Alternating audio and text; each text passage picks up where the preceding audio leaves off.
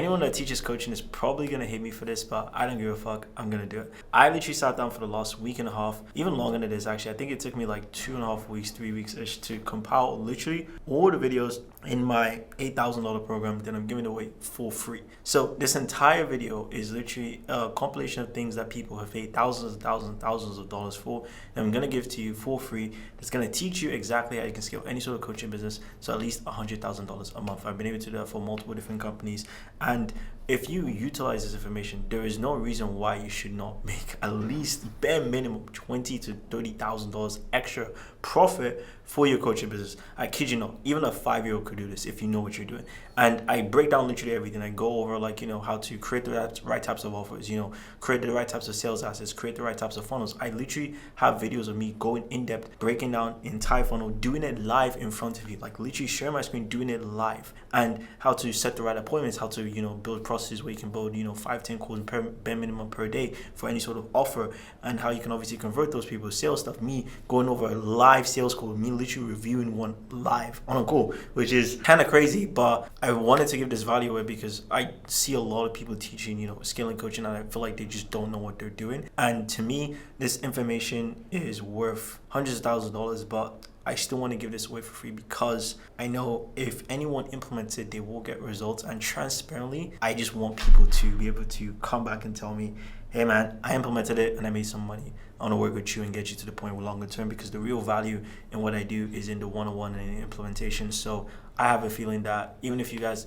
enjoy the information, you might be wanting to come back and obviously book in and have some different conversations on how you can potentially scale. So that's the goal of it, to be honest, transparently. I genuinely want you guys to consume this, get results, book in a call with me, or if you feel like the information is good enough to make you feel like you want extra one-on-one help, there's going to be a link down below to actually do that. But without further ado, I'm not going to disturb you guys. I can just jump right into the video, and I hope you enjoy the source. Timestamps are going to be down below for anyone if you want to zip around and click a specific part of the video that you want to dive into. I'm going to let you guys do that. I'll see you in the next one.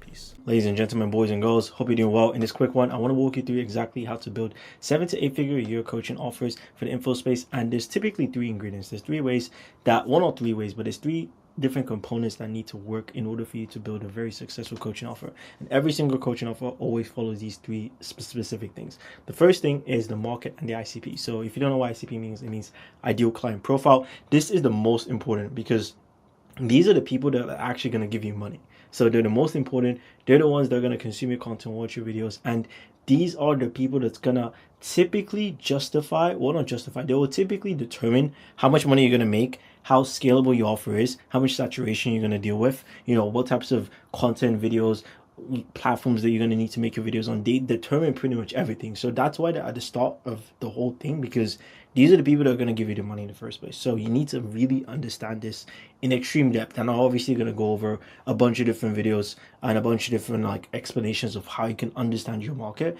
This is just the overall theory, so you understand what we're trying to do here. So we're really trying to understand who we're trying to sell to, because if you don't understand this, none of this stuff is going to work. Whether it's people who are stay-at-home moms, whether it's parents, whether it's people that have that want to get into make money online businesses, maybe it's people that want to get into sales, whatever that is, you need to know what that is at the first part. That's the people you're going to be selling to. They determine the problems, the content, and everything you're going to do in your business. Second thing is the messaging. I like to say this is more important than the actual offer statement. And the messaging is typically how you say something, how you present the thing that people want. So, for example, let's say messaging would be I don't know, let's say I have a dating offer, for example. I put the example down below, and I have a dating offer that teaches people how to get girls. The obvious way to obviously get girls, and I'm not saying this from experience, this guy gets girls, but it's just an example. The obvious way that you would probably do that is, go to places that would allow you to see a lot of them, and then have conversations. And most people probably don't want to do that. Everyone wants to stay at home. Everyone wants the easy way around. Everyone wants them to come to them. So it's these are the things that you're going to have to do.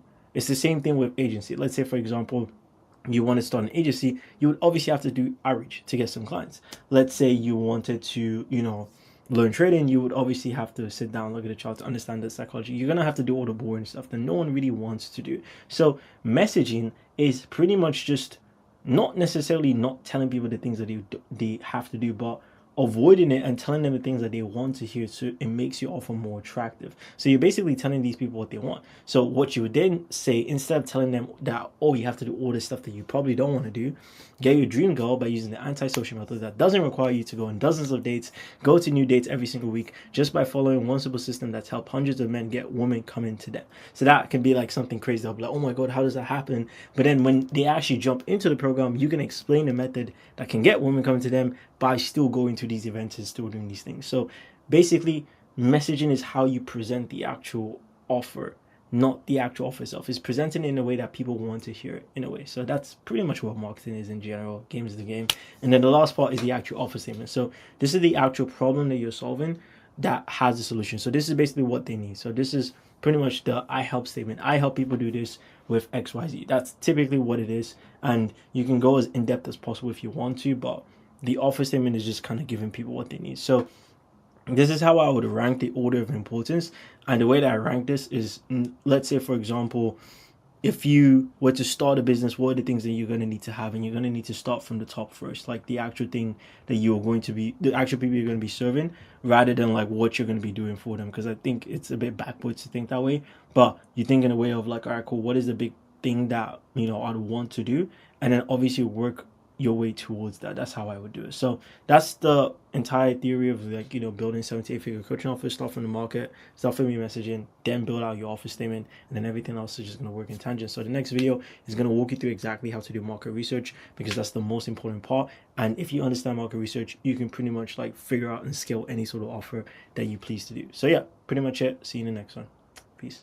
Hello guys, hope you're doing well. So in this quick one, I want to walk you through exactly how to do market research. The whole goal of this video, by the way, is to make sure that if you are working or trying to scale any sort of coaching offer, like let's say for yourself, or like you're trying to just scale coaching offers in general, the number one thing you need to understand is to understand what people actually are willing to pay you money for. Because if you get market research wrong, everything else that you're going to do is just not going to work, because market research and the market, the people who are going to pay you money are at the top. So if you don't get this, nothing else is really going to work. So I'm just going to dive into this. So every single business, every single coaching business, even every single business in general, always starts from the market. So our process is always going to start from market research. So unlike majority of people that are just going to skip the step, hence they make no money, we put a lot of emphasis on market research, because this is the whole flywheel of how coaching business works. At least successful coaching businesses, they always start from your niche, they then start from the offer, then they start from the funnel, like the actual thing that people are going to be seeing, then they start from the traffic and acquisition, then the fifth part is the actual sales, the sixth is the onboarding, so how you obviously like get people into your ecosystem, the seventh is the fulfillment, and then the eighth is how you scale all of these components together. So these are the steps that are responsible for literally any sort of coaching business scale. If you think about it, every coaching business has a niche, every coaching business has a funnel, every coaching business has a traffic source, every coaching business has a sales process, whether it's DMs, phone, landing page, whatever. Every coaching business has an onboarding process, every coaching business has a fulfillment process. It's the same process. So as seen as before, the first step of this feedback loop is the niche. So notice how, like I said, it becomes first compared to everything else, because it's the foundational piece that offsets everything else. If this is wrong, well, not even if this is wrong, depending on what this even is in the first place, everything else is going to be super different. What I mean by this is that, like, let's say, for example, your niche is corporate people who want to basically land corporate roles in tech sales. You would most likely find those types of people typically on LinkedIn or maybe on IG, for example, compared to like finding them on different platforms that they're not going to sit on. So I'm not saying that you can't find your audience on different platforms, but you're more likely to find specific types of people in specific types of places. So it changes your funnel, it changes your niche, it changes everything. Let's say, for example, you are running any sort of like, I don't know, a basic trading offer. Let's say, I don't know, in a different world, webinars have been oversaturated and everyone does webinars in the trading world. So if you try to do a webinar with your funnel, it just wouldn't work, because everyone does it. Everyone knows what to expect. That would offset exactly what you're going to do in that strategy. So knowing what your niche is and understanding the types of people you're going to be targeting that are going to give you money is going to be super important. And if we get this right, everything that we're going to do in this entire program is just going to make life a lot easier. So everything just becomes a walk in the park. So if we get this wrong, everything's going to be an uphill battle. So this is what most people do. So most people, they would look at competitors. So they would look at the guy who's making millions of dollars in their niche and be like, all right, cool. This guy's offer is doing well for him. I want to do the exact same offer he's doing. So I'm just going to copy his entire business and his entire offer and everything. So they look at competitors, they do some funnel hacking. Maybe they copy and paste someone else's funnel. They have no idea why it works on a fundamental level. They're praying it's going to work and they make like no money. Or they come up with like a brand new idea. It sounds kind of cool in their head. They assemble a new offer. They put it out there, praying it works, and they make like no money as well too. And this is pretty much like how people do it. And like I said, it just doesn't work. Like I've seen so many people do this. And shout out to David Mendes as well too. When he was doing, a lot of this info stuff, he would talk about this specifically, and a lot of this kind of like ideas came from his work back in the day. And it always comes down to you're making offers based on assumptions. So you're basically looking at someone's business and basically being, all right, cool. Because this person is selling XYZ training program, it must be working for him. So I'm just going to copy the exact thing he's doing. But you don't really understand the underlying reasons why he's doing the things that he's doing. And obviously you end up just creating assumptions for your offer. And as a result, you might not necessarily be giving people what people need. And most importantly, your offer doesn't really resonate with anyone and no one really wants it. Like when I really understood exactly what I was trying to do, I would get people telling me, wow, this makes so much sense for my situation. This makes so much sense for my thing. Your messaging is so sick because it resonates with them. Because if your offer is just the same as everyone else, no one's going to really read it. And your content and your messaging is going to get no traction because you're going to be seen as the copycat of this other person. So everyone's going to be like, oh, this is just a copy and paste of XYZ person. This is an email Gadzi copy paste. This is a breast scales copy paste. This is an X person copy and paste. Like no one's going to really like your stuff, So people who showcase interest are not the right audience for you or what you're selling. So let's say, for example, you want to be going after a specific segment of the market, but you're trying to copy someone else's segment of the market. What's going to end up happening is that offer is going to clash and it's just not going to make any sense. You're not going to make any money. You could also jump on calls with a bunch of people that are just not qualified for your service in the first place. So what I mean by this is you might be hopping on calls with people who are window shoppers. Maybe the other person that you're copying has a specific sales process that you don't really know about that kind of removes all the window shoppers and you don't know what's going on. So you get a lot of people that shouldn't even be showing up to your calls, showing up on all your calls. And you basically just make no money. You're just a copycat for everyone else. So it all comes down to making a bunch of noise and seeing what sticks. Because pretty much what you're doing here is you're just kind of like, let me just throw a bunch of things out there, see what works, see what offer resonates with people, see what messaging kind of hits, and I'll potentially find my winner. But there's a lot easier ways of doing these types of things. And this way is called the product market fit way. And pretty much what this means is instead of just like praying and spraying and just trying to figure out what's going to work, we pretty much focus on what people actually want to buy. And we just do this by asking people what they want to buy. It's that straightforward. So pretty much when you talk to people and when you have conversations with them, you're going to know exactly what their pain points are, what their goals are, what the roadblocks that they're currently facing, what the market is currently experiencing. And once you know all of these things, you can literally craft a bunch of offers. You can create a bunch of messages. You can create a bunch of sales letters. You can create a bunch of different things that's going to resonate with the market. You can literally create what people want to buy. So what this means is you're simply going to supply the already existing demand that people have already been asking for. And then once you have what people want, people are just going to buy it. It's that simple. Pretty much you just have to go to people and be like, hey, what are you struggling with? What are your pain points? What are these specific things that I'm going to show you later in this training that you need to ask that's going to give you the types of offers that you can sell to them? So once you do this, people are going to buy your stuff. So it's like you just go into a crowd of people and be like, hey guys, what do you want to buy? Easy. It's that straightforward. It's the reason why when you go to a restaurant, you pick what you want to buy because that's what you're going to pay for. That's the same concept. So many of the people that you're going to be obviously like, trying to scale, and if you're obviously scaling your own offer, you might have issues where you might be thinking, because I've done this in previous XYZ context that is probably not super related to this business, I think people want to buy this. But don't let that persuade your decision, because the last thing you want to do is you want to be selling what you think people want to buy, because this is just not what's gonna work. And I've had this issue happen to me many different times.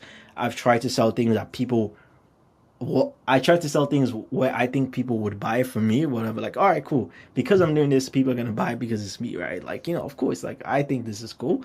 But what ends up happening is people don't buy because it just doesn't resonate with them. And the moment I started really putting the market first, I started making a lot more money. So let me explain what you can do to do market research if you have no data. So what I mean by you have no data is you've never launched an offer before. You're looking at your audience and you're just like, I don't really know what to sell. Like, you're kind of just in that memo of like, what do I even do here? Like, what are people gonna buy from me? So the first thing you need to do is you just need to gather the data. That's the first thing. So first thing that I like to do is I like to create a thesis of what people are probably gonna want. You're gonna probably have an idea of what it is. For most people in BizUp, it's probably more money.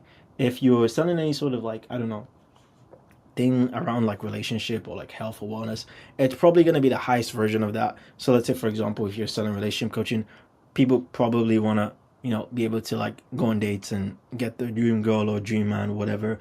If you were selling health coaching, people probably want to be in the best shape possible. If you're selling fitness, people probably want to be healthy, and people probably don't want to be fat, like stuff like that. Like, it's very easy to kind of formulate some sort of hypothesis, especially now that there's a bunch of coaching offers anyways out there.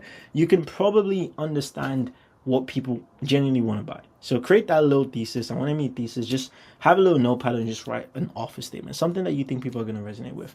And then what I like to do is I like to reach out to anyone that's in my ICP or anyone that's following me, to have conversations with them, to tell them that you're working on something new that's going to help them solve XYZ problem, and you want their feedback. This is the best way to do it because people love giving feedback. People love feeling like they're going to actually help you. So if you can give people the ability to do that, especially if you have a following, or let's say you don't really have a following, but even if it's a small person, people will be willing to do it. There's a lot of nice people actually out there, like when you say it in the right way, of course.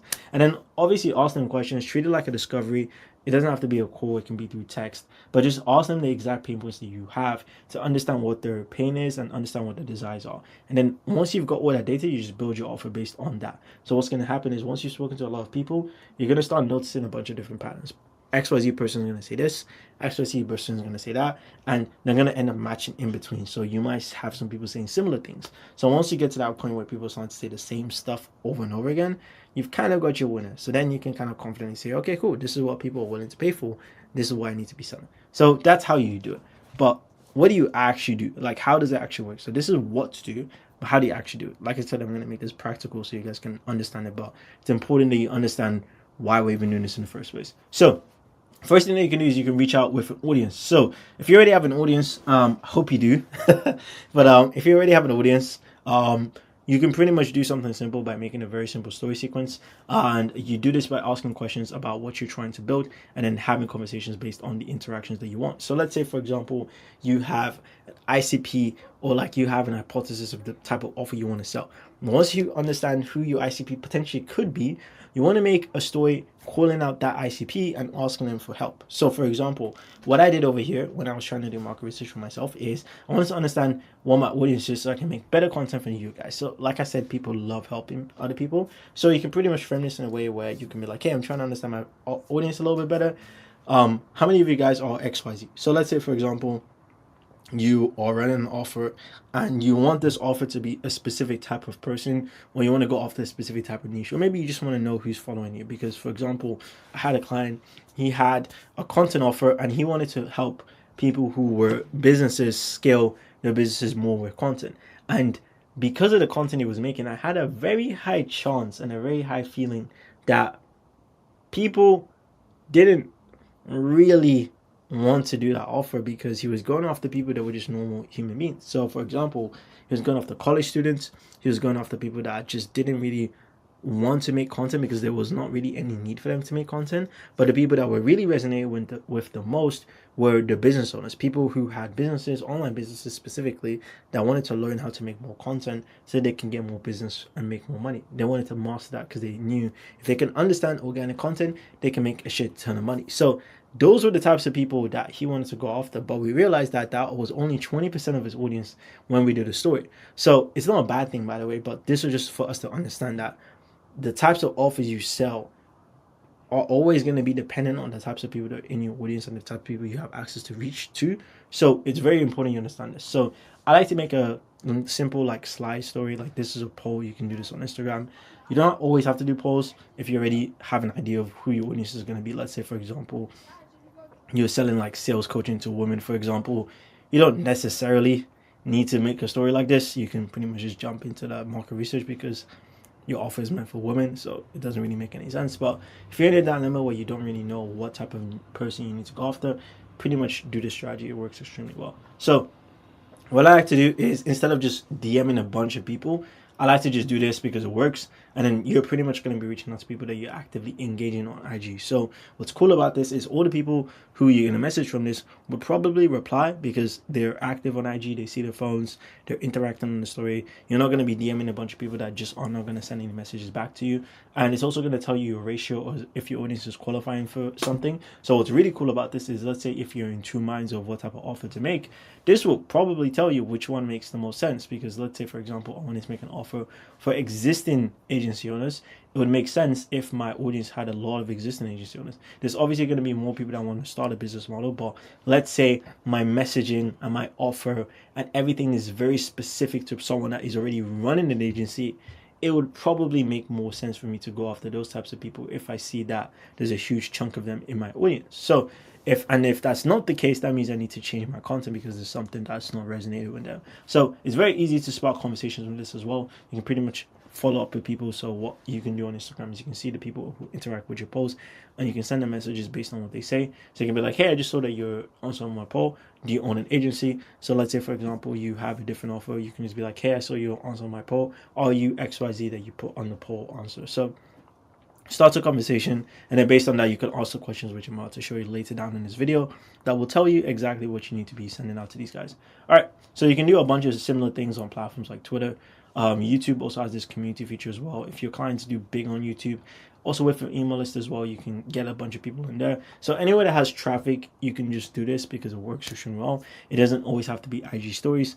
And a bunch of different ways that you can do it is you can do it with free guys. You can also directly send a link to questions. You can also directly DM people as well. So let's say you have a specific group of people, maybe you have like a free community or you have like a paid community, people are paying you monthly for. You can literally just message people inside that group. They typically even give you a lot of high quality market research data as well too, because these people actually paid you money. So you can go to people who are already doing stuff. So for example, a message like this would be exactly what you would send. You can literally just DM them and be like, hey, I'm working on a product that's going to do XYZ, but I want to do some research to see if it can actually even help you guys. Is it cool if I can just ask you a couple questions? And like I said, if you were doing this to your own audience, these people already fuck with you. So it's like, they're probably going to say yes. If you're doing it to people that don't really know you, let's say you're doing cold outreach, you might get a smaller reply rate, but you will still get people that will potentially want to help you, because like I said, you will come across some nice people out there that actually do want to provide value and obviously help you scale. So that's that side of things. That's an example of me asking this question in the DM and me getting a reply of like the guy saying, thumbs up. So yeah, now that you know how to get the interest and what to post, you need to know what type of questions you're going to be asking when you are doing research. Okay. Now, very important, by the way, now that you've got leads that are in your ICP, like I said, they're your exact ICP, the people that you want to go after, okay?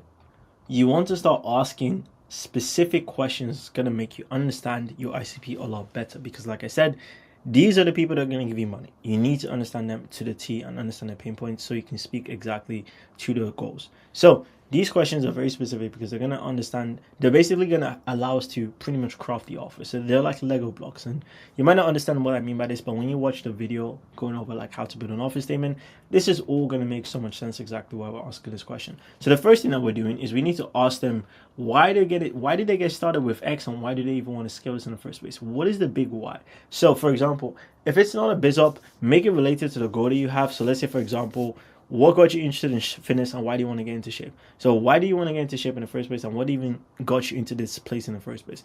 The reason why you want to do this is because it can get to a different level when you start going into the deeper reasons why people do these things in the first place. So for example, with my business, a lot of people do this because they want to be free. They want to have freedom. They want to have time freedom, location freedom. They want to be able to do whatever they want, whenever they want. And that is very achievable by running an online business. And the reason I know this is because almost every single person got started because they wanted to have more freedom. So that's the biggest thing that I always talk about in my content, like that pretty much works extremely well. So that's the first thing. Second thing that I like to do is I like to ask them, what's the main goal that you have? What's the main thing that is kind of making you feel like shit? I want to really achieve this. I really want to make this work because I want to achieve X, Y, Z. Then the third thing is, what are the roadblocks that are stopping you from achieving these goals? So what are the things that they've tried before in the past that has made it extremely hard for them to get to the point in the first place? So for example, roadblocks could be something of like, I don't know what food to eat to lose weight. I don't know what exercises to do to lose weight. Another roadblock could be in business place, like I don't know what trades to make. I don't know what strategies to do. Another thing could be like, I don't know what videos to watch. I don't know how to get clients. I don't know how to do outreach. I don't know how to do XYZ. So anything that is something that someone doesn't know how to is pain, and you can use this pain to pretty much push whatever product that you're trying to sell. The fourth thing would be, what would be a realistic timeline that you would want to do if you had a step-by-step plan? So what I mean by this is that, like, what are people expecting to achieve in the next couple of months if they had an exact plan of what they needed to do? What have they tried previously? What worked and what didn't work? So this is really important to understand, like, messaging, because for example, like I said before in the previous example, if I was doing a relationship offer, the messaging I would always try to understand is, I would really try to understand, what did these people try before they even thought about getting into my relationship coaching before? Who have they talked to? What types of videos have they watched? What types of things have they done? Have they done cold approaches? Have they done dating apps? Have they tried? What are the things that I've tried that just didn't work? Because when you understand this, you can pretty much, number one, avoid PTSD. You can also make people trust you a lot more. And when I mean avoid PTSD, you can call out the things that people have tried before and call it out in such a way that makes them feel like, okay, cool, this guy's not the same as everyone else. Because let's say, for example, I'm talking about a specific trading strategy, and every single person has tried that trading strategy and it just didn't work for them. Even though your strategy could work, people would already have a negative connotation with it, because they're going to be like, yeah, this just doesn't work. So for example, if let's say I was teaching people, my specific way of losing weight is by dieting. Let's say I tell people to diet, and I tell them that you have to diet a lot. If people have tried diets in the market I'm going after, immediately it just makes them feel like, this guy's just going to be the same as everyone else. He's going to tell me to go on a diet.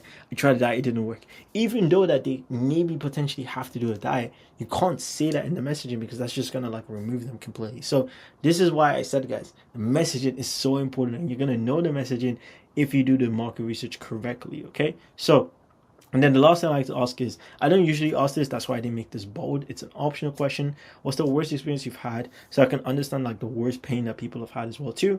But that's typically what it would look like. So there's going to be a bunch of examples of me doing market research down below in the DMs. Ideally, if you're going to do it through messages, which I recommend most of the time, if it's a very simple offer, have like 20 to 30 conversations. If you're doing something that is a little bit more advanced, maybe you don't really have a blueprint on how it works, or like what to actually do to get there, you could potentially do a lot more.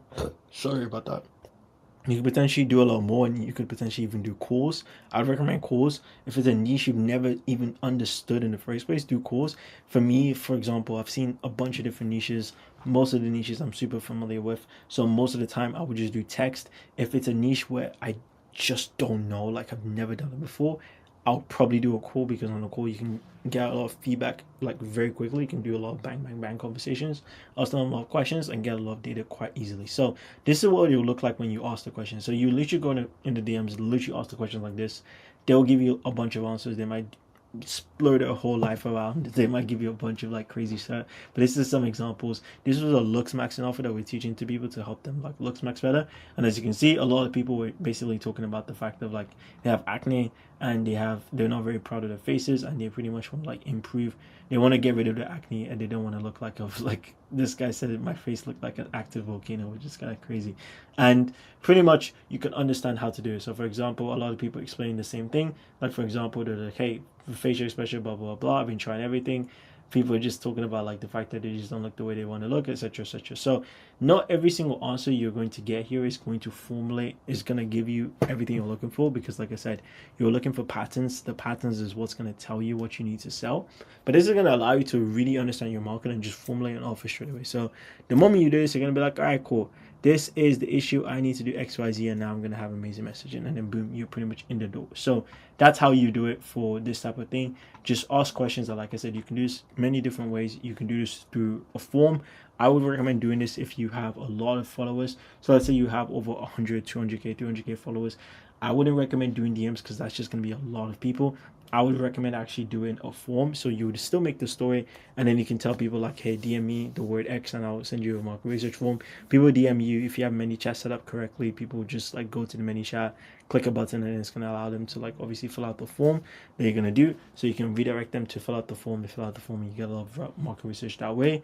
If you don't have a lot of followers, it's not really worth doing a form. You might as well just ask the questions in text, and then we should be pretty much good to go. So that's that side of things. So now the second thing you want to do is if you already have previous data. So if you already have something going on for yourself, you've already been making some money, you already have an offer, you already have people that are paying you, but you feel like it can be improved and your messaging could be a lot better, or maybe it's something where you don't feel like it's aligned in the market, what you need to do is you need to get data that's going to support the argument that you can actually improve your offer. And there's a couple ways you can actually do this. First thing that you can do is you can look at your client's previous sales calls. You can look at what people are saying on sales calls. You can look at what they're saying before they buy, after they buy, what even made them hop on the calls in the first place, what are the objections that they had.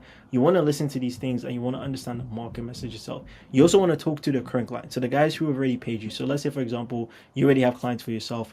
You want to ask them, what have they done? I've done this many times as well too. I've had loads of people pay me in the past, and I asked them, why did they pay me back then, and why would they pay me again right now if they were to do that? Like, we know, do they enjoy the product? Is there things that you would change? Is there things you would change in the messaging? Referrals. Have you ever got like, a bunch of different people that have like given you a bunch of, good referrals? Or a good product is going to indicate that there's good product market fit. So typically that's a good sign to be like, all right, this is actually resonating. So when you do a complete non-biased analysis of this data, and also looking at different people as well, not to look at different people in terms of like copy the offer, but just to look at what's actually out there in the market. And what's going to end up happening is you're going to come across the different outcomes. First one is you're going to be like, all right, cool, this offer is probably not that good because there's a bunch of things that I'm seeing that we can definitely improve. So we need to go change things. So that means you need to do the entire market research process, do it again. If number two, you're not too sure if your offer needs to be changed because there's things that maybe you do like, maybe there's things that you don't like, so you need more data. So go back to option one, because pretty much like you have to pretty much understand like if the offer is good or bad. You can't be in the middle. And then number three, you can pretty much make a conclusion that your offer is good and you don't really need to change anything. Any of these outcomes are fine, by the way. It doesn't really matter which, because the only reason you're looking for these outcomes is because we want to make you more money. So the moment you understand what it is, the moment you're going to be able to make more money. And the most important thing to do is you need to have clarity on where you are so that you can actually improve your business. So that's pretty much it, guys. That's me going in depth on market research and obviously how you guys can obviously scale any sort of coaching offer. Once you do market research extremely well, you can make a lot of money. And yeah, just play around with it. Ask the right questions, and I'm going to leave all the documents and everything down below so you can check that stuff out. All right, hope you enjoyed this. See you in the next one. Peace. Ladies and gentlemen, boys and girls, I'm going to show you guys how to build an offer statement. And this is the final bit. We're going to be using the Alex Hormozi formula, and we're going to be using all the market questions that we did, research questions that we did before, as the parameters for this offer statement. So if you guys did a previous, if you guys watched the previous video, market research, I showed you guys how to do market research to get information that you need to build the actual offer statement. So this is the thing where you're going to be like, I help people do X, Y, Z, blah, blah, blah, blah. That's the thing we're going to try to build here. And once you've done market research, this whole structure is the easiest thing ever. Once you do this, you're going to know exactly what you need to do. So looking at the videos that we did before, so if I go back and I show you guys really quickly, sorry, wait, why did I take a screenshot? So if I go back and I show you guys over here, as you guys can see, we ask specific questions over here, like why did you get started with XYZ? Why do you want to scale it? What's your main goal we have? What's your main roadblocks?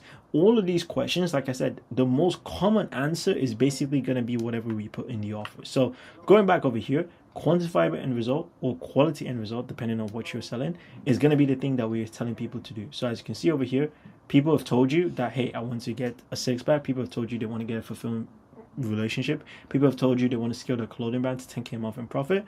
Whatever they told you, that becomes the end result. So like I said, go over your conversations, calls, whatever, figure out what this thing was, and then once you know what that thing was, you're going to be able to know what everything else here is over here, as you can see. So like I said, whatever that thing is, that becomes your offer, that becomes your end result. Time frame. So what is the time frame? Pretty much the offers with time frames always work better. For example, if I told you you could get a six-pack in 1 week and the price is 2K, you would be very surprised how many people would pay for that shit. Obviously, that's very unrealistic. That's just an example, but you get the point. People buy speed, and whatever you're selling them is just going to make it super attractive if it has a very short timeline. So 30 days, 60 days, 90 days, whatever you want to put something in there. So make it a very realistic time frame of what you can actually fulfill on, because if you just lie to people, it just doesn't work, and people are going to be very angry at you. So don't lie, please. Be pretty much honest with everything. So that's that sort of thing. Just make it whatever people are telling you as like the average, and try to make it the shortest time possible that you feel like you can actually get people the results in. Don't make it 10 days if people can't get the result in 10 days. If people can get the result in 10 days, make it 10 days. But if they can't, don't make it 10 days. Cool. Third thing is the niche and the market. So these are the people that you're going to be offering your stuff to. So for example, this is going to be very specific. If you guys did the poll where you tried to figure out who your niche was, whatever that majority is or minority is, because you can still make money if people you're going after is still a minority, by the way, just letting you guys know, you have to be more specific. So the more specific you are, the less people you will attract inevitably, because some people are just not going to resonate with it. But you're going to get more quality people, and you're going to potentially be able to help them a lot more because you are solving a problem that they are experiencing right now. For example, if I'm making content or offers just for people who already have agency business, and I'm not trying to get people to start the agency business specifically, I will get less people because more people obviously want to get into business, but the quality of people I will get is a lot higher because I'll get people that actually have businesses. They're probably more intelligent, they probably have more experience, and they're probably more willing to invest their money because they've been there before. They know that they need to invest to get to scale. So that's why you don't have awkward conversations and weird objections and unqualified people, because you're speaking to the right type of person. I don't have people hopping on my calls telling me that, I don't know about this. This is a bit spooky. Like, where's your website and shit? Like, people just buy because they're in the business of, investing and getting extra help. So they understand the game. So that's what you probably want to be understanding. Okay. So you can make more money by being very specific and targeting, like broad, but you can make money by just being broad. You can, but you make more by being very specific because you can speak to that ideal person a lot better than just being everyone else. So for this sole reason, I just like to tell people, be specific with your offers. You can try and encompass everything, but you're not going to scale any sort of offer past $1 million a year, $2 million a year, whatever $1 million a year that you guys want to get to, because it's just not going to resonate. Okay, so that's that side of thing. So the third thing is risk reversal. So if you don't pretty much you can do whatever risk reversal that you guys want to do. This is not part of like the actual questions that you would ask people, but this just allows you to make your offer a lot more resistible. You can tell people like, hey, if it doesn't work, you don't pay. If it doesn't work, money back guarantee, work for free until you do get it. Recently, work for free until you do get it has been ripping for some people, but you don't pay also rips as well. But I just like to make it based on what you think makes sense. Like I said, you don't have to do it, but I do recommend having a risk reversal in the beginning stages of any sort of offer, simply because it just makes it a very big no-brainer. And also what it does is it gives you a lot of pressure as well to perform. I've always noticed everyone that has a guarantee or some sort of guarantee where they start out in any sort of coaching offer, and I'm talking when you start out, like when you initially start, they always make more money because the sale is literally the easiest sales argument ever. It's like, hey, if it doesn't work, I'll just send you your money back. It's like, it's not going to kill me, The worst thing you can do is just not try it. And obviously, if you have that sort of messaging, it just makes it very hard for someone to say no to that, So that's what you can do. You can be like, hey, work with you for free until you get the end result, and then you can pay you until they hit this. Or you can be like, hey, if you don't get a result off this with the time frame, I'll just send you your money back. Whatever you guys feel comfortable doing. I always urge people to have a risk reversal because it just works. This is just at the beginning stages, and once you have enough social proof to just not to command a risk reversal, you can honestly just do whatever you want to do. So that's that side of things. Unique mechanism. This is going to answer the question of like what makes you different. So unique mechanisms, there's not really a formula to come up with them because you always want to make it unique to the verbiage of your market. But pretty much what I like to do is just try to think of ways to make a lot more creative. So for example, I had a client that had an Amazon FBA offer, and a lot of people in that Amazon FBA game obviously tell you that you have to buy inventories first, but he figured out a way to leverage credit cards so that you can buy the inventory with the credit cards and then use the money that you make from actually selling out the inventory, and then use that money to pay for the for the payment before your credit card is due. So you can have credit cards that only request you to pay them after, like, let's say 90 days, for example. They don't take the money instantly.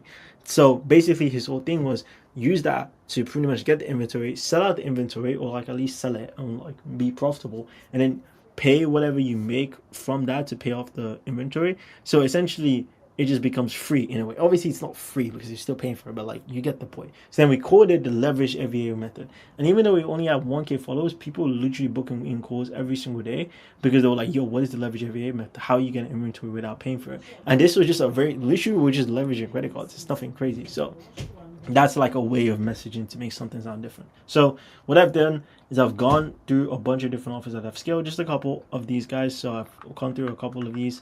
Some of these case studies need to be updated because I know Hassan has done over 145K in a month, which is kind of absurd. But you guys can go through these, understand the offer, and try to understand like how I did it for these guys, because all of these guys made multiple 6 and potentially, I didn't know, even potentially obviously 7 figures as well too with these types of offers. So you can go check these guys out, watch their stuff, and then yeah, hope this made sense, and I'll see you in the next one. Peace.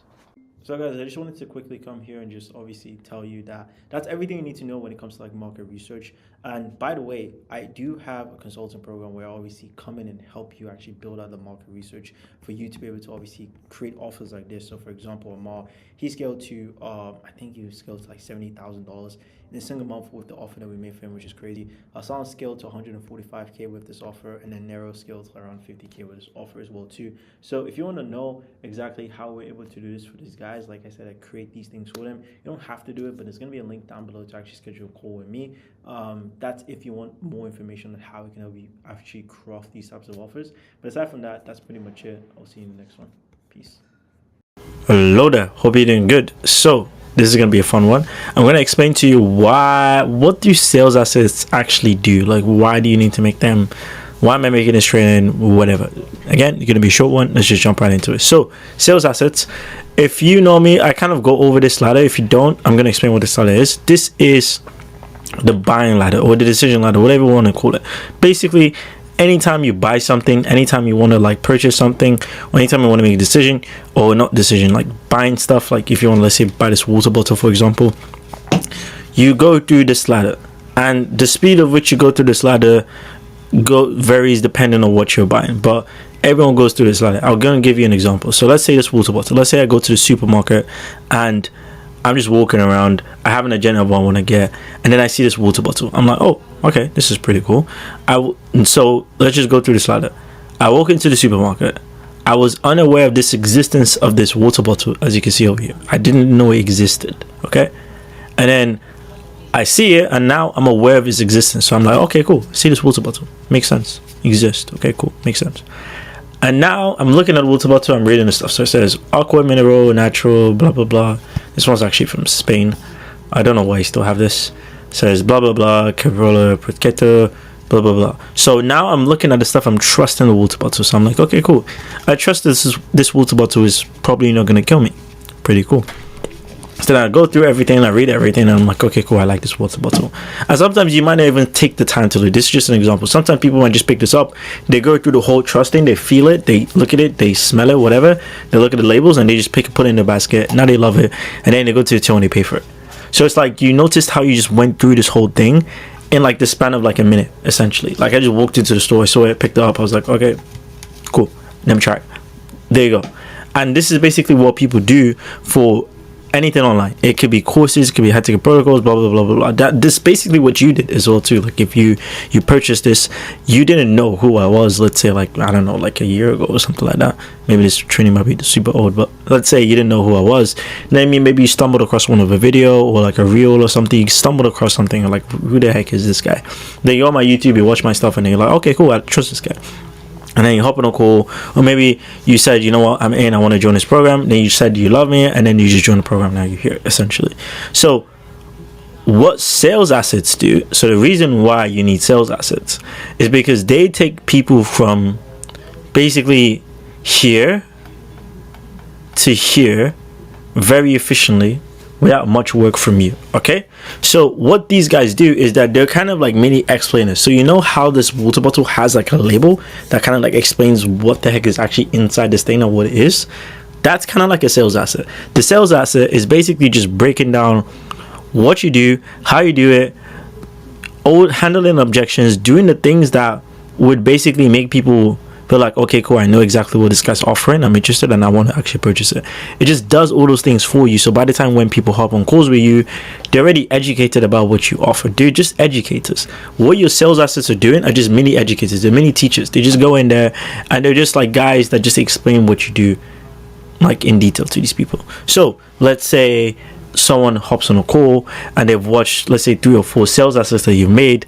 The chances of them buying is extremely high because they already know, like, and trust you. It's basically like, and this is what like a lot of agency owners would like, I think info guys would refer to. They'll refer calls as like freebies, where calls are just so warm because they've consumed so many sales assets to the point where they hop on a call, they know what they want, they even probably know what the price is anyways, they just want to buy. And it's like, you want to get yourself to the point where you're having these calls so you don't have to be having conversations with people that are just like, I don't know, never think about it. You want to have calls of like bang, bang, bang, bang, bang. So this is kind of like why you need to be focusing on sales assets, because that's what they do. So in this whole like module, whatever, I'm going to be breaking down what types of sales assets you should be creating.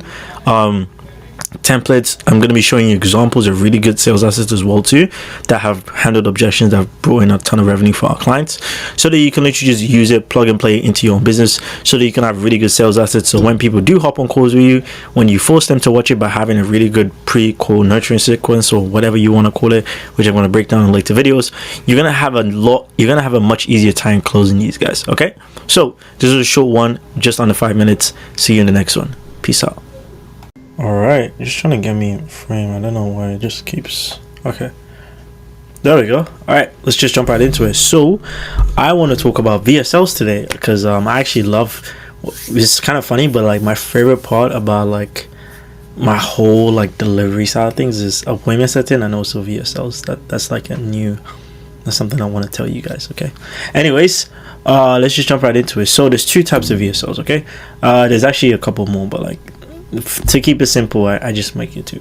There's a direct VSL, there's a direct VSL, and there's an indirect VSL. Okay, and what I want you guys to know is that both of these work. They both work fine. These are just some examples of this. Is probably a horrible freeze frame, but like, they work well. Essentially, I'm going to give you examples. There's going to be a section where you can see examples of direct and indirect, essentially, and basically there's specific situations where both kind of work a lot better than the other. Okay, so let me just give you an example. So my offer over here, as you can see, is this is a direct VSL, and what direct VSL means, it's directly showing them the offer. So there's no fluff, there's no secret tactic to kind of retain their attention, there's no like kind of like secret stuff that makes them wait till the end and then they see the offer.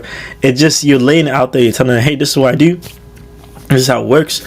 Let me explain how it works and how it can help you, make more money, essentially. And the goal of that is to get them to book in a call with you. So that's a direct VSL, direct to the offer. Okay, and then an indirect VSL is where you're kind of doing the opposite, but it's still the same goal. You're kind of being a little bit more sneaky. You're trying to play on the retention. You're trying to get them to watch a lot longer. You're trying to sell a story. You're trying to show them how, you're trying to create desire. You're trying to create all these pain points. You're trying to conjure up a bunch of emotions to get people to book in a call with you. You might notice someone that does this extremely well is Iman Gadzi. He makes a lot of indirect VSLs where he'll indirectly try to get you to booking calls with him or like buy his product by not necessarily telling you straight away what he's trying to do. And indirect VSLs, they work extremely well for the right types of offers. Okay, so I'm going to explain why you should be doing either one of both. Like, you might benefit more from doing direct VSLs, you might benefit more from doing indirect VSLs. So we're going to figure that out on this call, and you should know exactly what you need to do. So I took this from Client Ascension because they had a really good VSL training going over this stuff. So they basically kind of broke it down into this thing. So what we usually do for indirect VSLs is I'm going to show you guys how to set up like Gamma and all that type of stuff. But usually what we do is we set up something like this.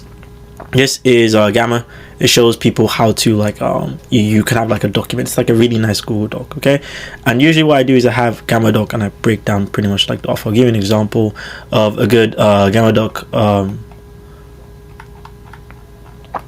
So yeah, this is one good Gamma Doc over here. As you can see, this is one that's pretty good. This is one that we made for Amar.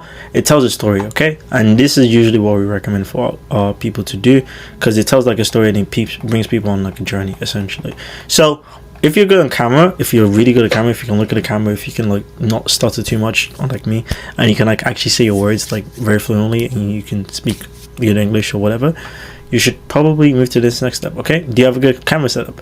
Let's say if you have a DSLR, like a super nice like camera, or everything looks like super crisp, you'd be like, okay, cool, do you want to spend time on VSL? Then you might do better if you have a teleprompter and you're looking directly at the camera, kind of like Amar over here. I don't think he had a teleprompter, but he had something that he was reading off essentially. So that's kind of like that. You have that good stuff. But let's say you have that, let's say that you don't want to spend the money, you might as well just do like a normal Gamma Doc video where it's like kind of like you in the middle, just like talking about what you do, and obviously everything else is fine. But what I want to go over is the major parts where you should use this. So VSLs, this is a huge generalizations, by the way, because at the end of the day, both of them would work, but like some of them are just more beneficial than others.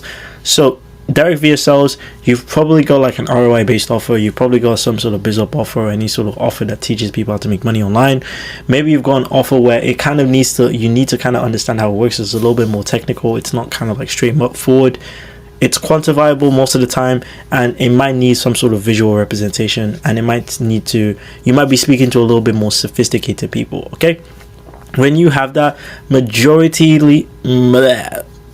the time you're going to need to speak to people that you're going to need to make direct VSLs, because it's just going to not waste people's time. People who are actually like interested in booking in calls with you are going to book in calls with you, and you actually going to make something beneficial that when people do watch it and they hop on a call with you, the logical buyers are going to be like, yeah, this is exactly what I want. And that's kind of like what you want.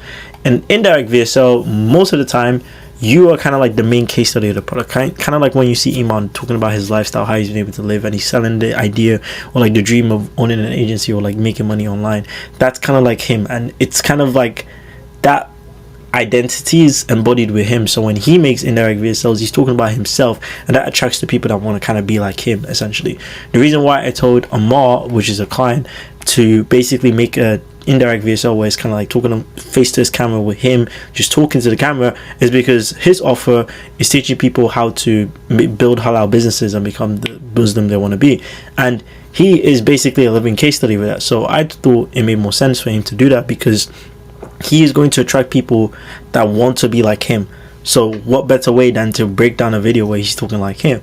But for a different client, let's say like for a client like, let's say for Hassan, for example, who's a sales coach, he's not really going to be attracting people that kind of want to be like Hassan. Like these guys, he's not really selling lifestyle, he's not really selling like his luxury or anything that he's doing. He's kind of just selling the process and the art of sales and just getting good at it. So the people who are going to buy from him, they're going to be very technical, very logical buyers. So they're not really going to care if he has like a whole video where he's talking face to the camera. They're not going to give a shit. They're just going to be like, yo, how can I make money? Like that's all I care about. But for this, it's more of like a connection of like, oh, how can I be like you? You're so much respectable. You're the type of Muslim I want to be. That's the type of stuff that he's going to be getting. So you kind of see why it makes more sense to do one or the other, because if he made like kind of like an indirect VSL, it wouldn't hit. It wouldn't be emotional. It wouldn't have that emotional connection essentially. So that's kind of that. And let's say you're selling something that's kind of centered around you. It also makes sense to do that. Maybe you're selling something that doesn't really require that much visuals. Maybe you're selling something that is not very easy to quantify. Let's say you're teaching people like anxiety coaching, or like you're teaching people like some mental stuff that kind of like, or mindset stuff like that is kind of like important to be able to like, kind of lean into essentially. So those are situations where you should use them. So I'm going to give you examples as well too. There's going to be another section where you can find examples of these types of VSLs, and I want you to just kind of like look at them and there's just kind of like come up with your own like thoughts on what you should and what you should do. For most of you, I feel like you're going to be in a bracket where you're going to make direct VSLs. For people that kind of like have offers that are a little bit more unique or a little bit more about themselves, you should probably look into making indirect VSLs, because at the end of the day, those are really good. So there's going to be another video going over how to actually craft the actual VSL script. Either way, it's going to be the same. This is the script of what you're going to say in the actual video. And then if you're doing it on a Gamma, you're going to have to design a Gamma page. I'm going to show you how to do that. If you're doing it on an indirect VSL, you're just going to find a way to prop up your Google Doc, or maybe get like a teleprompter and just look into the camera and just start speaking about everything that you see on the script. So yeah, hope you enjoyed this training. Hope that kind of broke down the two differences, and I hope you kind of see which ones kind of make sense, if not for yourself, maybe for other people that you might be looking to maybe create VSLs for, maybe in a different future. All right, hope you enjoy this one, and I'll see you in the next one. Peace. Hello everyone, hope you're doing good. So VSLs, I actually enjoy making these, so let's just jump right into it. So I've broken this down into its own frameworks. I'm just going to move this around, and yeah, like this is going to be your template, and this is more of like a direct, and it also works as indirect depending on how you want to record this. You're going to have to obviously create like a gamma page. So basically all you're doing here is you're basically just like writing it down, and then you're gonna design it and make it look pretty nice, pretty clean on like Gamma. So this is just like the design and like what to actually say and like what to put in here. So all I'm gonna be doing is just explaining the points, because it's pretty like self-explanatory anyways. So let's do it. And I'm gonna be talking about tonality as well too in this video as well. So actually it might be in a different video, I don't know, but let's just jump right into it. So offer headline, you literally just have your offer headline. If you don't have an offer headline, what are you doing? Go watch the offer modules, make an offer headline.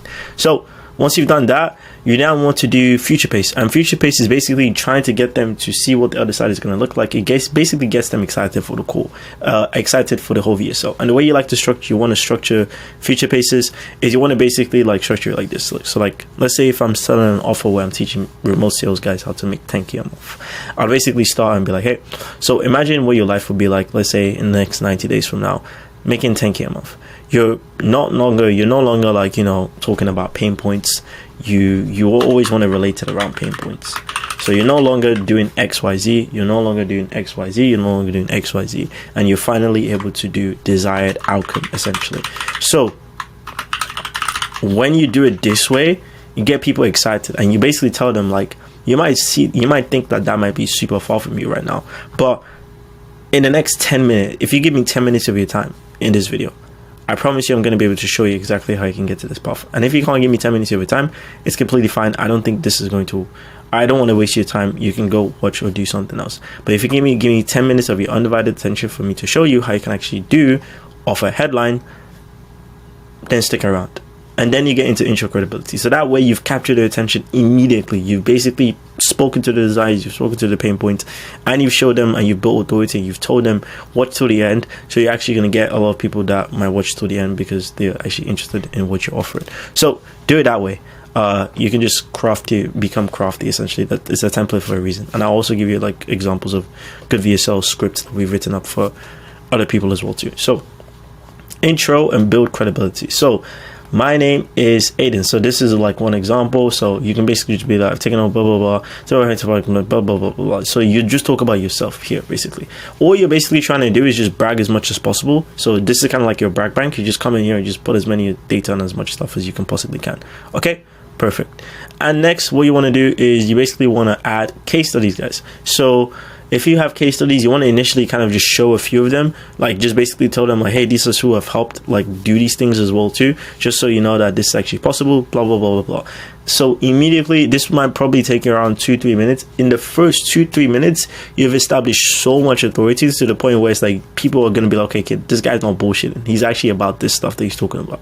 Because what most people do is they'll talk, and a lot of the times people are asking themselves, why am I even listening to this guy? Unless you're doing it in such a way that makes people feel like your authority is already there, or they kind of already know you're ready, you don't really need to do this. But we're making this VSL on the assumption that most people who are going to see this are not really going to have too much context about who you are, which is how I recommend most people to do it, because you never know who could stumble across your videos. So add a couple case studies. I recommend if you have like 3 to 4 over here specifically, just to go over them briefly and explain what you were able to do. And then you jump into who this is for and who this is not for. So you just break down basically the types of people that you want to attract. So you have like an ICP of like who you basically want to reach out to. And then from there, you basically just kind of like break down exactly what their traits are, who they are, what they do, what type of things they do, blah, blah, blah, blah, blah. Okay, makes sense. Cool. And then next part, you just basically say, hey, this who this is for, who this is not for, whatever, essentially. So it's basically like the opposite. And then here, client results. This is where you can just add like screenshots or testimonials. What I like to do is I just like to have screenshots of like people being happy in the community, or like people like winning. So I'll have a screenshot of like, this person did this, and I'm just scrolling and I'm like, hey, if you don't have assets where you can just have a bunch of people scrolling. You can just have a couple of screenshots, maybe 3 or 5. It's completely fine. But the effect of this is you just want to kind of like subtly flex. You don't want to put all of your eggs in one basket and show everyone all your case studies in the first initial minute, because sometimes people get bored of it. But when you casually show it, when you're like, hey, this will help, people kind of get that feeling of like, you do this on a regular basis. Because if you think about it, for example, if you see someone that has like a Bentley, and like let's say they drive into the Bentley and they're like, yo bro, I got this Bentley, I'm so excited, it's like this first time I got a Bentley, and they keep repeating and they just keep being excited, you're gonna feel like, yeah, I get it, it's a nice Bentley, it's like it's not all that. But like if someone came in and they were like, yeah bro, like I couldn't even find a spot to park my Bentley, but I just put it over there, so yeah, like I hope your day was good, you're gonna feel like, wow, this guy's really about that life, compared to like, yeah, this guy's not it, like he's just like trying to flex. And that's kind of like what you want to do with your screenshots. You just want to be like, yeah, this is what I've been able to do, this is what helped, like it or not. That's kind of how I do, and it kind of adds that sort of arrogance in a sense, but like at the same time you kind of want that, because people, that arrogance will show confidence, and you kind of want to have that essentially. Cool. So that's there. This will probably take you maybe 5-6 minutes, I would say tops. Maybe it might take you longer. And now you want to get into epiphany. So this is kind of like, it depends if you really need to do this. I recommend doing this for coaching offers specifically. If you're doing like very service-based like ROI stuff, of like, this is, you pay me this, you get X, like you're paying someone and they're giving you like appointments, for example, I don't recommend you do this stuff, because most people are not really going to care. What you probably need to do more is just explain your mechanism and how it works.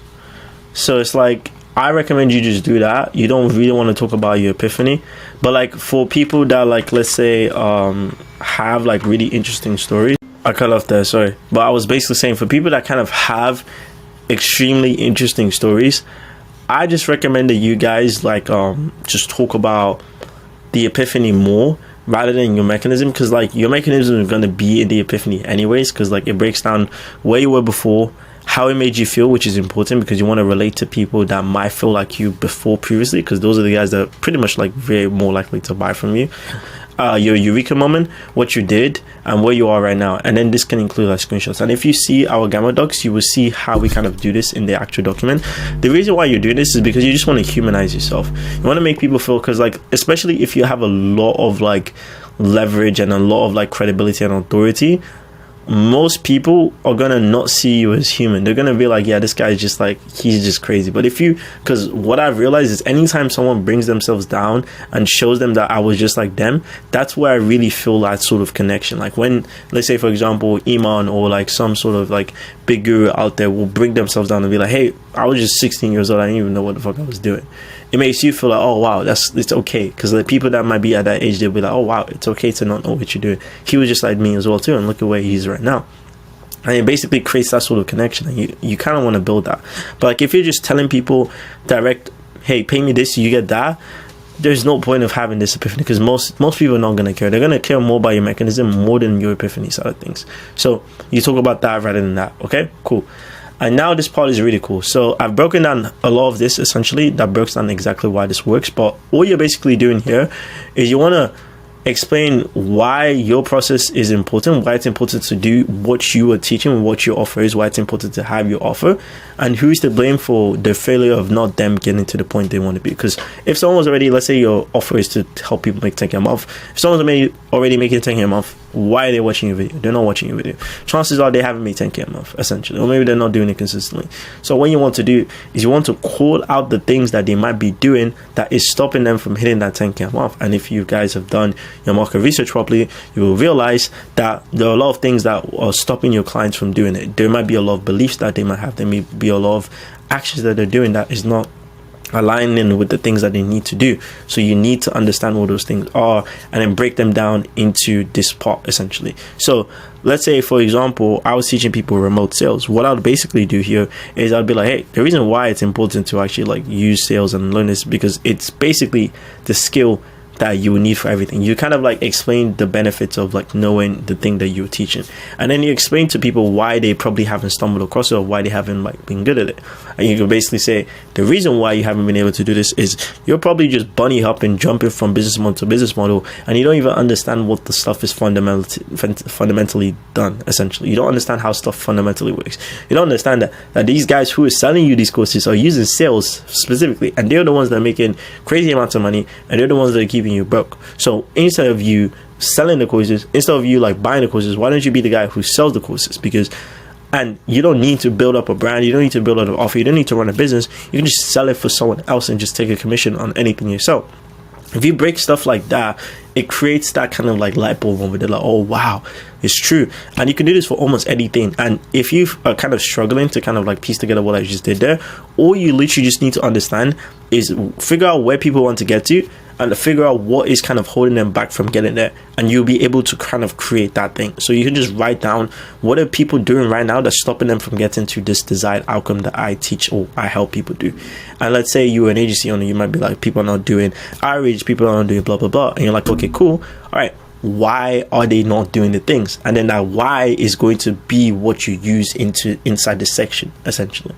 So it's not too difficult. Okay, just figure out where they want to be, figure out what they're doing that's not getting them to where they want to be, and figure out why they're doing it, and then you just break that down. Essentially, that's kind of what you wanted to do. And then over here, you just go over your process. So all you just need to do is explain what your process is, like how it works. I like breaking my stuff down into steps. So you say step 1, I do this, we do this because it does blah blah blah, and then you can show like proof of what you do. Step 2, if you have like weekly programs, you can be like week 1 we do this, week 2 we do this, week 3 blah blah blah, and then you just do it like that. And now you just break down what your program is, and now you go into cost of not taking action. And this one is really cool because all you're basically doing is you're bringing them back into the present moment, because now their emotions are super high. They're like, yes, I like this is really cool, this might be what I need, essentially. But if you don't bring them back down, you're not going to be able to like effectively get them to book in a call, essentially. Because all I like to do is I basically like tell them like, hey guys, I know you've been enjoying this video, I know you've watched till this part, but you're still in the same position you're currently at right now, and you're probably going to still be in the same position if you keep watching more videos or keep watching more stuff. Because if you don't take action and if you don't do the things you need to do, you're not going to change. This video is not going to change anything for you. I'm just showing you what I can do to basically help you. So now you have only 2 options. You can either pretend that you haven't seen this video before, pretend like I don't exist and you just haven't seen this video, and continue to go get your current results, continue to go out there, continue to try these things, continue to do whatever. Or you can work directly with someone that knows what they're doing and actually has multiple case studies and can actually help you do blah blah blah. And then you just break down the benefits of working with you specifically, because what we've been able to do is we help blah blah blah blah blah blah blah blah blah probably add around like 4 benefits over here, and then you just give them the option to book in a call, and you just tell them that, hey, worst case scenario on this call, if we don't see like we can how we can help you, would basically just like let you know, we'll basically give you actionable steps. So at the end of the day, there's no worst case scenario in booking in the school, and that's what you need to do, guys. So the VSL is not too complicated, guys.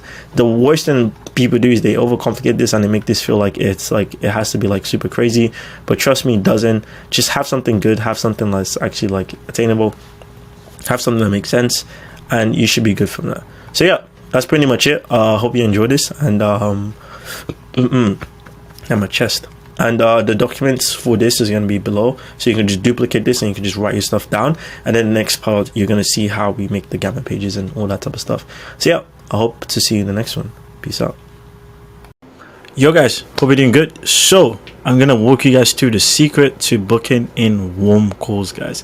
And this is going to be bite-sized, it's not going to be too long, but the reason I'm making this is because I want you guys to be able to get situations where you have warm calls. I'm going to break them what they are, how you can actually get them, and the way you're going to actually structure your content to get those warm calls in the first place.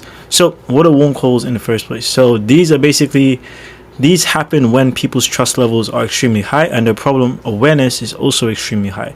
As a result, they're very likely to make a purchase of your product or service because they can clearly see how you can solve the problem, and they have a high trust in you and the high likelihood that you can solve the problem, essentially. So what you're basically doing is you're basically proving to someone that you can solve something, and then they hop on a call with you and they already know what the problem is, and they know what your solution is, and well, maybe they don't always know what the solution is, but they're most likely, most of the time, they know what the problem is. They kind of know what the solution is, and they trust you extremely. They have a high trust, essentially. Like, they really trust you, essentially. That's the reason why they're on the call. So if you're trying to get warm calls, you should probably be striving to, you need to be striving to increase two things. And obviously, like, if you're not, like, slow, but if you understand what I'm basically trying to say, if you have warm calls, everything is just so much easier, guys. There are so many people, so many agencies, so many coaching programs that just focus on pumping so much content to the point where they get so many warm calls, that to the point that it's just like ludicrous. It's insane that people hop on the calls and they're just like, yeah, I just want to buy it, I just want to buy it, I just want to buy it. And that's what you want, especially when you start scaling. If you're selling like coaching programs or any sort of productized services, you kind of want that. So if you're trying to get warm calls, you need to create assets that basically increase two things for your prospect. They increase their problem awareness, and they also increase the trust. There's other things that you need to increase, but like this kind of like encompasses most of the things you need to increase anyways. So how do you make those assets? The first thing you need to figure out is you need to understand what the problems even are in the first place. Okay, so what I basically recommend you guys to do, action step that you need to do right now, is you need to list out all of the problems, all of your prospects' pain points. What I mean by this, you need to break down exactly the pain points that your prospects are facing in this given moment in time. So what that means is I want you to write down 5 to 10 pains that your prospects have. And you might think to yourself, 5 to 10, that might be a lot, but it's actually quite easy, and it's very simple to find all these things. So what you basically need to do is you just need to go write a problem, write a main problem that you offer solve. If you don't know what problem is, just figure out, okay, why will people buy my service? Because it will do XYZ. So let's say your problem is, let's say you're helping people book more appointments. The pain point is going to be, oh, people are not able to book more appointments. And the way you would find other pain points is you literally just ask yourself, why are people not able to book in more appointments? It's because people they don't know what channels to use. They don't know how to structure their setup page. They don't know how to do XYZ. They're doing stuff. All you basically just need to do is just write down why things are the case. As a result, you create really good pain points of reasons why people can't scale. Another way to find good pain points is by literally asking people. Like, for example, in the market research module, I was just breaking down, literally asking people like what their problems are, and they will tell you. People are going to tell you what they want to buy, and they tell you, hey, I'm struggling with XYZ, and just write that as pain points. So all you basically just need to do is you need to create content that explains why they're experiencing this pain in the first place, and then give them the solution to that pain. So you give them something that gives them a little bit of dopamine, that gives them that solution, and increases their trust. And if you check the next module, that breaks down exactly what that framework of how you actually structure that video. So this is giving you the ideas, and then the other video is going to give you the actual framework. You just use that, and you just create content pieces around that, and you're probably going to end up around like 5 to 10 of these, and a bunch of ideas flowing through your brain right now, but they're just ideas until you act upon them, guys. The main thing I want to do, and the main reason why I make this like super short and to the point, is because none of this stuff is really complicated. A lot of the time you just need to record the stuff, because a lot of people will just not record anything, and they'll just be having these ideas, and people will be watching like 41-hour long trainings on how to make good content. Like, bro, just make the content, bro. You're only gonna get good if you make reps. So write them down, watch the second video breaking down exactly how you should structure it. Go through that template, it's already there. You just copy and paste it, plug and play that template. Once you plugged and played it, create 5 to 7 new assets, and you're going to be put ahead of 90% of competition that just doesn't want to record videos. And trust me, there is someone out there that's going to watch your videos, guys. So I hope I made this short. This was very straight to the point. Go through this, do this stuff. This doc is going to be there, so you can like make some pain points, just list them out, and then you basically just go from there. So yeah, hope you guys enjoyed it, and I'll speak to you in the next one. Peace.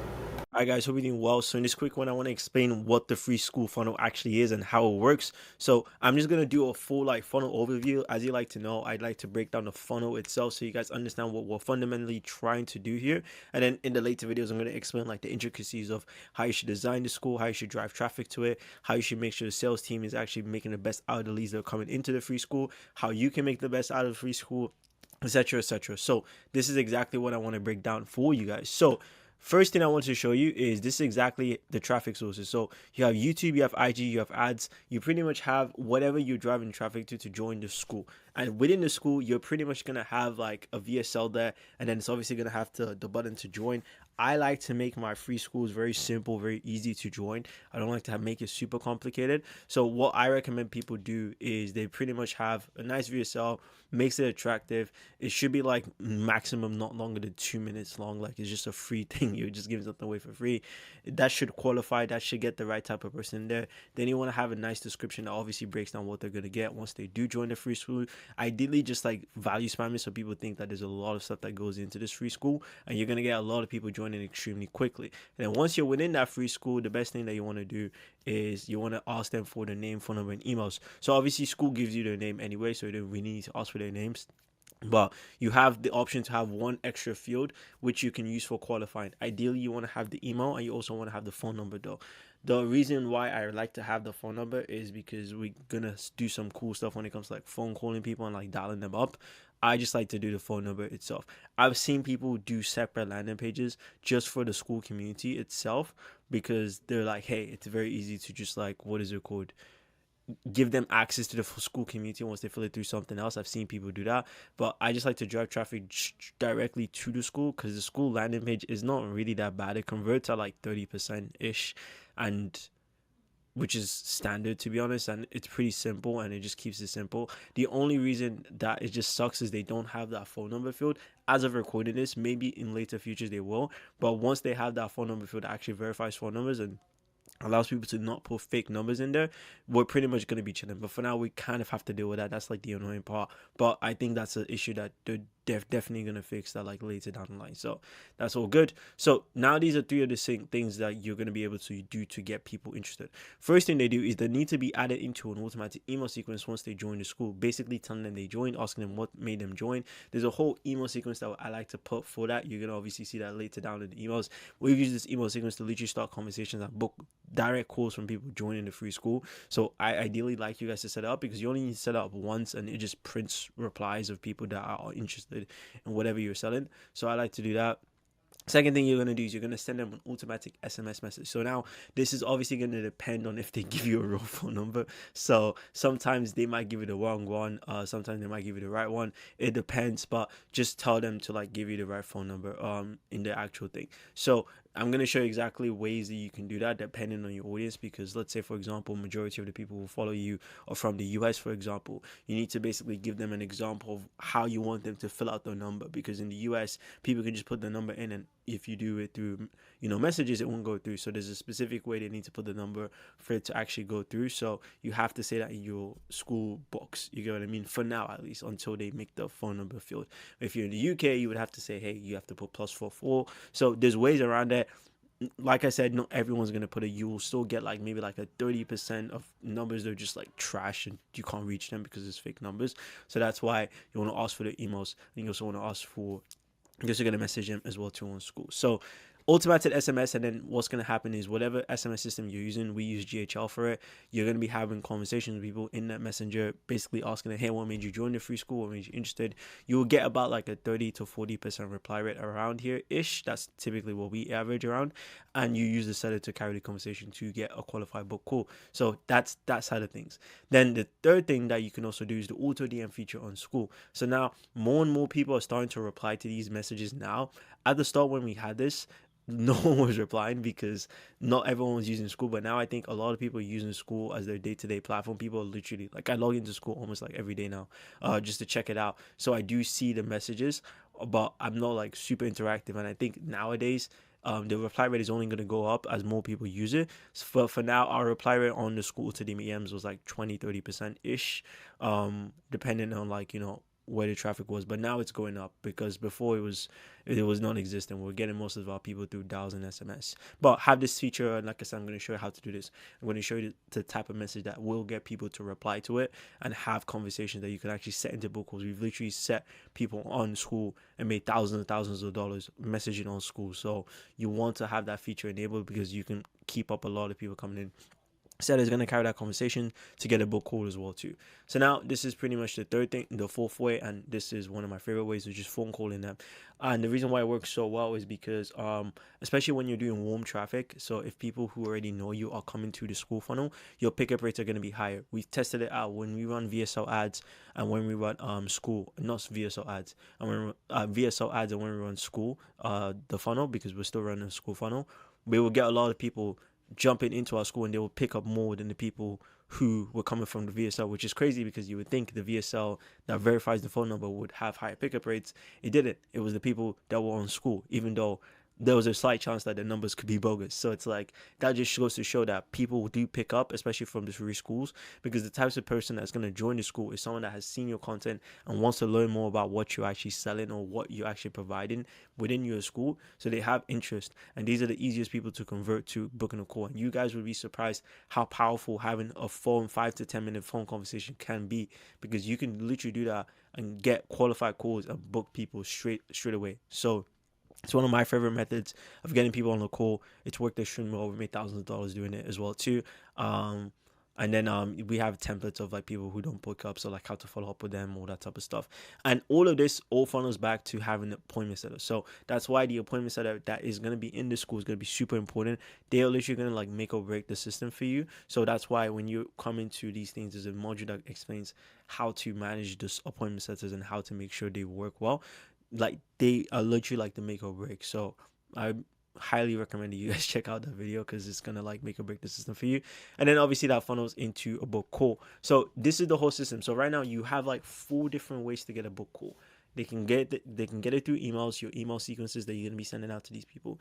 They can get it through the SMS conversations. They can get it through Skool, and they can get it through a phone dial. You have 4 different ways to get a phone conversation. So that's why it works extremely well, is because you have multiple touch points. You'd be surprised. The person that doesn't reply on Skool might reply on SMS. The person that doesn't reply on SMS is the person that might pick up the phone. The person that doesn't pick up the phone might be the person that replies on email. So it's like you have so many different ways to capture these people and get their attention that it's very hard for people to ignore you. So that's why if you have a sales team on this and you're driving a lot of traffic to your free Skool funnel, it's one of the best things ever. And it doesn't always have to be on Skool as well too. Like your free community funnels can also work on Discord, for example. As long as you're asking for these important fields, which is the name, phone number, and email, once you have that, you're pretty much good to go, because then you can have your sales team on Discord. You can have your sales team on WAP, for example, because I know WAP communities are starting to like come up a little bit as well too. You can have your communities on Flipping Circle, like Telegram, Instagram. As long as you're just getting the key information, which is name, phone numbers, and emails, you can pretty much put them wherever you want to put them. Okay, it's gonna work. Just make sure you get that information.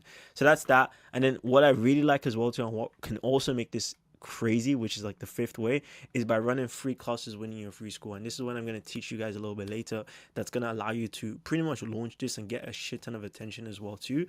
You want to frame it as if you're going to be launching a free masterclass or a free school or free breakdown that is only going to be accessed within the school. So you're going to tell them that the Zoom link is only going to be within the school. So if you want this, you have to join the school itself.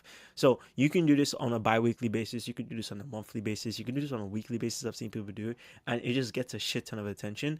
And what you can then do is use this as a way to pretty much get all the warm people, put them in one place, and basically do a bunch of like retargeting things to remind people, hey, did you watch the video? What did you like about it? Blah blah blah blah.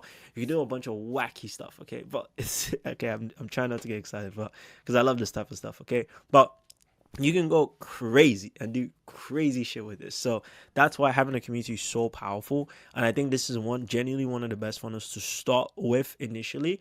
I don't think it's the best funnel overall. Like long term, I think long term you're gonna have to slightly tweak some things to make this funnel more efficient. But when you started out, when you want to get to like the first 50K, 100K, maybe 150K, the Skool funnel is crazy. And obviously even further than that, like the free course funnels, those things work extremely well. But you have to scale accordingly by having obviously quality team members, quality sales reps, etc., etc. So yeah, that's pretty much it. It's super crazy. I love this. So I want you guys to go through this obviously, and then I hope this broke down the entire overview. So everything is centered around getting the book call, and getting the book call heavily relies on obviously having a really good appointment setter in place. And obviously there's like, I think I mentioned 5 ways to book calls, but obviously now there's a 6th way, which is like posting content within the free group. actually post inside of it. Okay, like that's one of even the hardest things for us to do. But when you post inside of it and you actually give value and you treat it genuinely like a community, people are going to reciprocate the same information and the same feeling back. But if you don't do that and you just kind of treat it as like a money machine and you're just trying to sell, people are going to kind of not even open the group. They're not going to check it for value because they're going to be like, you know what, this guy's just going to sell to me, and you don't want that. Give as much value as possible within this free group. Obviously, don't spam it and don't shoot yourself in the foot by giving them too much value, but give yourself enough value to the point where when you do make an ask, it's very easy to get someone to be more open to that and actually want to do the thing that you're asking them for. So that's pretty much it. That's an overview of the actual Skool funnel. I hope this makes sense, guys, and I pretty much hope that this gives you a lot of information to be able to run your Skool funnels as well too, and gives you a high level overview. Obviously now we're going to talk about the little intricacies of, like, for example, how to drive traffic to the school itself, how to set this whole stuff up, because this might seem like a lot and you might like be like, shit, how do I set this up? I'm going to break down how to set this up, and then I'm going to show you how to train the seller to be able to deal with all of this madness in the first place. So you need to have KPIs for them, even hire some people. And I'm also going to show you the scripts that we use to be able to call it, and I'm going to show you some live conversations of people that we've booked from the school and closed if I'm able to. And then I'm going to show you how we get book calls as well too, and then I'll show you how to also structure this, because we also did this as well, and we kind of did it makeshiftly, but we made like 20k with just a quick masterclass with only like 100 people showing up to the call. So that's pretty much it, guys. Hope this makes sense. We're going to break down the intricacies, and I'm super excited to get started. Let's do it.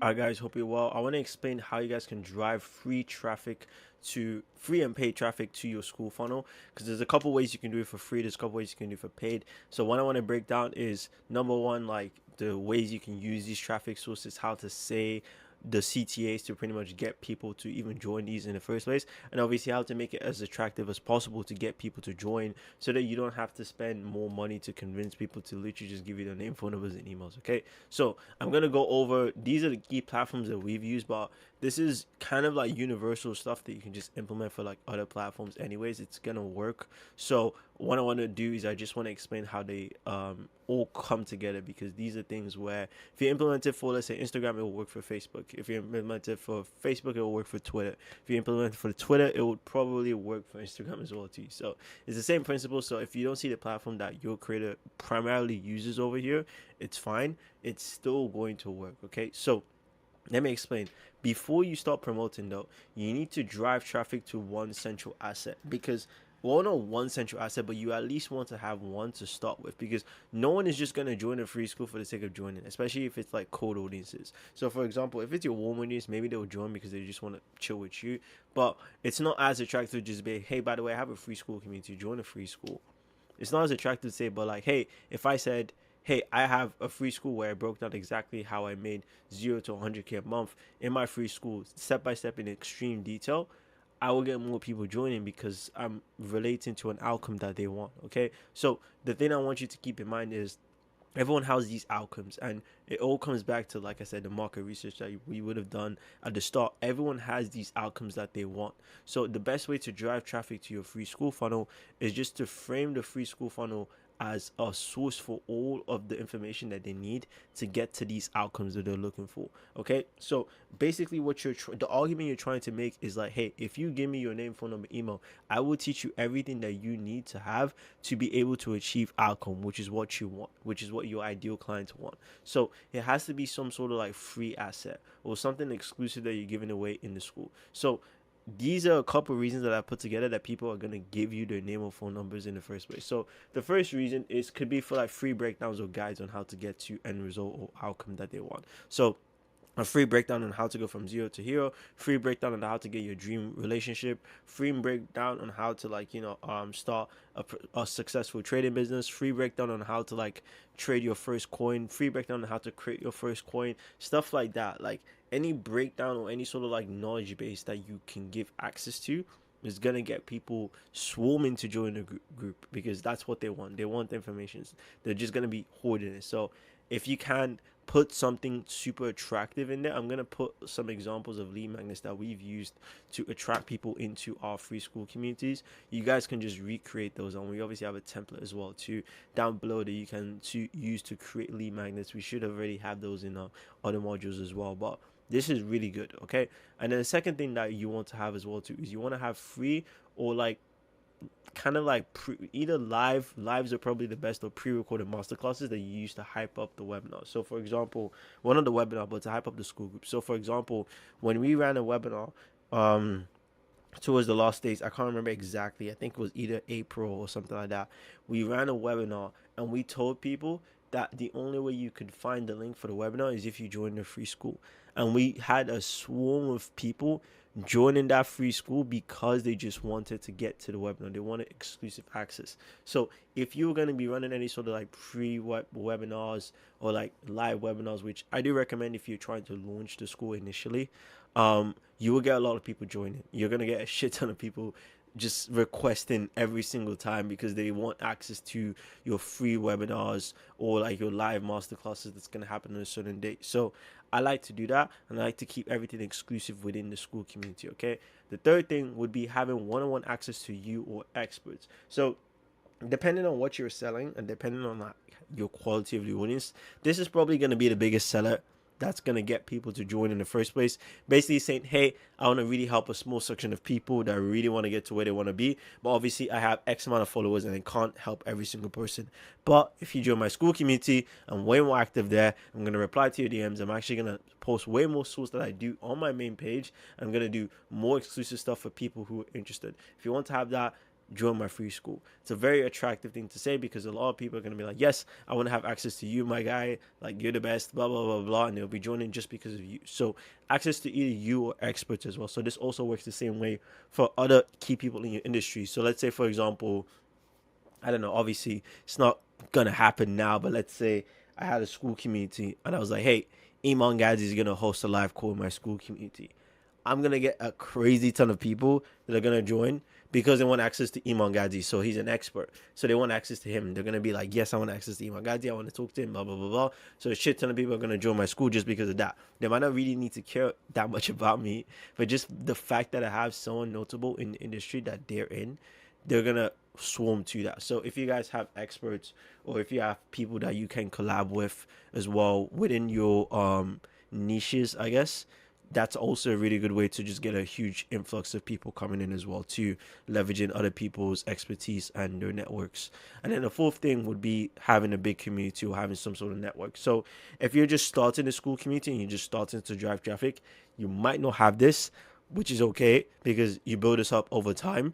But another big factor as well too that people will join is, obviously I mentioned people, but also a community of like-minded individuals as well too. So for example, if I'm marketing my free Skool community, one of the ways that we grew a Skool community to like 2K members really quickly and within the span of a month is we basically called it the Conscious Man Circle, which was it was a relationship offer. And what we were telling people to do is we were telling people like, hey, join the community of like-minded men who are also striving for the same thing you're striving for, which is basically having a relationship. So a lot of people wanted to relate to all of these guys and be like, yes, like, you know, I have a community. I'm not alone. People also struggling with the same issues I'm struggling with. So it kind of makes people join just because of that. Like people would generally join because they want to talk to other people or have a community. I've joined communities for that as well too. Like I remember when I used to play like a lot of video games back in the day, I would join literally just gaming communities because I just wanted to chill with people that also play the game as well too, because no one I would know would play the game. So I was like, shit, let me just join these communities. So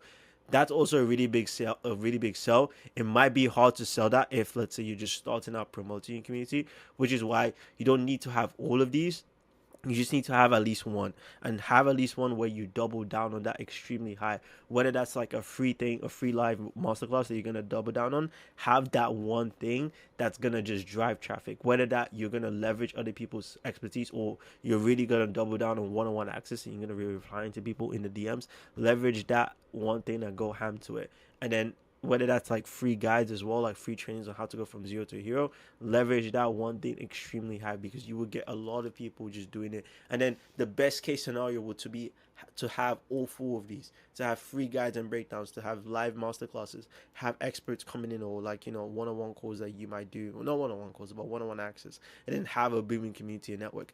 That would be like the best case scenario, to have all four, which will happen over time. But once you get to that point, your free community literally just becomes a machine that people just join every day, because it has all these things. So people will be joining for every single reason. Okay, so work on at least one of these things, whether it's like a free live masterclass, whether it's like one-on-one calls, whether it's like a community or network. Work on at least one of these things, or like guides, and then you should be fine. Okay, so that's that side of things. Now I want to get into the actual traffic. Okay, so the way that you're going to be driving traffic to this is very simple. So if you're going to be doing YouTube, the best thing to do is just have your free school down below in the bio and CTA to it. So make a call to action to it at least 2 times in your videos. And the best way to do this is if you are sharing any sort of resource, or you're sharing documents, which I would imagine most of you guys will be doing. Your creators would have documents that they might be going over on a call. If they don't have documents, they might make references to some documents as well too that they have in the groups. The way that I like you guys to do this is you tell people that, hey, by the way, if you want access to this doc that I'm just sharing right now, I put it within my free school community. Just join the free school group below and you get access to this document. And you also get access to me just being in a group, and also my community of people that are also striving to achieve outcome. That's the best way to CTA, because like I said, the best case scenario will be to have all four. So if you're in a situation where you do have all four of those things, mention that in your CTA. Mention all four, because people, like I said, will join for their own different reasons. Someone can see that, and the community is what sparks the light for them, and they're like, shit, there's a community of other agency owners, I want to join that. Someone might see that and be like, damn, he has a free guide on how to scale to 10K a month, and this lucid is in there. They're gonna join because of that. So you're much better off just mentioning all four of them in the CTA. Even though the CTA might be longer, you will encompass all four of those reasons why people will join. Okay, so make that CTA. Have it, I like to have it like either midway through the video, and then also towards, like, let's say like the middle part of like the end, and then the end you can just reserve that for your CTA to the mastermind, or to your mentorships. It's not going to take away people opting in and booking in calls. Like I said, your free school community is full that anyways, so it's just a different funnel that people are going to go down through. So don't think of it as like it's going to remove people applying for your mentorship, or like people applying to get into like your programs or booking calls. It's just going to increase it. So don't look at it from that perspective. Okay, so we were basically doing this for our stuff. So we would share lucids in our videos, and Yusuf would basically say, hey, by the way, if you want this lucid, it's in my school, and actually give it access to them, like, because most people are just going to see it and they're not going to do anything with it anyways. So we actually just gave the lucids within the free school. So you've probably even seen them as well too. So yeah, so same thing for your IG. So with IG, you can do something really cool. You can obviously do stories. You can put the link in your bio as well too. I recommend putting the link in your bio if you guys are going to be hosting any sort of like masterclasses, or if you have a lot of free guides that are within that school, or if that's like your central funnel. You're much better off just putting the school community in there, because people will just be joining. The way that we were doing the school communities, and we're getting people joining daily, is when we would make real posts where we get people to comment, we would basically give the trainings and all of the free lead magnets within the school community, and we made that our center point of value. This is like one of the only ways you're going to get a ton of people joining. You put all of the resources, all the free trainings, all the documents that you've made and you spent time creating for your clients or for yourself, put them in the school. Gatekeep it within the school. Everything centers around the school. There's no point of having its own landing page, its own like ConvertKit page to get access to it. Just put everything in the school. Okay? And then you would have a Manychat sequence that's going to send to people to join the school community. And you can also market the school within your reels as well too. That's one of the best ways to do it, okay? And you can do this with paid ads as well too. So we were running paid ads to get people to join literally directly to the school. And we've closed people directly just because of that, because it's a very good way to get attention within your ecosystem. So we spent probably about like 6K on this. We got like an average cost per lead of like €7, which is about $7. They're very similar. Euros and dollars now, oddly, which is crazy. and we got around like 801 like name, phone numbers, and emails, which is insane. And this is people who are cold, this is people who are warm, and basically what happens is the school group just warms them up. You just get so many people interested that you just have a lot of people, and we've 1,000% made back our ROI, and we're still actively running them because they just work. Like, it's a thing where it's like you just run it. Once you have the whole funnel like dialed in, which obviously the modules break down, once you have your sales team dialed in, you have your conversion mechanisms dialed in, you have a bunch of stuff dialed in, like, it just works. Like, you can just spend money and know the money's gonna come back. It's a weird feeling, but that's kind of like how we found the Skool ads. It's like, it was really tricky to attribute it, because obviously people will go through certain things, and the tracking thing is just really poor on Skool. Like, Skool still has a lot of work to do when it comes to like updates, making things easy for people to join, tracking. They have a lot of work to do, but we just knew the money would come back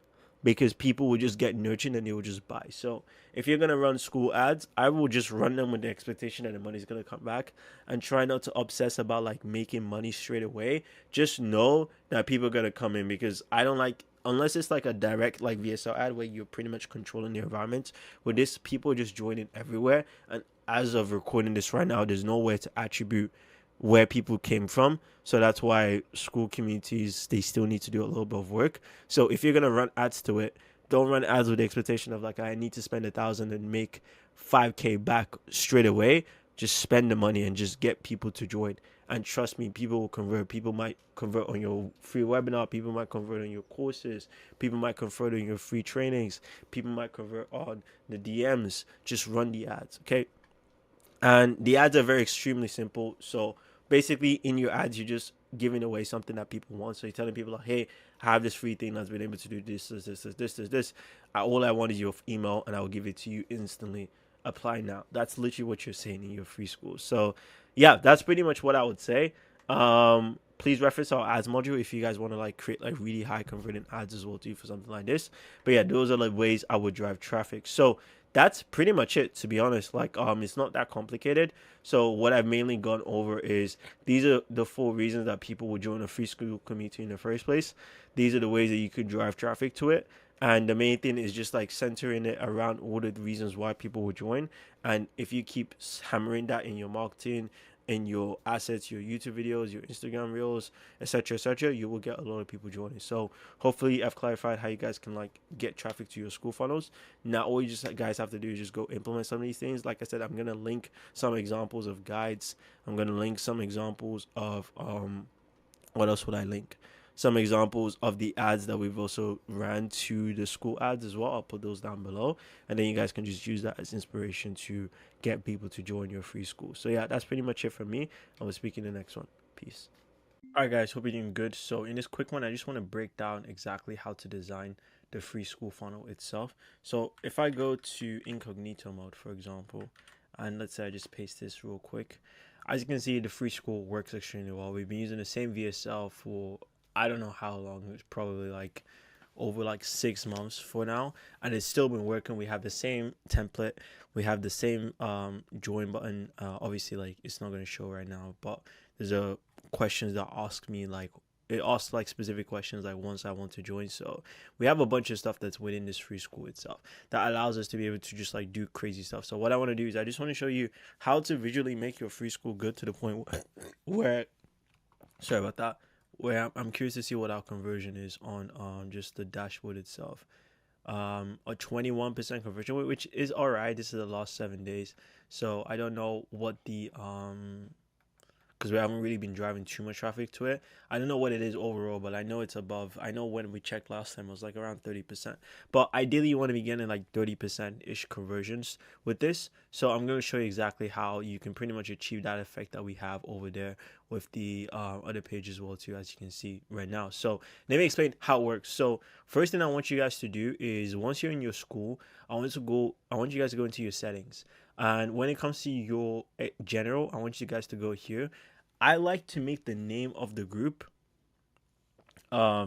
just something playful that kind of makes it very easy to join. So anything when it comes to like free game, free source, obviously this is if you have like a B2C audience, you can say free game, free source, free value, or like points. The reason why you want to just have that word in there is because you're gonna get a lot of people that are gonna join because it's like simple. They're like, hey, free source. But if you make it seem like it's something super serious or like it has like some sort of like programming-ish vibe to it, you can get a lot of people coming in, but what would happen is people might come in with the expectations, or they might come in with their guards up a little bit. When it's like free game, you just get a lot of people. Yes, you could also argue that you probably don't get the best quality people when you spam the word like free everywhere. Like, I also agree with that as well too. But like I said, this funnel is just for specific types of offers where you're starting out and you obviously want to get a lot of people interested in what you're selling in the first place. At this point in time, you just have to get as many people as possible. So it doesn't matter if you say free, you just get as many people as possible in. When it comes to like more specific funnels, like let's say funnels where you have to pay to get into the group, like the dollar funnel, like the $5, the free low ticket funnels, like those ones work for more like they work for offers where you don't want to be getting as many free people as possible, because you would see some people that do run paid communities and they do run like $1 funnels, and it does work for them extremely well.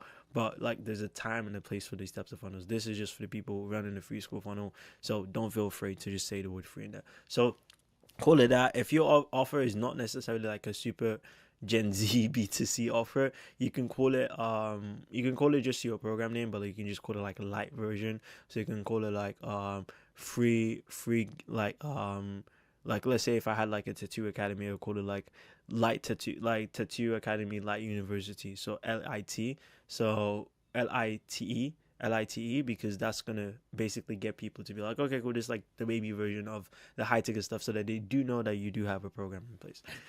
Group description, you can just be like, welcome, here I'm gonna be dropping a free game, because no one's really gonna see this, so it's gonna be fine. We can also change the URL as well, but I'm not gonna change it because it's fine.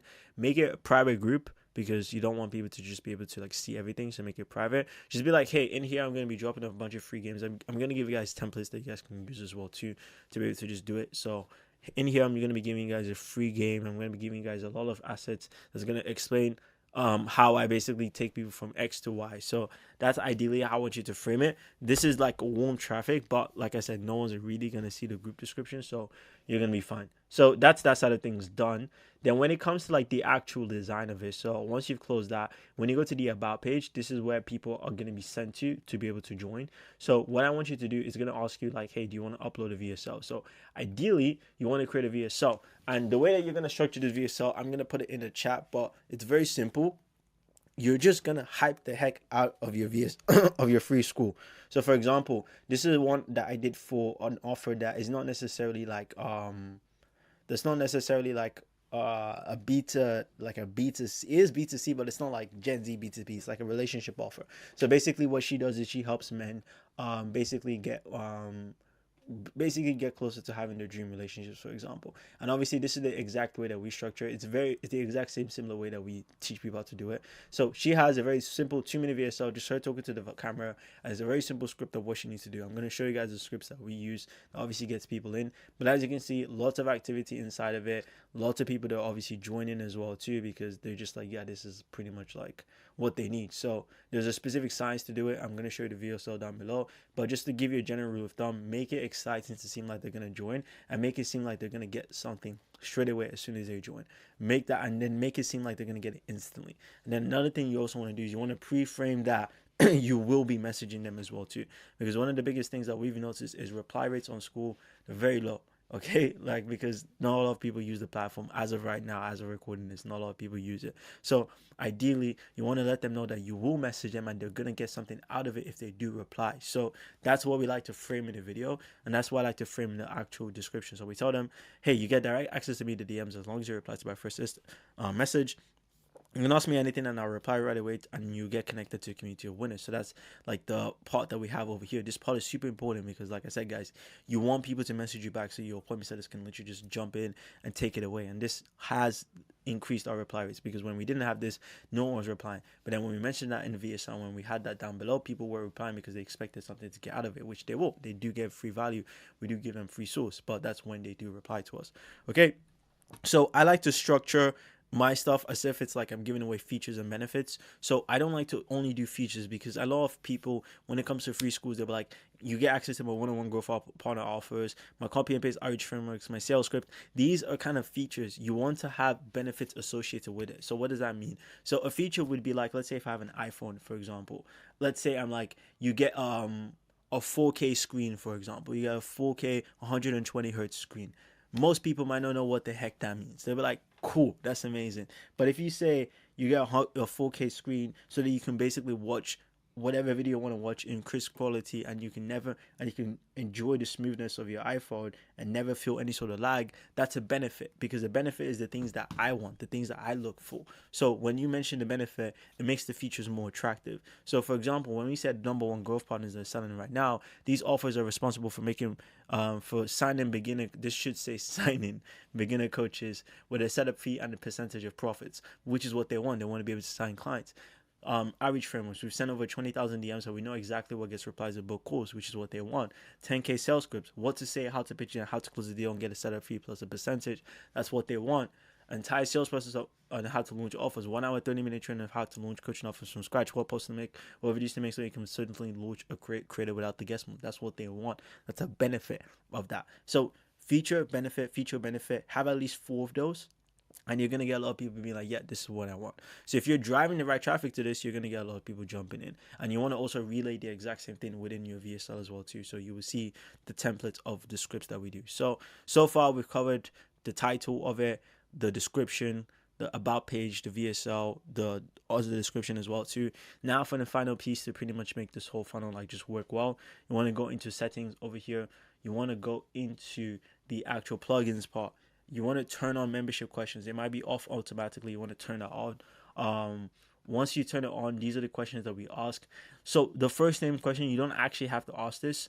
We just put this in there because at the time we didn't know. But basically, Skool already gives you their first name, so you don't need to ask this question. But what you can do in that question is you can replace that question with like a qualifying question. You can ask them, for example, where did they find you from? You can also ask them another question where it's like, what did they do for work, for example? That's what we have for the other women. We ask them, what did they do for work? What is their job? Like, what did they do for an income? So you can basically have that in place. That's what I recommend, okay? So have that. The second thing you want to have as well too is your email. That should be the first question actually. And then the thing should be the phone number. So for example, I like to pre-phrase that they're basically going to get a phone number.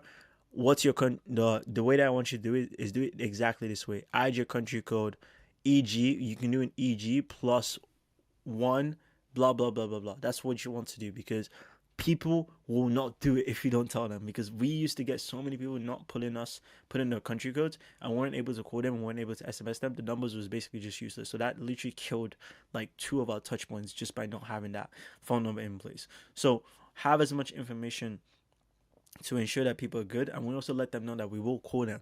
We probably don't even have to have this part because it does take up a lot of space in the actual thing. So I'll show you a message that you want to put in the Skool that's going to do it. So I'll show you screenshots of how we do it. But like I said, you want to make them know that you're going to contact them. So that's why it's very important in the VSL to let them know you will get a message, you will get a call. We're just doing this in order to give you more free value and see how we can help you more. That way, people are not going to seem as like, oh, they're getting a random call. Who the heck is this guy? I'm going to block it. Trust me, it's literally going to like increase your pickups and replies by like 15-20%. So make sure it's in place there.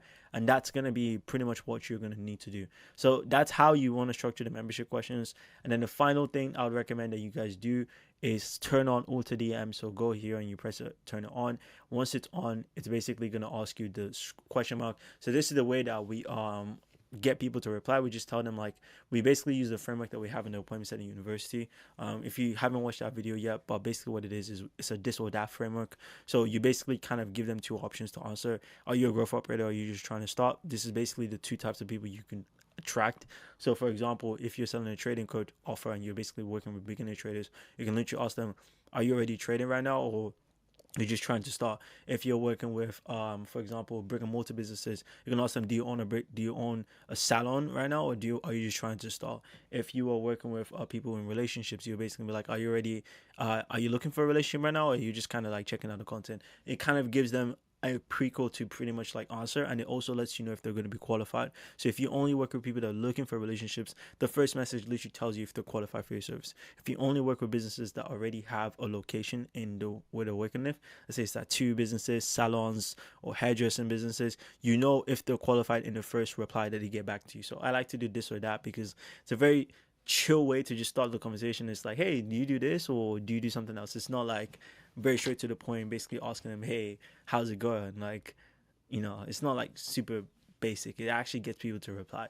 And I like this because we also had this PS where it's like, hey, I'm just asking you so I can send you some free stuff based on your situation. Makes it very like nonchalant to reply to. So they're, oh yeah, of course, I want to get free stuff. Yeah, I do. I mean, I'm a growth operator. Yeah. And then you're like, cool. And then you start the conversation from there. So that's how I like to do it. Turn it on and also have the name part because that just increase the reply rates. So this or that, if you want to know how we do the openers, just check out the appointments at the university. It also breaks that down in extreme depth. So the exact same framework you're going to use to book appointments is the exact same framework you're going to use over here as well too. So they're very, very similar. Okay, so yeah, that's pretty much it, man. That's pretty much most of the things. So what I covered is obviously the dashboard, not the dashboard, the start, how you want to make it look, blah blah blah, the VSL, which we have templates down below, the way you're going to frame the actual content in here, and then obviously the text for the actual messages, and obviously the questions you're going to be asking them when you say do it. Once you do all of this, your free Skool will look perfect. It will actually look pretty good. So once you have that in place, I think you're going to be able to get a lot of people interested in what you're doing, and it's just going to make life a lot easier. So yeah, that's pretty much it, guys. I hope this made a lot of sense, and I'll see you guys in the next one. Peace. Alright guys, hope you're well. In this quick one, I just want to walk you through how to actually set up the SMS system. When someone joins your free Skool, you actually send them an SMS message based on the phone number that they put in the actual field itself. So obviously, guys, I let you know that the Skool phone number system, as of recording this right now in February 2024, they don't have a feature to have a phone number. They just don't. Maybe in later times they will, but they don't. So basically right now we are going to be banking on the fact that people actually put the correct phone numbers in there, and when I say banking on the fact, we hope that they do. I genuinely mean we are banking on the fact that people actually do that, because obviously people are lazy. They might not even know what the country code is. So we're going to do our best to obviously make sure that they do. But if you do get people that are filling out the forms and it's just like, and your messages are not going through, as long as it's not like a high abundance of it, as long as it's not more than 30%, you should be fine. But if, let's say, 70% of your numbers work, 60% even, it's okay. It's not horrible, but it's bad if like everything's just kind of like bogus, like 50-50. Okay, you still want to be able to send people Skool messages. So I'm going to walk you guys through it. So if you guys can ignore the club music that's going on right now, there's a primary school in front of me, and I don't know why they're playing club music, but it sounds like club music at least. But hopefully you guys don't pick it up. Anyways, so let me show you exactly what we're really trying to build. So we're really trying to build this system over here, as you can see. So we're trying to build a system where we send them an automated SMS message, and then the setter basically gets assigned that conversation, and they pretty much get to carry the conversation from there. So this is what we're trying to achieve. And what I want to do, guys, is I want to build out the automation from scratch with you guys, so I can show you guys how it would work, because I've already built it out. So and I've already put like the copy and paste zaps that you guys are going to need to build out anyways. So all I just want you to do is just follow along, and you can just build this out yourself. And then we're also going to build a system to also let them know as well too. And what we finally want to do is want to build a system that is going to notify you on whatever platforms that you guys use for communication with your sales team that a lead has come in, so that you can actually message people, so you can know, okay, cool, a lead is coming. So before we do that though, let's just set up the automation that adds them to the actual system. So go high level itself, because that's where most of the magic happens. So this is currently what it looks like right now, but obviously you have to get the person in. It's a very simple automation. Basically, it gets triggered anytime someone has a tag. So basically we have to make sure that we create a contact first, and then once we've created a contact, it's going to get triggered when it sees that this contact has a tag, and then it's going to assign it to user, and it's going to SMS. There's lots of ways to trigger this, by the way. This is not the best way to trigger it. Like, there's loads of ways. You can do it through the pipeline, you can do it through the source of the actual lead, you can do it through a shit ton of ways, but this is just how the backend guy did it first, so I'm just going to show you how he did it. But it's going to work whatever ways, as long as the lead comes in and they have some sort of field that you're going to be able to use to qualify them, it's going to work. So let me just go to a Skool. So I'm going to go to mine for my coaching offer that I had before. So we're going to use this as the example, as this over here, and we're going to basically send a message to people that join into high ticket protocol. So let's do that. So first thing you want to do is I want to make sure my membership settings are correct. So first thing I'm going to do over here is I'm going to go into general. I'm going to go into dashboard. Obviously, like, you know, it's not like I get anyone really joining this, to be honest. So all I need to do is I just need to go into plugins. I'm going to go into membership questions. I'm going to turn them on. I'm going to add a question. I'm going to be like phone number. Like I said, I'm just putting this in just like literally just to test, because it doesn't really matter. Like I said, they don't have a phone number field for now. So make sure you just add a country code. So just press add a country code. And then you can just basically give them an example of what the country code would look like. +1. And then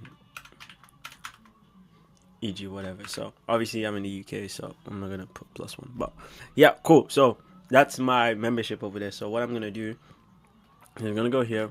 I'm going to copy it. And hopefully I am not in any group. So I'm going to go here into a new account. Hopefully I'm not in this. So this should have its own school.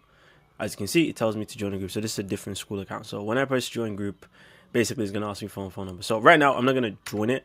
I want to just set up the automation first. Okay, so I'm going to set up the automation first, and we're basically going to do it. But first of all, let me just actually put in a phone number in there. I'm just going to request to join. So I'm going to do this. I'm going to decline it so like I can just like, you know, redo it again for the automation. So I just want Zapier to be able to see this. So I'm going to request it. It's going to basically say, hey, someone is requested to join, which is cool. So now that that's done, what I now need to do is it's very simple. What I need to do from now is I just need to go into the classroom. So I need to go into Zapier. Sorry about that. So once I'm in Zapier, very simple from here. I want to basically do a zap.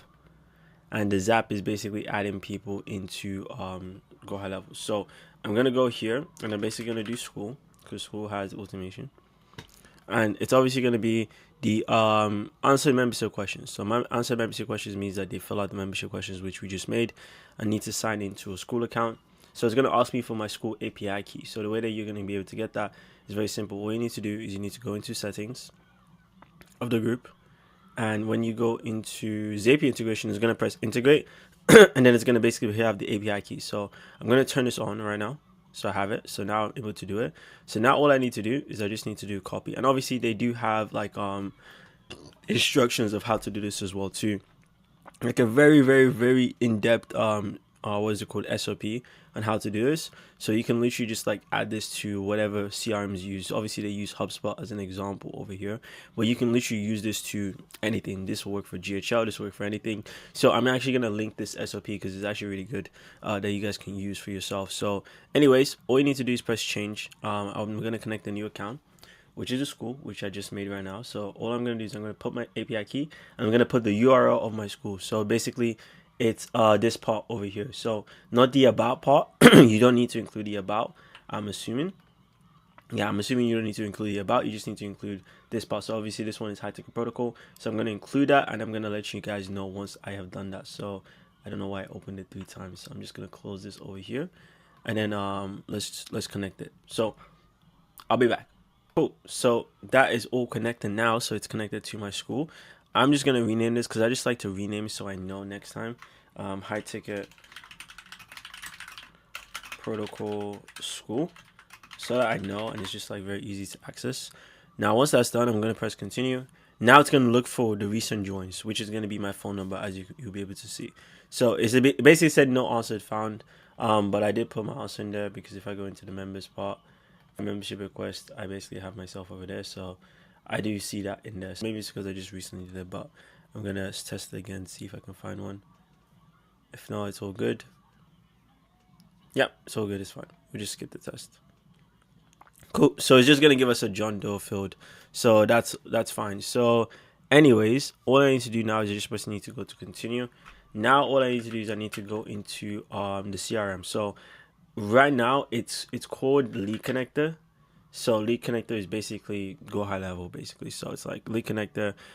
Basically what I want to do here is I want to basically add a contact or I also want to add I want to add a contact, because the best thing to do is add them into as a contact, because once they're added as a contact, you can literally just do whatever you want to do from there on GHL itself, similar to how we made the ConvertKit automations, where all you just have to do is just add them to a form. It's the same thing with GHL. If you add them as a contact and they just exist in the GHL system, all the automations are gonna just fire from there. So we're gonna do that. We're gonna create that, and we're gonna use the Growthify lead account. We're just gonna do that because it's simple. So right now, as you can see, full name is gonna ask me for all this information. So you can get the full name just from the actual thing itself. So first name is there. You can get the emails as well. Obviously, we're not asking for emails, but you guys will be asking for the emails as well. So I should have probably just put the emails in this, to be honest. So I can, let me just decline this first. And then I'm gonna like add the email stuff field as well too, because it's important we at least have that. I don't know why I didn't tell you guys to do it, because I said it before. Apologies, guys. I'm trolling a little bit. So email address. What's your email? Add that, and then that should be fine. So that's saved. So now I'm gonna re-request on that new account that I already made. I'm gonna refresh. I'm gonna join again. Plus 447871560. I'm gonna put my email address of Mahis info2. Hopefully this should request as a join. Maybe I just have to add them in there as well. So that's done. I'm gonna press here. I'm gonna approve. And then all I'm gonna do now is I'm gonna go back here. Continue. I'm gonna test. There we go. There we go. So there we go. I guess I just have to approve it. It's fine. So anyways, continue. Now it's basically being like, okay, cool. What's the first name? So first name is obviously Mahis Test. I don't have a full name because I didn't put that field in there. You can put the last name as well, because you can grab this from Skool. So you can do that. And then you can do full name would be like, Mahis, whatever. So it's fine.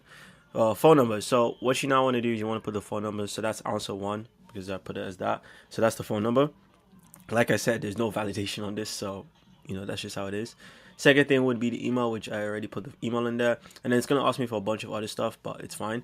Now all you need to do is just want to make sure you mark them as a lead, so they get added as a lead in the system, so it opens up as open. And that's pretty much that side of things. So this is the automation itself. I'm not going to test this yet because I know it's going to work, so I'm just going to leave this for now, because it's going to get added as a contact. What I now want to do is I want to do something simple. What I want to do is I want to go to this configure, and this is the part where we're going to basically do the tag. So you can already add the tag itself. So obviously, as you can see here, tags is basically going to say, okay, cool, what tag do you want to do? So notice how obviously over here we set the automation that, hey, once contact tag is like, once we've seen a contact tag and we've seen a contact that has this tag, which is free Skool leads, we basically want to start SMS. So I like to just call it very simple, so that the tag doesn't have a way to mess up. So you can just call it free Skool. That's the tag. So that's the tag we're going to do. And then the source I'm going to put here is I'm going to put the source of Skool. So I'm going to do tag free Skool, because it's very easy to just set up this automation with the tag.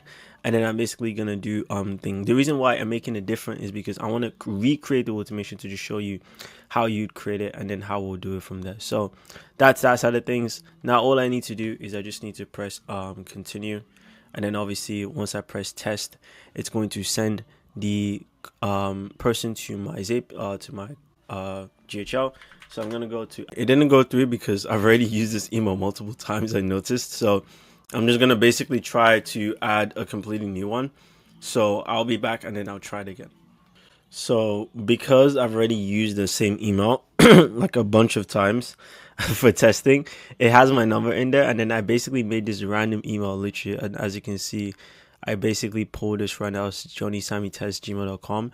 So what Zapier is doing is just changing the email, because I've already used this GHL account. Like, I've used and abused this already. So that's why it's putting this in here, and it's already added a shit ton of tags. So basically what this means is the automation is not really going to work do if I try here, but that's completely fine. All I needed to do is just add them as a contact. So this works, the added as a contact, and that's pretty much the automation I want to do. So I'm going to share this with you guys so you guys can obviously use this for yourself. Make sure the tags are there. So obviously the tag of free school is already added. So as you can see, free school, which I literally just made over here, has been added. So basically now all I need to do, need to create a dialing system pipeline. So dialing system pipeline, basically what's going to happen is the trigger for this is we're going to create a pipeline like this. So wait, I'm not going to recreate it because this is way too long. You guys can just recreate this for yourselves, honestly. So you guys can just recreate this for yourself. And basically what's going to happen is we're going to do an automation. Once a free school has come in, once a lead has come in and they are tagged with the word school, they're going to be added into this pipeline over here that says lead in. So that's the automation that we're going to build out. So basically what's going to happen is as people are joining, they're going to get added into this pipeline. And the way that we're going to do this is we're going to do this on GHL. So first of all, create the pipeline, make it exactly like this. So just copy and paste this. I'll put the screenshot for this down below as well too for yourself, and then we can just take it from there. Second thing I want you to do is I want you to just go into your workflows. So you just click on automations, click on create workflows, press start from scratch. Actually, no, don't press start from scratch. Go to create workflows, create a folder because you're going to have multiple workflows in here. Just call it free school automations.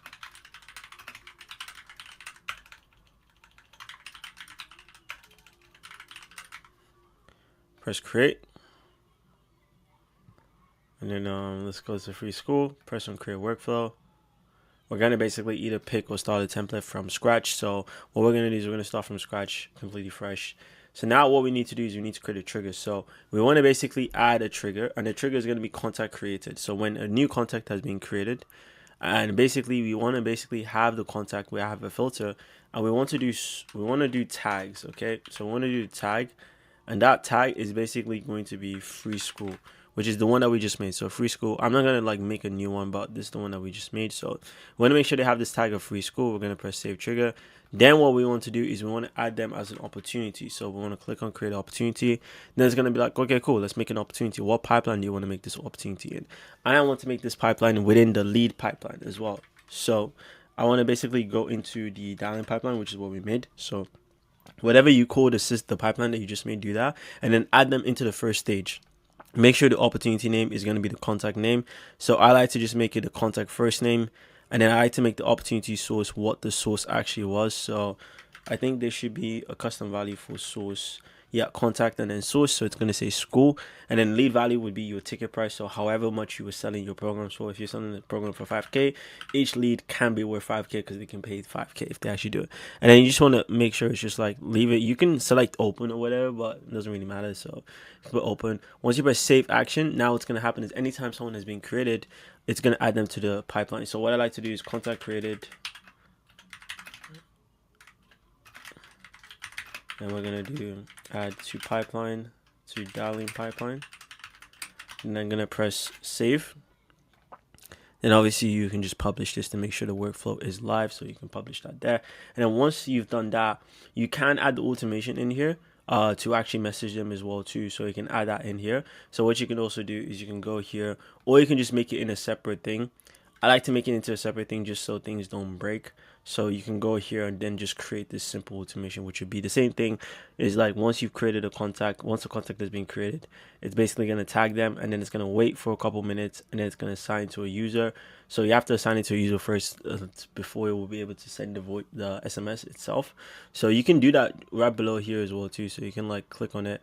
You can add this thing where it's like, you know, for example, you can go here, you can do a wait for 2 minutes. So you can do like a 2-minute wait.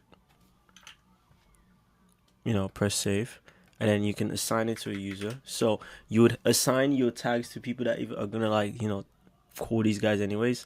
So for example, these are like list of the people that work for us. So you can basically add, let's say for example, Jake's, who is currently the dialer right now, and then you'll be like, okay, cool, Jake, he's assigned to this person, and then we can basically go here and do SMS, and you can just do send SMS. So you can do this.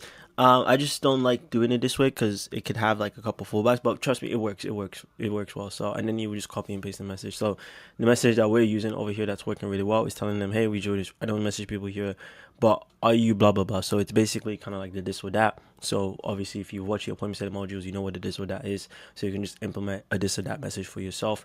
If you're selling any like agency or coaching services, best thing to do is ask them like, "Hey, are you already this?"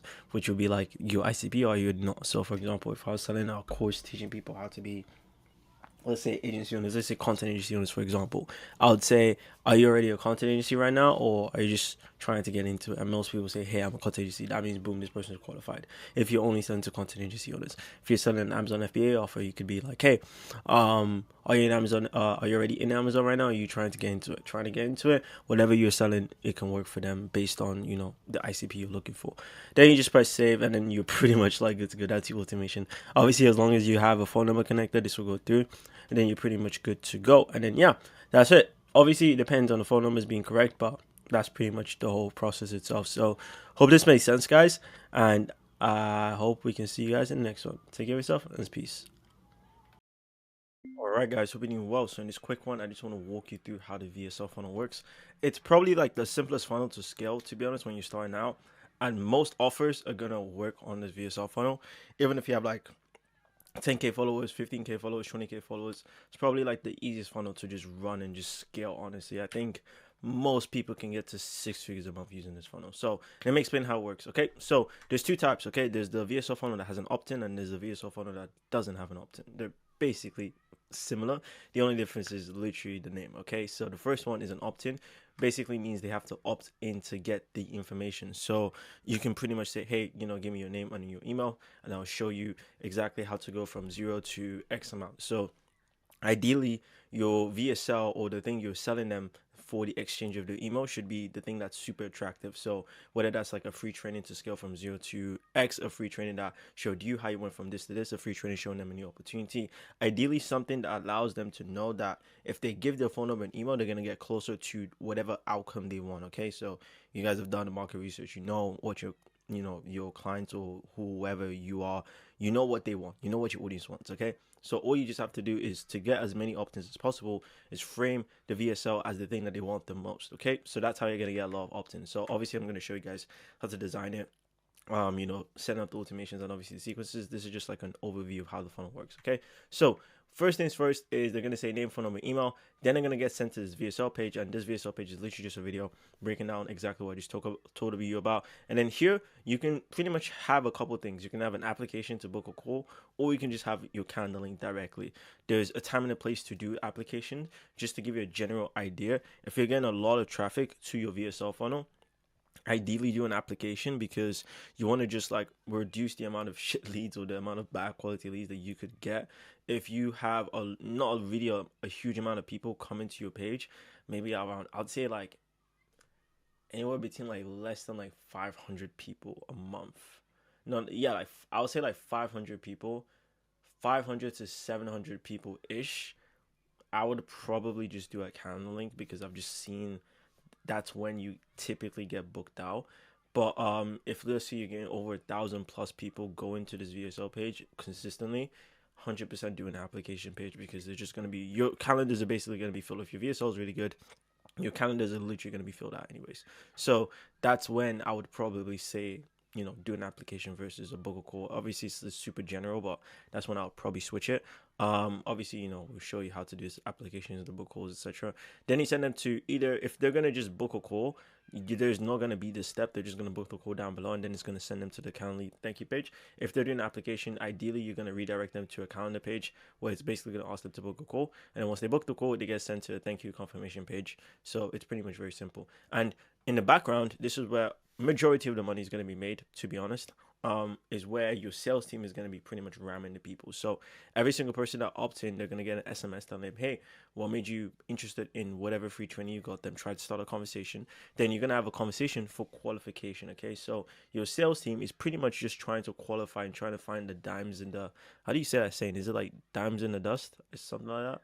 Gems in the dust? I don't know. So we're trying to find gems. Okay, so the whole goal of the sales team is just to have as much conversations with every single person that's opting in to see who would be the most interested in booking a call. Because sometimes people will just opt in, watch maybe 2-3 minutes of the VSL and probably not watch the rest of it, because we've got TikTok brains now, so most people are not really gonna like go through the end of it. So what you need to do is have a conversation with them, because when they get a phone call with you, you can pretty much just accelerate the process of which they know that this is going to help them scale to where they want to be. So for example, if they opt in and they're looking to understand, let's say, I don't know, how you sign clients for your content agency, for example, what they're going to do is, instead of watching the whole video, they might just watch 2-3 minutes and be like, yeah, I don't know. And then if they get a call and someone asks them like, hey, by the way, like, and someone's talking to them and they ask you the question and you can answer them, now you've pretty much built confidence, you built trust, and now they're like, oh, okay, this can actually work for me. So it's just a faster way to just qualify and get someone very interested. Okay, so if you have a really good sales team, honestly,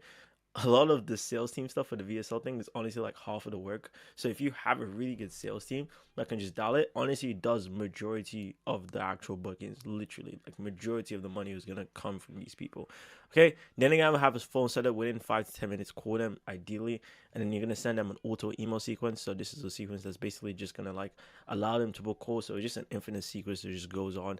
I like to use a soap opera sequence. We have that in the program, so you guys can probably watch that video, and then you can set that up. Okay, and then obviously that then takes you to the calendar booking page, and that's pretty much it. So I've obviously made videos of breaking down each specific step, like obviously the opt-in page, the booking page, the thank you page, the text you should be sending, how to set up the dialing sequences, how to set up the email sequences. They're all there, so you can just watch each individuals. I'm just showing you how it works. Okay, and then the second page is the opt-in without a VSL. So people are kind of mixed on when you should and you shouldn't do this. I ideally do this when, let's say, for example, you don't want to build a crazy complicated sales team to manage this, and you're not necessarily too fussed about making the most amount of money, because when you're building something like this, you're trying to like squeeze as much as possible. So this is why I recommend it to people that maybe don't have a huge amount of followers, because you want to squeeze as much as possible. Like for example, we do it for Yusuf, and we do it for some other people, because we're trying to squeeze as much as possible, because it's not like we have thousands of followers as of recording this, at least.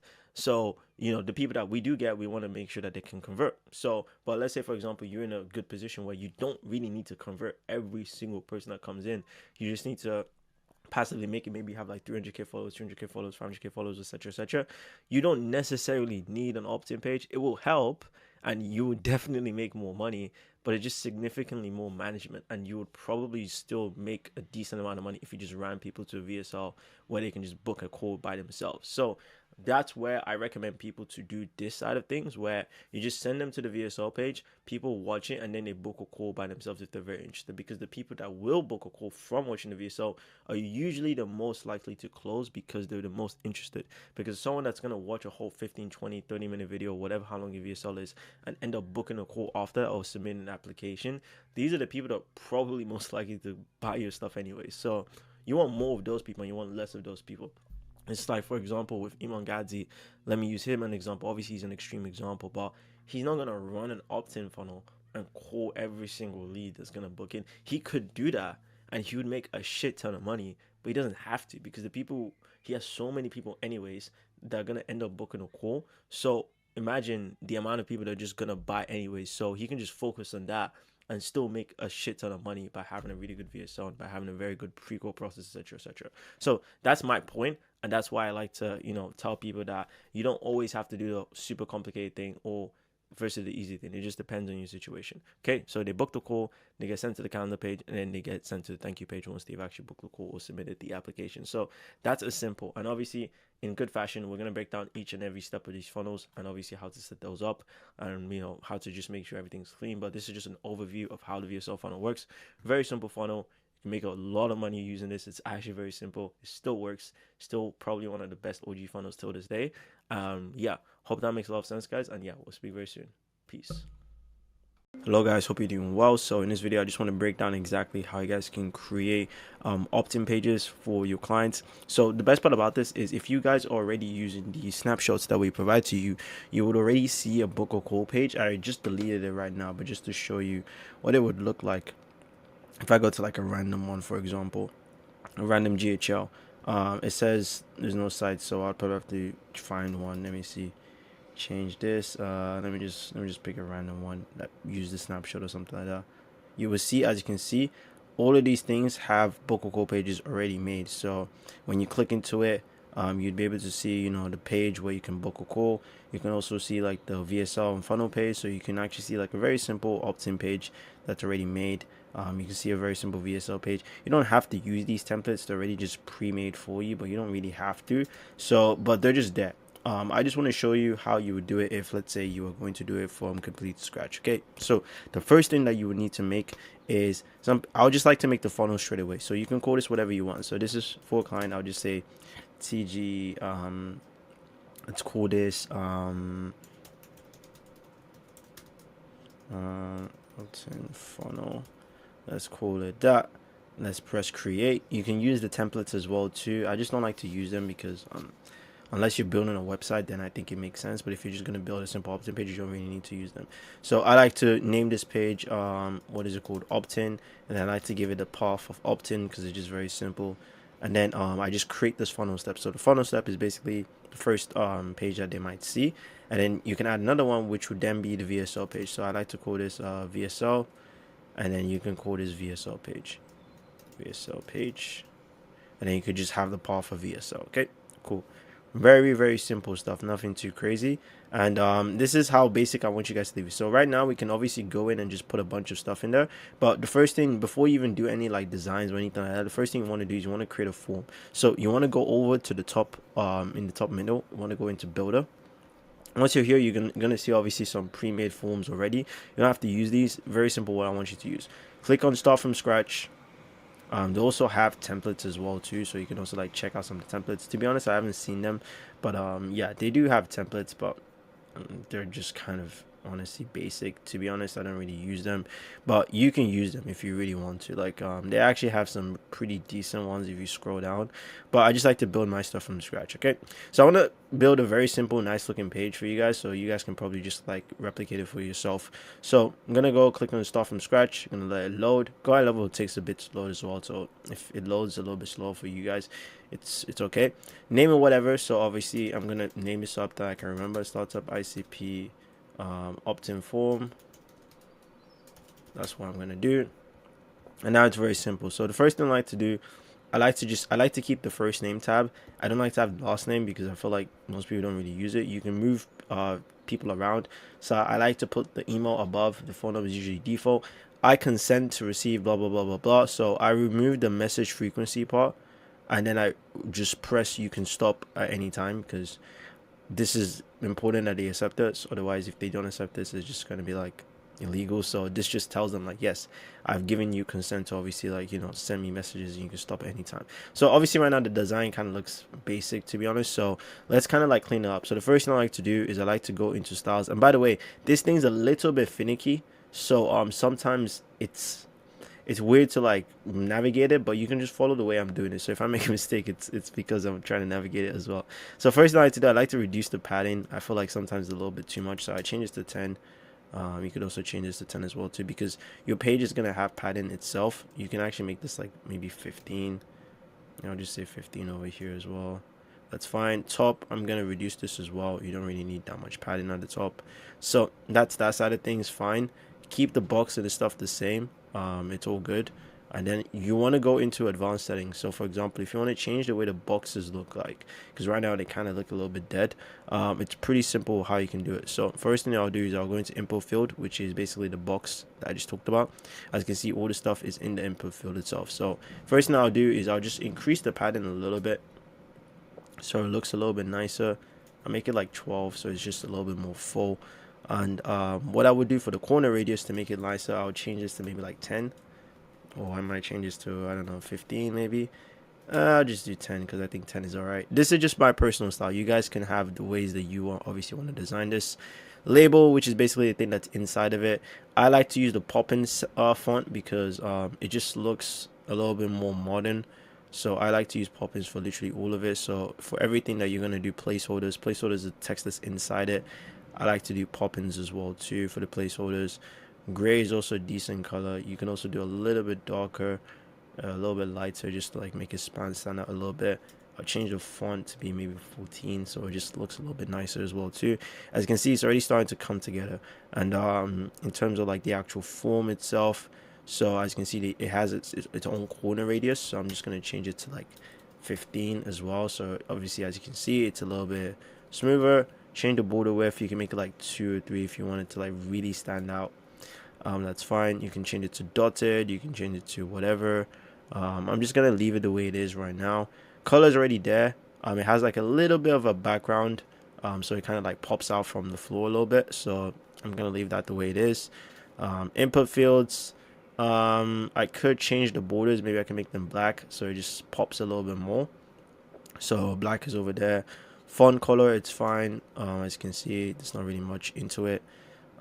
Color is also good as well too. Label is fine. Now I guess all that's left is just change the button. So the way that you do that is you would just click on the button itself, and then you would take you to the bottom page. And by the way, if you're clicking on stuff and it doesn't take you to where you want to be, it's because you have other things open. So the best thing is just to close everything and then just click on the button and then it will show up.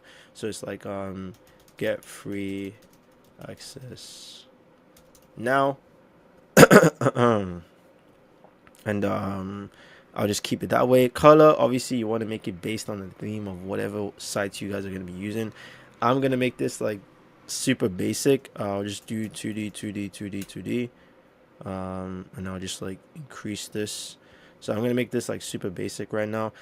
Most of the time I would want you guys to do like more vibrant colors, because that more vibrant colors like green, red, they kind of stand out. Orange, they kind of stand out to make people want to click a little bit more. This is just for examples.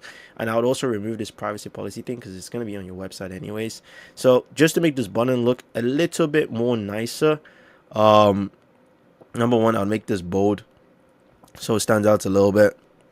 I would go into the actual pattern of the button itself. As you can see, the pattern is a little bit like I'll make this 15. I'll also make this 15 as well too. In terms of the corner radius, I would make it very similar to what we had before. So I'll make it like a 10.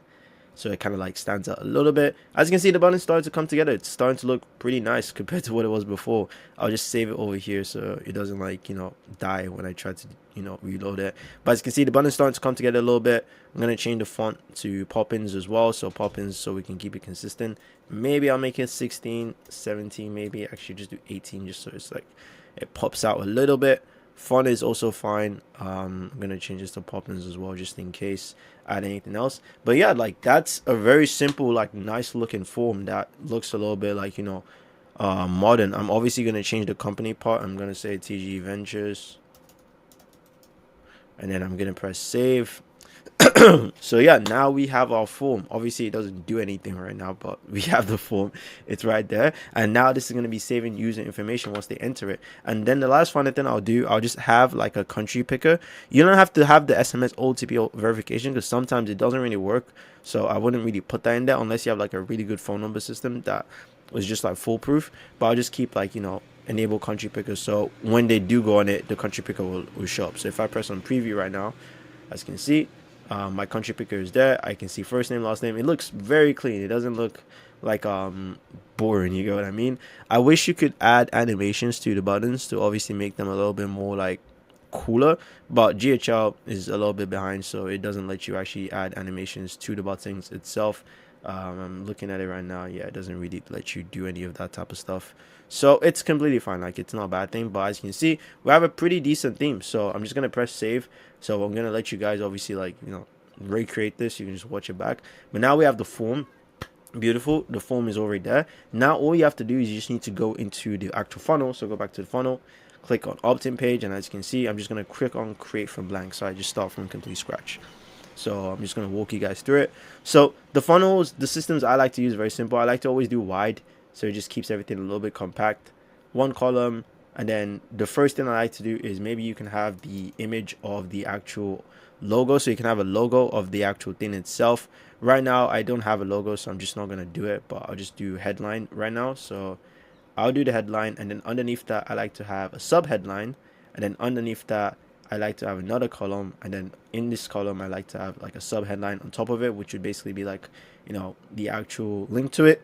And then I like to include the form, and then obviously it's going to prompt me to pick the form. I'm just going to click on the startup close an ICP form that we just made, and then underneath that I like to have another sub headline that goes underneath it, or it could be like a paragraph to just kind of like go into it.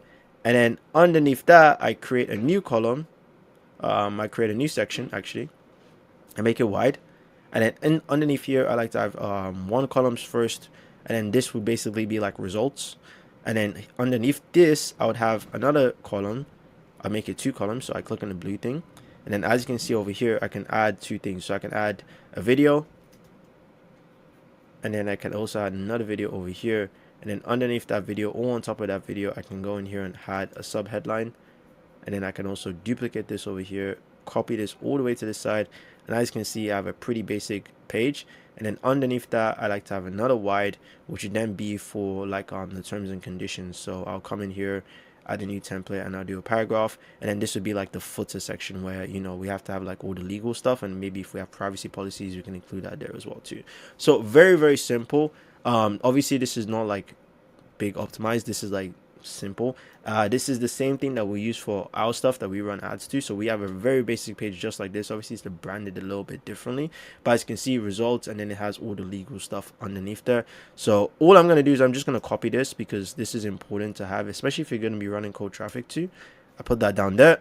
I'm going to make this 12 so it's not like super big as usual, and then I'm just going to increase the padding over here so that people don't even look at this. I'm just going to press on 60. Actually, I'll do like 140, so it's just all the way down there. Not really a priority for most people to scroll down to check. And as you can see on mobile, it also looks okay, but I feel like the mobile thing's a little bit too big. So I always like to do my mobile settings. I like to make this 26. Actually, no, 32 is fine on desktop, but when I go to mobile, for example, I like to make this 26 because I think it's a little bit decent. I like to make this 18. I like to make this 18 as well. And then I also like to make this smaller. This is fine. Obviously, I like to make this 26. Make this 18. And then I make this 18. So it just doesn't look obnoxious because it looks cool now. But once you start adding text, it becomes a little bit like obnoxious. I also like to reduce a little bit of the padding as well too. So it doesn't look like there's a crazy amount of space. And as you can see, we have the Optin page. So this is very basic. Like I said, nothing too difficult. You guys can literally create this. It took me like, I don't know how long I've been making this video, about 13 minutes to kind of go over it. So it doesn't take long. Obviously, I've been doing GHL for a while. So obviously, depending on what type of designs you guys use, whatever you guys do to implement it, it might take you a little bit longer, but it shouldn't take you too long. Okay. So I'm just going to press some space because it was just hugging up the actual thingy. I'm also going to maybe do a little bit of padding here as well too. Yeah. Okay. So it's just hugging up. It's completely fine. It's fine. Okay. I'm just going to press save now. So that's completely fine. Now I'm gonna make sure everything is like similar. So as you can see, this is pop-ins and it's just not working. So the first thing you want to do, next thing you want to do is you want to go into over here, which is typography. You want to click on fonts. Like I said, I want to do pop-ins because it just looks modern. And then I'm gonna do the same thing, pop-ins here as well too.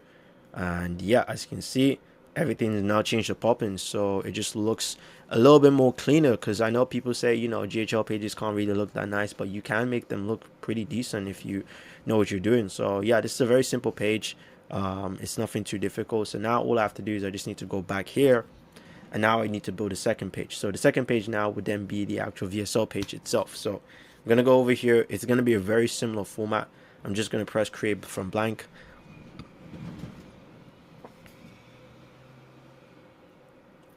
It's gonna take a bit to load, and yeah, GHL sometimes is a little bit slow depending on, like, you know, where you're using it from, what you're doing on it, etc, etc.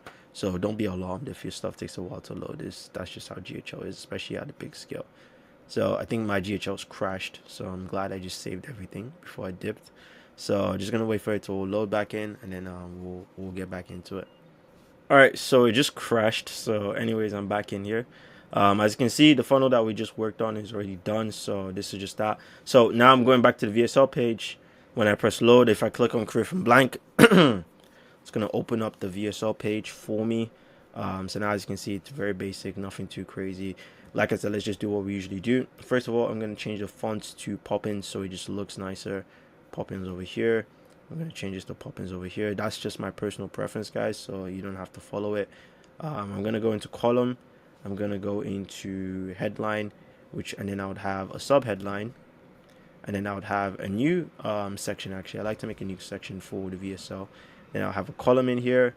I'll have a sub headline at the top, and then underneath that I would have the video, which will be the video that we're going to be giving to these people. Video sales letter, as you can see. I would also reduce the padding over here, because like, especially when you add sections, the padding is just so crazy because it just looks weird on mobile. So once I've done that, I'll just go to this, and I'll also reduce some padding here as well too, so it just looks a little bit nicer. Okay, that's all good with me. So then you'll be like, I like to just name this like, step 1, watch the video, and I like to have like an emoji or something like that. And then underneath here would then be the actual like, book a call page. And then I'll basically say over here, I'll be like, step 2, schedule a consultation call. And then underneath that, I'll just do the code, which is where you would embed your Calendly. And it's very simple to embed a Calendly to a page. If you don't know how to do it, I'll just walk you through it. You just have to go into Calendly. Once you're in Calendly over here, you just have to copy a page. So you press share, go to add to website, do inline embed. You have to have the paid version for this. I think I'm not too sure if you have to, but I think I like to hide the cookie banner because it just looks obnoxious. And then you can change the branding to obviously match whatever you guys are trying to do as well too on the pages. So when I go back, I just need to click on the code thing, click on open custom code, press this, and then I just press save. Or you can have it where it's a button that they click, and then when you open the button, you just send them to the calendar page as well too. And then underneath that, I like to have like another column, which would then be underneath this, and then I would have like results and stuff like that. So I'll basically make a new column over here. I'll put this, and I'll be like results, and then you can just have your videos with your sub headlines below on top. I like to have them on top because when you look at it on mobile, it's formatted a little bit better. So for example, if I go on mobile right now, I see it's very easy to attribute what the result is for. So I just like to do that. And then you can basically just kind of like duplicate this. But before I do that, I like to have a little button over here that basically tells them to obviously like book a call. So I'd have button, and then all this button does is it just redirects them to the top, which is basically the Calendly page. So book a call, and then that's gonna be redirecting them to the top. And I'm gonna duplicate this over here, and I'm gonna put this down. So I'm gonna go over here, put this down. So now I kind of have this like funnel thing where they scroll, 2 results, they book a call, they scroll again, 2 results, book a call. You guys can have 3. I like to have 3, and then have a bridge and then book a call. So you can have as many results as you guys want, and then obviously at the end of it, just have your earnings disclaimer as well too. And yeah, you're pretty much good. So like I said, this is just the basics. Obviously you guys make it look pretty, make it look nice, but it's exactly how you will build a VSL page for any of your clients, especially a very simple opt-in page where they give you their name, phone number, email. And for this to make it work as well too, the last thing that you guys need to do is you want to go into edit. Once you're in edit, because the form itself, it's going to do some magic here. So once you want to do is you want to click on this form, and then as you can see, when they fill out this form, nothing really is going to happen. It's just going to be like, thank you for your information. What you want to do is you want to click on this, click on go to next step, which will be next step in the funnel. I like to do that because it's just simple. Once you press next step, once you save this, when you fill this information out, it's going to take me to that second page. So if I go over here, for example, and if I just do like, just put random information I can send, get free access, boom, takes me to the next step. And the next step is basically just all in chronological order. The calendar link that we just added is over there, and then results, as you can see, is just over there as well too. So yeah, that's pretty much it, guys. Obviously there's a little bit more I can go into, like SEO, making it look nice, titles, all that type of stuff, but this is just as basic as it gets. Keep it super simple, and then that's pretty much it. I'm gonna be making more videos going over like how to build these things out, and yeah, we'll speak very, very soon. Peace. Yo, hope you guys are doing well. So pretty much what I want to do is I want to go over how you guys can make a thank you page, so you can just redirect all your traffic, because there's a specific way to do it so that people can actually watch the things and do the things they need to do. So I'm going to explain that for you right now. So first thing I want you guys to do is whatever your opt-in page is, I want you guys to have your thank you page as like the logical next step. So basically they go to the thank you page and this is like the logical next step. You're just gonna name it thank you page. If you don't have one already, all you just have to do is just type thank you. Or you could just call it like post booking page, and then you can just call the path as like thank you, and then you just press create step. So I'm not gonna do that right now because I already have that. So you would just go in your funnel steps, create that, then it's gonna open up this. Obviously right now this is already a template.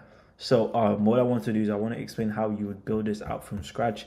Super simple to do this, like it's the most basic thing ever. So I'm just going to explain how you'd book it out from scratch, and obviously looks pretty good on mobile as well too. So let me just change this out right now really quickly. So right now, as you can see, your booked in, thanks for booking in. I would just be like, just complete final steps, just what you're doing. But actually no, but wait, your booking is not confirmed.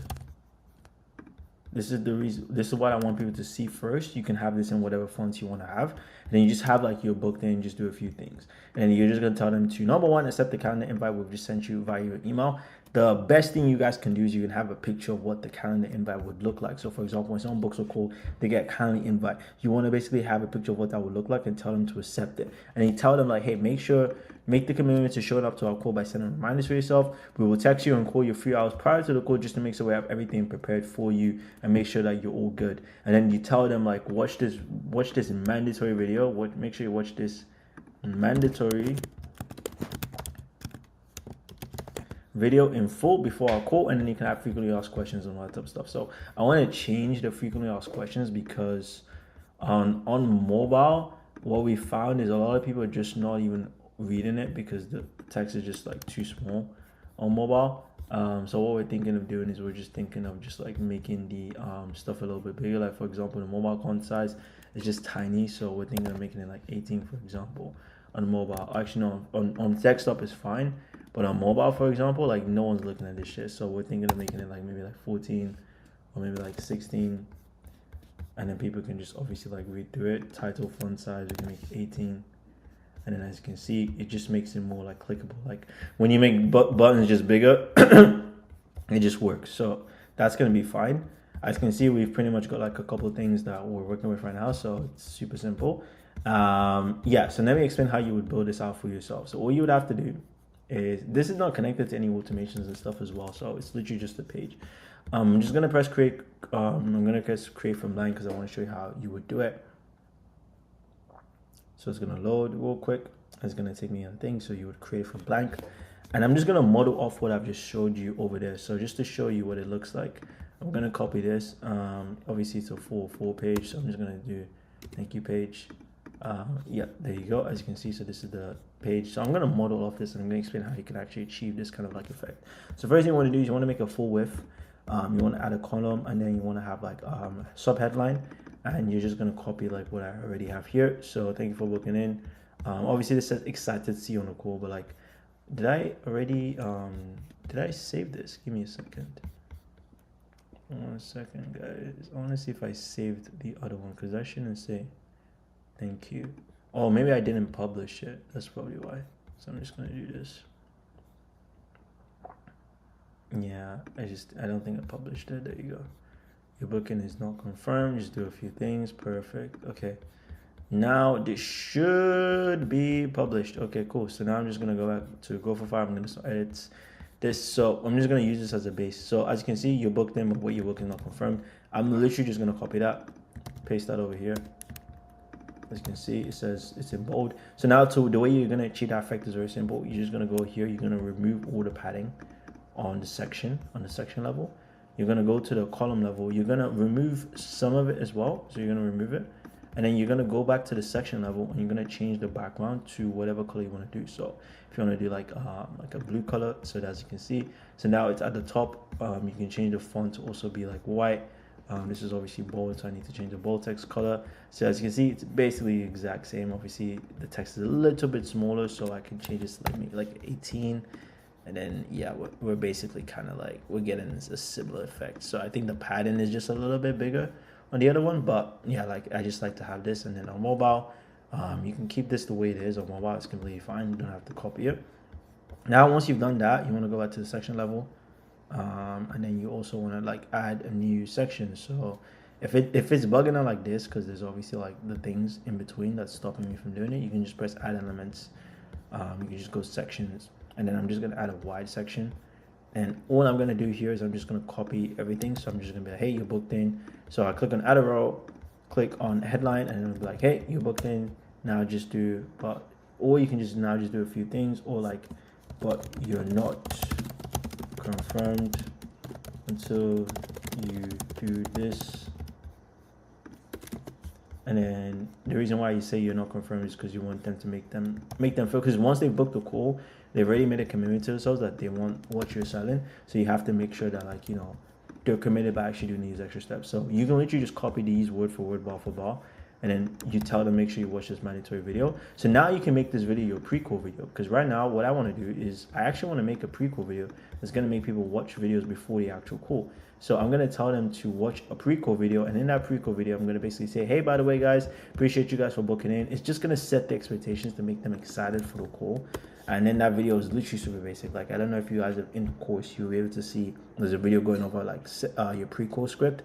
It should be in sales. So you can literally just copy and paste that script. Obviously change up the wordings and just make it that. And that's the video that's going to go here. Okay, so this video is going to tell people, hey, super excited, thank you guys for booking the call, super excited to get into this stuff, etc., etc. And then you're going to make them feel like, you know, happy to obviously get this to the next step. So I like to use that, and then underneath that you would then have the VSL, so you would have another video page. So for that to happen, I would make another section. I don't need to do full width, I'll just do wide because I just like wide. And then I'll just do column, and I'll do steps, and then right underneath that I would do VSL video, and then I go boom, then I'll just have my video down there. So yeah, that's what I would do. And then you can just have the VSL there, and then you can have like your frequently asked questions underneath that. So the frequently asked questions, I like to have it, but what you can do as well is you can just have this in like video formats, because what I've noticed about this stuff is most people don't really read it, to be honest. So I'm just making a new section over here. I'm just gonna make a new headline, and I'm just gonna do frequently asked questions. And right underneath that, I'm gonna have a new element. I'm gonna press FAQ, and FAQ kind of gives you this whole thing that we've got over there. So it's very simple to edit the FAQ. If you want to change the text and the title, you just need to double click and you just type blah blah blah blah blah blah blah blah blah blah. Same thing over there. If you want to change what's inside the text, it's very simple. You want to click on this. As you can see, this page pops out. What I like to do is I like to delete the rest of the two. I like to remove the show image place, remove this part, because obviously like we're not using an image, so you just press show image. So now you don't have an image, and then all you can do is just put in all the text. And then what I like to do is I just like to duplicate it so everything's the same, because if you just add more, like all of them are gonna have the show image thing, and it's just annoying to just like change them. So I just delete all of them and then I just remake them, all following the same pattern, and then you can just change it. You can do contained. So contained kind of like gives it like this kind of like cooler look, I guess. So if you like click off it, it kind of like has this like look. You can change how the contained looks like as well too. So if you go into like what is it called, border and shadow, you can kind of play around with it. You can play around with the box shadow, you can play around with color options, etc., etc. So I'm not going to change any of these because there's just no point. So yeah, and then you can have either separated as well. And you just want to make them kind of stand out. The reason why sometimes people won't open it before is it wasn't standing out. So if you can do separate, it will just make it. Sorry about that. Anyways, what I was saying is yeah, you just want to make it seem like something that they want to click, because sometimes people just don't open FAQs. So you would just have to make it seem super enticing. Like you want to have questions that you want to ask, questions that people want to check out. I always like to do that because people are always going to want to see these things, and you can just have them open as well too. Like for example, what is it called? Keep first content open on load. I like to do this so that people can actually see this and they'll be like, okay, cool, this is actually pretty sick, and they'll just read through the rest of it. So I'm gonna just save this as it is. I don't think there's anything else that we had over here apart from the frequently asked, and then we have the student interviews as well too. So then what you can do is right underneath that, because the goal of this is you want to give them so much social proof after they book the call that it reaffirms the decision that booking the call was the right thing. and you also give them so much proof, so they can't go around and say like, hey, like this is not like good. So it's like, I like to say, you can say watch student interviews, but I like to like watch interviews of people who've taken the same action you did. Booking a call. The reason why I'm gonna change this as well to what is it called, to what we've done recently, because I'm gonna change this part to like our actual like thank you page, because this is gonna reaffirm the decision that they made the right decision to book a call, so that they don't cancel it, or like, you know, they don't do like any funny stuff. So then you can obviously have your videos, and then right above that you can have your sub headline, and you can also have like your sub headline over here as well too, and then you can just like put this over here, and then you can just like put this over here as well too. So, and then if you want to like duplicate it, you can, and you can just duplicate that as well too, and then just spam as many interviews, images, social proof as you want. But yeah, this is exactly how you would do this. Like, it's super simple. Watch explanation video. Super simple. This is exactly how you guys would do it. So when people go to this page, you just flood them with so much information that it's gonna give them like context that, yeah, they made the right decision. And then obviously if you structured your emails correctly, you're not gonna have situations where people hop on a call and they're kind of confused of what's going on. So you're pretty much like chill to go here. So yeah, that's pretty much it. I'm just gonna save it over here, and then I will just change some of the things I want to change in my actual thank you page, because this is super sick stuff. But yeah, hope you guys got value from this video. Literally, you can just copy this exact same template. I'll see if I can share this with you guys in the chat, so you guys can obviously just like share this funnel, so you guys can just like add this to your own stuff. But yeah, that's exactly what I would do there, and then you're pretty much kind of like good to go. So yeah, that's pretty much it from me, and yeah, we'll speak very, very soon. Peace. All right, so funnels can be super techy. If you're not too familiar about, you know, running funnels, it might be typical. So that's everything on funnels. Now, funnels can be super techy. I don't blame you if it's your first time building out funnels or you haven't done them many times. I've built out probably over 100 different plus funnels for different coaching offers. So I know what funnels work for different types of offers. And most likely, if you are in a niche that already worked in before, it's going to be straightforward. You just plug and play what already works in there. So when I actually work with people one-on-one, I pretty much build out the entire like funnel that I want them to use. So for example, as you can see over here, if I jump into high-ticket sales funnels, we break down pretty much everything. There were so many different funnels. I just didn't want to make the free course too long. We have webinar funnels. We have VSL funnels that I think I put the main ones that most people probably use, but there's different ones that I think make sense, and it depends what type of offer you're running. So like I said, guys, just depends on your situation. So if you want more specific one-on-one stuff to your situation and what you think you should be doing, I will help you actually craft that stuff out. And like I said, there's going to be a link down below to actually schedule a call with me if you want that information, but it's up to you if you want it or not. But as you can see, I break down pretty much the entire process of like building Skool funnels, all that type of stuff in extreme depth, and I just do this all live one-on-one. So if you want that, there's going to be a link down below. So yeah, go check it out over there.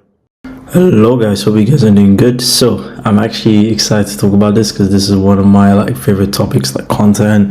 I know I keep saying everything's like my favorite thing, but trust me, I really do enjoy this stuff. So let's just jump into content marketing, guys, and this is how I'm literally going to give you infinite content ideas. And when I say infinite, I mean like genuinely infinite.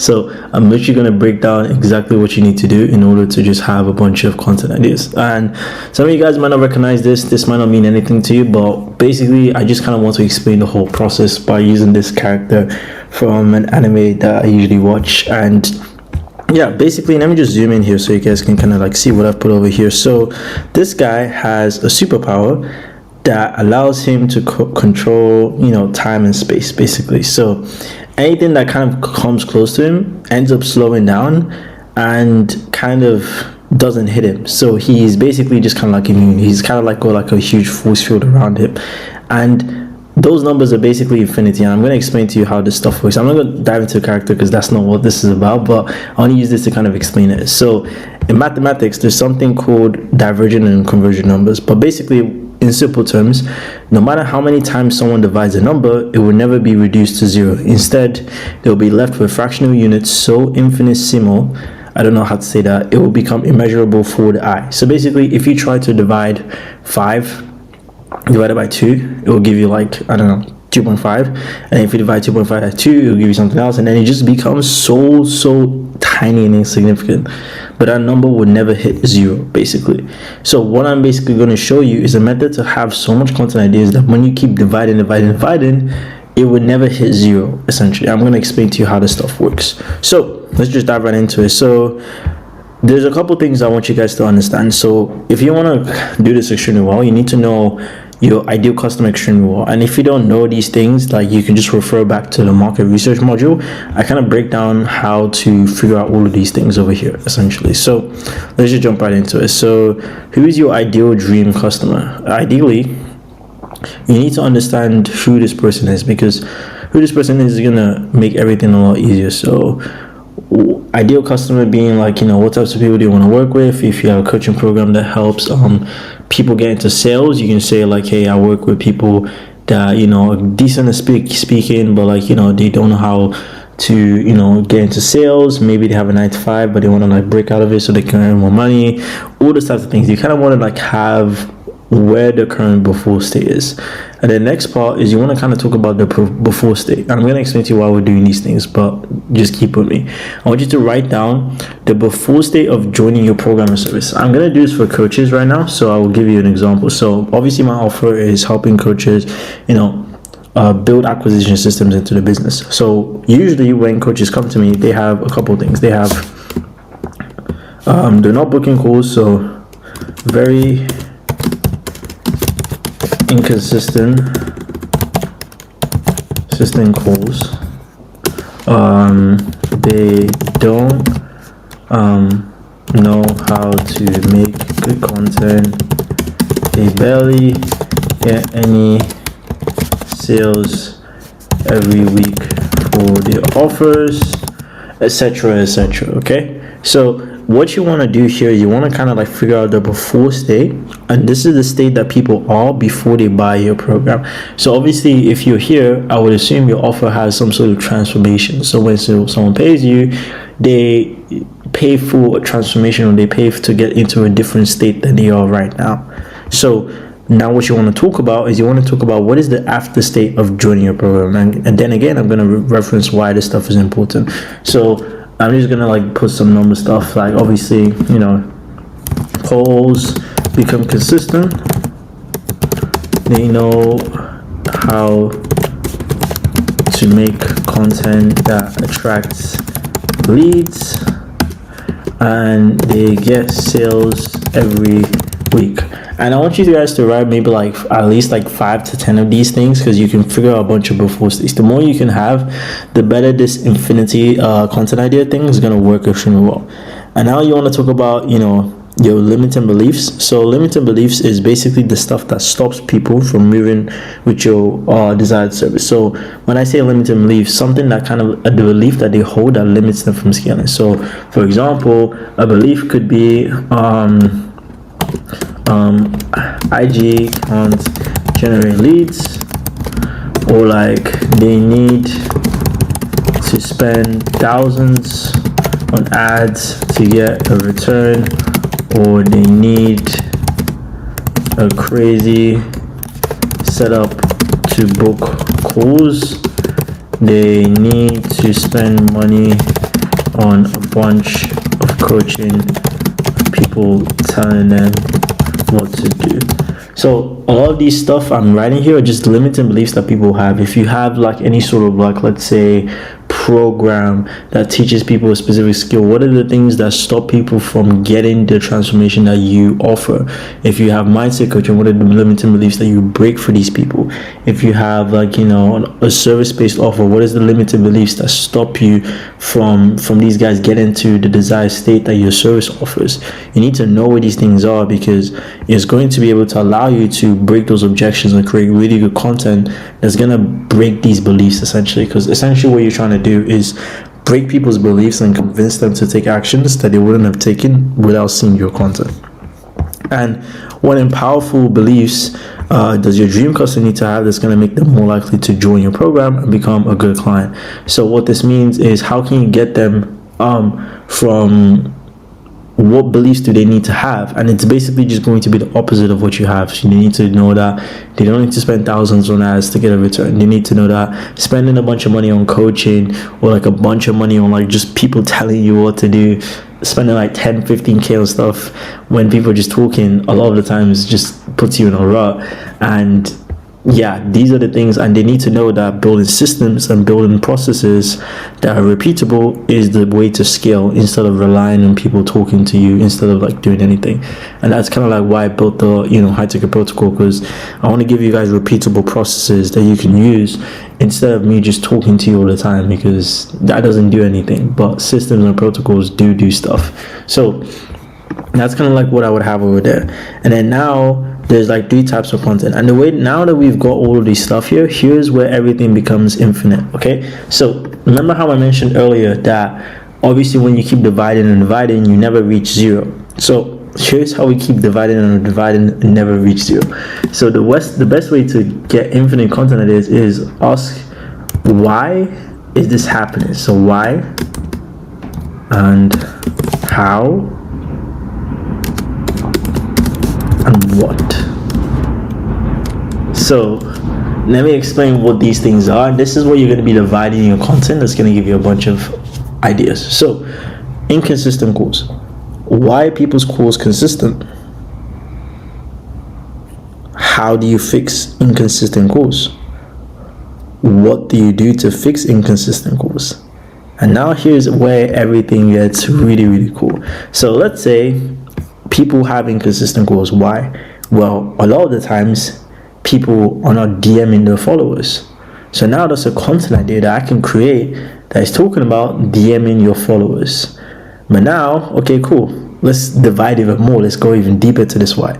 So why do people not DM their followers? Well, people are lazy. People don't want to DM their followers. They feel like they don't know how to DM their followers. So now I talk about why people don't DM their followers and what it can bring. So now it's a different content idea. Now I've got 2. So let's talk about now, okay, why do people not DM their followers in the first place? Well, some people might not know how to do it. So that's 3. So now, why do people not know how to DM the followers? That's 4 now. That's a different content idea. And then it can go down and down, and that gets a little bit wacky. But now, as you can see, I got 4 content ideas from very inconsistent calls, which is a before statement prospects are going to have. And this is stuff that I can talk about because it's going to relate to them, because this is where they're currently at before they buy my service. So that's just why. So let's get into how. So how is basically just kind of like, why did this how do you fix it? How do you fix very inconsistent calls? So very inconsistent calls can be fixed by having consistent inputs. Okay, so how do you get consistent inputs? So that's the first content idea. And the second content idea, how do you get consistent inputs? Well, you need to have KPIs that you need to hit, and if you hit those KPIs every day, you can have consistent inputs. Okay, cool. Now third question, how do you get those KPIs? Well, how do you get those KPIs? So you base it off initial data. So you do, let's say 100 outbounds, you get 50% reply rate. That means that's your KPI now. So you have to be hitting those KPIs. Okay, cool. How do you actually hit those 50% reply rates? Well, here's how to actually DM your followers. And how do you actually, now you can see, I've gotten just about maybe 8 content ideas from just asking, but just these 2 words. And then you can do into what, and then what can you do? What can you do to solve inconsistent calls? Like, what's happening to get these inconsistent calls? How can you solve it? And then you can get into, okay, cool, this is what happens when you have inconsistent calls. This is what happens. You don't make any money, you do blah, blah, blah. But there's a video on how to fix it. Okay, what happens when you don't make any money? Well, you don't have enough cash flow to be able to invest into things. Okay, what happens when you don't have enough cash flow? Well, then that means you don't run a business. So what happens if you have no cash flow and you don't run a business? Well, you need to go back to step 1 and do blah, blah, blah, blah, blah. So now you can literally get 15 content ideas by just asking simple questions of why, how, and what. Very easy. And that was just one, guys. So if I go into this one, I can literally get 30 pieces from just asking this. And that's why I say it's infinite. And that's kind of like, hopefully this ties in together into this part over here. No matter how many times you divide a number, it would never get to 0. So you can go as in-depth as possible by dividing these things. It will never get to 0, guys. And that's what makes this like really, really powerful. And if you do this for the before state, now you're having content that's resonating with your audience. And then the same thing over here. If you do this for the after state, now you have content that is going to make your audience want to desire it. What happens when your calls are consistent? What happens when your things are that? So now people are trying to desire it. And then the limiting beliefs. Why can't your IG generate leads? Well, it's because you're not doing this. How do you spend money on ads to actually get a return? Well, you need to do this. What do you need to do to make money, to stop burning your money on coaching? Well, you need to do this. And then boom, boom, boom, boom, boom, you just get into a crazy amount of content. It's actually kind of like making my head go crazy, but this is how you make it infinite, guys. So that's just kind of like it. So basically what I would recommend is, if you have 5 or 10 of these, I promise you're not going to run out of content. You're always going to have something to talk about if you do this properly. Okay, cool. Now here's the third part. This part is also really cool. So here you can just kind of like write your content ideas, and I kind of split these into 4. There's value, there's personal, and there's social proof. So for service-based businesses, if you guys are watching this, ideally, and service-based businesses, I mean like agencies and stuff like that, like you're offering a service, a lot of the times you're not really going to be doing personal content, because a lot of the times people are not necessarily trying to relate to you. They're only buying you for like a service. But like value content ideas over here, this is what you probably want to be making, and also this, because this is going to attract people that actually want to give you money. Okay, but if you're a coach, I would probably recommend doing all of these, because like at the end of the day, people are buying into you as well too. So value content ideas are kind of like stuff just going over how to solve a specific problem. You're giving value, you're giving something that people can take and implement and use. Personal content is value and insight. I'm going to do value and insight. The difference between value is showing someone how to do something, and insight is showing people where to look for something. Okay, so value would be, here's my 5-step DM script, and then insight would be, I've noticed that people don't know how to book in calls because they don't know a good DM process that allows you to get high quality booked in calls. And we realized that to get high quality booked in calls, you need to be using high status DMing. And then people are like, oh, what's high status DMing? Well, book a call and I'll show you how that is. Insight usually attracts buyers, but it doesn't really get the most traction online, but it gets buyers. But value gets most of the traction online, but it doesn't necessarily get people that are trying to throw your money at you yet, until you built up a good ton of it, and then you give insight. But for people that are building service-based businesses, I would recommend having a mixture of both. But because, you can't just rely on insight, because insight is not going to grow your content, but it will attract people that actually want to give you money. Personal content, this is just kind of like stuff about yourself, your experiences, stuff that you've been able to achieve as well too, because if you are documenting, or if you're kind of like selling yourself as like the product, so your case study, your lifestyle is the product itself, people are buying into that, then obviously you need to be able to showcase that, because that's going to attract people that kind of want to be like you. A good example of someone that would want to do this is if the offer is basically just kind of centered around their previous achievements or the stuff that they've been able to achieve in the past. Had an offer where it was scaling, and he has an offer where he was teaching people how to build, he was teaching Muslims actually how to build halal businesses, and he himself is a Muslim that built an halal business. So all his content, I told him, should just revolve majority around value and himself, because oddly enough, there's going to be a lot of Muslims that kind of want to be like him, because he's basically the product.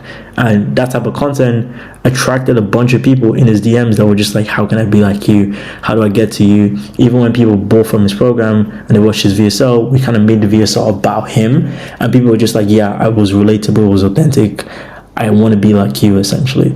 So in those types of situations, you should know there should be a module that kind of like breaks down like specifically if you should be making those types of content, because not everyone needs to be making personal content. I just want to put that as a disclaimer. Even not coaches, there's some coaches that don't need to do it, but a good rule of thumb is B2C coaches would probably want to do it, and B2B coaches probably want to do it less. Okay, and then social proof content is literally just like you talking about your results, about achievements that you've been able to make, all that type of stuff. Yeah. and market problems and the solutions delivered by your service, the benefits of having these solutions. So these are just kind of like just tying in the before state and the after state so you can get big picture. So let's say the problem is the market can't book enough calls. Solution is I show people a 5-step process that books a lot of calls, and now you can even go into depth and be like, this is how I do this, this is why I do this. And then as you can see, it just becomes infinite, guys. So for example, let me just give you over here. So problem, people can't book consistent calls for their coaching offer. We solve it by implementing appointment setting protocols that allow calls to be consistent and train a setter to make everything go smoothly. So now I can even go, why? Oh, how does it work? So why do we implement a setter? Well, the reason why I implement setter is because if they become more consistent and business owners shouldn't be resetting. Okay, cool. Why shouldn't business owners be setting? Well, business owners shouldn't be setting because they have a business to run and they need to be focusing on working on the business and not in the business. Okay, why business owners should be working on the business? And as you can see, I've got 3 content ideas from just this one solution, and it's all going to relate back to it. So there's no excuse to not have ideas, guys. There is literally no excuse. If you use the infinite content marketing worksheet, guys, and just keep asking how, what, why, how, what, bro, you would never run out of content ideas. And now to make your processes and your structures good, here is where you're basically just going to be stealing. And this is like the easiest thing to do. I'll give you an example over here. So if you go over here, there's a section called, this is like a Notion thing. You can make it this table. You don't even have to use Notion. But essentially, you just want to get your top influencers that are basically in your niche, and you want to just kind of copy the structures of the most viral videos and then just add your own stuff into it. Okay, so now you go here and you just add your own stuff. So obviously you need to understand the hooks, you need to understand the rehooks, you need to understand how to script those things specifically. It will probably be another module just kind of like breaking that down. But now what you need to do, now that you've got your content ideas and you're just flowing with ideas, you need to know how to structure it. And the best way to do it is to look at already winning structures by copying your competitors that are doing decently well, and then adding your own content ideas instead from this infinite content ideas worksheet. So I hope this was super valuable, and I hope you understand now how to literally generate content ideas out of thin air. And this is how I do my stuff, and I promise you I never run out of content ideas because there's literally always something to talk about. Alright guys, hope you enjoyed this one, and I'll see you in the next one. Peace. Hello guys, so I'm going to be going over my favorite tool, which is Manychat, and it's probably one of the best ways to convert a bunch of attention into actual sales. So I'd recommend this if your content is going like decently viral, if you're getting a bunch of people commenting for like free resources or free things. Ideally you want to learn how to use Manychat because it's just going to save you a bunch of time and it's just going to keep everything a lot organized. So this is going to be like the shortest tutorial ever. So you notice how when people comment a keyword and it instantly sends them a message? Well, this is usually done through Manychat, and the way you do this is very simple. So I'm just going to give you an example of what you need to do here. So these are some that we run in the past with a client. As you can see, some of these have got 12,000 runs. So that means over 12,000 people have commented on these actual videos, and this is why we need Manychat, because imagine a setter trying to go through 12,000 leads. It would basically just be impossible for them. So this is how you do it. So ideally, I just kind of like, I don't use the templates because it's honestly so simple. You want to create a new automation. So obviously when you signed up and you've connected your accounts, you want to create a new automation. So ideally you want to do a new trigger and go into Instagram, and you want to do when a user comments on a post on a reel. So now it's going to bring up all of your posts and your reels that is on the connected account. Okay, so what you want to do here is you can either do all posts or reels, or you can do a specific post. Some people do all post the reels, so if some people are just like posting the same thing over and over again and they're just asking people to comment, it would just do the same thing when it does a keyword. If some people are not necessarily doing that, it would just obviously do something different. So ideally what you want to do is you want to do a post. So I usually just do a specific post. If you haven't posted the video, I recommend getting pro and just put in next post, and then you can actually post the video. But for now, let's just click this post. So just click a random post, okay? So websites that feel legal to load. Okay, cool. So I'm just gonna click on that and continue. And now it's gonna ask you for the keyword, okay? So ideally what you want to do is you want to put the keyword that you mentioned in the video. So let's say, for example, this video, let's just say you said cash for just the sake. Let's say you said comment biz, let's say you said comment events, whatever that note is. Ideally you want to make it just one simple word so that we can easily pick this up of Manychat, okay? So just click on continue. It said if it includes these keywords, so basically if someone says something and it also includes the word cash, it will also add it as well too. So yeah, click on next. I like to add these, so I just like to say just send it over, check your DMs, shove it over in your DMs, my bro. So I just like to add these because like if you just have one thing, it just kind of looks repeatable, it just looks like a bot. So even though they know it's a bot, it's just, you know, it's nice to have like different variations, and I think also improves how Instagram pushes it out because it sees that, you know, sending the same thing over and over again. So now when I click on save, it's going to show me to review. So as you can see, I've done this specific post, and the trigger is when people comment this word, and then this is what's going to happen when they comment this word. I'm going to send them a reply, and it's going to send this down. So now this is the step. So this is the trigger. So now what I need to do here is what's happening after this trigger. So what I do here is I'll go into Instagram, and it's going to send them a message. So what's going to happen is I can just say, what I like to do is I don't like to send them the stuff straight away because some people just don't reply. I like to just prompt them to just confirm that they're interested in it, because you get high intent leads when you do this way. So I like to say something along the lines of like, just so your comment, you want me to send everything over here. I just like this one because it just prompts them to be like, yeah, of course, send it.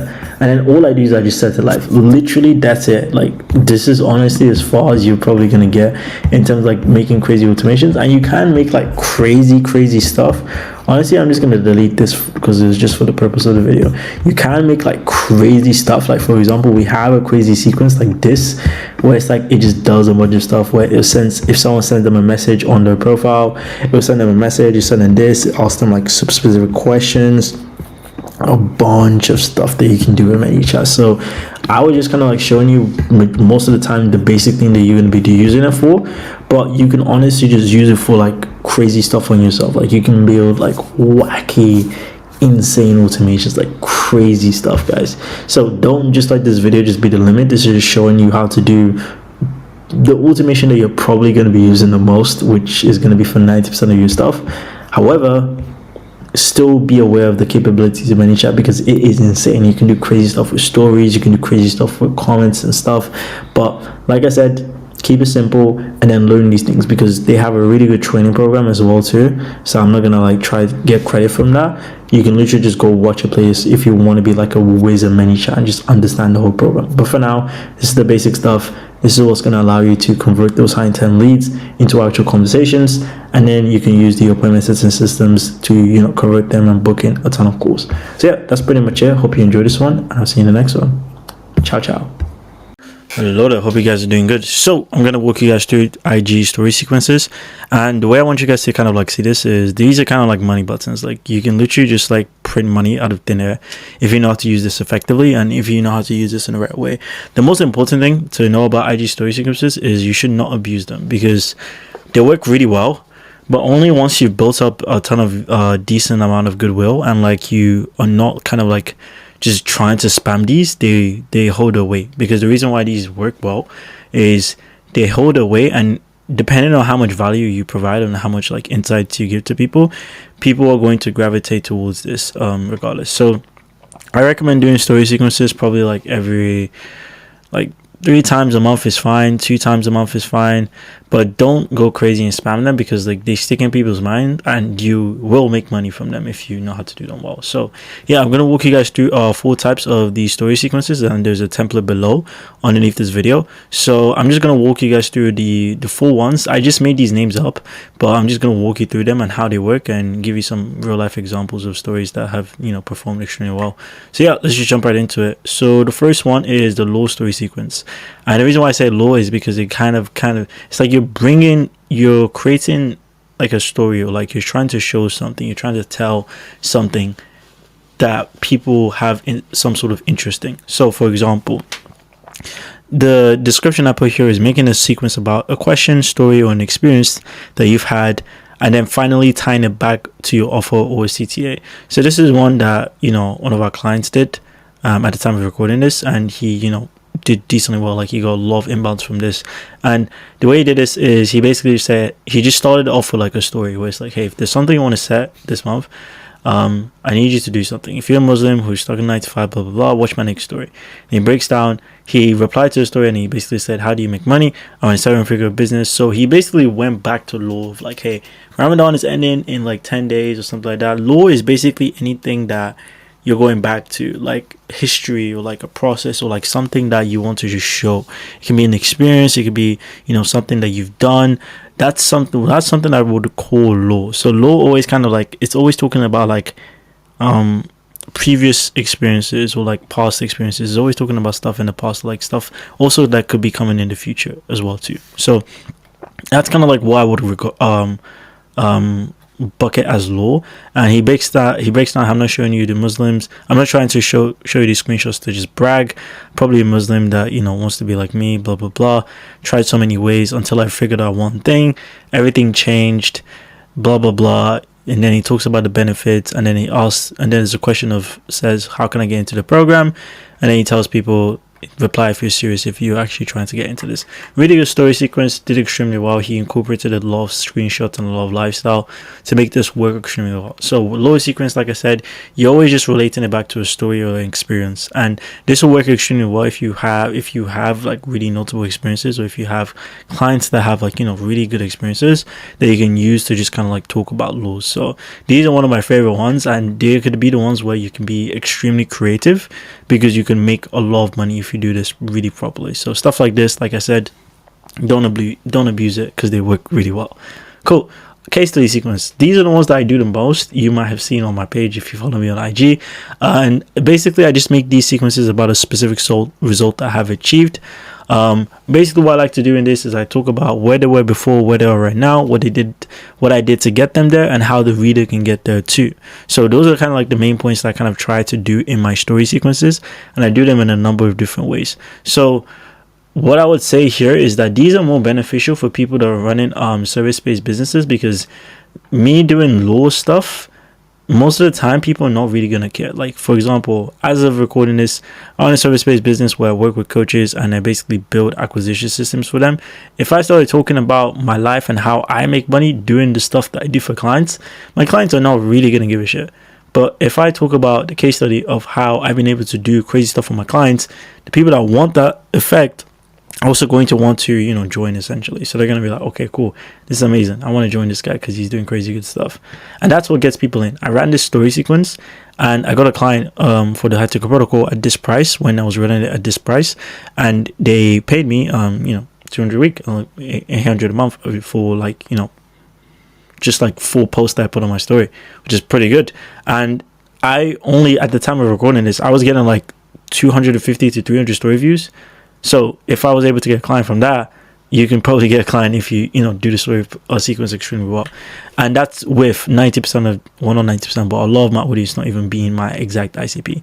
And these are some other examples of me doing it. So I just put a case study, and I just said, hey, I don't think people understand how crazy this is. Imagine waking up to blah, blah, blah, and then struggling to have attention. So I'm trying to make them feel some sort of shame, but I'm using my case study as the reference. And I also got a client from doing this as well too. He literally DM'd asking what's the price, and he joined the same day. So yeah, this is what you need to do.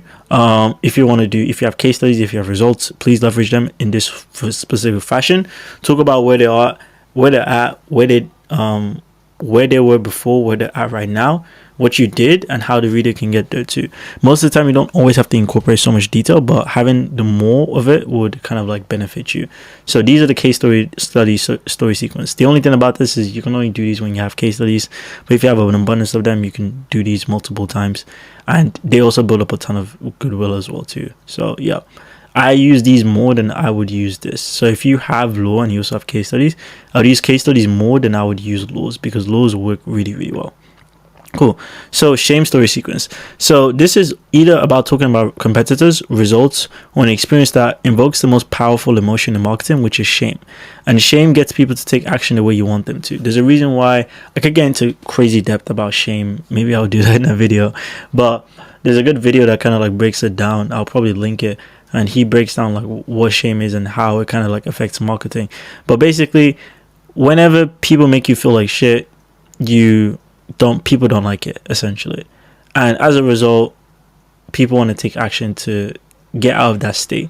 It's the reason why governments use it. It's the reason why, it's used in a lot of like religious books as well too. If you're not doing something that you're supposed to be doing and people make you aware of it, you feel that sort of shame.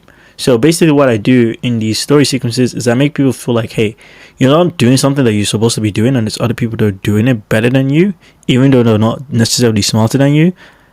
That shouldn't be the way that shouldn't be the way things are. If you want to solve this, I've got you. You just need to DM me. And then I basically just say over here, the way I make people feel shame is I basically say, if you're struggling to not have attention when there's an abundance of this, it's on you. Not booking in calls with people that want to give you money is also on you. Not making the money you want to make is also on you. When there's an abundance of information and people signing 5 to 10K deals like this, it's either you actively choosing to ignore the solution or you simply just hate making money. Once I make the offer, everything goes up in price. This week, probably halfway through, the next would be the last chance to get in. You know what to do, DM. And then I'm going to decline from this. Because they probably felt, damn, he's right. All these guys that he's posting on his story, which is why posting case studies really helps. They're making so much money. They're doing decently well, and I'm here not doing well, and I should be doing well because there's an abundance of it. So it kind of like sinks that feeling, and you're like, shit, they're right. And then it kind of makes you want to take action. This is extremely powerful, and it's kind of like an art to kind of get really, really good at this. But the people that are really good at using shame, you wouldn't even realize it, but you're going to be taking action without even noticing it. So shame is really good in terms of like story sequence, and I recommend a lot of people like learn it. And it's probably one of the emotions that even if you're not using it, I just made shame its own sequence, but you can incorporate shame into all of these sequences. You can incorporate shame over here, you can incorporate shame over here, whatever. But the main thing about shame is you don't want to make people feel like, you don't want to always like say crazy shit like, oh, you're fat, you're lazy, all this type of stuff. The best way to utilize shame, honestly, is to kind of tell a story and kind of like show a story of like, hey, someone wasn't doing this and this sucked because they weren't able to do XYZ, and that's gonna relate with a lot of people. People don't really like being told that the things that they know they are, but people don't like really being told that. Like if you're calling people fat and lazy, it's gonna work for people that are in a lot of pain, but there are gonna be some people that are just not gonna really like gravitate towards doing that type of stuff. Cool. And then there's the launch story sequence, and this is when you're launching something new or you're trying to launch something that's capped. You can refer to my SOP on how to figure out how to launch this, but there's an SOP that's going to be linked that shows you how to launch offers using story sequences, and also like different ways as well too with emails. But the way that you do this is you just call out the people you want to target straight away, looking for blah blah blah, and then you just explain the benefits, explain what the promise is, and then explain like the benefit, and then you just give them the call to action. Every single story CTA should always have a call to action. So you just DM, and you can just be whatever you want to do, and then you can go from there. So yeah, these are the types. There's loads of other ones, but like these are the main ones that I use and the ones that I've noticed to work the best. So I just use those. And like I said, for frequency, try not to be spamming more than 3 of these a month, 3 or 4 of these a month. You could run one every week. But honestly, just don't spam it, because people will always remember it, because like they all follow a similar pattern anyways, so people are always going to be able to remember them. And the best way to kind of like launch these stories is honestly like when you haven't got anything posted on your timeline. So if you posted something previously and then you did a story sequence, it wouldn't really work that well, because previous people would have seen your stories, and depending on the performance of that story, it will influence the rest of those performances. So I would always recommend doing story sequences when you haven't posted any stories at all, like your account is just flat. So give it like a day and then you post a story sequence, because it's going to reset and the story algorithm is going to start showing it to people. So in terms of like the template for it, I just tend to do this. I tend to do hook, Hook is not super crazy. It doesn't have to be like the craziest or the best hook, because people tend to stay around longer in stories, because stories is like its own feed. You can't really like swipe up or like click out of it. It's just like people tap to go past it. So I just always start with a hook. It doesn't have to be a crazy hook.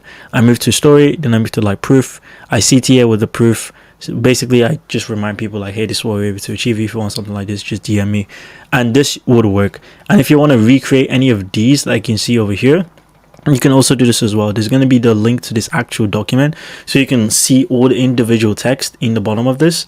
So you can just like grab that and just like, you know, move around freely in this whiteboard and just be able to like see all these things. And I might be adding even more story sequences, so you can kind of like see more examples. But yeah, that's pretty much it for story sequences.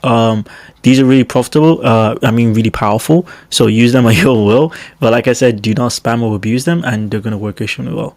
Yeah, that's pretty much it. I'll see you in the next one.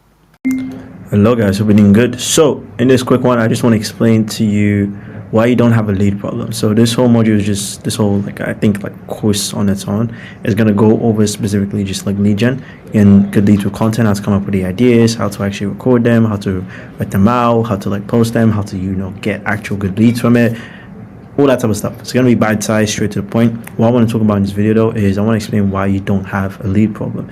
And this training is designed to change your mindset on leads, calls, acquisition, getting clients, all that type of stuff. Because I don't want you to think acquisition is difficult, because if you think it is, it's going to actually be difficult. So there's a reason why I say a lot of stuff is easy, a lot of stuff is bite-sized, a lot of stuff is easy to digest, because if you believe something is supposed to be something, I don't know if that makes sense, but it's going to end up being that way. If you think something is going to be hard or something is going to be difficult, you're going to have a hard time. But if you keep saying stuff is easy, you're going to have clarity, even though it might not be easy, but it's going to be simple. So I don't want you to put a pedestal on something and then you're going to say that, you know, I'm not getting leads because you think it's actually hard to get them. So the best way to understand this is, the best way for me to explain why this stuff is simple is you need to look at it from like a bigger lens. Traffic is pretty much everything, especially for coaching business. You need to get in front of the right people. If people can't see your stuff, people can't buy your stuff. But what's cool about traffic, it's actually one of the easiest things to get for your coaching business. It's a lot easier than sales. It's a lot easier than offer. It's a lot easier than content. Traffic, the traffic part is probably like the easiest part, which is funny because it's the hardest thing. And there was I think there was an analogy, I can't remember who made it, but like basically people were saying that like there's a triangle of like how the business coaching businesses work, and they put traffic on top of it because everything funnels down to it, but they rank traffic as like the easiest thing to get, which is true because it's ridiculously easy to get traffic if you know what you're doing. So what I'm going to do is explain why this stuff is easy. So look at this quote by Sabri Surbi. Just look at this. The truth is this: they don't have a traffic problem, they have a conversion problem. When you really think about it, this traffic complaint makes zero sense. How can you have a traffic problem when digital marketing has made traffic more abundant than it's ever been? The real issue here is not buying in traffic. Anyone with an internet connection and a credit card can do that. So this is from his book. I've read the book, it's pretty good. How to get as many clients, customers, and sales as you can possibly handle. And he's basically saying that, why are people saying they have a traffic problem? It doesn't make sense. And this is Sabri Surbi, and he's sold over $100 million in sales. So his opinion is very valid. You can literally buy traffic. If you can't buy customers, you don't have a business. If you can't be rewarded by free traffic by social platforms, by making content, then you also shouldn't be in business as well. So this whole module is going to explain how you can generate that traffic for free and also for paid, and I can use it to get unlimited leads. So many leads that your Instagram could also be lagging. I'm not promising you that, but we've done that for clients where like their Instagram is literally like lagging because of how much leads that they have.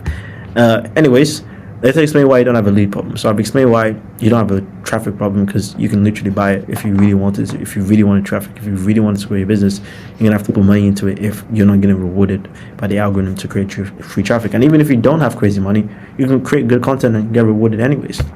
And here's why you don't have a lead problem.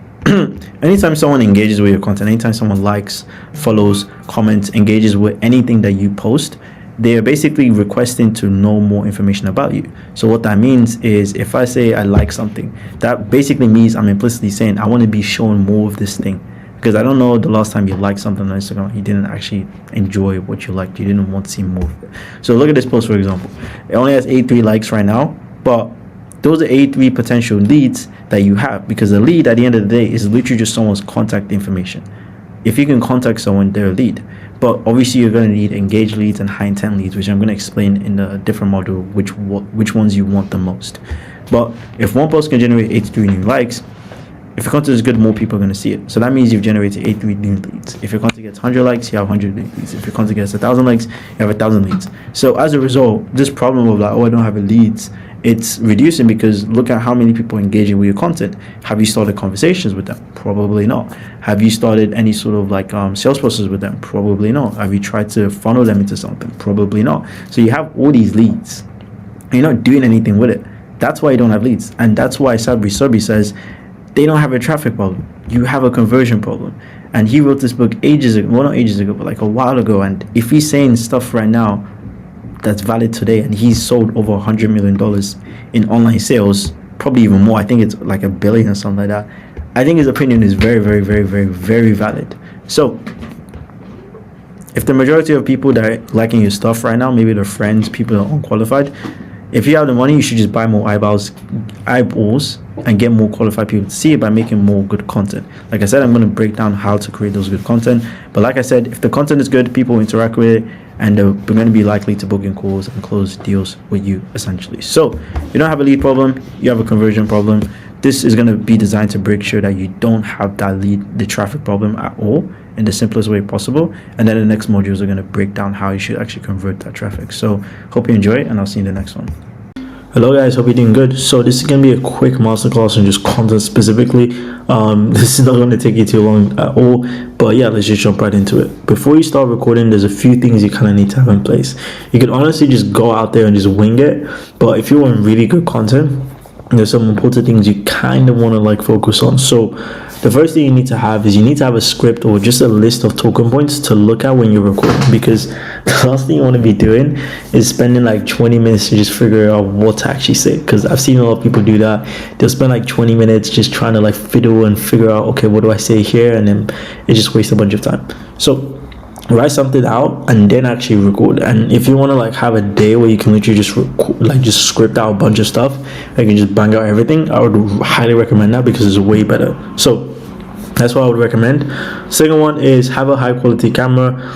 Don't use a 10-year-old Android phone or webcam to record yourself. Honestly, it just sucks. Don't do that, because if you do that, it's just not going to like look that great. Okay, so obviously I'm recording this on a laptop, but I'm not trying to be looking good on Instagram right now. I'm just trying to like give you guys value, so I'm sure you probably don't care. I mean, I hope you don't care how I look right now. Anyways, get a microphone. So obviously you want to be heard louder and clear. You don't really want any background noise. I'm going to be talking about specific stuff or tech stuff you can use. Lighting, ideally you want to set the mood for the video, make it more visible in the shot. Don't use a ceiling light like what I'm using right now. You can get like some really cheap lights. I'm going to show you what you should get. Decent setting. This one is optimal, but it makes a huge difference compared to like a blue and white wall most people use. It doesn't really matter in my opinion. It's just kind of like if you have something that is looking nice, if you have a decent background, you can go do that. Okay, so yeah, there's going to be a list of stuff that you can use in terms of like stuff, but yeah, let's just jump right into it. So it's important to kind of like consider how you set up. You don't want to be too close, otherwise your face is just going to take up the whole screen, but you don't also want to be too far, because people are going to be like squinting to look at you. So this is kind of like one that I did on the iPhone 15 Pro, literally so basic. So I'll just zoom in here so you guys can see it. As you can see, try not to point the camera at bright lights like this. It just darkens the subjects.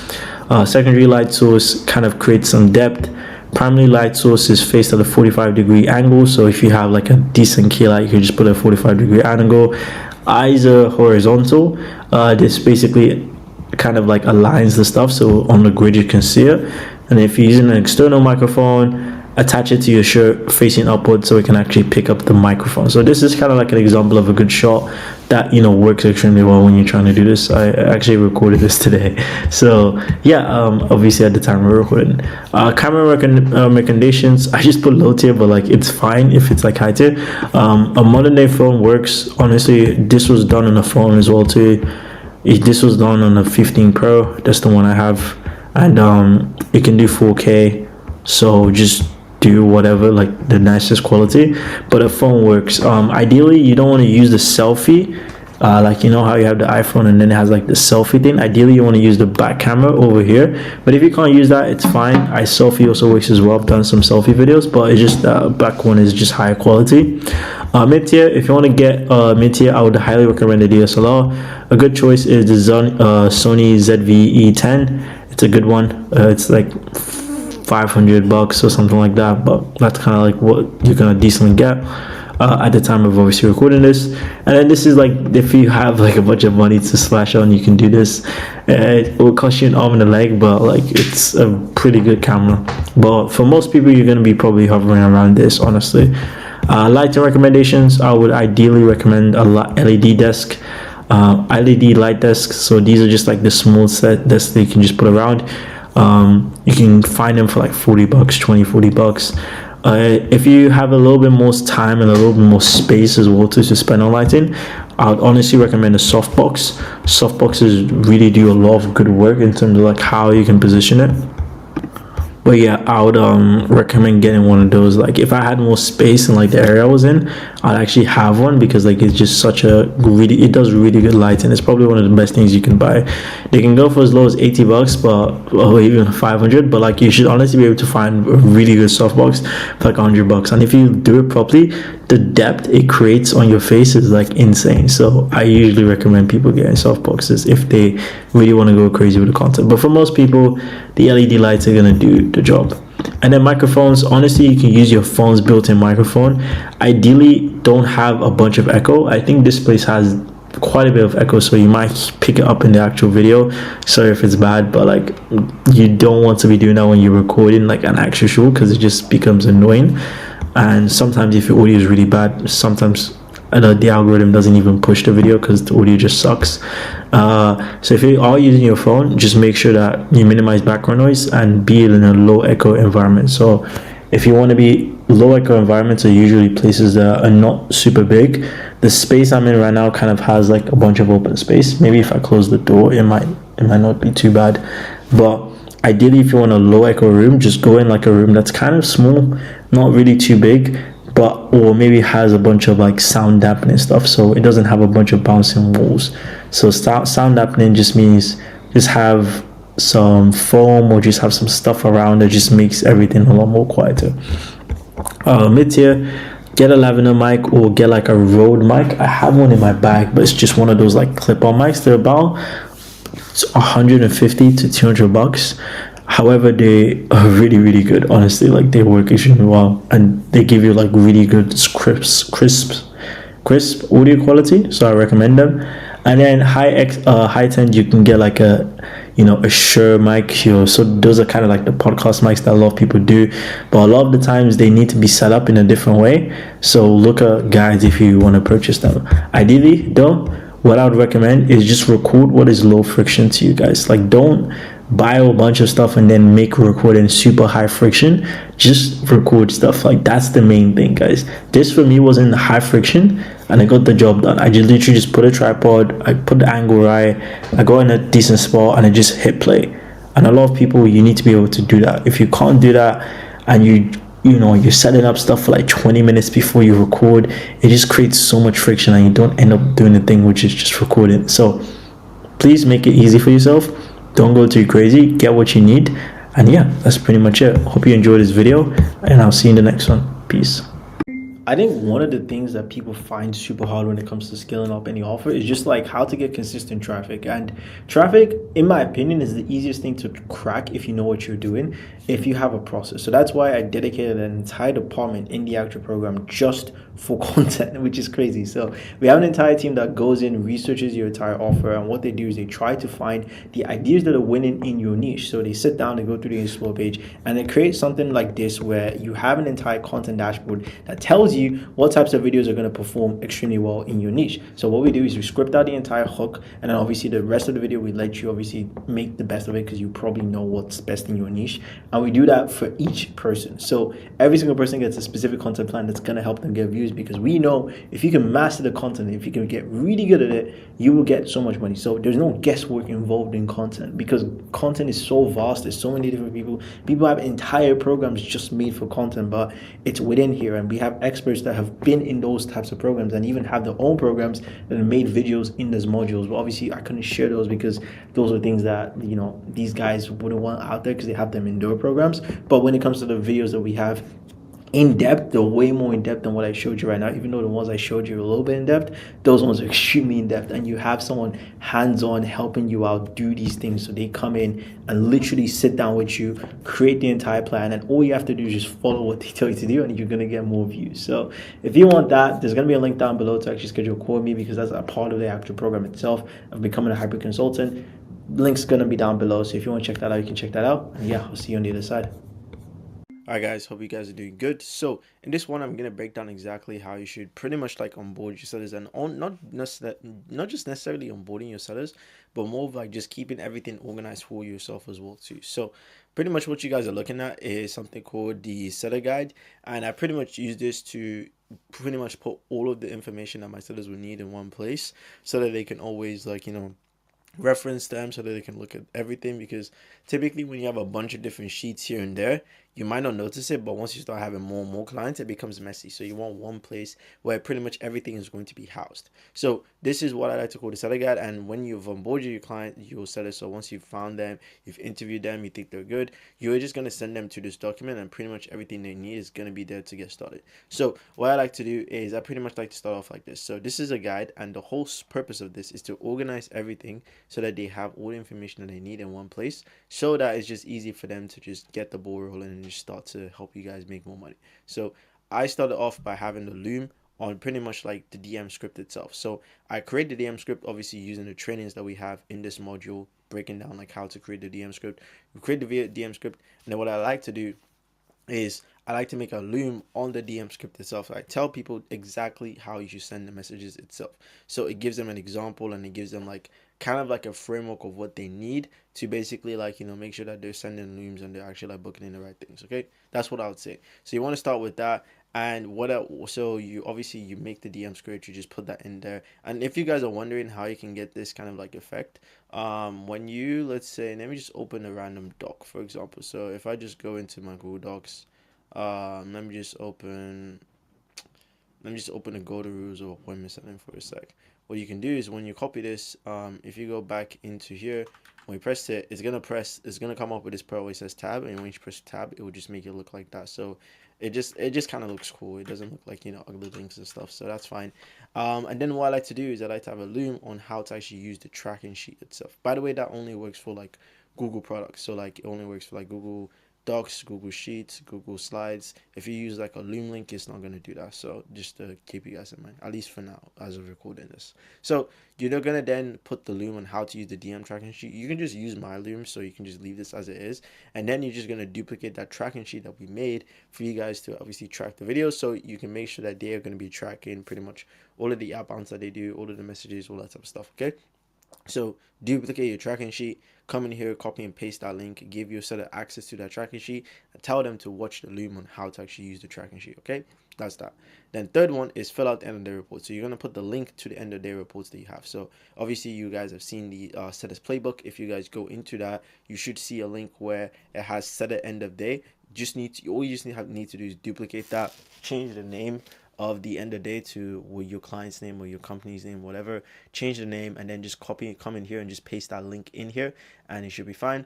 Why your worksheet? So when you guys are onboarding your clients, typically I get them to fill out forms that gives us more information about the client itself. So obviously the seller would be probably working for your client. So what you can do is you can just show them, hey, this is a sheet that just gives you information about my client. So you can understand, like, you know, why they're doing this, the values, the way they talk, the way they text. You can just see everything in one place, and you can also see more information about the offer itself. So I like to have that in there because it just gives people some more context on what that would look like. And then I like to have the name of the VSL. So I put the VSL link. So if you guys make VSLs for your client, which all of you should be doing that, to obviously like help you guys sell more high ticket products, put the link of the VSL that's already made in here so that they can also watch the VSL, tell them it's mandatory, and then obviously the calendar link. You guys can obviously put the calendar link that you guys are going to use to schedule. And then underneath here, I just like to have my appointment setting training for reference. So if someone is kind of confused or they want to look at some conversations, they can just easily click here and they can just see all of the conversations that they might be having. And just to show an example of what this will look like once it's actually like completed. So this is what I have for one of the clients. So there's a video on the DM script itself. There's the tracking sheets, there's the end of day reports, there's the why you work sheets, there's the Breezy Fitness Pro. He also has calendar link, but I just haven't added it in here. And then depending on how crazy you guys go, you can also use this for other stuff. So you can add like your sales tracking sheets in here so that they can also see numbers.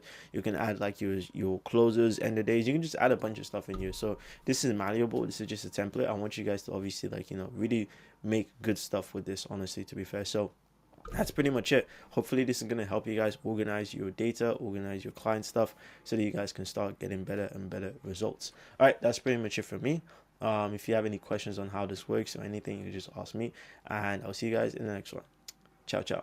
All right, guys, hope you're doing good. So this is going to be one of my favorite trainings because I actually love appointment sets and stuff. So I'm going to walk you guys through the hiring workflow to actually find top talent and the way that you actually, you know, find good setters, get them into your accounts and make them just like print like crazy essentially, or get them into like, you know, client accounts or whatnot. So yeah, let's just jump right into it. So the best way to find top talent, honestly, is to attract them in the first place.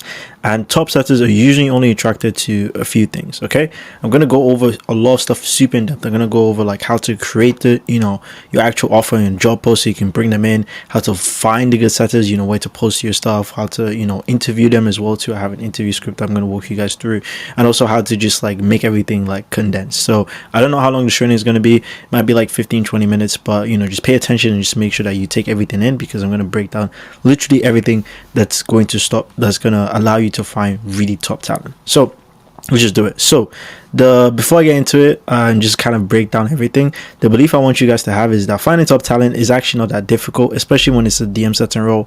I want you guys to feel like there's an abundance of good DM setters, because I used to be in that scarcity mindset of it's really hard to find really good DM setters, and anytime I had talent and I thought they were not really that best of a fit, I'll just hold on to them because I was like, damn, it's going to take me so long to find a good person like this. But if you know how to create and attract good talent, you're never going to be in that sort of scarcity mindset. So I want you guys to know and feel that, you know, finding good setters is actually not that difficult. Okay, now that that's out of the way, I'm going to break down exactly the whole process. So top setters are usually attracted to a few things. Like I said, you're going to be attracting these guys, you're not going to be chasing them. And the top things that these guys are usually attracted to is a couple things. So they're attracted to a good offer where they can get a lot of DM opportunities, so an offer where they can actually make a good amount of money, a good payment structure, and they also have constant training and improvement, and also part of like a community. A lot of these guys like to feel a part of something. They like to be a part of like a big vision, a big goal, or like something that they want to just be a part of essentially.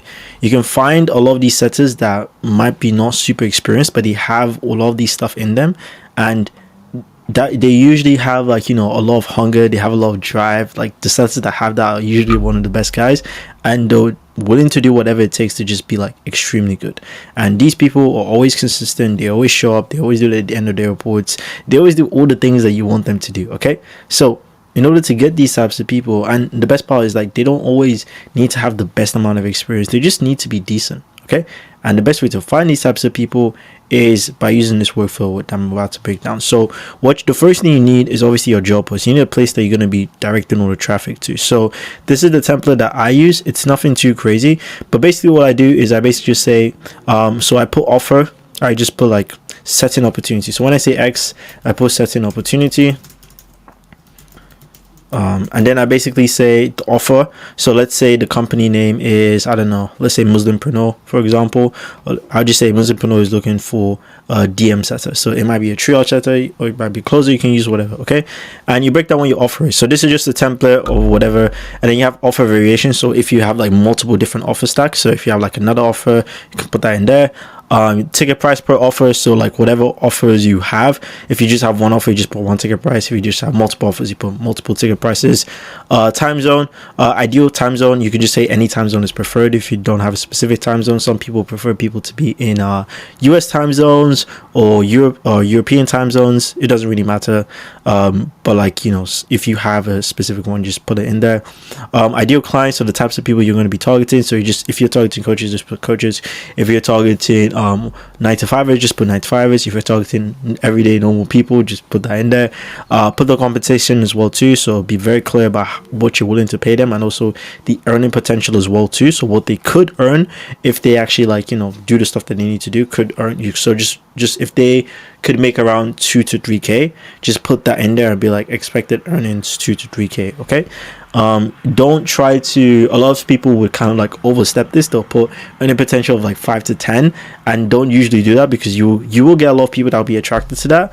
But when people actually realize that it's not that possible, you're just gonna lose a lot of people's interest and end up having 3 or 4 people. So I would say don't try to shoot for like a crazy high earning potential. Just be realistic, and the best way to be realistic is to kind of like do the math. So you can just kind of sit down and be like, okay, cool, if my setter did X amount of KPIs and booked X amount of calls, and if I closed X amount of deals, that would be this amount. So let's say it's like let's just say 50k in a month. Okay, cool.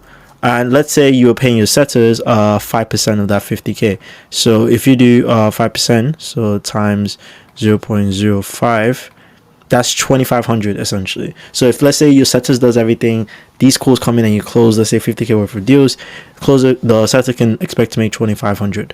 And then if you give them a base of 500 USD, they can make 3k a month. So it's fair to estimate 2 to 3k a month in that situation, assuming that they hit KPI. You need to be very clear about these things. The last thing you want to do is bring someone on that has crazy expectation, which I'm going to talk about expectation management in depth maybe in another video as well too. But the main thing you want to basically just do here is just make sure that these guys know what's possible. Okay, and don't shoot for the stars. I promise you guys, you're gonna regret it if you do it, because you get a lot of people that jump in and then they leave if you're not gonna do it. So yeah, responsibility, just tell them what they're going to be doing. So if it's inbound, just say it's inbound DMs, and they're also going to be doing warm outbound. If they're doing just cold outbound, just be clear about that as well too. Say if it's a part-time role or full-time, you can say part-time, but full-time is preferred. Some people might just be like strictly full-time. Let's say they have a high earning potential, it might be full-time, and then just put a commitment. Monday to Friday, I just put minor check-ins during the weekends, because sometimes I'll set to work on weekends anyways, and you can just ignore this. I just put this in there for, like, let's say when I send this to clients, for example, I would usually ask them like, hey, do you have any preferences of what you want your setters to kind of be like? So, and they'll kind of like tell me about what they're trying to look for essentially. But you don't need to have this. You can just kind of like ignore that. Cool. So yeah, use this. There's a template in here, so you can literally just grab it and just duplicate it and just use that to make your own. And now that's your offer doc. Okay, cool. So now once you have this, you basically just need traffic. You need people to see this thing and be like, okay, cool, this is something I want. And also, what you can also add is you can add next steps over here. Just like sometimes I'm going to explain what the steps you're going to do. So what you want to do is you want to funnel people from this to what you want them to do. So I'm going to explain how you can use funnels and how you can like make sure that you can get the best talent and make it efficient. But for now, just have this over there essentially. All right, cool. So now we're going to talk about traffic. So the best way to get traffic to these job posts is to go into groups and communities that allow you to post sets of applications. I'm going to talk about 2 ways. I'm going to talk about Facebook and Instagram. I know there's a couple ways. You can go to Skool communities now. You can do Discord. But I'm just going to go over the Facebook and the Instagram stuff, because it's all the same premise that you're going to apply to those different communities anyways. Okay, so what you want to do for Facebook is you want to go into facebook.com, make an account. You should have an account if you don't have a Facebook account, and you just want to go into, you just want to search appointment setter, and you're going to find all these places that have jobs. So if you even type appointment setter jobs, you will literally find a lot of these groups that allow you to just like post job posts in there. So what I mean by this, if I go back over here, and as you can see, I've just put a screenshot. You can literally just jump into these groups. Like for example, this one has 54k members. You can go in here, and as you can see, people literally posting job posts every single day, and they're getting comments. Obviously, some people are not putting a lot of effort into them, but you can literally just like, come on, like someone just said hi over there, so it's like, come on. You can literally put really good effort into this and get a lot of people to actually like engage. So a lot of these guys tell you to DM, which is fine. So you can just DM them setters. Well, the main thing you want to make sure you're doing is just like sending messages. The main thing you want to be doing is you just want to make sure that you're complying with these rules, because a lot of these groups, some of them will be private as well too, so you can even join private groups that allow you to post this, but a lot of them would have new rules that you need to follow. So some of them might say, hey, actually don't post any images or don't post any links in your job post. So what you need to do is make sure you don't post any links in the job post, because it's not your group, it's someone else's. So you need to kind of comply with it, because I've seen situations where people post their stuff and it will just get removed, and they keep, because they're not listening to the rules. So just make sure that they comply with the rules. And the ways you can check that is some groups that will have it. This one doesn't have it here because it's just like a free group. So but like some people just tell you that, hey, don't do this, by the way, like don't do this, and you're just like, okay, cool, I'm not gonna do it. Cool. That's basically what you need to do. Like I said, like I can see, post here has just got a lot of people that are kind of interested.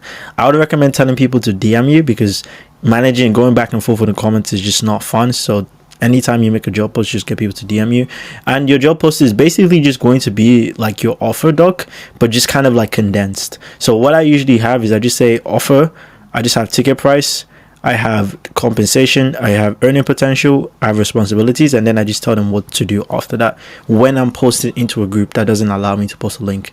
I wouldn't even recommend just putting a direct link to this. I would just recommend creating a post that just follows like the guideline that I just outlined for you. So maybe I might even add like a specific template that you can use to just post in these groups, but I don't want to do that because like some groups might not allow you. So you could just like make sure you curate the message. So the main thing you want to make sure you have in your post is the offer itself, the ticket price of the offer, the types of people you're going for, the compensation, the earning potential, and the responsibilities on a daily basis. And if it's full-time or part-time role, is also important, and just tell people to do the call to action from there, which most of the time should be DM. Okay, cool.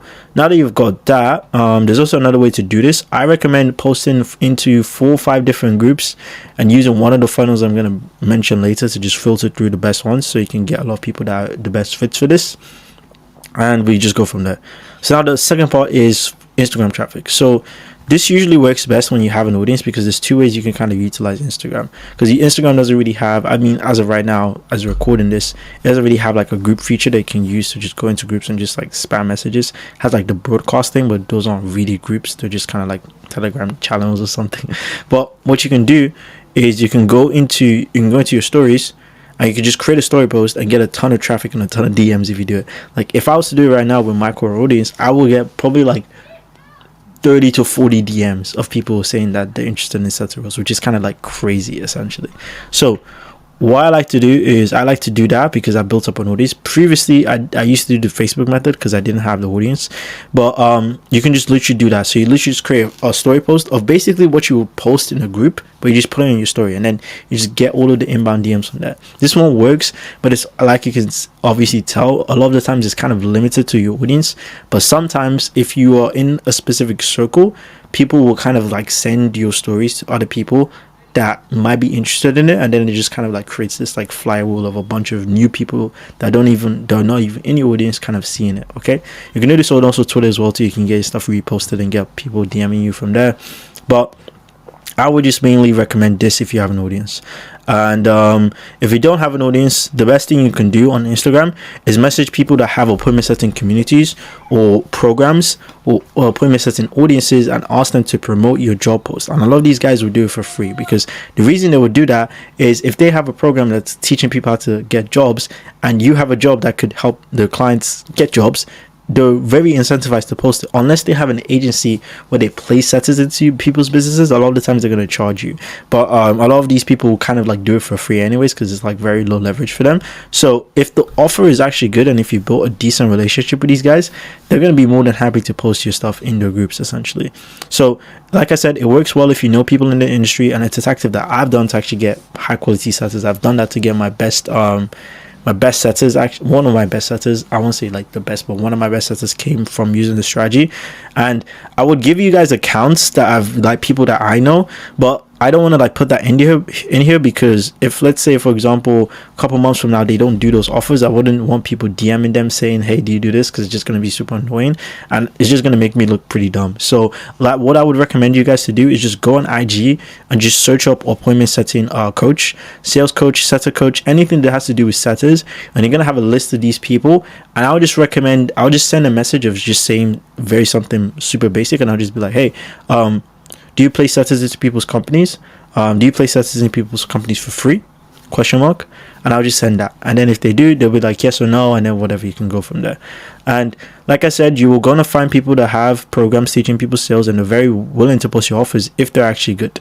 Some of these guys charge, and it's important to do your due diligence to see that you're not getting ripped off, because I've paid for setters before personally, and I've honestly not found it to be worth it unless your time is worth a lot, unless like you're making thousands and it's like you just want someone now. You don't want to be interviewing people, you don't want to be speaking to people on the phone, you just want someone that's really good straight away. If you want to do that, cool, you can go pay someone like $1K, $500, sometimes $2K to place a setter into your company and like just give you the setter and you manage them. Sometimes people even manage it for you. That's what we used to do. I mean, that's what we still do in our Done For You agency. We also manage setters, so we place and we manage them. But I wouldn't actually do that unless you realize that you just don't want to go through this whole like hiring process. If you want to do this yourself, which if you're watching the video up to this point, I would assume you are, I would recommend paying for these people, because they're just like, it just kind of like conflicts with the rule where I basically said that it's finding good talent is abundant. There's a lot of these people, so essentially all you're doing if you're paying for it, you're just paying for speed and convenience, which is fine, but you're always going to find them anyways if you didn't have to pay them. That's just me, but like I said, just my own experience. We literally, I'm giving you like a complete unbiased thing, because my agency literally places setters and we ask people to pay. So this is just me being like completely honest with you guys. Like the only reason it makes sense is if you don't want to do all this like hard work and you just want to get someone straight away and make sure that they can manage them and they can produce results for you. Okay, cool. And there's lots of other ways you can do this as well, like find setters. You can do Discord communities. It's the same principle, just post the actual like job post in the actual Discord community, Skool communities as well. But at the end of the day, honestly guys, it's the same thing. Find a traffic source with lots of people that allows you to post your job post and make sure it follows the guidelines of where you are posting, and then that's pretty much it. Cool. So that's all about like getting people, and you should be getting a lot of people if you do this properly. And yeah, you're gonna go to the next step. So now that you've got all these people messaging you, all these people saying, hey, I'm interested in your role, blah blah blah, sending you the keywords, you need to do two things. You need to two things. Yeah, you need to filter through the talent so you can find people who are worth speaking to, and then you need to speak to the people who are worth speaking to, and then find your ideal guy. So depending on how many people you might get, you might either want to create a couple. There's a lot of workflows you can do. So I broke it down to 3 workflows you can do to filter out talent. The easy workflow is just DM funnel. So you basically just get these guys to DM you and you ask them questions. So what I like to do is just ask them their experience and ask them like what made them interested, and then you just ask them to hop on a call with you if you feel like this person is actually worth your time. So if someone has a ton of experience and they're like, hey, I'm actually interested, most of the time it's really likely that they're going to be worth speaking to. So you just have to like do this. I recommend doing this when you if you don't get a ton of people messaging you. Like if you're not getting more than, like, when I say a ton, I'll say more than 40-50 people messaging you. If you're not getting more than that, I would just recommend just like speaking to these guys, like just getting them on a call, just sending them the people who, because not all of the 40-50 people are going to be qualified anyway. It's like only like a small amount, maybe like 5 to 10 people might be worth speaking to. So I'll just send the calendar links to those guys. Okay. So I'll just recommend doing that. So just ask them, hey, what's your experience? And then whatever their experience is, you just basically like what's it called, just book them in on like a 15-minute call just to kind of like do the interview, which I'm going to walk you through how to kind of structure that, and then you go from there.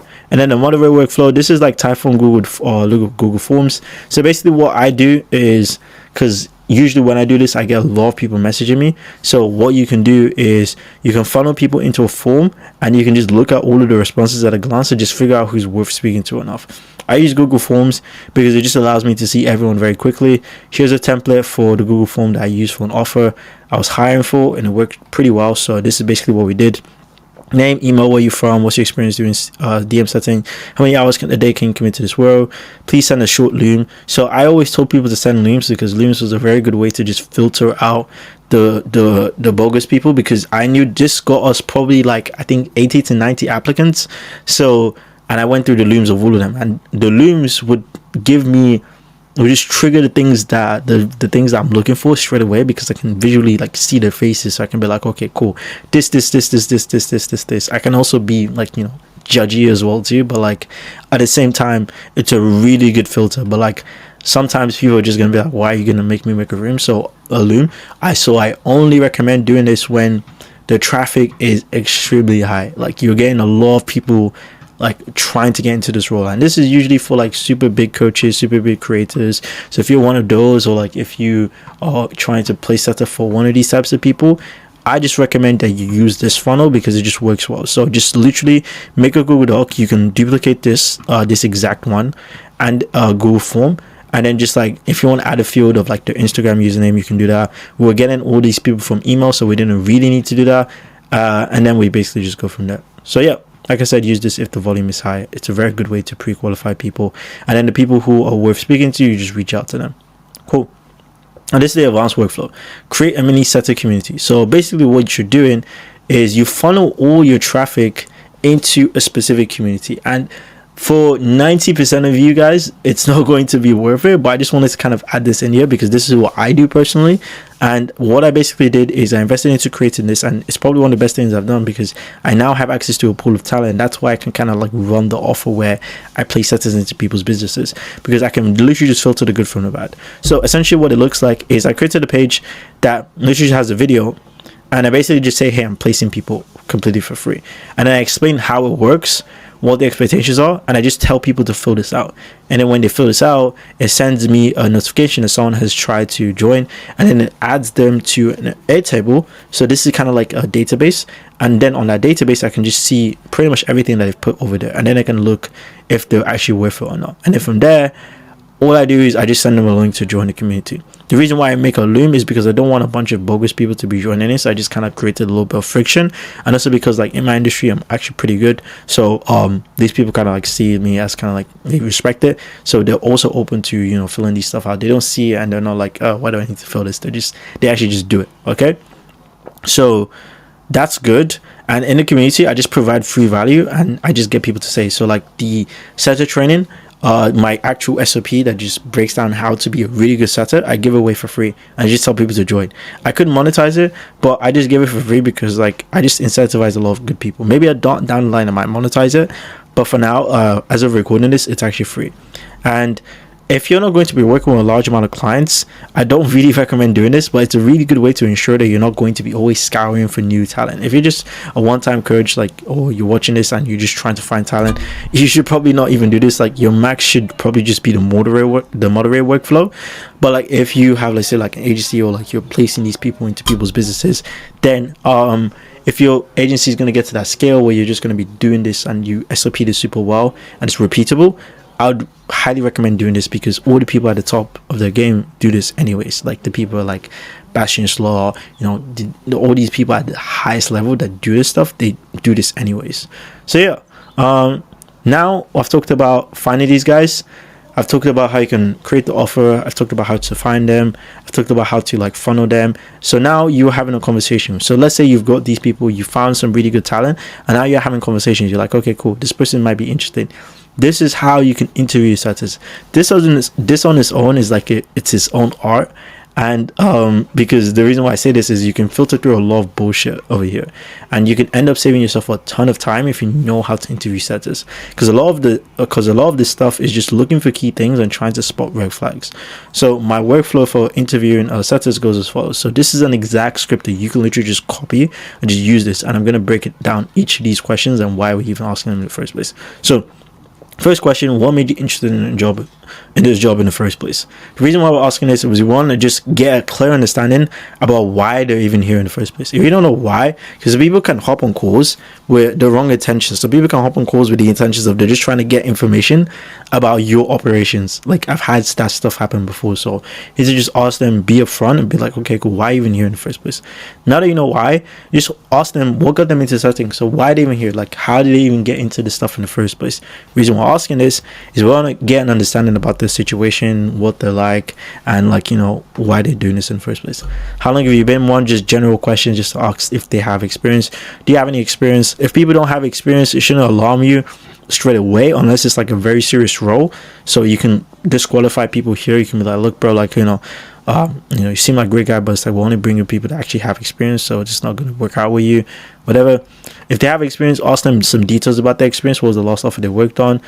Sometimes it's good to ask, like, let's say for example they said, hey, like, it just didn't work out. Ask them like, hey, what do you mean by didn't work out? Like, did you leave the offer or did you get fired? You can be honest with me as well too. Like, at the end of the day, I'm not judging you, and you can just be like that, and they'll actually tell you what actually happened. They're not going to be embarrassed. And then I like to ask the question, do you do anything else on the side or just this? So just to kind of get an understanding of what the life is like. Do they do anything else? Do they have like a normal job? Do they go to school? It's kind of important to ask these things because they kind of like affect the workflow process. And then once you ask that, this is just the general stuff. You just be like, okay, cool. If they start, I understand X about you, X being what they said. So you can just be like, okay, cool. I understand your situation now. I just want to ask you a couple more deeper questions so I can just get a better understanding of, where you're at currently. Is that all good with you? Tonality is very important when you say this. You don't want to kind of come across as abrupt. I haven't had someone say no when I asked this, so it's fine. If you're keeping frame well, the people you should be able to ask this question anyways, because they want the job more than anything. So they want you more than you want them. Well, at least I hope that's the case if you're following my principles that I mentioned earlier. Okay, cool. So ask them, okay, cool, what's the main reason you're even doing this? What's the main motivation? The reason you're asking this, and this is where you can really get into deep stuff. If people just say for the sake of it, it's like, hey, I'm just enjoying something, it's like, most of the time it's going to be like a red flag. It kind of like getting some signals, because I like to look for people that have a really good drive and a really good passion, because those are the people that are super consistent. Like, I had a guy that came in and I knew he was going to be a smasher anyways, and he came in and asked this exact same question, and he basically said, look bro, like, I just want to take care of my parents. I want to take care of my mom. In my country, the money that I can make from setting is basically like the normal jobs that people work here. And if I can just sit down every day, I'm going to bust my ass off to just do really well for my mom and just take care of her. And I saw that and I was like, damn, this guy's got real pain. He's got real motivation. And that's how I know he's going to do the work, because the money for him is going to be a lot for him. And his main motivation is just family. And those types of people, you'll find they work the best. So look out for those types of things. It doesn't always have to be family. A lot of the times people might just even be like, hey, I just really enjoy setting. Like, there's some guys out there or some girls that just really enjoy setting. Like, I have a guy that literally, I just asked him, he's so good at it, and I just asked him, like, why you even do this in the first place? Because I wasn't using this workflow when I hired him, but he just turned out to be really great. And he was just like, bro, honestly, bro, like, I tried a business before, it failed, but like, this is just fun. Like, I just enjoy it. And I was just like, okay, fair enough. And he's consistent every single day. It's literally crazy. So what's your income goal? That's also good as well too. Just to get an understanding of where the headspace is at. It doesn't, if they say big numbers, sometimes it kind of might scare you, but like, if they're saying stuff like, hey, I just want to make 5k a month for this, or I want to make 10k a month for this, it's cool. But you need to kind of make sure that the expectations are kind of brought back down, because if people have high expectations of what they could make and they don't make that, they're going to be a real bad headache. So if someone tells me 5k, I'll just be like, okay, cool, that makes sense. And how much are you looking to earn with this type of role? And because income goal could be like what they would like to make, and then I ask them like this type of role, and then let's say they're like, oh, I don't know, maybe like I'm trying to earn like 5k as well too. So what I would basically do from here is I'd be like, okay, cool, are you aware of what's realistic with this role? Because I kind of put out the earning potential over there, and they might be like, yeah. If they say no, you just break it down and explain why that's the earning potential, and then you explain to them. So if someone told me, hey, 5k, what I would basically use, like, I'll be like, okay, bro, look, like, the reason I ask you this is like, I don't want to set the wrong expectation for you, because obviously I want you to make money, but also want you to know what you're kind of getting into. If we did the math, and if you hit KPI for like, let's say 30 days, and you generated X amount for us, if you get 5% of that, this is how much you're looking to be making on like a monthly basis. And I just want to know if this is something that you're okay with, because like, obviously you mentioned that you want to make, let's say 5k a month, but with an offer like this, realistically, if you're hitting KPI, it's only going to be around 2 to 3k every single month. And if you do more, then the great, but this is kind of like the average and the expectation that we have. And I just want to know if this is actually okay with you. And then if you say that, they're going to be like, okay, cool. And they'll be like, yeah, of course, I'm happy with that. And you'll be like, okay, cool, that makes sense. So like, is this good? Like, is there any other stuff like you like, or are you happy with this? And then they'll basically say yes, or cool. And then now you've kind of solved that. If you don't do this and people say high expectations, you're going to be in like it's going to be horrible, because what's going to end up happening is they'll come in, they'll maybe make a bit of money, or like they'll maybe start doing work, and they'll realize that, oh, I can't make money with this, and then they're gonna leave, because you didn't set the expectation that their earning potential that they want to make is really unrealistic. That's on you. So you need to make sure that these people are really down in terms of like what is really possible. If they're not, you're gonna have a hard time, trust me. Okay, so break that down or you're gonna have a massive headache. Cool. And then you ask them, I know I'm being myself, do you understand the offer well? If they don't understand it, explain the offer, explain what the roles are going to be on a daily basis, and make sure what they're aware of what's needed. And then just ask them like, hey, are you able to commit to these things on a daily basis? And you're gonna be like, yeah, I am. And then cool. So assuming everything's good, when are you able to actually start? And they're gonna be like, oh, I'm able to start like oh, my mic fell. I'm gonna be like, oh, I'm actually able to start like tomorrow or today. And you're gonna be like, okay, cool. I'm going to review, and then you just end it off by basically saying, I'm going to review all the applications and let you know when we're hiring in the next few days. Is there any other questions that you have for me? And people are going to be like, yeah, I have this, or people I have that, and then you answer the questions, and that's pretty much it. So use a script for people that you deem worthy of having an interview, and just like that, you'll find your person, and you're going to have top talent. That's pretty much it. So this is a long video, but I literally broke down everything, so now you're gonna have no excuse to find them really good setters. And yeah, I hope you enjoyed this, and I will see you guys in the next one. Peace. All right, guys, let's jump right into this. So I'm gonna walk you guys through how to pay your setters, how to make them consistent, the best ways to pay them, like the best ways to make them consistent, the stuff that you shouldn't do, all those types of things. So let's just jump right into it, man. The best way to pay your setters, honestly, you can do two things. You can either do a base plus commission of sales, or you can just do commission and sales only. Usually for bases, I usually do anywhere from like 300 to 500 a month. Some people do like higher than this. Industry standard is like for percentage is like around 5%, or usually 5% of the closed deals. Some people, they go lower, sometimes they go higher, but sometimes things need to give. Sometimes if you don't want to really do a base, some people will do a higher percentage. They might do 7.5%, and then there's some people that don't want to do any sort of percentage, and they'll just do like a base, just a flat base, and they'll do like or they'll do a base and a lower percentage, like a 2.5% percentage, sometimes 2%. So what I recommend is, I basically, for majority of like offers that are not like go at crazy scale, like 100k a month scale, like 300k a month scale, I usually just give them a base of like 500 plus 5%, and I usually do this base because it incentivizes their consistency, and I'm going to explain to you what I mean by this, and it kind of gives them something to kind of hope for at the end of the month if they're doing good work. So what I basically do is, when I'm hiring my setters, I tell them that, hey, there's a 14-day probation period to see if you're even good or not. So what I mean by 14-day probation period is, we're going to try you out for the first 14 days, and if you are obviously not good, then we're not going to give you the base. If you're good, then we're going to obviously give you the base, and if you do close any deals in that 14-day period, even if you're not good, we're still going to give you the commission for that anyways.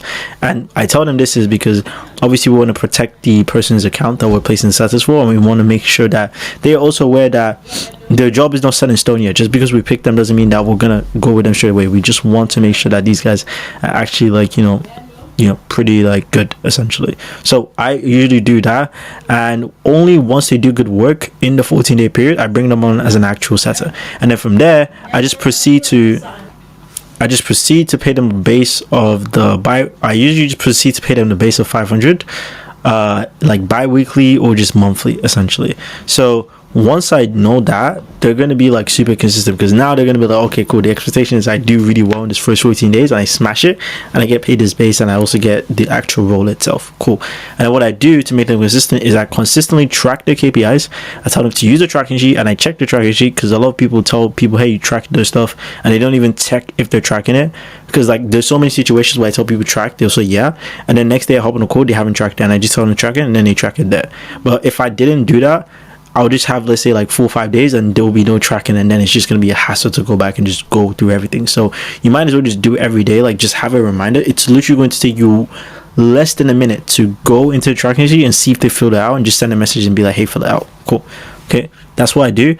And I basically tell them is like, hey, if you don't hit the KPI of your outbounds, unless there's a good reason, if they're on like a monthly thing, I just tell them I'm going to reduce their base, and I basically constantly check on them and make sure that they're doing everything they need to do every single day. So just have a calendar thing that just reminds you, check on setter, or like check if setters hit it. They usually at the end of the day just review everything they've done. I guarantee you it's going to take you less than 5 minutes to check the conversations, to check the tracking sheet, because if you don't leave these guys accountable, a lot of the times they're just going to they'll do stuff that just slips under the radar. They're gonna do like micro losses, and then they all add up to one big loss, and then you realize that, oh shit, I've just lost everything because I wasn't really like on these guys. So you need to be on their heads every single day. Okay, cool.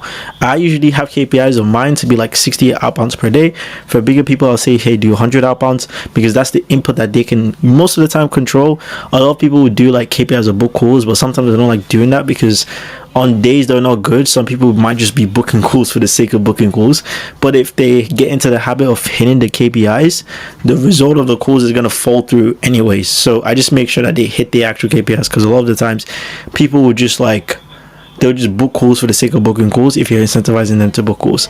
And also, to give you an example of, these are like the best ways to pay people. Some people do pay per call, and honestly, don't do that, because especially if it's like a B2C offer working with a coach, because you're going to end up booking in a ton of calls if the set is good, and it's just going to cost you so much money. I don't recommend doing pay per call, especially it just gets really messy to track as well too, because some people, I only recommend it for like really like B2B stuff. Like if you're doing like a B2B lead gen operation and you're booking in calls like super qualified calls with high level people, then it makes sense, because like those calls are usually going to translate to decent deals. But if it's just like calls like for B2C offers or even sometimes B2B offers, I don't really recommend doing pay per call. It's just, it gets really messy to track at a large scale. Cool. And to make them consistent, honestly, it's just a couple bullet points. Constantly remind them of the mission of the offer. Remind them like what you're trying to do and what you're trying to achieve. Make sure that they fill out the end of day reports and make a form that is doing that. There's going to be like a section that shows you how to make end of day reports and all that type of stuff. Have weekly catch-ups. I usually do 3 times a week, sometimes 5 for big companies that have a ton of setters, and reward consistency and make them feel a part of something. So what I mean by this is, they do really well, and if let's say they did extremely well and you had a decent month, you can give them a little bonus. Just like incentivize them, or just tell them like, hey bro, you did a really good job, and just always remind them that they're appreciated, because a lot of the time people really underappreciate the work that sellers do, even though it's something that can be replaceable quite easily. You have to respect people that do it consistently. So what I always do is, people that are really good, well, I'll just tell them, hey man, good job today, you smashed it bro, like appreciate this. Especially when it's coming from someone that they're kind of like learning from and aspiring to be from. They're gonna like really take on, they're gonna like that. It's gonna help them boost the ego. So it's like, you need to have that. If you're just getting a setter, they're being consistent, and you're not really like talking to them, slowly but surely you're just going to feel out of touch, and they're going to feel underappreciated, and then eventually they're just going to leave you, even though they were doing good work. So really appreciate them, just give them props when they do well, let them know when they don't do well, and just make sure that you're incentivizing them to be consistent. If you do that, I promise you, you're not going to have a set of situations where people join and they leave, people join and they leave. Actually going to build like a company culture that people want to be a part of. So yeah, that's pretty much it. Hope you got a lot of detail and a lot of value from this, and I'll see you in the next one. Peace. Alright guys, I'm going to show you exactly how you can find infinite sellers and infinite closers, infinite sales reps for any of the offers that you guys are working on, because I know a lot of you guys struggle when it comes to finding those types of people. So I just want to show you how simple it is if you have a strategy for that. Okay, so what most people do is they try to look for different communities, or they try to find different people that have big communities that teach people setting, closing, whatever. And that's the best way I like to do it, because you get people who are like already kind of interested. But what I would recommend that you guys do instead, if let's say you're struggling to find a lot of people with that actual like experience, I recommend that you guys leverage your clients' audiences. So let me give you an example. DMs like this random guy over here DM me saying, hey, I need a setter. Your creators, especially if they're a big, they already get those DMs every single day. They get loads of people reaching out saying, hey, I'm a setter, I want to work for you, I'm a closer, I want to work for you.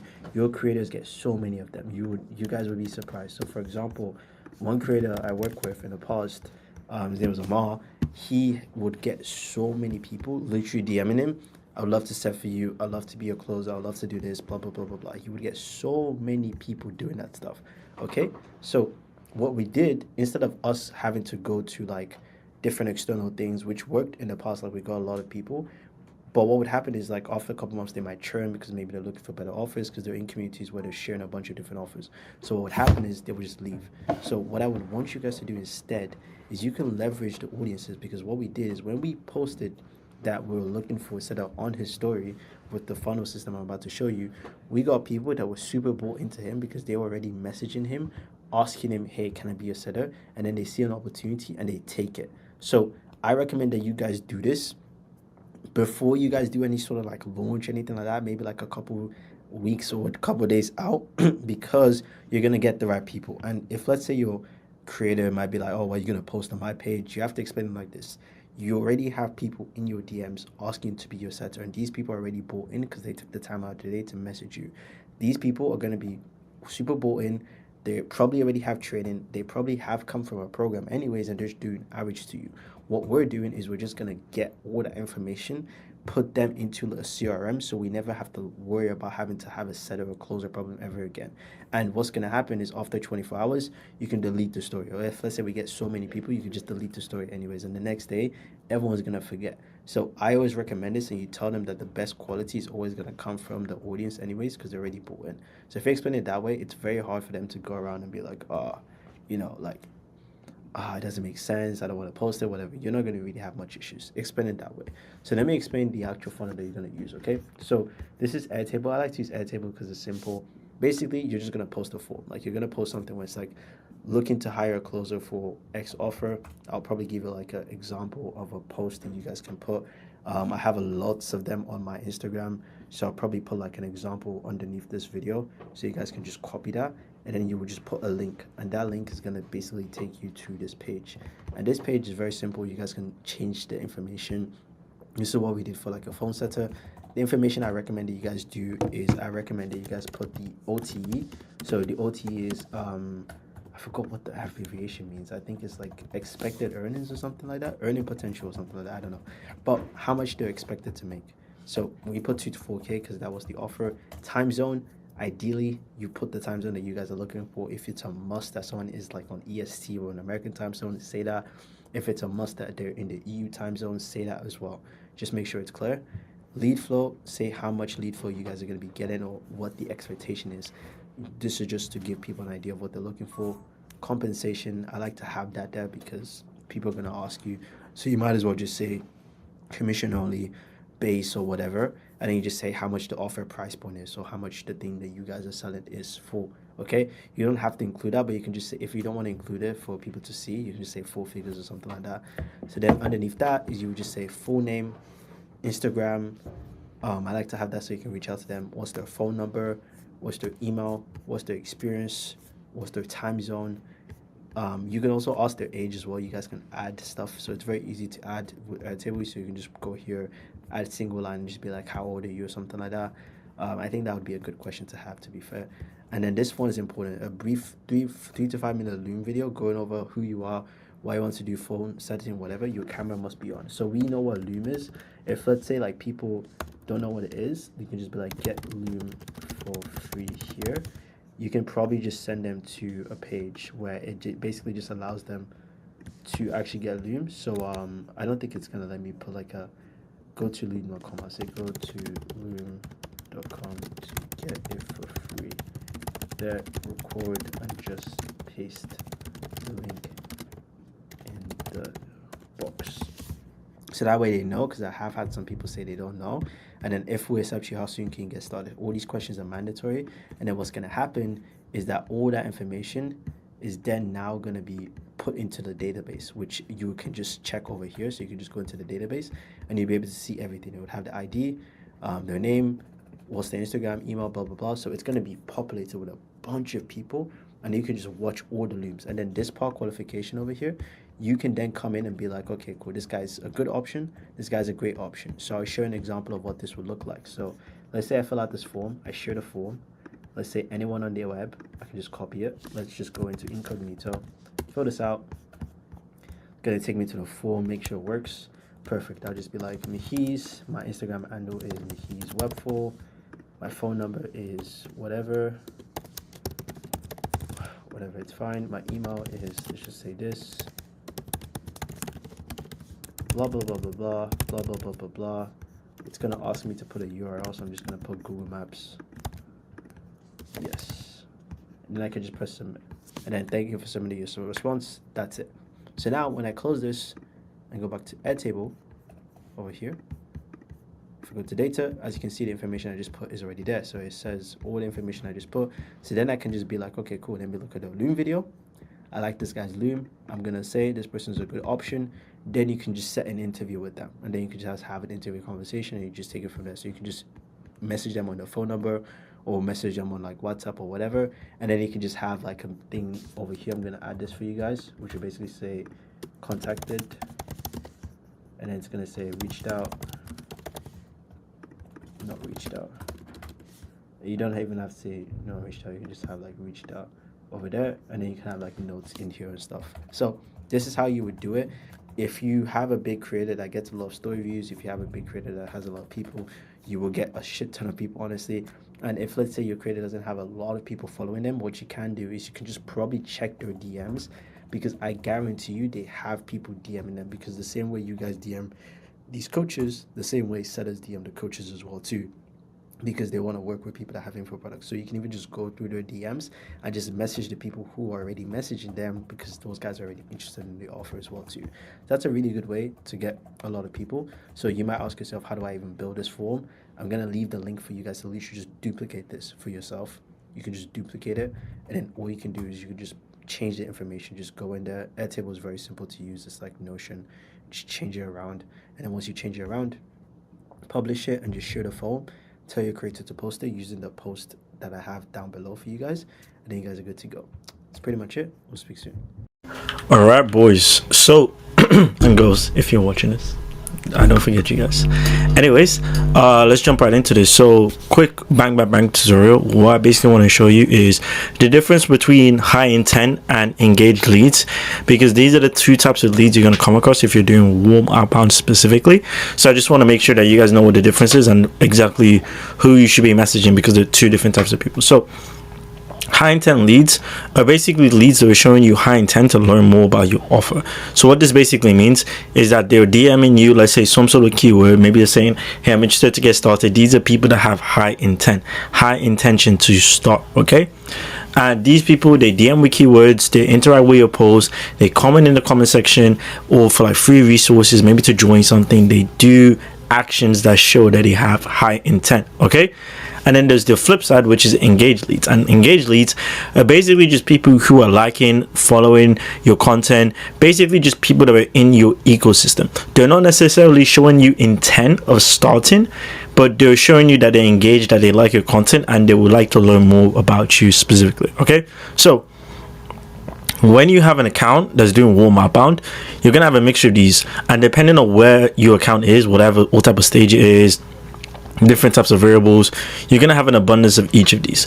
But the general rule of thumb is, when you have, let's say, small accounts, so let's say your accounts are under, let's say, I don't know, 5,000, this is just like a number, you should probably try to message engaged leads, because you're probably not getting a lot of people messaging you the keyword to actually hit decent KPIs. So what I mean by this is, maybe out of like, I don't know, maybe let's say in like a day you might get 5 people that might message you the keyword, like 5 high intent leads, and maybe you book like 2 calls out of that. Okay, maybe 2 people are qualified. Obviously, if you're booking like 2 calls a day, that's still fine, but like if you want to go like super crazy and scale with it, you might need to do more. So the only options for that is you can either spend more money or make more content and grow your audience so you can get more high intent leads, or make more content that brings in high intent people, which we're going to cover in later modules of how you can create content to bring in like high intent people. Or you can just work on engaged leads, which are basically the leads that are just already there. They just haven't been spoken to. They haven't been converted, essentially. But let's say you're an account that has, let's say, over like 10,000 followers. You're probably going to want to focus on just doing high intent leads, because there's going to be way too many engaged leads. And I'll give you an example of something like this. So here's an account over here. This person has 33k followers, is a client, and if, let's say, for example, I told the setter to DM engage leads, these are, like I said, people who are liking, commenting, following, and stuff like that. The setter is not going to be able to go through 10,000 engaged leads per post. It's just too much work, essentially. And it's like, these people might not even be interested in what he has to do. So at the end of the day, it's like, it's just going to be just like not worth it, honestly. But if I told the setter to only message high intent leads, and we made content that basically only brought in high intent leads, so people DMing him a keyword or people commenting on a specific post for something, that is going to bring in way more people that are actually qualified, people that actually want to like purchase the stuff or like book a call, and it's also going to make his life a lot easier. And you can get this to the point where you can actually scale it up as well too. You can get it to the point where you can predictably bring in 60 to 70 people that are interested, like 60 to 70 high intent leads every single day. It just honestly depends. Okay, so what I want you guys to focus on is just figure out where you're at right now. Figure out if, let's say, you have the time or the effort to focus on creating content to bring in high intent leads, because at the end of the day, you want to get yourself to the point where you can produce as many high intent leads as possible, because they're just the easiest leads to work with. They're the ones that are showing you intent. They actually want to book in calls, and you don't have to do much effort, and they're usually a little bit more qualified.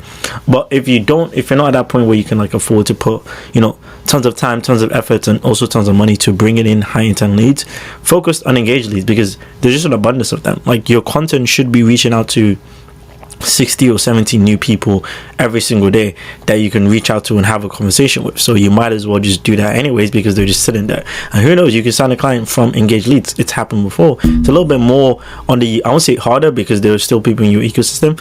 It's a little bit like annoying, because sometimes they might not show intent, sometimes they might not be qualified, but you will still be able to book in quite a few bits of calls. Like, you're gonna book in around 10 to 15% of people that you do if your KPIs and your stuff is really good. So, which is not bad. If you do around 60 new outbounds, you book around 3-6 calls, which is really not that bad at all, honestly. So focus on what you want to focus on. Like I said, there's going to be content around creating high intent leads, and engaged leads, they're just an abundance of them. Just reach out to your followers and your likers and your commenters, whatever. Reach out to them if you haven't reached out to them. And this is just the difference. I just want to show you the difference between the both of them. Focus on bringing in as many high intent leads as possible, but if you're not at a stage where you can afford to do that, or you have the time to do that, focus on just reaching out to your engaged leads. Okay, so that's pretty much it. See you in the next one. Peace out. Hello there, hope you're doing good. So in this quick video, I'm just going to walk you through the DM script template, and I promise you guys, if you guys understand how to book in appointments when you're doing warm up bound for coaches, consultants, if you're a coach yourself and you're doing this, you will never run out of appointments again. I promise you. Like, if you use this, you're never going to run out of qualified appointments to actually show up. And if you use this to the T, like, you're just going to book in as much as you actually want. So let's just jump right into it. I'm going to assume that you've gone through all the modules going over like how to get the leads, how to do all those things. Like, I'm going to assume you've done that, okay, which is good. So now we're going to talk about this whole process, and really and truly, it says 6 steps. Well, honestly, it's really 5 steps, like, to get people in. It's where you talk about the initial message, which is to get them to obviously respond, how you qualify them to see if they're actually like, someone you can work with, how you identify the gaps, so figure out if they have a problem that you can actually solve. And there's other stuff as well too. So like, there's transitioning to the call, and then there's also proposing the call, so like how you can actually get them to book in the call, get them to actually say that they want the calls instead of like you chasing them, and then actually getting them to book. So yeah, I'm going to show you examples of, this is the template right now, so this is where you just fill in the blanks, and then I'm going to show you like an actual like DM template, and there's also a module of me actually crafting one like live on a call, so you can also watch that as well too. Like, it's just kind of like raw, just the way I think when I come to like writing DM scripts. But yeah, let's just jump right into it. So really and truly, 5 simple steps. There's the intro, qualifying, transitioning them. So the qualifying is just like asking them like questions like, how they can help you, trying to figure out how much they earn. And then there's the part where you're transitioning, where you're figuring out if they need help, because a lot of times people don't really need help, so you don't want to be helping people that don't want your help in the first place, otherwise they're not going to buy anything. And proposing the call is using using their object, which is what you found out in the qualification, to propose a call, and then you're getting them to book right now. So let's just jump right into it, and I'm going to show you some live examples of some actual conversations that booked in calls using this process. So let's just jump right into it. So the first initial message is, hey, warm up bound. So the best openers that work really well is this or that. So this or that openers are basically just like very low friction openers, where you kind of give them the option to kind of answer what you wanted to do. So I feel like everyone is getting used to the like, what made you follow, like why did you follow, type of stuff, and it's like at the end of the day, it's just kind of like there. But what I like to do is I like to start off with the qualifying. So let's say you have an offer that is working for businesses.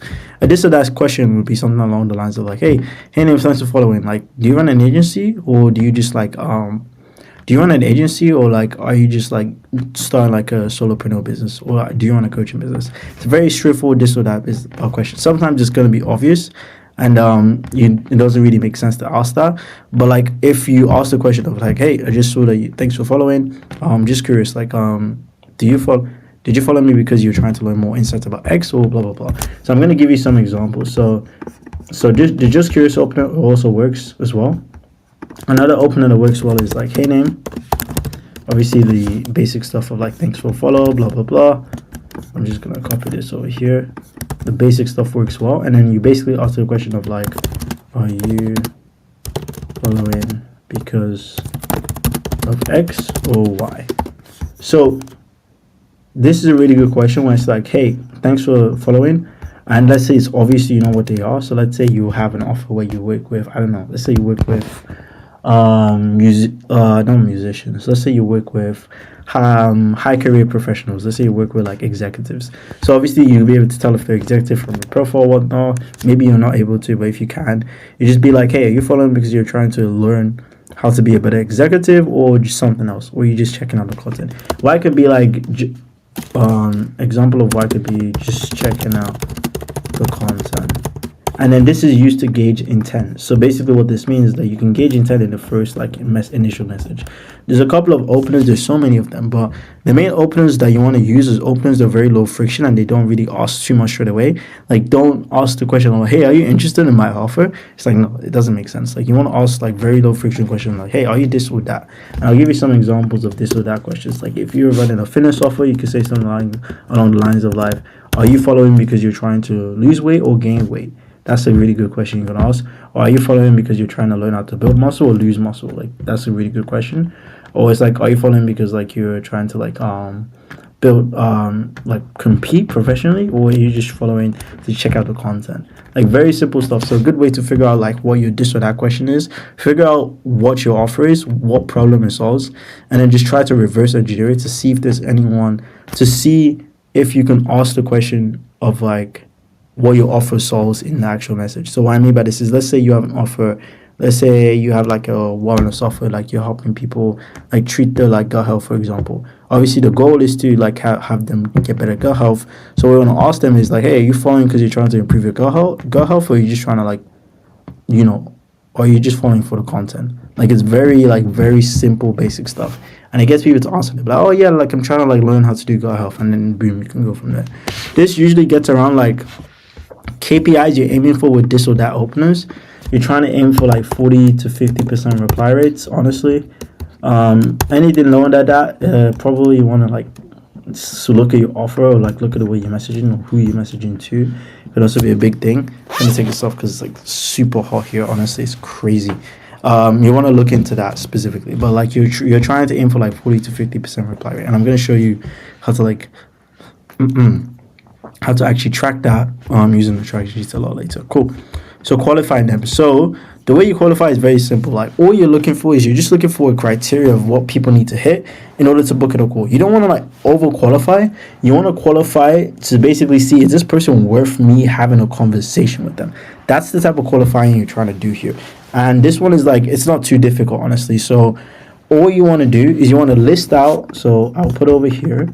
You want to list out the things that you'd want to know before hopping on a call. Obviously there's a lot of stuff that everyone would love to know before hopping on a call, but like you're not going to be able to find everything on the DMs. The main thing that you're looking for is number one, income.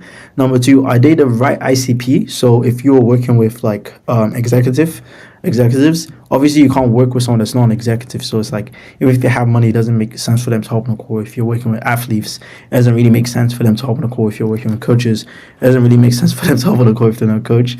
So you want to, usually what it is income, if they're your ICP, and if they need help. So those are usually the two things that you're trying to qualify, because if they're your ICP, cool, you can help them. If they are if they have money, cool, you can help them. Most of the times if you offer, you know, requires people to pay you. And then if they need help, then most of the times they can help you. And the way I usually solve those two things, or like if they have pain is also a good qualifier as well too. So the way I usually solve these things, I just ask them, just curious, by the way, what? I like to ask an irrelevant question. Irrelevant questions just kind of like break the ice because you don't really want to get into like qualifying straight away, and you can just ask them like, oh nice, what video do you like? Or you can just ask them a question of like, oh, where are you from? And then you can just kind of like build some rapport there. Are you from? This works well like if you're doing warm up, but if you're doing like high intent DMs, which I'm going to go into a little bit later, which is the inbound request, you don't really need to do this because people already have high intent. But for warm outbound, you're kind of like doing this just to build up that conversation. And then you want to get into just curious. By the way, what do you do for work? And then you can ask that. Cool. So that's perfect. For offers where it's like you are not really like ROI related, you just want to know what they're doing for work and not necessarily ask them like how much it's making. So like if you're an offer where it's like a relationship coaching offer, like, or like relationship coaching, obviously asking them what they do for work is like really good. And then you can basically just ask them like you don't want to ask them questions like how's the dating life going and whatnot, because like that stuff doesn't really make any sense. You want to just qualify them to see, okay, cool, what do you do for work, and where do you stay, and what is kind of like your day life looking like. Obviously not asking them like that because everyone's going to say, oh yeah, my day life is going good. But like some people are going to avoid a question. You want to ask it a little bit better, and I'm going to show you how to do that in step 3. But qualifying, don't overcomplicate it. The main thing you're looking for, are they your SCP? Do they have money? Do they have a problem that you can solve? Okay, cool. That's basically it. Okay, and I'll show you some examples of some people that qualify super well. So if I go into about Jen, where you from? What do you currently do? And then that's literally all we're doing. Like, where are they from? If they say anything that's first world or second world, that means they're qualified to us. What do you currently do? And let's say if they work a job, cool, they're qualified, they make money essentially. And then there's other ways we can do to figure out how much they make, but that's kind of like what we're doing over there. Cool. So now usually you want to proceed into like identifying the gap. So what you're trying to do here is you're trying to figure out, do they have a problem that you can solve? And the best way to do this is by figuring out, do they even understand the problem? So let's say you asked this or that question and someone says, I'm trying to lose gut health. What I would basically do is that, let's say someone said, hey, I'm trying to like build muscle. What I would basically do is like, previously you said you were trying to build muscle right now. Like, where are you right now in terms of weight, and where do you want to be? Like, very straightforward question. The best way to do it is, where are you right now? And where do you want to be? Very basic, like it works extremely well. So the best way to do it, this will basically identify the gap that they have, and the only reason people are going to book in calls is if they have a gap that you can solve for them. So the gap is basically the object. This is the thing that you're going to use as leverage to book them on a call. So let's explain how this stuff works. So let's say someone says, hey, you know, right now I'm like 65 kgs and I'm trying to get to like 75. You'd be like, okay, cool. And you take that on and you're like, okay, cool. That's your gap now. So it's like, hey, I'm here. I want to get to here. And now the next step is just trying to figure out, okay, cool. What are they kind of missing to get to that gap? What are they kind of missing to get to that thing? Cool. And you can do this for other offers as well. For like a biz up offer, specifically if you're trying to make people make money, you're trying to teach people how to make money, what you can do is you can basically ask them in the DMs. You can be like, hey, I'm just curious, where you right now? Where you right now with like your agency journey right now? And you're like, hey, bro, I'm like here. Like, okay, cool. Like that makes sense. And where do you want to go? Like, what's like the goal with all of this? What's the goal? It's also a really good one as well too. They can be like, oh, I would love to make like 10K a month or something like that. And it's like, okay, cool. That's your gap. I'm at 2K a month. I'm trying to make 10K a month. Crazy. Okay, cool. Now, what you're trying to do here, there's a couple ways you can kind of figure out how much they make, and there's some sneaky ways. So a good way to do is that's a good goal. How far off are you from this goal right now? And if someone says, hey, I'm like 8K off this, that means they're making like 2K a month. And another way you can do this as well too is if you're running like directly ROI offers where people pay you and they make money, like biz up offers. You can basically ask them like, how much would you like to make from this to replace your current income? So that's a really, really sneaky way of like asking how much they make. So let me write that down. Or how much do you need to make from this to replace your current income? And let's say someone says something like, I don't know, I need to make, I would if I can make 5K from this, I'll replace my current income. And that basically means they're probably hovering around like 5K a month, essentially. And if someone says they don't have a current income, they're going to say, hey, I don't have an actual income, which is cool. All right, that makes sense. And now you get into this part, which is like, here you're basically identifying the gap and you're showing them, you're trying to create an object that you're going to use to get them to book in a call. So a good question is, what do you think you're missing to get there? What do you think you need to get to 70 kg? Okay, what do you think you're missing to get to 10K a month? Is it X or Y? Sometimes saying that, is it X or Y, kind of lets them give you the answer you're looking for, but like this is going to allow you to get leverage to get them on a call. Because now you know the gap, but you can't just propose here. You can't just go in here and be like, okay, cool, bro, I have a process that can get you to like 50K a month or something like that. You need to give them what they need, because what they need is what's going to make them actually want to hop on a call with you in the first place. So let's say if, for example, I go and I'm like, hey, cool, so you said that like you're 65 right now, like what do you think you're missing to get to like 70 kg? Is it just a better diet or like a structured workout plan or something else? Say something like that along the lines in the DMs, and then they're going to be like, yo bro, if I had a structured diet and a crazy workout plan, I think I would get there a ton.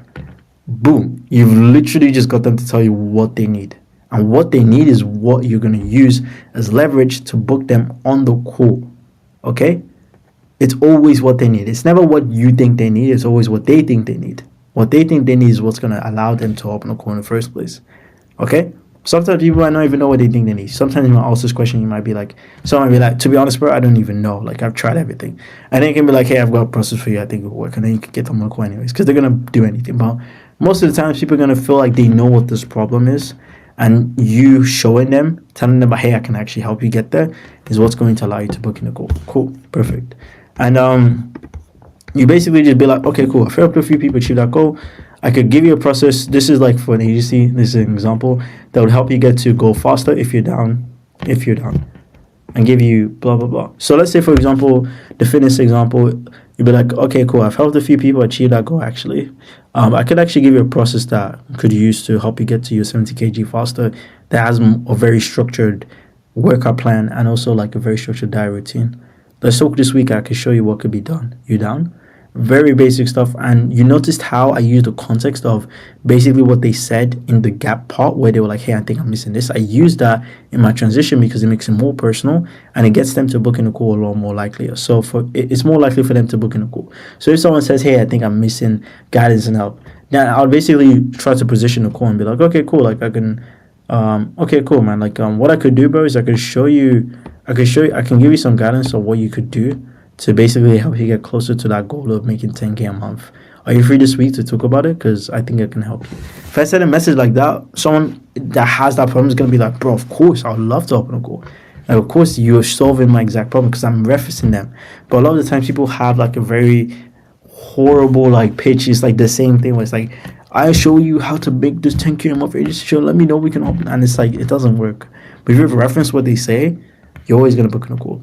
And let's talk this week to see what can be done. You down, always get them to ask you for the call, or always get them to ask them for the time.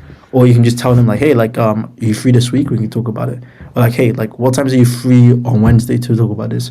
Or like, what can you do next week to talk about this? Or are you down to talk about this on a call next week or this week? Give them like a specific time, and they're gonna tell you, oh yeah, I'll be free like Monday EST. Like some people will literally tell you I'll be free on Monday EST, and then you can be like, okay, better idea. You can just use this link. You can schedule in a call. And here's the cool part: if you ask this question, can you book in right now so I can get my team to help you prepare the process for you? Or if you say, if you're the person sending, you could just be like, hey, could you book right now so I can like prepare some stuff for you beforehand? 80% of the time, 90% of the time, people are going to book on the spot straight away. Because a lot of the people, they'll send a link and they'll be like, let me know once you've got a time, or like take care of that in your own time, or like book when you have time to get this sorted. But no, it's your turf. Like they need you more than you need them. Okay? Unless it's the opposite way around. But like if it is, you still shouldn't show that. What you need to do is you need to tell them, okay, cool. Could you book right now so I can prepare some stuff for you beforehand? Could you book right now so I can prepare something that can... So I can prepare that diet plan that I was talking about the DMs for you. Like, can you book right now so I can show you exactly how I would actually set this plan up, so I can create a customized plan for you, essentially. And then they're gonna book in straight away because now it's on your time, essentially. And now they're booked, they will literally send you confirmation of like, hey man, I booked, and then cool. And now you can get into the other stuff where you can show them like examples. So show them stuff that's gonna get them to be nurtured, watch your stuff, whatever. Cool. You want to use connectors? Basically, as you can see here, how much do you weigh? How much do you want to do? It's cool. So like this person said mostly, you can be like, nice, I do that too sometimes. In terms of weight, by the way, where you are right now, where would you like to be? A lot more easier to conversation to respond to, and it feels a lot more like real and natural. So some examples of connectors: cool, sweet, gotcha, my bad, not bad, my G, love you, by the way, curious, haha, let me know. That's also a good one. You want to sprinkle this in your conversation because you want to seem like a human being. Like you want to set the same way you kind of talk to your friends. Like if you use slang or anything like that, you want to use that as well too. Even if people are like super professional, you still want to have that, because like you don't want to be seen as too formal, because people's alarm bells are just going to go off, especially if you're in super competitive niches where everyone is like kind of doing the same thing. And when you're doing inbound requests, so inbound requests are very simple. So this is if someone is DMing you a keyword, I'm going to have you, there's going to be like a link where you can literally just see like a bunch of conversations. You literally just go into that Google Drive and just like check all of them out. But inbound engagements, these ones are like when people DM you the keyword. So essentially it's the exact same thing. The only thing is obviously you're not using the opener because they're DMing you.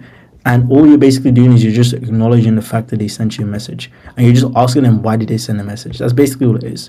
So if someone says, hey, they DM you the word closer about like a remote sales offer, you basically just go in and be like, hey, like, appreciate the interest, bro. Like, what made you actually want to request made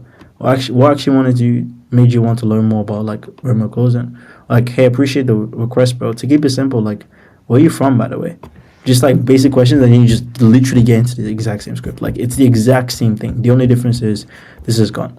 And what I would do is I would show you some examples of some good scripts, so you can literally just use this and copy. Like this has booked us a shit ton of calls for clients. So there's going to be a link, probably a swipe file that will show you examples of really good DM scripts using this exact same framework that have booked us a ton of calls. And I'm also going to show you some conversation examples that you can use that have also booked us a ton of calls using this exact same script live. So go through them. They're all in the links below this. I hope this training was super valuable. There's going to be another training just showing you like me making one live. And then there's going to be another one kind of showing you the best practices and like how to make sure people watch stuff that you send them in the DMs as well too. And a bunch of other stuff. All right. Hope you enjoy this. Go through this and just craft your own DM script. Literally just get that template that I've just made, duplicate it, make your own DM script following the exact DM. I'm going to give you like a couple of these. So you literally DM scripts you can literally copy that I wrote myself personally for clients. Use them, copy them. It's all the same thing. Okay. So I'm excited. Hope you're excited as well too. And yeah, we'll speak very soon. Hello guys, ladies and gentlemen, boys and girls. So in this quick video, all I basically just want to do is just kind of explain how the DM scripts are going to work. So if there's anyone watching this, anyone that might be consuming this that is looking to learn how I write DM scripts, specifically how I go about them, how I think about them, it's a little bit of a complex thing, but if you can understand it, then you are going to be chilling. So yeah, let's dive right into it actually. So there might be another video that kind of explains my DM script specifically. So it's like, you know, all credit goes to Chicken Manila. I took upon it and I built upon it as well too. It's a pretty decent script framework, I would say, and it works extremely well. So I'm just going to walk you through exactly how I use these things and how I basically like, you know, think about it. So when I come about building out DM scripts, I need to understand, okay, cool, what's the main goal here? The goal is to get someone on a call so that we can show them, so we can see if they have a problem that we can solve for them. That's basically the whole goal. So cool. Now that we know that, we need to know who we're going to be trying to get on these calls, because that's the most important part. So what I like to do is I like to look for ICPs. And if you don't know what the ICP is, that basically means the ideal client profile. And what we like to do for our clients is we like to our clients to actually list out the ideal client profile, so the type of person that they're targeting for. So this DM script I'm writing for has, you know, the person has kindly written out the types of people that they're looking for, and they basically told you that they have a guy called Sam. And Sam is a guy who has a part-time job, apprenticeships, earning around 1k to 2k a month, 20 to 25 years old, tried a bunch of side hustles, feels like there's money in content, but he doesn't know where to get started. And, you know, he feels like he needs to be tech savvy to be able to make stuff. Okay, cool. Now we know the main part. We're looking for someone that has, you know, an apprentice or a job, is between that age rate, and they're looking to actually learn, make money in content and make money on income online. So our DM script is kind of going to revolve around that essentially. So since we're going to be doing warm outbound, the way I like to do is I always like to start off with her name, thanks for whatever they did. So if you're doing warm outbound, which is messaging the people who are engaging with the people that engaging with your content, so if they're liking, commenting, following, what I basically like to do is I like to go in here and I'm like, hey name, thanks for the follow. So I like to think about these a little bit. There might be some stuff here, but this is as raw as I can be. So like I'm gonna be as raw as possible over here. So thanks for X. What I would say here is you also in the content space,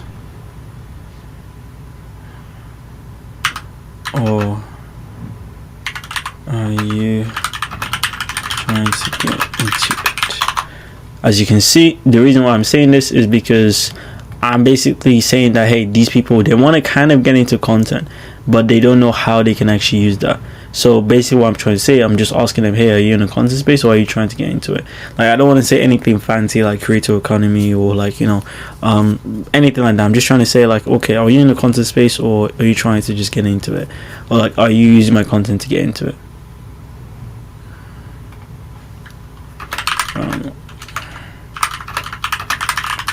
And this can also be like anything. So for example, if we're setting, so this person has 3 skills that they mainly teach. So they teach, this is why it's so important to understand the offer as well too, guys. So like make sure that you go through those things before you even think about building DM scripts. They teach copywriting, they teach editing, and they also teach a bunch of other stuff. But like, so this can also be interchangeable. So if someone is in the account where they kind of teach editing, we can basically say, hey, are you also in the editing space as well, or are you just trying to get into it? I don't even need to say from my content, I can just say trying to get into it, because like that's the, if they're not any of both, then we can't even help them essentially. So I'm gonna put this as like a variable.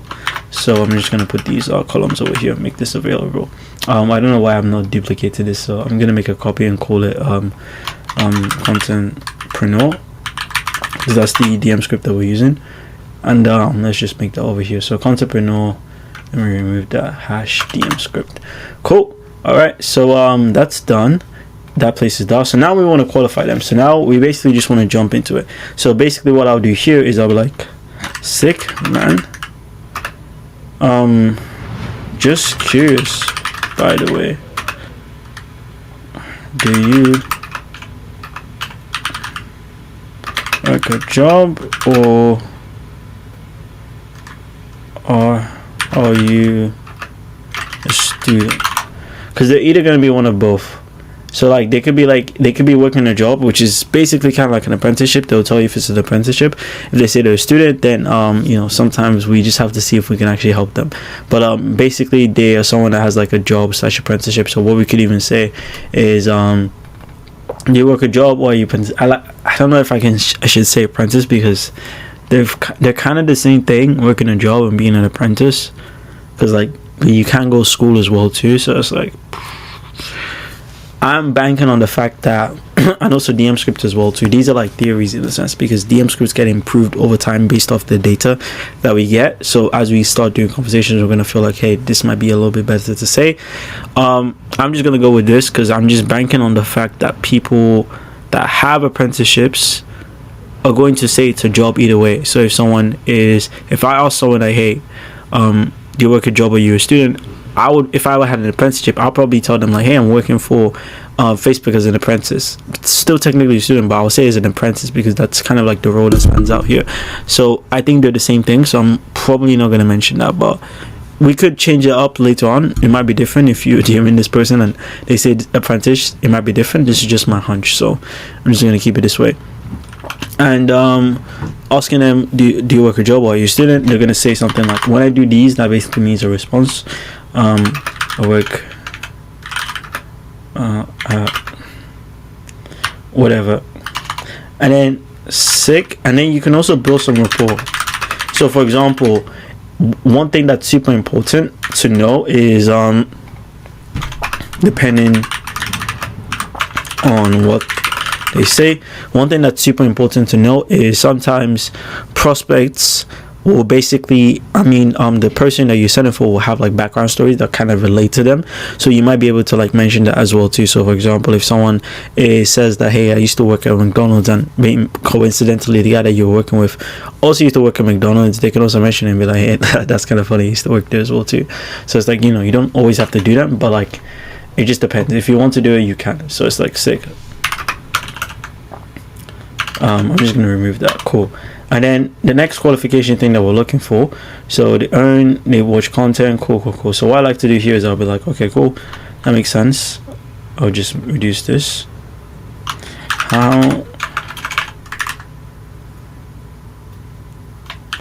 How long?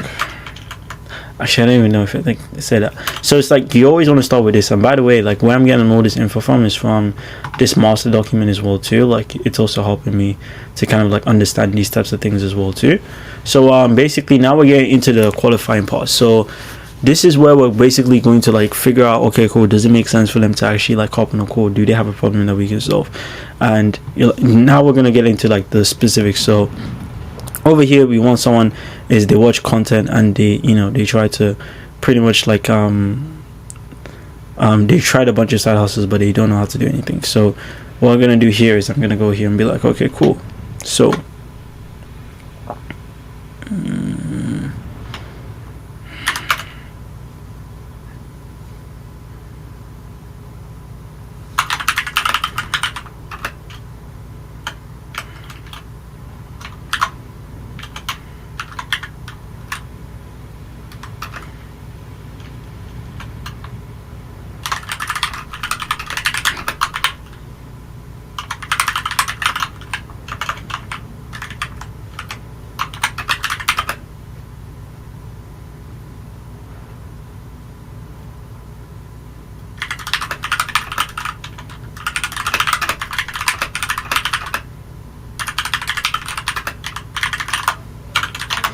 So I'm basically saying context. I'm referring to what they say here. So for example, if I basically say, if someone says, for example, let's just say this person says editing. So what I'm going to do here is I'm going to do editing, copywriting.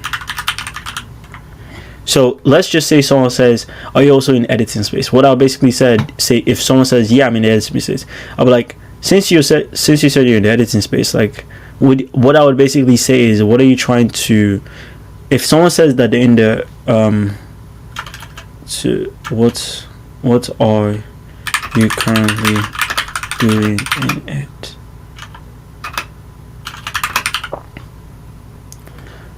And I'm gonna basically make another one. So what are you trying to learn? So basically the reason why I'm saying this is, let's say for example someone says they're in the editing space. What I'll basically do is I'll be like, oh, since you're in the editing space, what are you currently doing? And I might tell you, oh, I'm editing for people, or I'm learning editing on the side. I'll basically just trying to understand what they're basically doing with the editing thing, like how is it going for them.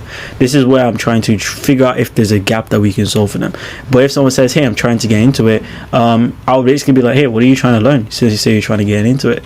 And then they're going to tell me, they'll be like, hey, I'm trying to learn editing, for example. And now we're starting to get somewhere in a sense, which I'm starting to understand what they're trying to say. So someone might say, I'm just going to do a response here. Someone might basically go in and basically say, I'm working as a freelance editor. Or someone might basically tell you,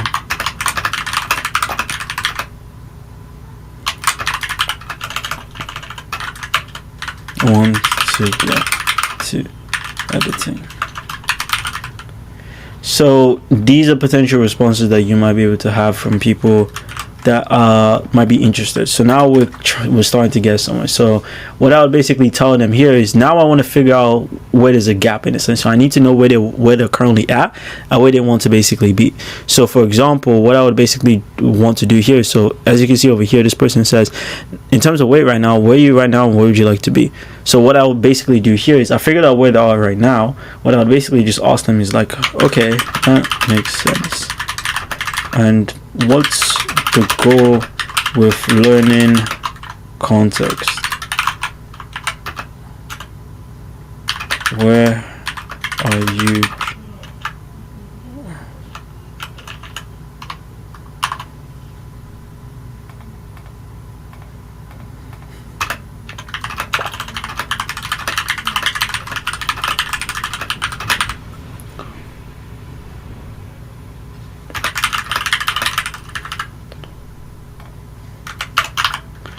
This can also be a new line, by the way. So like all I like to do is I like to add new line.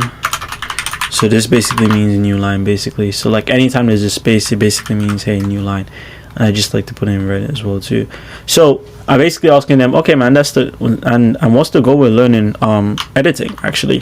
Like what are you trying to do with that skill? And they're gonna tell you like, hey, side income. They might tell you like, hey, I want to like, you know, use this to help me understand how to make a business or something. They're gonna say a bunch of stuff, and you're basically going to understand that. You're gonna be like, okay, cool, this is the gap, so this is what they're trying to do. And now what you need to do is you want to figure out, okay, cool, is that something you actually want some help with?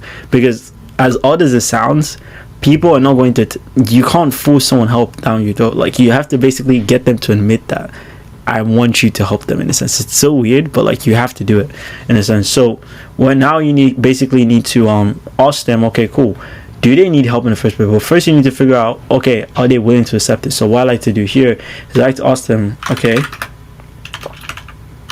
and what do you think messed up,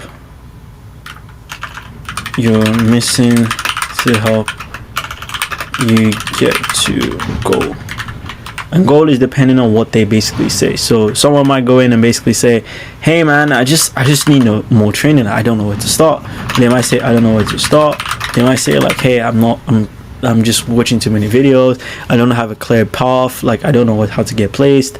Now we basically want to go in and understand what Contrepreneur actually does and explain how we can transition to them. So what I like to do is I'll basically kind of do like a mini flex. I'll be like, okay, well, we run a company called Contrepreneur and we place people guaranteed in companies looking for people good. Let's go.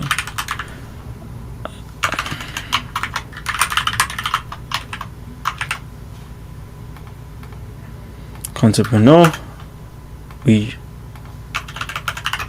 train and place people into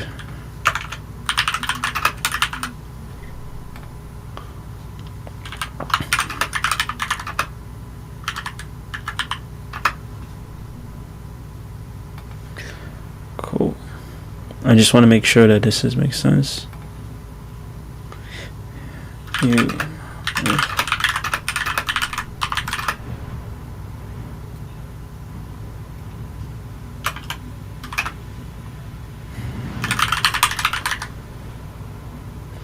Okay, just making sure.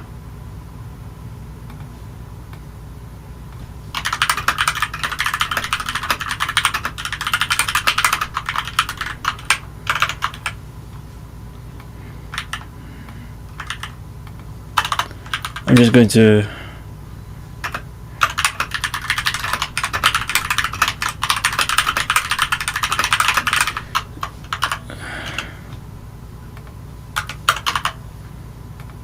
cool, perfect. So like I'm just gonna like cut this over here because basically I want this to kind of move smooth. I thought that sounded smooth before, but like now it sounds much more smoother. So basically what I'm doing here is they tell me, okay, cool, what do you think you're missing? So I might say, hey, I don't know where to start. So I can be like, you can also reference what they say. So you can be like, I feel you, man, felt the same as well. I think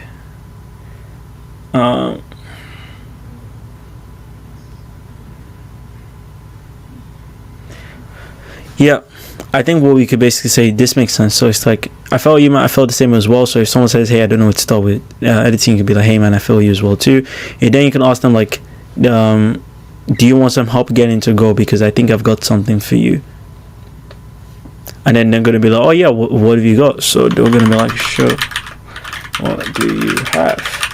And then you basically explain what Contrepreneur is. So you basically just be like, we wanna talk this week to see if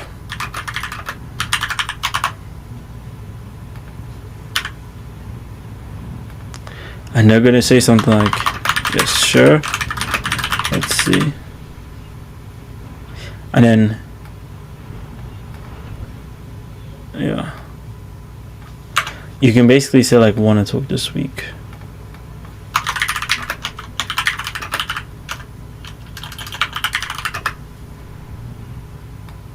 So see.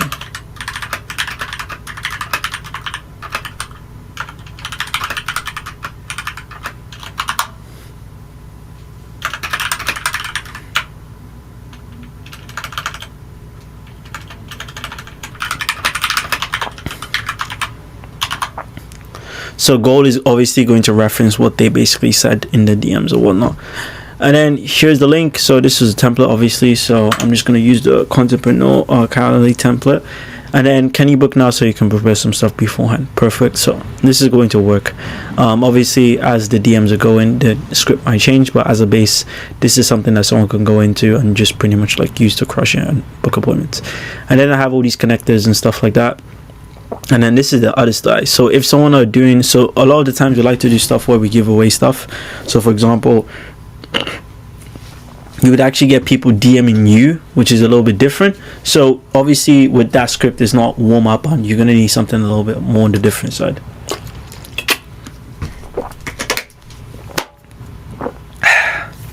So what I like to do here is I basically just like to use the same script, but I just change up how I start it basically. So it's like, hey, so your comment, do you want me to send everything over here? I'm like, yes, freebie. By the way, just curious, do you work by any chance? Nice, would you work? Cool. This is a different one. So basically what I'll do here is I'll just reference all of the system I've used over here in this like DM script specifically. So the only part that's different is just the start, and then everything else is basically the same thing. So for example, we talked about like, let's go over here. So it's like, since you said context, what are you currently doing? And the only difference, actually there's going to be a little bit some stuff different. Nice, sounds good. Have you ever thought about some written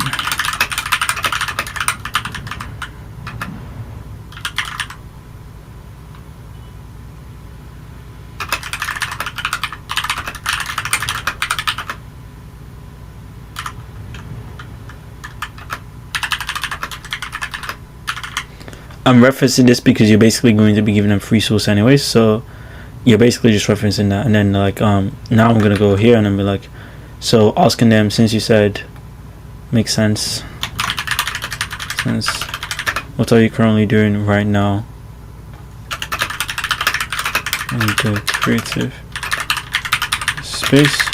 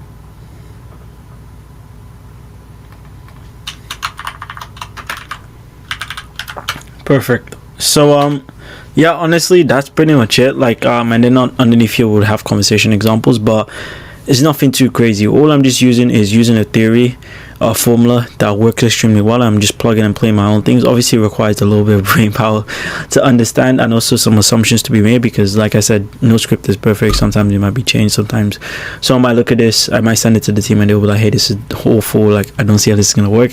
However, it gives you a base point, because that's all you need. You just need a base to be able to build off, and then once you have that base, you're pretty much like good to go. So yeah, that's pretty much it. This is me writing a DM script live. Hope it kind of helped, and yeah, that's pretty much it for me. Hello guys, hope you're doing good. So I'm going to walk you through the module where I'm just going to explain how you can make sure that leads actually book in. So leads booking in and going through the things you want them to go through is going to be super important, because a common mistake I usually see is people will send out a link to someone, they book in a call, maybe they show up, but they don't go through anything. They're pretty much cold. They have no idea what you do, and it's just kind of like a shit show. It's like one of the calls that you just don't really want to have. So I'm going to show you how to avoid calls, how to get calls that we're not going to close anyway, like out of your calendar straight away, and how to use like a nurture sequence to make sure people are actually booking calls. So I'm going to assume that you've seen the objection on the video on how to create sales assets, because now we're going to be using those sales assets over here to make sure that people actually watch stuff, and you know how to set up your Calendly flow so that people actually can go through your stuff. All right, so a common mistake I see a lot of people do is when they send a link to a prospect, they'll do something like this. This is not a mistake, by the way. This still works, but it's like you don't want to be asking people the questions of like, what time did you book in or something like that, so I can confirm people for you. What you want to do specifically is you want to make sure that these people actually book. So for example, one thing I've seen, people will send a link and they will say something like, let me know once you find a time, or like, let me know once you can get to it and get it done. Like, no, you want stuff to be done now, and the reason why you want that is because obviously stuff done now is better for you, because you can just go to the next one, but it's going to confirm the commitment, and it's going to make your life a lot easier for you. So I've seen crazy stuff. Let me know once you find the time is horrible as well too. So these things are okay, but if you want to maximize the amount of people who book, you need to give people a reason to actually schedule a call. You need to give them a good enough reason why to do it. If you don't have a reason to do something, you're not going to want to do it. It's just basic human nature. For example, if we're having a conversation about fitness, and let's say we're talking about just like general stuff, like general questions, you can be like something along the lines of like, can you do like 30 push-ups right now? If I ask you to do that, you might be like, some people might be like, okay. Some people will be like, why? Or like, some people are just going to tell you, nah, I'm good, bro. And this is the same thing with calls. Like, hey, could you book the call? You just be like, hey, here's the link. Let me know once you book it. Some people will be like, yeah, sure, I'll book it right now. Some people will be like, oh, I'll do it later. And some people will be like, I'll find the time to do it. But if I phrased it and said, hey, can you do 30 push-ups right now, or this might happen? Or, hey, can you do 30 push-ups right now, or like, you lose your gym membership. Someone came up to you seriously and said that, obviously that's a little bit arbitrary. You're going to be like, okay, cool. I might as well just do it right now. Like, there's a reason to do it. Because suddenly there's a reason to actually do those push-ups, and it's more compelling. So it's to get people to book in and to actually do it straight up, like on the conversation, and watch your stuff. You need to give them a reason to actually do it. The problem is you guys are not giving enough reason. You're not being strict enough. Because the biggest thing I see is a lot of people, you don't realize how much help they're giving to these people, and you're not forcing them, or you're not giving them a good enough reason to actually do the things you want them to do. If you're not giving them a good enough reason to watch your VSL, they're not going to watch your VSL. If you're not giving them a good enough reason to show up, they're not going to show up. If you're not making it easy for them to show up, they're not going to show up. If you're not giving them a good enough reason to actually be in a quiet room and have their camera on, they're not going to be in a quiet room and have their camera on. Surprise, surprise, okay? It all comes down to giving them a good reason. So, for example, this is a really good way to do it. Here's a true feature in the video, breaks down how remote closing works. It's an interview with one of my clients, shows what life is like a closer. Could you watch both before our call so everything makes sense before we speak? This is a good enough reason for people to, all right, cool, I'll sit down and watch this. Make some time, I'm just going to sit down and watch this. Otherwise, our call is just going to be a joke. And then after that, in the back end, we have another video, and I'm probably going to show you like the video thing that just tells them to make sure they watch the video, make sure to go through everything. Otherwise, our call is just going to be pretty much really useless. And if you force people to do this, what's going to happen is that people are going to hop on your calls and are more qualified. They know more about your stuff. And now they're a little bit more eager to see what you have to say because they've seen a lot more content from you. Okay? So, email sequences need to be set up in such a way that people actually view stuff in your videos. It's very simple stuff you can do this with Calendly. All you need to do is make sure when people book in calls, you have email and SMS reminders, and that's sending them to a page that has your VSL or has your objection handling and sales assets. And you tell them to watch this before the call. and then you get people excited and warmed up to actually speak to you. So this is the way to actually do it. So this is like my Calendly link. I'm going to move myself down here. There's two ways. You could either do it through here, where it's communications tab. So I have 3 reminders. So I basically have an email reminder, 12 hours, 24 hours, and 30 minutes. And this also goes out when they book it as well. This page will give you some context of how to do this. Please go through this. It's going to save us a ton of time, both of us a ton of time. And then on this video, I basically just tell them exactly how they can. It's basically just my VSL. This is probably going to be changed. Actually, no, this is like a document, actually. So yeah, I just tell them to go through this document. So yeah, there should be a video there. I don't know why there's no video, but it's fine. And then text reminders is basically the same thing. 10 minutes before the call, please watch this. And then the thank you page, surprise, surprise, if you will see over here, is probably, let me just go grab it. Just a video going over that they should watch the stuff in, and it just redirects them here. Basically that. So yeah, it should redirect, honestly. Yeah, it should not be like this, but thank you page literally just redirects them. So that's going to be fixed by the time I get it. And it just gets them, redirect them, watch the video before the call. As a result, you get an excited and warmed up prospect. So you can set that up with Calendly. Very simple. All you just have to do is just add the text reminders. I think you have to pay for text reminders. Email reminders are free, but I'd rather get text reminders because they go on people's phones. And to make sure the text reminders actually show up, just add a lot of column. Because to put your phone number, it's not compulsory. But if you make it a column where it's like compulsory to put your phone number, people are going to put the phone number twice. So do that. And if you do go high level, you can actually do on go high level as well too. And you can create recipes, which is basically like a workflow. And what you can do is you need to go into add workflow over here on the bottom left. You can create a new workflow. And this would basically just like send specific stuff, reduce no-shows, do some other stuff, text confirmation, use no-shows. So you can create this and you can actually create specific stuff that you want to show. So when someone books in a call, you want to send them a text, and you can use this to add a workflow. And you can also send them like another email as well too, send a text, or like do some certain things when they do certain things. So yeah, you can go crazy with this. You can put what event it applies to, what the name of it is. I can do one right now. So let's say for my 15-minute discovery, I just make this and I'm basically saying, hey, once people book in, send them a text. And then it's basically a booking confirmation and also a reconfirmation. You can go over here. Hey, please confirm that you're going to be attending this thing. This is a really good one to do. So I just click on done. And then basically that's over there. And then this will basically send as soon as they booked in, immediately. You can change the time window as well too. So you can basically say immediately when the event is booked, you can go over here and basically say, hey, 24 hours before the event is booked, before event starts. So you go over here, before events start, 24 hours, you can say, hey, in 12 hours, basically send them an email or a text that basically tells them, hey, are you going to be showing up? Can you confirm? And then this is going to be a confirmation link, and it's going to tell them that, hey, this person confirmed that they're going to be showing up to the call. Perfect. So I would honestly use workflows. Workflows are really, really good. And reminders are good. So just do a workflow and do it with text, because text, people always check the text messages. So this way you're going to make sure people really watch your stuff. Okay, like it's going to be very hard for people to ignore this. If you say, hey, please confirm you're going to be attending, and then you have another one, hey, thanks for confirming, please can you make sure that you've gone through all of the stuff that I sent you in the emails, and make sure you've gone through the VSL page and all that type of stuff. Very, very, very, very, very, very, very hard for someone to ignore this. Okay. And you can do this on go high level as well too. You can almost be annoying. Like you can get people pissed off. It's fine, because the people who are actually gonna buy stuff anyways are not really gonna care. They're gonna be like, cool. But obviously, don't go crazy and start sending like 10 messages in like 12 hours. A good sweet spot is to just send 3 text reminders and 3 emails, 3 to 4 emails. But 3 text reminders. If you're going over that, you're kind of going a little bit crazy. But yeah, that's pretty much it, honestly. So do that. You're gonna make sure your leads book in, and they're gonna watch your sales assets. If you do it this way, give them a good enough reason to do it, and you're going to solve that problem. I'll see you in the next one. All right. So if you're watching this, you're probably booking a couple of unqualified calls. So if you're getting them, this is the training that you need to watch, because I'm going to make sure by the end of this, you're going to know exactly what's making you book in these unqualified calls, and most importantly, how to solve the problem. It's not going to be super long. It's going to be actually very short compared to like my other stuff. And it's just going to break down everything and just give you the action steps of what you need to do, and also analyze the problem. So the first thing that we need to establish is we need to figure out what is qualified.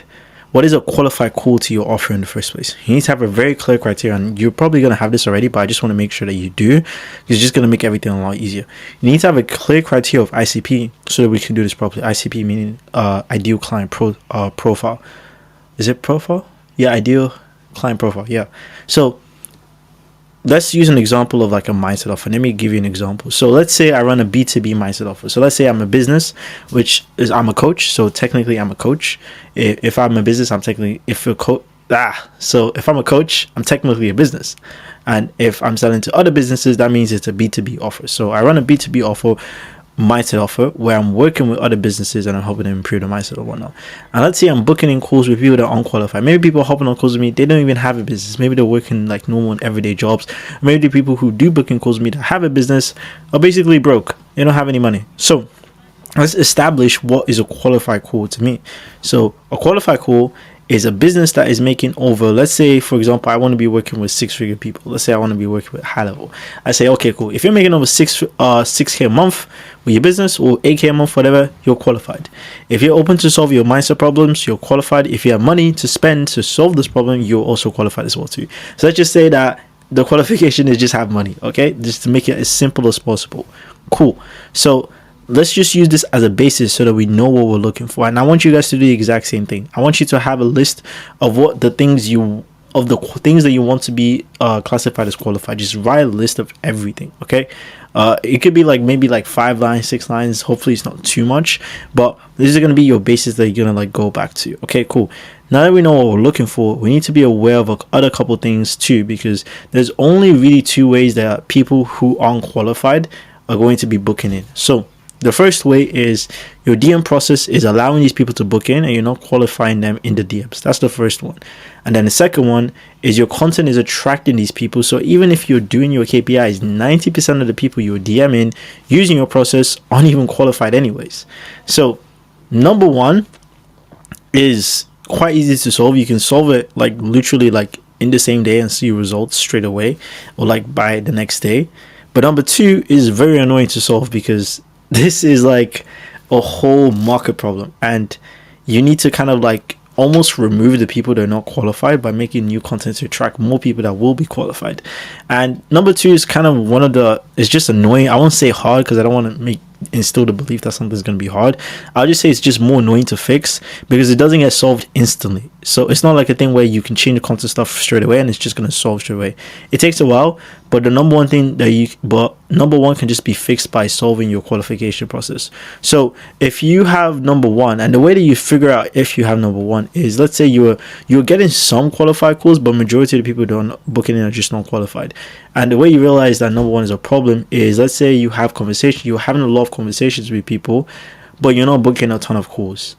And the reason why you're not booking a ton of calls is maybe there's something wrong with your DM process. So what I would recommend you to do is go back to the 5-step DM process module, look at examples of DMs where we're qualifying for major things, because we have B2B examples and B2C examples as well too, and find a way to integrate them into your qualification process, or have it in the form that they fill out when they want to book in a call with you. That's like the major way to do it, okay? It's usually in your DM process. So have your DM process reviewed, go through the module and just like kind of like tidy it up so that people don't slip through the cracks. Okay, cool. You're almost gonna find an instant feedback once you fix this problem, and now more calls are gonna be qualified. Okay, I've had people where I told them, hey, fix this, just add this one line, and they messaged me the other day and they're like, yo, this is crazy, like it's working, I'm booking in more qualified calls. And it's like, of course, like it's instant feedback because it's the DM process. The second one, which is number 2, is a little bit more tricky, because now you've got to switch up the type of content you're making in order to attract these types of people. The best thing to do in situation, if your problem is number 2, and the way you figure out if your problem is number 2 is when you send out a ton of messages, you're having conversations and your process is actually good. Everyone is just kind of like broke. Everyone has no money. Everyone is not, let's say like the mindset of what we said, everyone's not running a business. Everyone's just poor.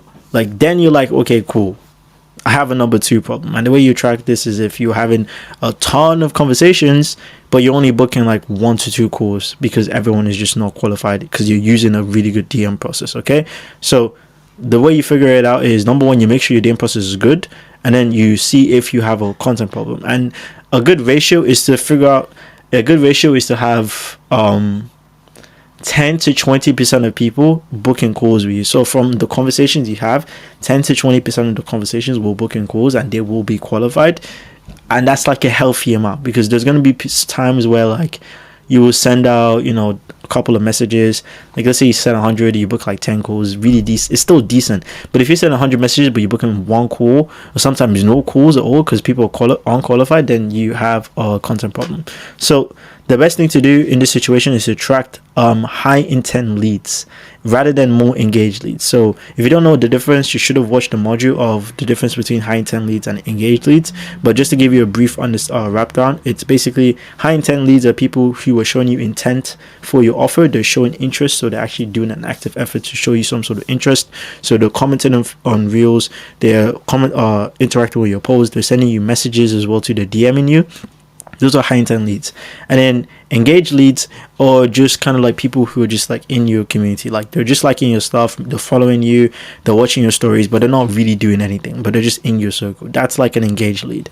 There's a trend that goes over the difference of both if you want to get into more detail. But high intent leads are going to be built up through your content that speaks to the ICP and gives them a CTA. So anytime you have this number 2 problem, all of your content that's attracting these types of people need to be trying to bring in high intent people. You need to be bringing in high intent leads, as many as possible.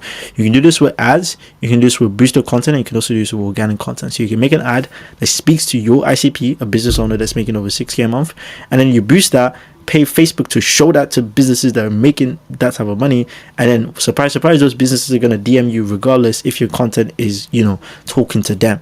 And even if your previous content is speaking to another type of person, they're only going to care about the new stuff that they're being shown anyways. So I recommend you make content that is targeting those types of people that you want to work with, and then slowly the old audience is just going to be weeded out, and the new people who actually want to buy your stuff are going to appear if you're really consistent with your content. Because we had this problem with a client that had like a spirituality offer, and he wanted to work with business owners. He said, hey, I don't want to work with people who are like beginners or anything.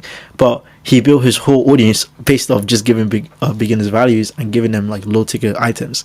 So we had a problem where we'll send out 60-70 messages, but we'll book like no calls because no one was running a business. So we told him that, look, it's going to take a while, but you need to switch up your content because every single person with DMing doesn't have a business, and we need to create content that's going to generate high intent leads.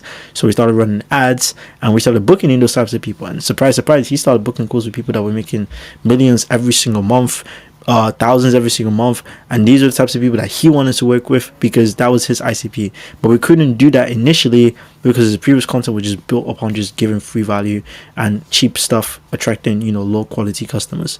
And it took a while. It took us probably like around 60 days to like get to that point where like a lot of the people will send out those messages, and we'll still book around 10% of people on calls, and we're having around like 3-5 calls a day for that client. But those calls are like extremely qualified calls, so the closing rate is extremely high on those. So even if we don't book a crazy amount of calls, he's gonna close majority of these people essentially. So that's pretty much it, honestly, and it's all fixed over time. But with the high intent leads, you're probably not going to be booking in like 10 to 15 calls a day. Like even if you have a situation where 90% of people are qualified, it's unqualified, it's not going to take you 60 days to start booking in calls. You're going to be booking in calls. It's not going to be like 10 to 15 calls a day type of calls. You'll probably be booking in like 2, 3, 4, 5 calls a day. And then once you actually ramp it up and get to a good point, which will take a while, you can be booking 10, 15 calls a day with qualified people. But the people who you will be booking in calls, even if you have this number 2 problem, is people that actually want to buy your stuff. Okay, so that's pretty much it. It's usually just those 2 things. Hope this trading has helped, and I'm going to see you in the next one.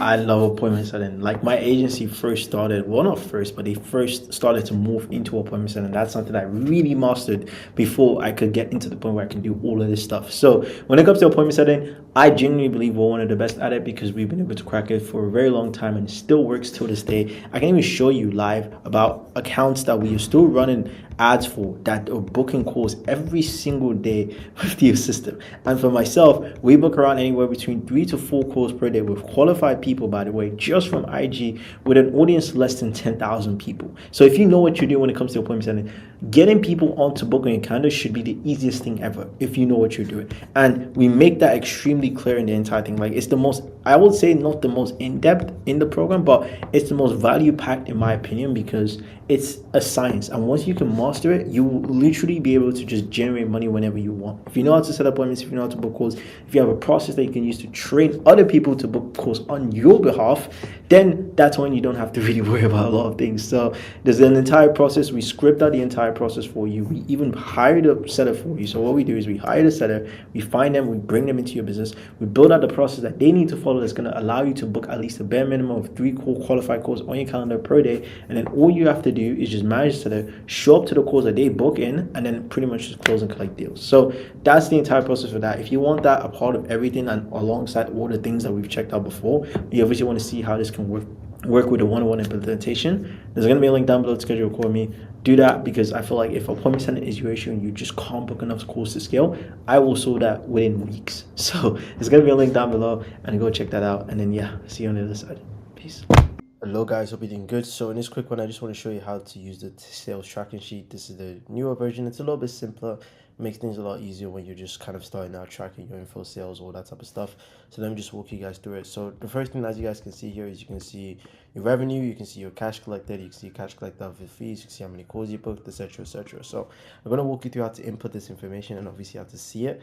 I've read now there's barely any data in there, so I'll just walk you guys through it. So as you can see, I already put in a call, but pretty much I'll walk you through. So let's say I book a call, for example, that someone closes. Let's say I hop on a call with, I don't know, whatever. Let's say Dan. All I need to do is I just need to double click on the date. It's going to pull up a date picker. Then it's going to ask me what date did I do. And then it's going to say I had a call with Dan. Then it's going to ask you close. Or it's going to ask you close. So if I say close, that means I obviously closed them. So I'll be like, yes, I closed them. And then it's going to ask you, okay, cool, what stage were they at? Is it a live call? Was it a no-show? Did you cancel it, or did the prospect cancel? So live call basically means you had the call with a real human being. So you would have only been able to close them if you had a call with a real human being. So that's the first thing. No-show means they didn't show up. That basically means they just wasted your time and didn't pull up. I canceled means you canceled, etc, etc. So obviously this person showed up for me to be able to take the money, so that's fine. I closed them on 2,500, and let's say the revenue was 5K basically. So now if I go to my monthly P&L, you can see my revenue is 15K for the month. I've cash collected 7,500. This is how much I have after fees. So I like to put the fees number as my cash collected, because this number and this number is the exact same thing. I booked 2 calls showed up, 2 calls closed. I didn't lose any deals. I have 100% close rate, and my no-show rate is this, and this is how much I have to pay my closer if, let's say, I had a closer that did the calls. As you can see, that's pretty much like done through over there, like straightforward. It just puts all the information for you. So now let me just go back to, let's say if I didn't close a call. So if, let's say, I booked a call with, I don't know, Jack, and then Jack just decided to just not show up to the call, I'm just going to say no. I'm just going to say it didn't show up, and I'm going to say no show. So now once I put that in, as you can see, my no-show rate has reduced, but my closing rate is still the same. So I booked 3 calls, 2 calls showed up, I closed 2 deals. My closing rate is 100% because it's based on like actual live deals, but my no-show rate is 33%. So that basically means I have a 33% like no-show rate. So that's not show up rate, that's no-show rate. So that's how many people show up. So that means 1 out of every 3 calls wouldn't show up to my call. That's basically what it means. But to just simplify it is, let's say if I go over here, for example, let's say I go to January, and let's say I book a call with, I don't know, another person, let's say Mac, and let's say Mac showed up to the call. Let's say Mac, I didn't close him, but he showed up to the call. And then let's say it's obviously 0 revenue, I didn't close him for anything. So now if I go back, as you can see, I booked 4 calls, 3 of them showed up, I only closed 2, and I lost 1 deal. So that means my show up rate, my close rate is 66%. My no-show rate has also gone down as well, and my closing commission is still the same. So as you can see, it's super dynamic. It changes based on information that you put inside of it, and it's super accurate because it's just based on formulas and stuff. So this is exactly what you guys would need, and it does it for all the months. So you have it for February, March, blah, blah, blah, blah, blah. So all you have to do is just input all the data. You can see everything at a glance, and you can pretty much use it to just make, like, you know, executive decisions in your business. So yeah, use that. It works, and yeah, I'll speak to you soon. Peace.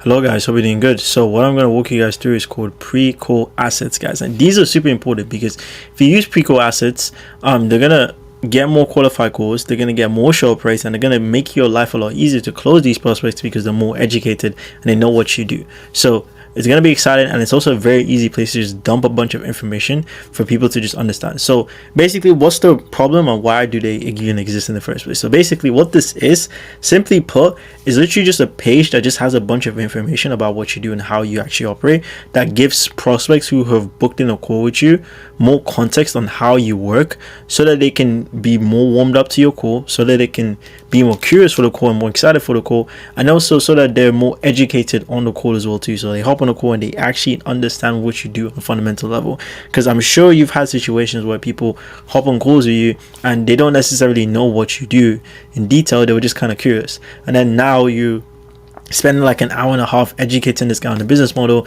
and then they only say, oh, I need to think about it. But imagine you hop on calls with people and people know what you do, they know how you work, they're sold on what your product anyways, and all they're just here to do is literally just ask questions about their situation, and they just need to be convinced that's going to work for them, and they're going to pay you money. Like, if you always had that situation, you'd make so much money. And that's what pre-call assets are trying to do. They're basically trying to increase the likelihood that that type of situation happens very often. Okay, so how is that actually going to work? So I'm going to give you an example over here. This is a pre-call asset. This is also another one that did extremely well. So, oh, not this one. So I'm going to do, it's supposed to be Muslimpreneur. So it's supposed to be this one. So this is the initial one where I got a lot of inspiration from, because our client Amar was using this, and basically it just has a bunch of frequently asked questions, number one, so people who ask the same thing, they know what it actually is, so they understand. So people who feel like it's not for them, they're just not going to book in a call, they're just going to cancel. And then they have an explanation video, and then you basically have a video that they have to watch before the call. And what this video does is super powerful. It excites them for the call, tells them to confirm that they're going to be attending the call, and basically walks them through case studies and results, explains what the business model does, explains the benefits, gets them super excited, and now they basically just give them the next steps. And then you're just like, hey, look forward to your call, make sure you're responding to any of my people or my reps who've messaged you, and we're going to go from there. This is a really good way to just get people to feel like, oh wow, this makes sense. So what you can do, we don't have it right now, but what you can literally do is just record yourself going over the actual document. So just tell them like, hey, appreciate you booking in a call with me. What I'm about to do, I will show you like so what I'm going to do is I'll show you like a pre-call script that you guys can use as well too, that should be already made. So if I go here, if I go into, what's it called, like a pre-call script, yeah, so literally all you just have to do, showcase the results. This is just a script. Screen share your gamma. It doesn't have to be complicated, by the way, and just tell them, appreciate you looking forward. By the way, I want to show you something important. Showcase the gamma, showcase the results, and then you basically go into the right stuff. If your client doesn't have a lot of results, what I would probably recommend in your situation is just like use them as a case study, because they would have probably done notable stuff. If you don't have results as well, so just talk about what you've been able to do. If you have no results at all, like say you're like an agency owner, just talk about the process, talk about the thing that you're going to be selling them on. Okay, just talk about how it's actually going to help them, and you probably don't even need to be making these assets anyways, because like, you know, you're just creating extra friction for no reason. So that's what I'll do. And then if you just use this template, by the way, all you just have to do is link your VSL, and you can obviously see these frequently asked questions. You can obviously change them. These are just like placeholders that already have like text, and as you can see, people are going to be able to like click down and be like, oh, that makes sense, that makes sense, oh, that makes sense, that makes sense. And now they're very educated. And then it's the same thing over here. So if you go over here, for example, what makes the business model work, how can I make sure you can run this anywhere in the world, this is how Isaiah does this is the interviews, and then these are some wins, these are people getting results. So now everyone's like, oh wow, this actually works. If you keep directing your traffic to this once they booked in a call, it's very hard for them to ignore the fact that you're actually good at what you do, and you can actually help them solve the problem. So this is why it's super important, guys. Okay, that's pretty much it, honestly. So what you can do is just fill in the blanks for your offer, fill in the frequently asked questions, record the 2-minute previous once you've actually done it, showcase your results, showcase your case studies. It doesn't have to be complicated, and now this link now becomes your central point of contact anytime someone books in a call. So anytime someone books in a call, the next video which you're going to watch is going to show you how to utilize this pre-call asset properly, and you're going to make sure that people actually watch this and actually book it. So the next steps from here, action steps: build your pre-call workflow, pre-call asset, like actually build and make it good, and then start directing traffic of people who booked in calls to this page, and you're going to see a world of a difference. Okay, that's pretty much it from me. All the links and the templates are going to be down below this video, and I'll see you in the next one. Peace.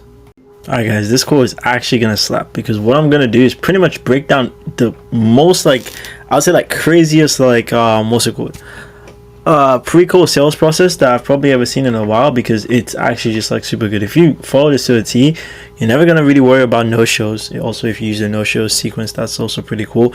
You're not really gonna worry about unqualified prospects as well too, people hopping on calls that they don't even know what you're selling, and you're also gonna like close a lot more deals as a result, honestly. So I'm going to pretty much go over like the actual framework itself, and then I'm going to show you how to actually set this stuff up on Calendly. I use Calendly. If you use GHL calendars or whatever other calendars, they should have a similar process, but I just use Calendly because it's simple, it's easy, even though like you have to pay for it, it's fine. So I just do that. So cool. So assuming people are booked in a call now, that's great. So you've gone through the stuff, like people are booking in calls now. Now you want to make sure that people are actually qualified, they're showing up to the calls and they're not broke as well too. That's like the main thing. So we actually have 2 workflows now, so you don't have to do all of these workflows. By the way, you're probably going to be fine with the automated actions, which I'm going to show you how to set up, but I want to spend some time on the manual ones because these ones are actually really good. So basically the idea is when someone books in a call, you want to basically connect, you want to basically let your DM setter or whoever's doing it, if you're setting yourself, you want to basically send them an asset which is called the pre-sales the pre-call asset, and you probably would have seen a video pretty much me breaking down what a pre-call asset actually is. But you want to send that asset that you've created, and you basically want to send it to the prospect before the call. Okay, so you basically want to tell them, great, just so the call came through. By the way, if you could go through this code document, it's very important for our call. It's going to break down how we do this in detail.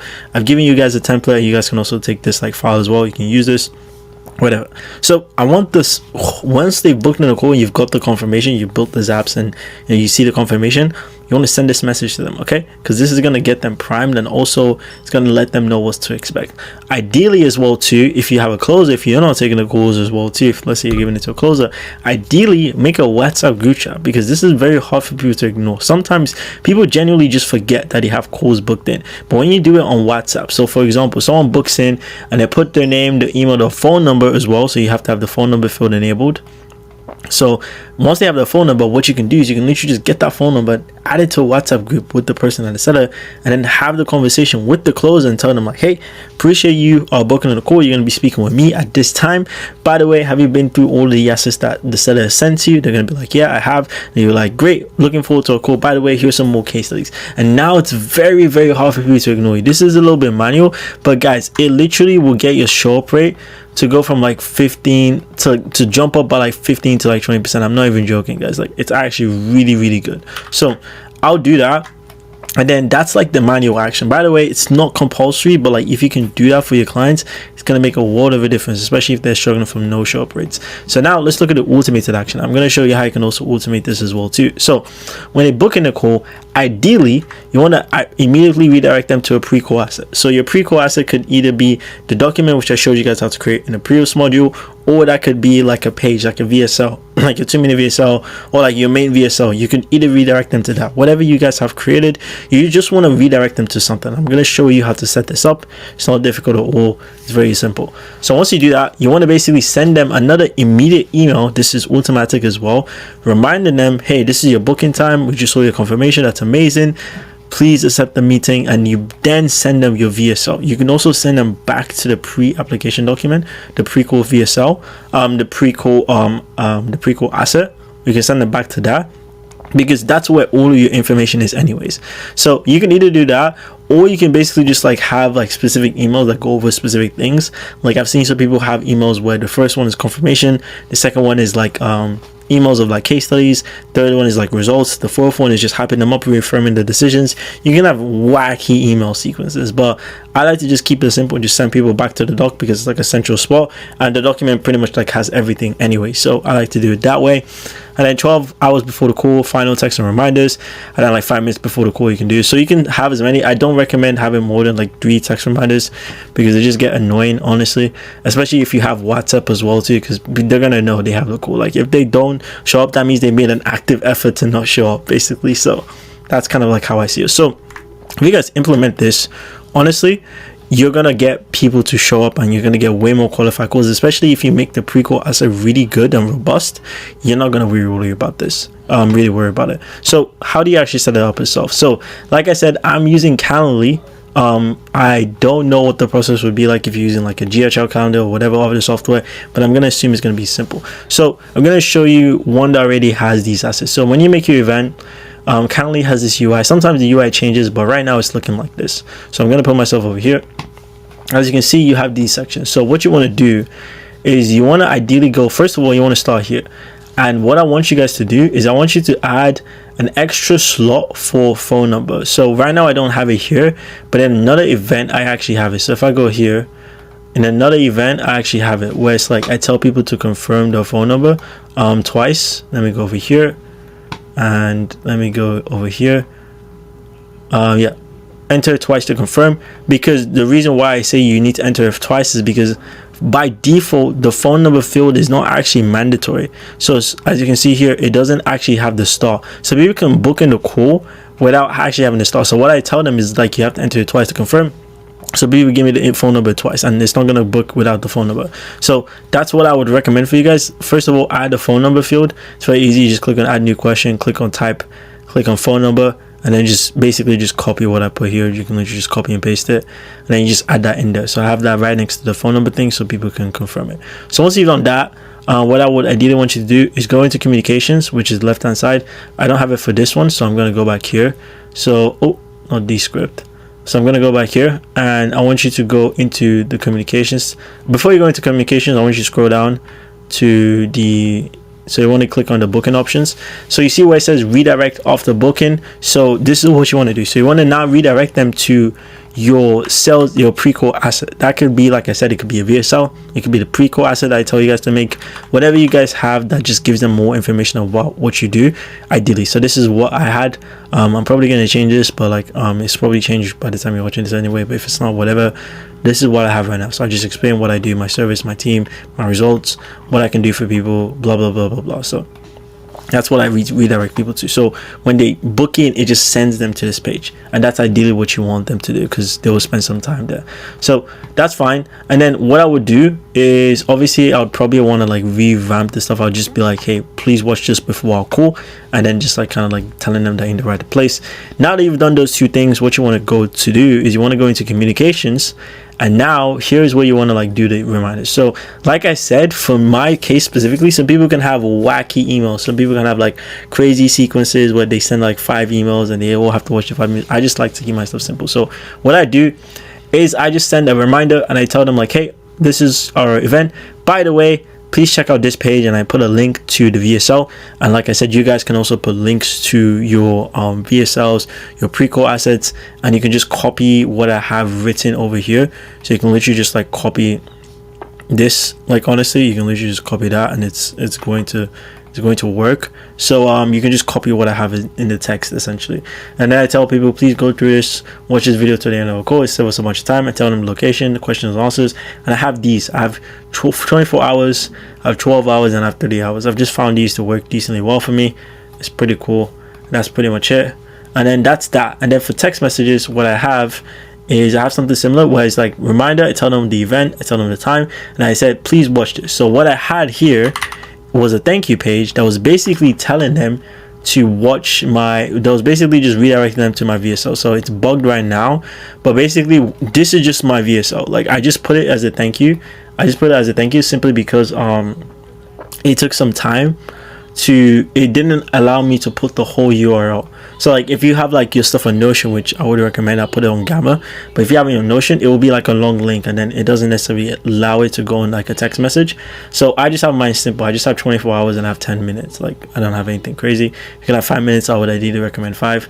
But yeah, that's what I have right now, and it's very simple. You just set that up and you press save and close, and then boom, you're pretty much like honestly good to go. So that's how you set up the workflows, guys. It's not too difficult. So use this as like a framework and just have that like set up, because this is going to make sure people are qualified, they're showing up to your calls, they actually understand what you're doing, and you're not just talking to people that don't even know what you're doing in the first place, and they're more likely to even close as well. So that's pretty much it for me, guys. Hope this hope this video was like super helpful. Hope it showed you how to like build pretty good like pre-call workflows. And I know if you guys use this and if you utilize this for your clients, you're gonna make them a lot of money, a lot of calls, gonna be qualified, and you're gonna be more happy. So yeah, that's pretty much it. I'll see you in the next one. Peace out. Alright guys, hope you're doing good. So I'm gonna walk you through an SOP that the only way this doesn't actually, that people don't actually show up if you use this exact SOP is if they genuinely just didn't want to hop on a call. Like there's no way they will not be aware that they have a call with you if you use this SOP. Okay, so it's gonna like really just increase your show up rates. And since this is like you trying to get your prospect on a call, you don't need to do crazy stuff because it's just very easy. It's just reminders, guys, like reminders, and just making sure that they see them in the right places. Okay, so if you have 15-minute calls, like if you're doing a triage, so this is like a 15-minute call, make sure that you duplicate the phone number field on your Calendly. So if you guys use Calendly, which I recommend, or whatever softwares you guys are using, what I recommend in this situation is you want to go into, so I'm going to go into your booking page option. So let me just see if I can make like a 15-minute link. So I'll show you over here. So 15-minute organic scaling protocol link. This was like the link I was using for my 15-minute links, calendars. What you want to do is you want to go over here. You see where it says text message or phone number. So when I actually open this live page, this field is not mandatory. Okay, so when I go to, let's just say 1 p.m., this field here is not mandatory, and that's a problem. Okay, so what you want to do is you want to make it mandatory. So what you want to do here is go over here, go into phone number, make it a phone number, do phone number, and then you should be good. Make it required, and it'll just be like, please enter your phone number.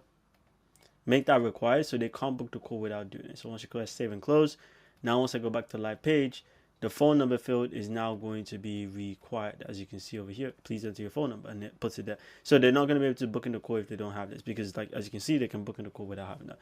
Make sure that is set up. Okay, that's the first thing. Now going back here, set up your meeting reminders. Very similar to the Calendly SOP that we had similar. Set your meeting reminders just like this, the same way you'd have your 15-minute call link. Set your text reminders to look something like this. So 24 hours before and 10 minutes before. You can also have 5 minutes before as well, but I don't like to do 5 minutes before. This way, they know the call is happening. They've gotten the reminders, and what you can do is, because this is, so for example, this is the actual place where they're going to send text messages to. So what I would say in this situation is please enter your phone number. And what you can go over here and do, just to make sure that you do, because sometimes you do it, enter it again just below this field to confirm. So that way, like you said, type it exactly like this. So that way they will actually get the text messages, because sometimes people just don't put the text messages here, so they don't get the messages at all. Okay, so once you've done that, you've made sure that, like, you know, they're going to show up by having these things. Now all you need to do is just remind them on the platform that you had the initial conversation with, or you can basically take it on a different platform and send them messages over there. So what I've seen people do is they get the messages and they send a message to them on WhatsApp. Okay, and I just ask them like, hey, just wanted to reach out to you here, just so make sure you saw this. My name is Mahiz. We have a call scheduled today to go over X. Are you good for our call in the next 3 hours? Okay, just her name, it's name. So it will be like, hey John, it's Mahiz. Just wanted to reach out here to make sure you saw this. Are you all good for our call in the next 3 hours to discuss X and how we can take you to X? Okay, make it very simple, remind the context, and you might be surprised that some people might be like, oh, I can't do it right now, can I do the next tomorrow? And then you would have saved yourself a no-show, you would have saved yourself someone that just didn't remind them. Because if you just constantly reminding them, there's no way they just don't see it. Like I said, if you do this and you follow this, the only way someone's ever gonna just not show up is if they just didn't want to have the conversation. Okay, so that's pretty much it. Use this SOP and it should help you guys a ton. All right, peace out. Hello guys, hope you're doing good. So I'm going to break down exactly how a sales call actually works and how a sales call actually operates, because this is one thing that a lot of people don't really understand, and in this whole video I'm just going to pretty much like break everything down. Okay, so without further ado, let's just go right into it. I'm excited that you're watching the sales module, because I'm going to pretty much break down the sales processes, like, you know, how to actually structure discovery, how to, you know, structure a pitch, how to structure your objection handling, also how to structure your pre-call workflow, so you can, like, you know, make sure that people actually show up to the calls, they show up educated, and also how you can make sure you don't waste time with prospects that are just not going to buy from you anyways, how to disqualify prospects really quickly, pretty much the whole shebang. So by the end of this, you're going to know pretty much a decent amount, and I'm not by any means an expert at sales, so you might see some people that are kind of like chiming in as like, you know, people that are probably paid to make some good modules because they're experts at the certain thing, but the actual principle itself is something that people can just grasp without having to be an expert, and that's probably what I'm going to try to give to you guys today. So without further ado, let's just jump right into it. How does the sales call actually work? So it's very simple. There's only really like 4 components to it. It's like your discovery, where you pre-frame. So what that basically means, and you guys are going to see the glossary that just breaks down pretty much everything, but me pre-framing basically just means that I am trying to get frame as quickly as possible. And when I mean frame is I'm trying to get control of the call, because if you don't have control of the call, it's going to be very hard to kind of like move stuff around and you know, kind of take the conversation in the way that you would actually want it to go. Okay, that's like one thing. And then the second part is, once you've done discovery call, you get into the pitch. You show them exactly how they can solve the problem that they've, you know, that you've discovered in the discovery process. Because when you're asking questions, you're going to figure out, okay, cool, these are the pain points this person has. As a result, I think I can actually help them because I have the solution to these pain points. Okay, so that's what you're trying to look for. You're trying to look for problem and you're trying to look for solution. Okay, so that's what the pitch. So the pitch is just going to visually show them how you can actually solve the problem. And the third part is just clarifying and answering questions. So as you're pitching, people might have questions about, hey, what about this? Hey, I don't really understand this. Or like, hey, what would happen if this happened? Those types of questions. So this is where you're really going to be able to just like have a normal conversation and display your expertise. Because if you pitch extremely well, usually most of the time you're going to, you know, remove any doubts that you're gonna help them solve the problem. Okay, and then finally, once you've done that, you've clarified, they've asked the questions, they're ready, you then ask for the sale. And this is where you do pretty much like the final objection handling, and this is where you try to close the deal. So basically, once you've figured out what the problem is, you've shown them the solution to the problem, and you've answered every single question that they would have about that solution, whether that be, you know, how it's going to work, the timeline, the results, how many people you've done it for, whatever. You've done that stuff. Now they're to the last part, they're like, okay, cool, they're kind of convinced. Now they just want to know, how much does it cost? And then, well, not kind of, they're usually like fully convinced you can help them, but now they just want to know, okay, cool, how much does it cost to actually get this? And this is where you're going to ask for the sale. And this is usually where people are going to pay you, or people are going to give you a headache. It's either one of those two things. But that's basically what I'm going to try like teach you. I'm going to show you pretty much this whole flow, going from discovery, going from how to pitch, and then obviously like, you know, pre-call workflows as well, to make sure that people actually show up, they're educated, so that you can have the highest chance of actually closing these deals as possible. All right, hope you enjoyed this video. It was pretty much a quick one, and I'll see you in the next one. Peace. Hello guys, hope you're doing well. So in this quick one, I want to show you guys how you can create sales scripts, basically using AI with the framework that we provided in the Skool. So this framework that we put in the Skool, just to let you know, it comes directly from 7th level, and obviously the coach in the program at the time has created a really good sales training for you guys. So I'm just going to show you what it looks like, obviously. So I'm just going to go into Skool. I'm going to go into where it looks like as of right now.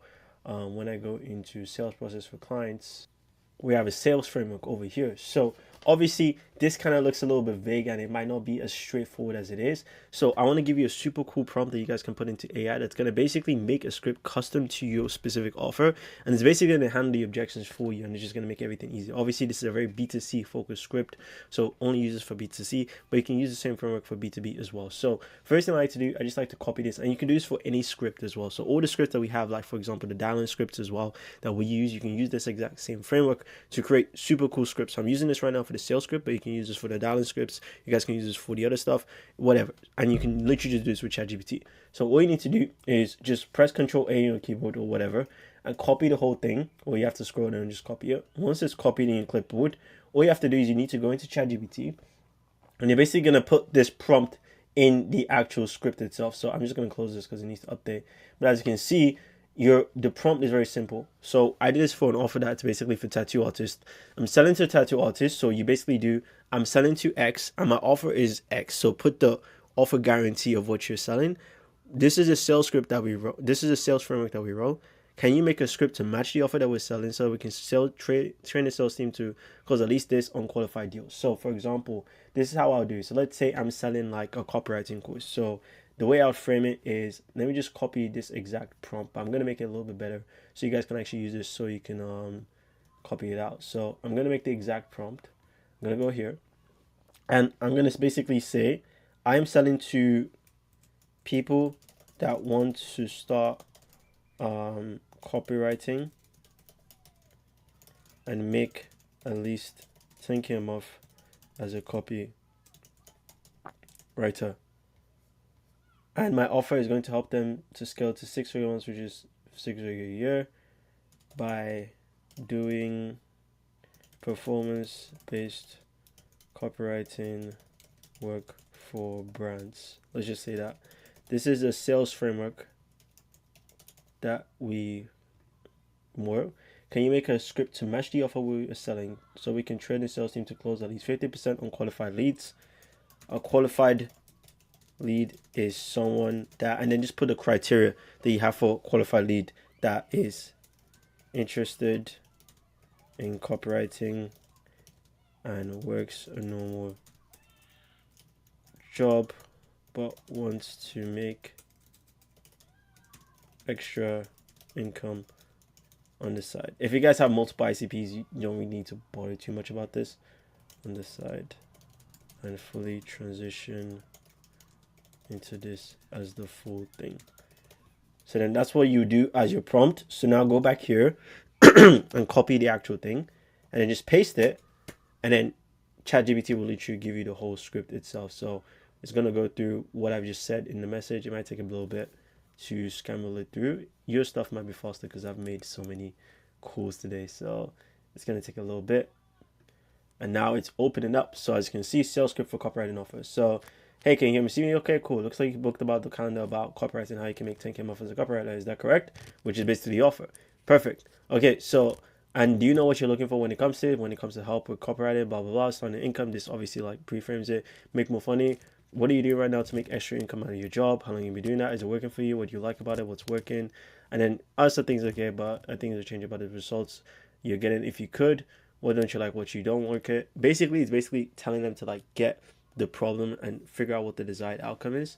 So obviously it's a little bit like GBT-ish, but you can basically just run it through a humanizer and just make it sound a little bit more human. But this is the framework that you want to use. Like this is the stuff that people actually use in their businesses, okay? And if you guys have like different frameworks you can do the exact same prompt for whatever frameworks you use. This is the one that we provide in the GA, but obviously there's many ways to close. But at the end of the day, it's all the same outcome. We just want to make sure we can get the money. So this is ideally what we're basically trying to do. So blah, blah, blah. Let's say we're able to blah, blah, blah. And obviously this is a very like B2C script. So obviously it's very more of like the emotional type of selling. So then you can literally just like copy and paste this, or like you can share this into like a doc, and then you can pretty much just kind of like do from there. So I can go here and then share this sales script with someone else. So I can go here, click it, and then I can be like, hey, this is my sales script. Whoops, sorry about that. That's just the prompt, I think, itself.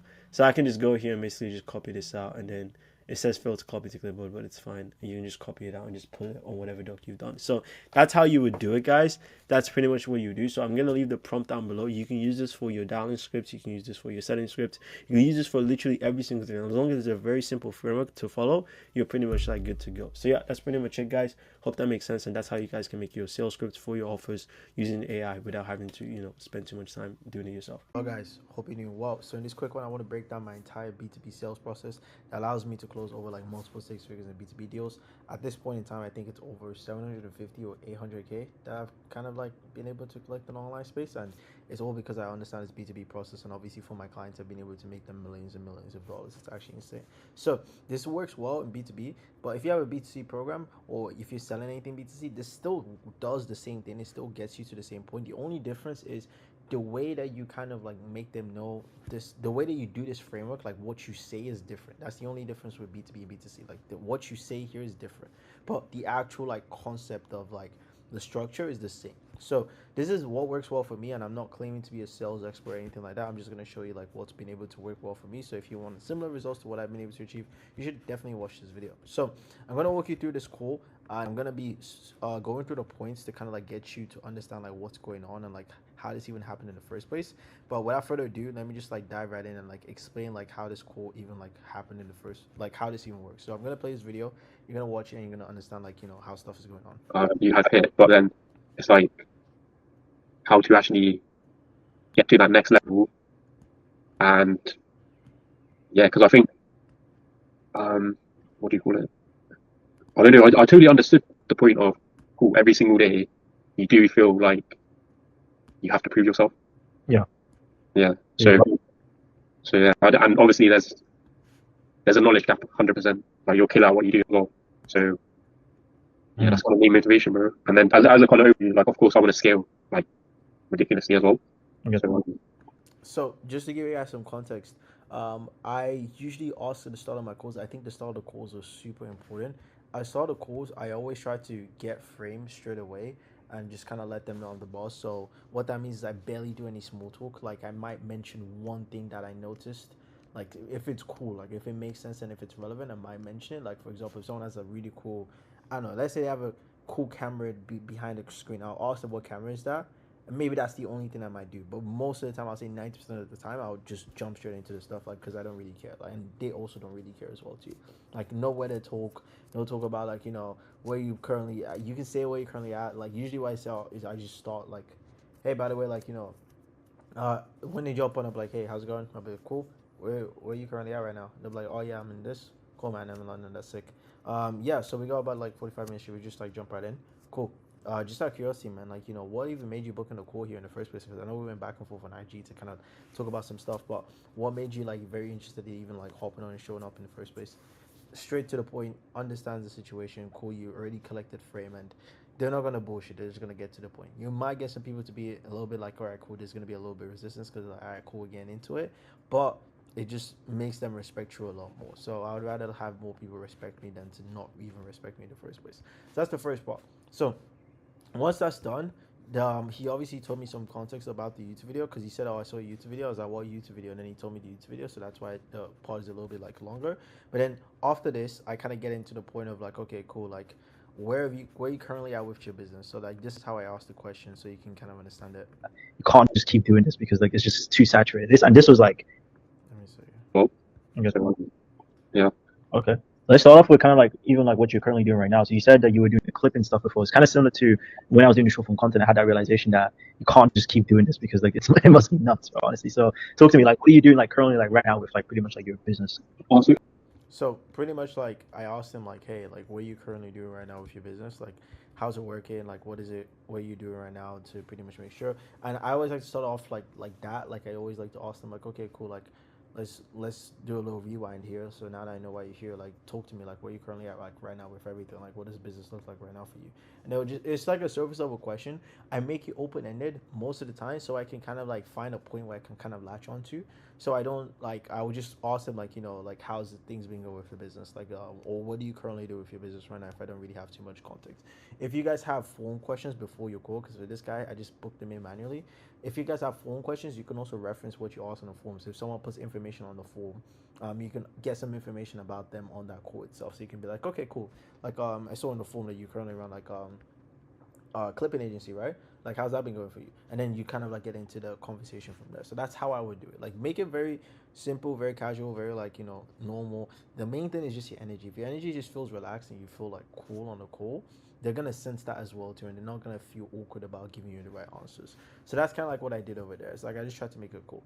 And now here is where it gets like really deep. So like the discovery itself, I think the discovery was actually like 30 minutes. But usually my discoveries are like 15 to 20 minutes max. But this was longer simply because like number one, the guy also spoke a little bit slower, but I think that's just his tonality. Like that's just how he is. But I also was trying to ask him like more deeper questions and kind of like really get the understanding about his stuff out there. So one thing that I did really well, and I'll show you guys over here, is I asked them like obviously like the income question, like like why has it been up and down? Like for example, he says like he's making like I think 3K. So you've been doing this agency, so you have like 3K. And he obviously wants to transition into like consultant offer. And by the way, guys, if you want to like know what I do, I help people obviously like get into consultant offers and scale any sort of like done with you sort of program. So if you're an agency owner, you already have a done with you consultant offer or coaching offer, whatever you guys like to call it, I will help you obviously scale it and get more clients for it. So that's basically what I've been able to do. I've been able to help people literally generate millions with it as well. So if you are someone that's interested in that service as well, we'll leave a link to book a call on the top right of my thing. You don't have to do it. You don't. It's honestly, it's just there. But I think I can really help you get to that next level if you're really interested in it. So you can check that out on the top right over there. But I'm gonna get into like the part where he explains like why he hasn't really do that. So for example, I asked him like, where you on track for this month? I say straight up, I just asked like, how much you're making, because I'm in the business of helping you make more money, so I need to know how much you're currently making right now. And then he kind of gives me like a service level answer, and then he tells me it's been like 3K pounds. And then I asked him, he was basically just saying that like, yeah, it's been up and down. To the point where, like last month, it's kind of a blessing in disguise as well at the same time. But I don't want to see months like that again. Why do you feel like it's been up and down, really? Like, what do you think has been the main reason why it's been like that? So one thing I did really important here, most people don't really notice this, but the tonality change. So anytime you want to ask any sort of like, maybe I would say, I wouldn't say money is sensitive, but maybe it is to some people. But if let's say you want to ask some sort of sensitive question, like you want to get a little bit more context about something, I always like to use confused tonality. So I will purposely break down my speech to make myself sound like I'm confused.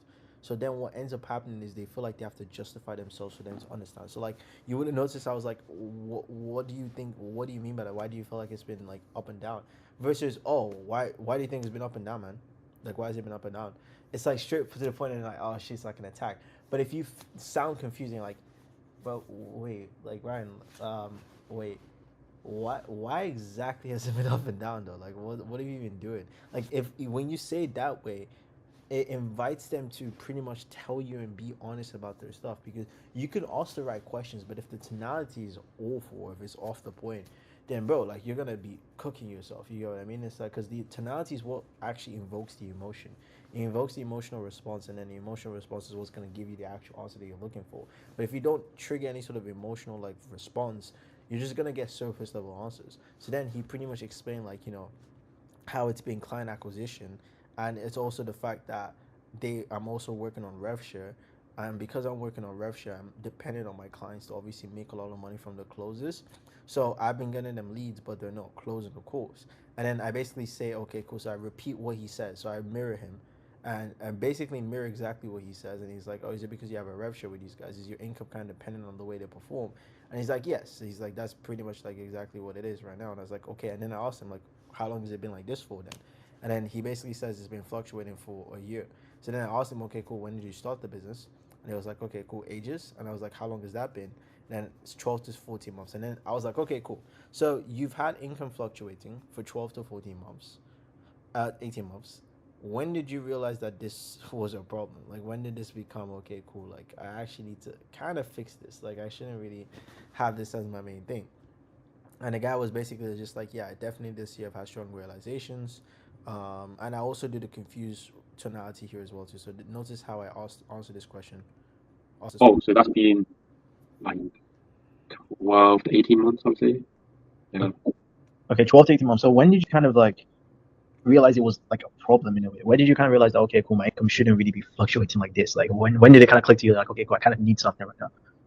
Yeah. So I also like, purposely break down my sentences to make it sound like, hey, I'm confused. Like, when did you figure out like, okay, cool, this should be a problem? And then this basically, he then goes into like the whole thing of like, yeah, definitely this year I've had strong realizations about it.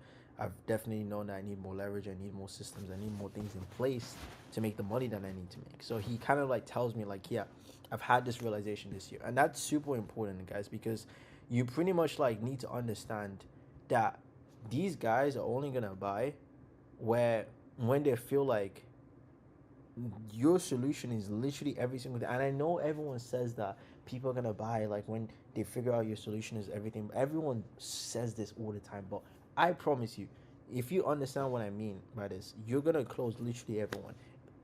If you can make the prospect feel like everything they've tried is bullshit, and the thing that they are missing is can only come from you, they will buy 100%. So what I basically did is I asked them, okay, cool, you've been doing this for 12 to 18 months. Your income has been fluctuating for so long. Why haven't you, how long has it been like this? And then I slowly transitioned to what solutions have you tried? Because if you've been trying something for like 12 to 18 months, number one, this gives you a shit ton of ammunition to use at the end of the call, because then you can always reference the fact that they've been trying for 18 months.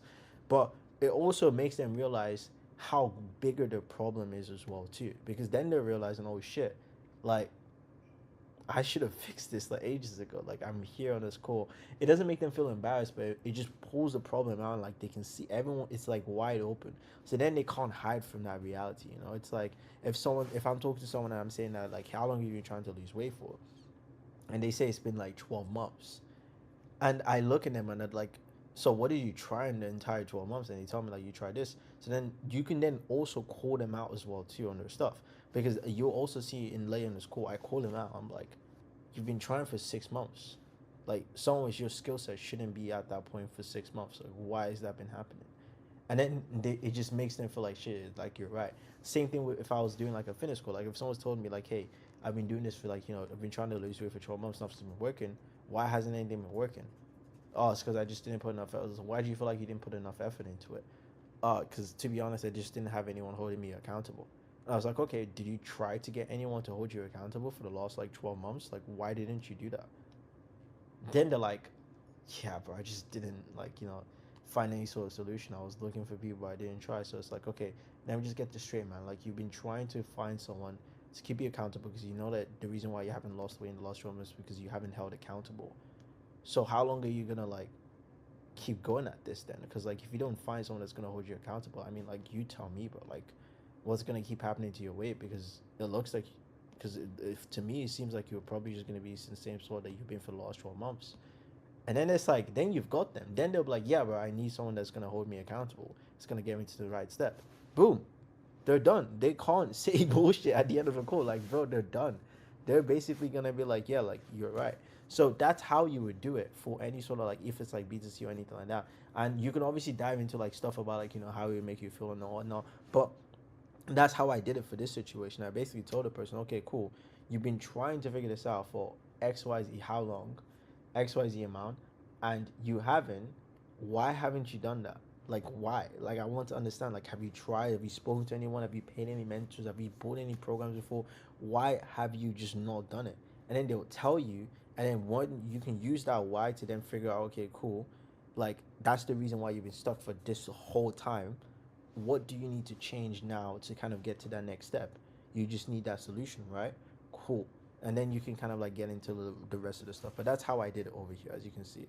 So now, and then basically he tells me that like obviously he tries to give me some stuff like, hey, I tried all these things. But then I was like, okay, did it help you?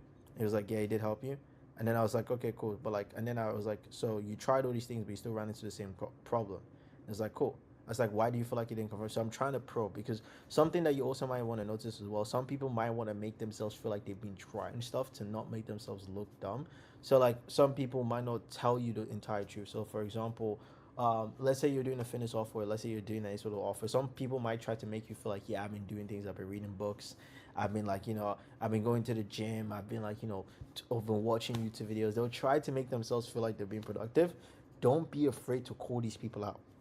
Because you need to call people out on the bullshit. Because if you make people feel like they've been getting closer to the goal, they're not going to feel like they need your help. So, for example, he didn't do that fully, but I've had prospects where they do that fully, where they try to pretend that they've been doing a bunch of stuff to get to where they want to be. So they try to pretend that like, hey, bro, I've really been like working on this. I've been getting to this next level. I've been, sitting down. I've been taking sales calls. I've been, doing outreach. I've been doing all these things. Then I'm like, okay, cool. You've been doing all this stuff. Like, do you feel like it helped you? If they say yes, like they'll be like, yeah, like I think it did to an extent. I'm still not in the same spot, but like cool. So it's like, if it feel like it helped you, like why? Just curious, man. Is it okay if I ask this? Like, why do you feel like you've still been stuck in the same spot for the last 6 months despite you did all these things? Like, why do you feel like happy? Because if you're saying that you did all these things, like you took sales calls, you did outreach, and you did all these things, but you're still making 3K a month. Like, I'm not trying to be an asshole here, bro, but I'm just being honest. Like, why do you feel like those things didn't get you to that 10K a month? Because if you're saying that those things help, you probably would be at that point right now, right? Like, I'm just genuinely just asking because I want to know for myself. And then they're just gonna you've got them. They can't say anything else after that. Obviously, there's better ways to kind of like word that, but that's somehow how you would do it. You would have to just tell them, look, bro, like, if you're saying you're doing all these things, cool, but why are you still stuck? Why are you still in the same spot? Same thing for the person that's saying in fitness. I would basically just mention, why are you still obese? Like, why are you still not in the shape? Obviously, don't say that, but you can basically tell them why you're still not in the spot that you need to be. And they will usually say it's because I haven't had this one thing, and then you can double down on this one thing and then try to get them out. So people will give you bullshit. Just don't be afraid to call it out. The thing that people just don't do on calls is they don't call out bullshit. They just let people kind of like slide and get away with different things or saying different things. And what ends up happening is like these guys just don't respect you. But when you call them out on it, they're forced to give you answers, and they're forced to give you the truth, because people don't want to look stupid on sales calls. So that's why they will obviously want to tell you what's going on. So it's like, and then like obviously I kind of like catch some tonality, and like he's obviously talking about like, you know, the reason why it's been inconsistent is because obviously he doesn't have a leverage offer, and he also doesn't have like a good system to get new clients. And then I just kind of like broke the fourth wall, and I was like, hey bro, is it cool if I make an observation here? And then I just tell him, it's like, it sounds like you're fed up with these guys. And like, you know, even your tonality is like he's talking about all these things. Yeah, I think I'm going away from the question to So like I ask him a question, he rants, and then because he ranted, I was like, all right, cool. Let me call him out on this and like talk to him and see why he ranted. be honest. Yeah, it's like, I mean, is it cool if I make an observation? Yeah, 100% just go and like. Yeah, it just sounds like you're fed up with these guys, bro. Like even from the way that your tonality and the way you're kind of like describing it, you're like, yeah, bro. Like you had the closers, and then we didn't have any closers today, and then they messaged me. It just sounds like it's like when a guy's talking about a girl that they don't like, bro. They're just like, she messaged me again. She's doing this. It's like that's what it sounds like, bro. So it's like it sounds like you're fed up, bro. Yeah, like, of course I hold accountability. Yeah, that's first thing. And then boom, he gets into it. So it's like stuff like this, like it just makes people just want to talk to them. I make a little light joke there as well too, so just kind of like make the conversation chill. And he explains like, yeah, bro, like I'm working with shit people. I'm not getting to where I want to be because they don't have a leverage offer right now. And it's like, and then I pretty much just mirror everything he says back to me. And it's like, I ask as a confirmation, like, hey, bro, so you're pretty much saying that, like, you know, if you had, you know, better people that you're working with, and, you know, you were basically had a better offer, you would probably make more money, right? Correct me if I'm wrong. And he's like, yeah, like, you're correct. It's like I'm invested. And then he was basically telling me that, like, you know, I feel like I should be focusing on what's it that he invested in something that didn't really work, and I explained why it didn't work, and then he pretty much like figured it out. And then I just kind of get into it. So stuff like this, it's like you have to be able to just hold people out. That's the main thing. Like figure out what have they tried before, why has it not got them to where they want to be, understand like the main reason, and then call them out on certain things. And then obviously like I explained, like why is it no she's not getting you results. And then pretty much like, you know, I really emphasize they tried and failed, the tide of the loop, and they want to change, and they know they must change. If you can get this out of them, I promise you're gonna close every single person. If they have money, that you're taking it. It's easy. You're gonna take it. That's literally how it is. And then pretty much like obviously I pitch. I'm not gonna go into the pitch stuff because it doesn't really make much sense. But like I get into the objection handling part. I don't need to show the video of this, but I'll just explain pretty much like what happened on the objection handling part. But pretty much what happens is I pitch the price, and he pretty much tells me like yeah, it's not viable for me. My price is 5K, so like it's just right there, and like he basically says like, hey, it's just not viable for me right now. And I was like, cool. Yeah, I mean I get it. Like if it was viable for you right now, like if you had multiple thousands of pounds just like sitting liquid in the bank account, like of course we probably wouldn't even be having a conversation right now. We're talking because we want to make sure that it can become viable for you. So it's like I didn't ask him, like I isolated, is it just a thing where it's like 5K is just like, because it wasn't a value thing. So I was just, because I already asked him like before I pitched the price, I was like, do you feel like this can actually help you? And I was like, yes, it can. And I was like, why do you feel like it can help you? And I was like, cool.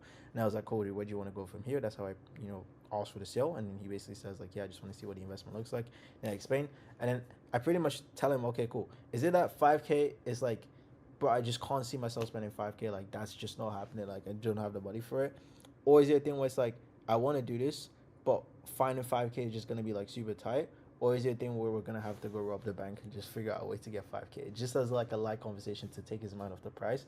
Because obviously when you pitch the price, their emotions start going a little bit high. They start getting a little bit scared. They're like, oh shit, like it's kind of awkward right now because I don't have that money. So it's like I make it super lighthearted and just, you know, have a conversation. And the guy goes, yeah, it's just tight. And then I was like, you know, like it's just going to be tough. I'm going to have to break it down. And then I invite them to pretty much ask them if they want to make it work. So I'm like, okay, cool, brother. So it's like, obviously I know like 5K is tough, but if let's say we can make this like affordable for you, would you do it? And they were like, yeah. Like, they were like, why would you do it? It's like, yeah, because it will be able to do it for me right now. Like, if you make it affordable, I can do it. So it's like, okay, cool. Like, I mean, but I want to do this because I want you to want to make this affordable. So it's like, if you're saying that you want to make this affordable, then I want to basically have some sort of collaborative effort over here. So if we can make this affordable for you, which I want to do that, I would have to basically look and see what your financial situation looks like, because I can't give you something that can make it affordable for you without understanding what that looks like. So is it okay if we have a open conversation about like what your finances look like, and then we can see if we can make something up for you that can work? And then they'll be like, yeah, sure. And then we can pretty much just kind of like get into that, and they'll ask him like, hey, I could have probably asked this question in discovery, to be honest. Because you're better in B2B, you can do this. In B2C, it's a little bit like, you have to be a little bit sneaky with it. But in B2B, you can just straight up ask people like how much have they been able to save with the money that they've been making and shit like that. And then he obviously tells me that he has 1K in disposable income at the moment, and I was like, okay, cool. And then we figured out his worst case scenario. So I told him like, okay, cool, what's your worst case scenario with everything? You basically just make 3K for the next 3 months, which I don't think that's gonna happen, because his monthly bills were like 1.5 or something like that. So he was obviously not gonna get broke and be homeless. So I was like, okay, cool. Like, your worst case scenario is you lose nothing. And he was like, yeah, you're right. And then I pretty much just told him to make the payment link. So I explained like a little bit more about like how it works. So if you guys want this doc as well, I will put it down below the Loom description so you guys can check it out. But this is the entire structure, guys. And I promise you, if you guys pretty much use this for any of your structures or any of your offers, it's going to do really, really well. Like I said, with B2C, you're going to have to obviously like change it a little bit slightly, but that's kind of like the structure. So I obviously help people scale coaching offers and make more money, and I don't want to do a thing where I'm gonna have like a crazy long ass conversation to figure out your stuff. Like, I genuinely just want to see if I can help you. So if you want to check that out, there's gonna be a link to booking a call over there, the top right. You can just like talk to me, and I can see if I can get you to the next step. If not, it's completely fine. I just hope you got a lot of value from this, because I think this can definitely help you guys make a lot more money. So go use this, try it out, and let me know how it goes. Hope that makes a lot of sense, guys, and I'll see you in the next one. Peace. Hello guys, hope you're doing good. So I want to talk to you about one of the most important things that I feel like a lot of people in the space don't really talk about how important it is, but it's probably one of the most important things, and it's probably one of the reasons why a lot of people sign a lot of clients and they lose them and they don't know how to do service delivery, because this is one of the most important things, and it's onboarding. And onboarding is so underlooked that I've literally created a whole document just explaining it that we're going to dive into straight away. All right, so let's just jump right into it. World-class onboarding checklist. So the onboarding process is meant for a few things, guys. And to set the tone, guys, your clients are going to respect you more. You're going to get better results, and you're going to work way less if you do this whole thing properly. Okay, so you need to watch through the whole thing if you really want to understand this. So the onboarding process is meant for a few things: to get all the information you need as quickly as possible, to set the right expectations, and also to set the tone for the working relationship. And what you need to do here is also design and create a clear path for the goal that you want to achieve, and set action steps so that everyone is clear on what you need to do in order to get to where you need to be. Okay, so ideally you want this process to be as quick as possible, because instant gratification is great when you buy things. Like, people like, buying something and getting like the gratification straight away that they bought it, and such as sending them automated emails, which are not too difficult to set up. I'm going to break down exactly how to do that.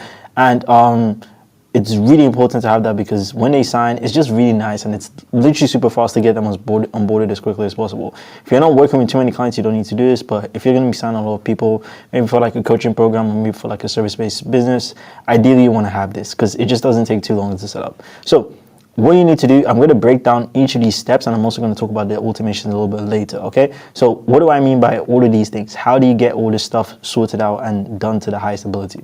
The first thing you need to do, you need to get all the information you need as quickly as possible. If you're running a service-based business, there's a couple things that you need to grab before you can really start anything. So for example, there are service-based businesses that are like, let's say, running ads, for example. To run ads, you're probably going to need access to your client's, let's say, business manager, or like, their ad account before you can even start anything. If you're doing growth operating, or like, scaling coaches, consultants, or influencers, you're going to need information about the offers, the marketing process, maybe the team, the people that they have on board, all that type of stuff. Okay, you're going to need that. If you're a mindset coach, you're probably going to need information about where they're at right now, where they want to be. Fitness coach, you're going to need information like their weight, pictures of their physique, all that type of stuff. You're going to need certain things before you can do anything. So these are the things that you need to get as quickly as possible, because the last thing you want to be doing is, as you're going on in your work, you don't want to be asking them like, hey, I don't have this, could you send this to me? Or like, hey, I didn't need this, could you send this to me? Or like, oh, could we be doing these things? Like, oh, I didn't know we needed this, could you send this? People hate that type of stuff, okay? So the best part about this information is you already know these things. You already know what you need in order to get them there. If you don't, I'm going to show you how to. But all you just need to do is get this information on paper, or like on storage, or like Google Drive, whatever you want to do, so that you can establish where they are right now, know exactly where they are, and what you need to do to get them to where they want to be, okay? Sorry, my throat is super dry. I don't know why. So what's the information that you're going to need? The best way to come up with ideas is to work backwards, okay? So ask yourself, what do I need to do to make sure that this client does not get any results? So for my offer, it's going to be, hey, if I don't understand the market, if the offer is really bad, if I don't place them a good setter, if we make bad content that doesn't get any views, they're going to suck, okay? So what I need to do is I reverse engineer. So I'm like, okay, cool. Now that I know what's going to happen now that I know what I need to do to make sure this client does not get results, what do I do to make sure that this doesn't happen, okay? And you're going to write down the list of a couple of things. You're probably going to end up with maybe like 5 to 10 things. For me, it was around like 7 things that I needed initially to make sure that this stuff doesn't happen. So you want to like write that stuff down, okay? So now that you have that, there's a couple ways you can get that. So you have the list of what you need in order to get them the result. Now you need to get the information, obviously. There's a couple ways you can do it. So the best way to do it, in my opinion, is to just have a form. I know a lot of people, they ask questions on the calls, like, they do a bunch of stuff, but honestly, just write down what they need on a form. It's like the easiest thing to do. Here's an example of mine. So I'm going to show you what this actually kind of looks like. So let me just go into type form. I'm going to go into onboarding form over here. So this is exactly what mine looks like, and it's not crazy. So it's like, what's your business? What's your business model? What's the goal? What's your revenue goal? What do you do? What is your marketing process? How many calls did you book? How many calls showed up? What's your price point? How much cash did you get? So obviously I'm working with coaches. I'm not working with like influencers that don't have any products, because a lot of this stuff is going to be zero. I work with people that already kind of like have a foundation. Are you willing to show login details? All that type of stuff. Okay. So what I make them do is I make them fill this out. And then once they fill this out, they have the link to actually book in a strategy session with me. And the strategy session is basically the onboarding call. So I make sure that they fill this out before we do an onboarding call, because these are the questions we're going to ask in the onboarding call anyways. And I've seen a lot of people, like content agencies, they do this. There's a lot of content agencies that will like ask them to like write a couple of things so they know what to do on the call, because you don't want the call to just be like a huge Q&A, because when people hop on onboarding calls, they expect to kind of being like showed something. They don't like being like asked questions and like being treated like it's a sales call again. So here's just a screenshot of all the questions as well. I just showed you them as well. So after they fill this out, I just tell them to book in the strategy session, because now we have all the information that we need to pretty much establish where they are and where they want to be. And that's pretty much like the automated way. Literally, it's not going to take too long. Just set up a type form and just make them fill it out before the call. Or you can do this on Google Forms as well too, if you want to like go down that route. So now that they fill this out, there's another way you can do this. You can always do this a manual way, which is just to have the conversation on the call. Just ask them the questions that you need to know on the call, and just get the information you need to know on the call as well. I recommend you do this if you're not too sure what to ask them. It still works. The main things you're going to be asking them is where they are right now, where do they want to be, what have you tried, what are you currently doing to get there, all that type of stuff. Like, you're just going to be asking the questions. So you go back to that list that I told you to write, and you're just going to ask them those questions on the call, get them to send you those pictures. Maybe if you're doing like fitness, get them to send you those pictures. If you're doing like ads, get them to give you access, all that type of stuff, okay? So that's what you want to do. So now that you've done that, you pretty much got all the information you need to ensure that, the stuff doesn't flop, okay? But now, how do you actually set the proper expectations? And this is one of the most important things, because this is gonna pretty much like set the whole tone for the working relationship. I probably lost over like $10,000, and I've created way too much headaches for myself by not doing this properly. So pay attention, because this is one of the most important things. So I'm gonna give you an example here. I don't know if you guys watch football, but like this is like a good example to show how annoying this stuff is. When you get fake shocked, like let's say if you guys play football, I don't know if you do, or soccer, if Americans are watching this, but let's say someone's trying to go one way and you're going them, you're going with them, and they cut to the other side. It's super annoying, and like people get extremely frustrated when that happens, especially like footballers. They don't like it because it's like it's super frustrating, and this happens when you think something's going to happen and then it doesn't. So you get faked, they get angry, all that type of stuff. And this is the same way your prospects will feel if, you fake shot them. If, let's say, you set the wrong expectations. Because a lot of the times people will pay you, but they're going to have their own predetermined expectations of what they think is going to happen. They're going to have their own idea of how they think your service is going to go.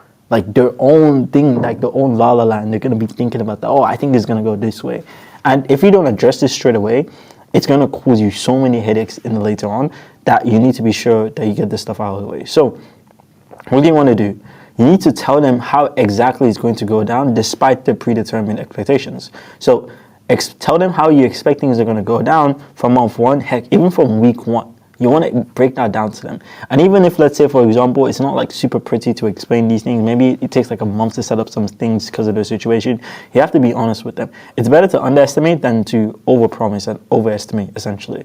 And you need to make sure that they are aware of a few things. So you let them know, hey, you're the boss, they signed a contract, they paid you. If things are done on time, if things are not done on time, everything's going to be super difficult to make you money. If you don't listen to what we tell you, you're also going to be making it very difficult for us to get you end results. So end result is whatever the thing that you're trying to help them to get to, essentially. If you miss meetings, if you miss deadlines, if you make things super hard for us, we are not going to hesitate to drop you. There's obviously really nice ways to word this, but you pretty much just have to tell them like, hey, are you okay with these things?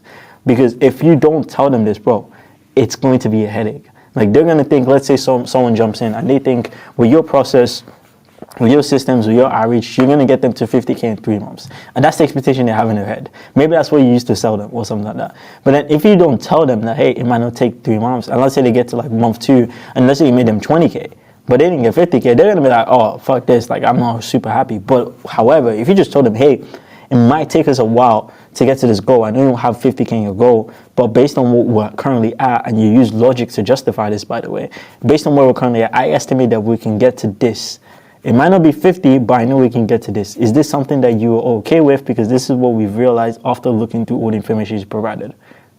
If they say yes, then you're good. They're not going to bring it up later on. If they say something like, I don't think it's going to really make sense, then you guys need to have like a conversation about expectations and just kind of like break that stuff down. Because guys, you want to have these uncomfortable conversations straight away, because at the point when someone has paid you money, they're going to be a lot more, I won't say vulnerable, they're going to be a lot more lenient to listen to you, because they've already given you their money. They've already established you as the expert. They've already signed a contract. So whatever you tell them right now is going to sit with them, and it's going to go into the subconscious every single time. If you don't tell them this, let's say like you do this like a month later and you try to reset the expectations, it's just not going to work that well. Like it just really isn't.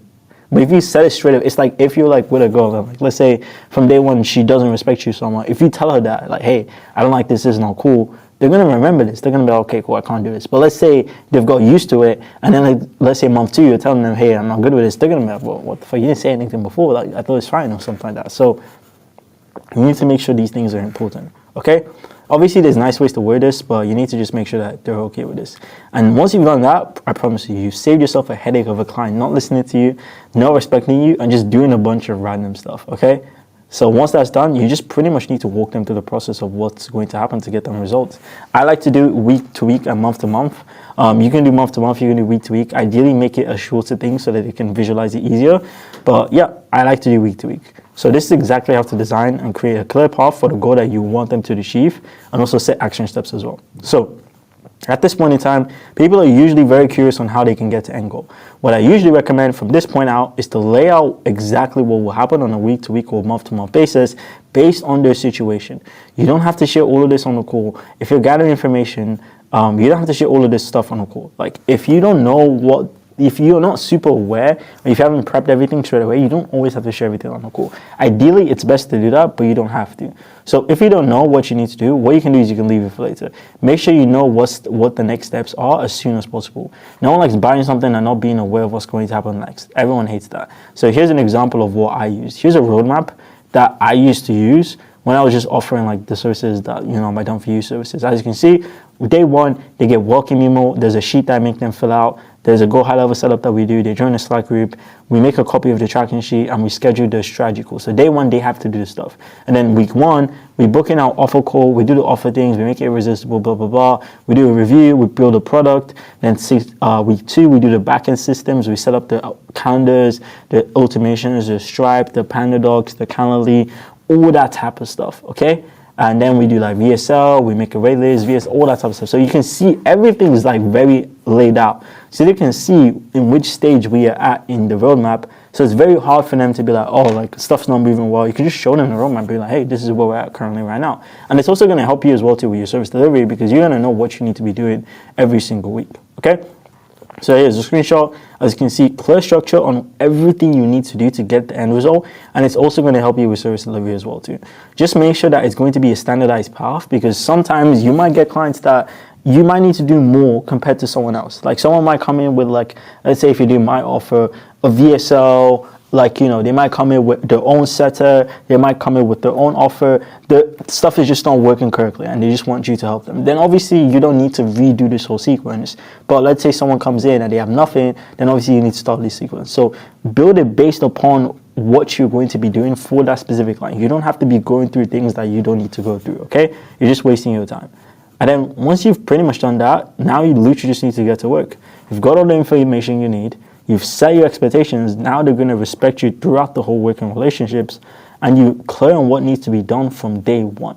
So now all you just need to do is just implement this and go make some money. That's pretty much it.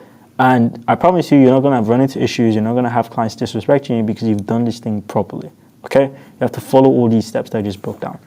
And yeah, that's pretty much it. So there's some bonus automations. Honestly, I recommend setting these up because they're so basic. They're not complex at all. Some people might think, oh, onboarding automations are crazy, but bro, it's super simple. All you probably need is an automation to trigger anytime someone signs a contract with an email to basically just send them all the information to get them started. What I usually do is I have a landing page with all of my onboarding instructions and I just send people to the URL. So basically when someone signs a contract, all they do is when they sign, I make an automation to send them an email that just sends them to a URL that has all the information for onboarding. So what they do is they get an email, it takes them here. There's a video that breaks down onboarding. You can watch this if you want. The form is down here. They fill out the form. And then once they fill out the form, they book in the onboarding call. That's it. And you can make this on Go High Level. It's like the most basic thing ever. This is on a Webflow, but like it's so basic. Like all you just need to do is text, video, or like image, HTML link with like, you can just embed this from Typeform. So you can go into Typeform, you can literally just go to like share and you can like embed like the stuff. It's super simple. You can literally just like embed it. So that's that. And like look, as you can see, embedding web page, it's super simple. Like it's not difficult. And booking strategy call, same thing. You can embed Calendly link. I can book in a call as well too. Like not hard, okay? And this is the automation that you can set up. I use this for my client. To set up an automation. Anytime someone signs a contract, they get sent like a welcome URL, they get invited to Skool, and a link to join the community. So if you have like, let's say a community offer, like a coaching offer, where your stuff is on Skool, maybe you have a Discord community, this is like the most basic onboarding thing you need to set up. Literally, they sign contract, they get sent an email, they get invited to Skool, they get sent another email to join Discord, and that's pretty much it. Honestly, like it's nothing difficult at all. So here's exactly what it is. So and yours, you don't even have to make this super complex. If you're just running like a normal service-based offer, they can just sign a contract and get emailed the onboarding URL with instructions to get started. So literally, my email flow was like this. So this is my client. I was like, welcome, thank you for putting your trust in me, joining the program. Need you to move in speed. Go to this video. This video was his onboarding video. For you, you can just send them to the onboarding URL. And this is mine. So welcome to Webflow. Let's move with speed. Go to this URL, go from there. And then the URL just thanks them for joining. And they book in the strategy call. And I tell them that we made some photos for them. And I tell them to fill out one of the documents that we asked them to fill. So this is kind of like a type form, but it's like a Google Doc that just has like information about the client, basically. And that's pretty much it. Don't overcomplicate this process. I've linked this specific document here. So if you're not going to use the Skool ones, you can literally just delete it and you can just use these two. I use PandaDoc.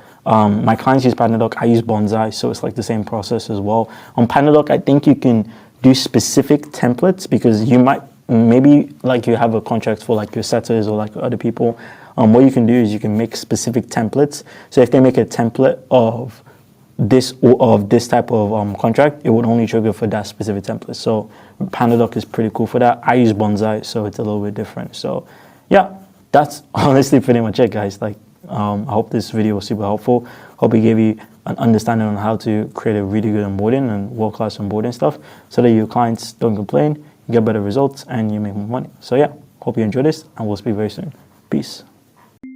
All right, guys. So I guess the best way to start this off is to remind you guys on like how important the stuff I'm about to talk about is, because I feel like a lot of people, they will underlook how important this is, like how important it is to actually like bring on someone and set the expectations right, because you start as you need to finish, especially in this whole growth operating stuff, and especially since most of you guys watching this, it will be your first client. It might be the first person, it might be the second person or the third person. That's like, you don't want to mess this up, because it's worse to do so much work, sign a client, and then mess up the relationship because you didn't onboard him correctly.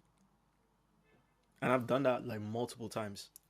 Like, I've lost so many clients because I didn't set the right expectations. I didn't get them to respect me. And I've had so many issues, not even just like initially, but like longer term, that happens because I don't do that. So I've had situations where I've come in and I've made clients over like 100K. Like, I'm not even joking, like 100K directly just from my work. And they don't even feel like giving you a referral because of how you kind of set the relationship expectation and how everything has been said and done. Trust me. And they give you like the worst headaches. They do all these crazy things. I've had those crazy situations. I've pretty much seen it all, because I work with like so many different coaches. If you guys don't know, like, I've worked with probably above, like, on a done for you basis, not just like, oh, I coach them, on a done for you basis, probably over 70 coaches. I'm not even joking. I can go through my agency dashboard and show you guys like the amount of clients that are in my Google Drive folder. I work with probably over 70 plus. And this is not to say this to like brag. This is just to tell you that this stuff is important. Okay? So let me just explain what I want you to go over. So this is the first thing I want you to do. The first thing you need to do is you need to set the frame for the relationships. Okay? This is exactly how you set expectations. You set the frame straight away. So the delay of how much they know you should be as short as possible when you set the expectations, because once you do it straight away, it's going to be very hard for them to mess it up later again. It's like, for example, if you're with friends or you're with people that you know, and let's say someone makes a joke you don't really like, if you just look at them and be like, yo, that wasn't really funny, like, I don't really appreciate that, they're probably not going to say this again because they don't really know you. So they're not going to try to piss you off or try to have some sort of altercation, because they're like, okay, cool, fair enough. I'm not trying to piss this guy off. But if it's your friend, or if you've been doing it for a long time and they make those jokes, and now recently you're like, I don't really like these jokes, when you bring it up, they're going to be like, bro, but you be fine with it for so long. And it's like, damn, now you cooked, okay? So you have to do this at the start of the relationship. So start that off. And the way that I want you to set expectations is you want to set these expectations, okay? So these are the things that you're going to be doing on the actual call itself. So, for example, things that I need from you to make this work. You can even share this on the screen, honestly. You can even show them and be like, hey, these are the things I need from you to actually make this work. Number one, I need you to just be fast with certain things. I need you to just be able to get stuff done quickly, get stuff done off the table, because the only thing that's stopping us from getting to where we want to be is just like the speed, honestly. Because I can do all this stuff, but if it takes like a month or like 2 months to actually get you to start making money, honestly, that's not what I want to do. You always want to make them feel like you're on their side, okay? And it might seem boring to them, but the fact that you're going to be mentioning this, it's going to be like, whoa, because most people are just not even going to mention this anyways. So you start this off by saying, hey, I just need you to be able to get stuff done quickly. No delays, these types of things. Second part is full trust. They need to basically almost give you the keys to the kingdom. They need to be able to give you full trust to be like, hey, since I have paid you, or since I have agreed to work with you, I am basically saying that, hey, you know more than me in certain things, and I want you to just hand over the stuff. You're basically telling them like, hey, the reason why we're even having this conversation is because you've trusted me enough to pay me money, even though you haven't seen me before, to help you do these things. So I need you to kind of repeat that level of trust throughout this whole working relationship. If I need to do something, and let's say you're not too sure if it's going to work, I will not recommend something to you if I don't think it's not going to make you money. Because I make money when you make money. So our incentives are extremely aligned. So anything I want to do for you is going to make you more money, or has the intention to make you more money. So I want you to just have full trust in me, because there's no point of me giving you ideas and you just saying, oh, I don't want to do this, because I'm not going to be able to go to your house and force you to record a video that you might not think might work. But if you have full trust in me and you at least want to test and see if these things work, that's what's going to make this work out. Because the worst thing is not being able to do anything at all, to not even know if something works. So I just need you to, even though it might be a red request or it might be something that you've never done before, I just need you to trust me, because at the end of the day, our incentives are that we both want the same thing, for you to make more money. Is that fair? You say it like that, they're just gonna be like, okay, cool. Like, I kind of have to like work with this guy, because now you've solved that problem. Because initially what would probably come up is you would tell them to do something, they'd be like, nah, I don't think that's gonna work. Yeah, I mean, why? Nah, I don't think so. Let's do it this way. And it's like, if we're telling you, especially in the GA, like, it's the same thing for us in GA. If we're telling you to do something, it's because it's going to make you more money. It's like, why would we want you to not win? Because our incentives are the same. It's like, I want you to make more money, because inherently I'll also make more money as well too, because you guys will get more case studies, more people join the GA, and it's happy days. And we have student interviews, wins, blah, blah, blah, blah, blah. So it's like, why would I give you guys bad information?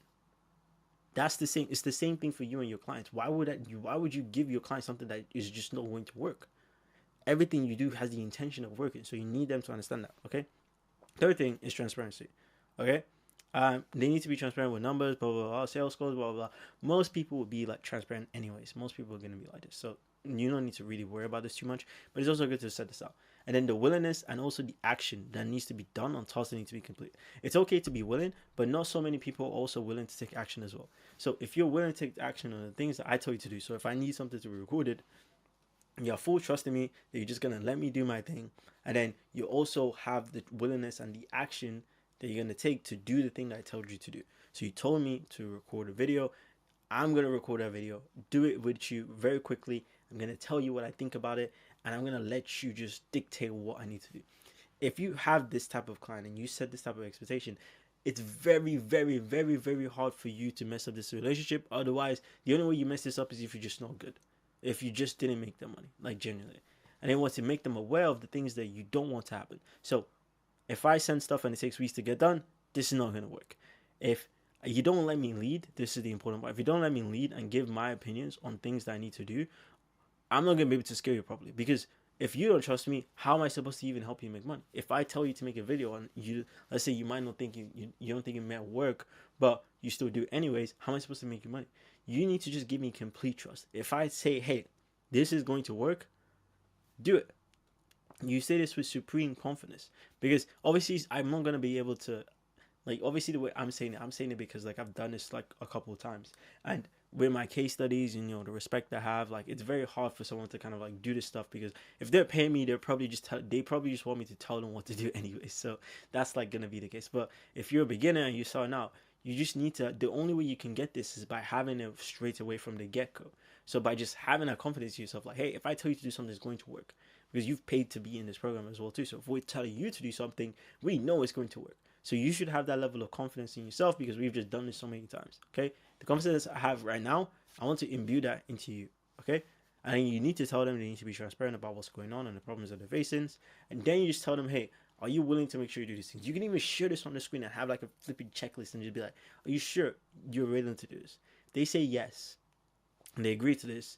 You have saved yourself probably loads of headaches and loads of potential problems, and even potentially losing a client by not doing this properly. Because now your frame has been set so high, the fact they agree to this, they're like, oh shit. If they just don't do anything, it's automatically their fault. They're never gonna come at you because you already set the stuff, you already set the standard. Okay, so that's kind of like what I would say in terms of like setting expectations for these types of people. So there's also some times where people are in unfortunate situations where they already signed a client, but the client is kind of doing the things that I'm already kind of talking about right now. So like they've signed a client, but the client is still doing stuff like not responding to, you know, the text, or like, you know, not doing the things that they need to do on time, or like just not doing the stuff that they need to do to scale. Then what I would like to say to you is like, it's very hard to change someone's perceived perception of you.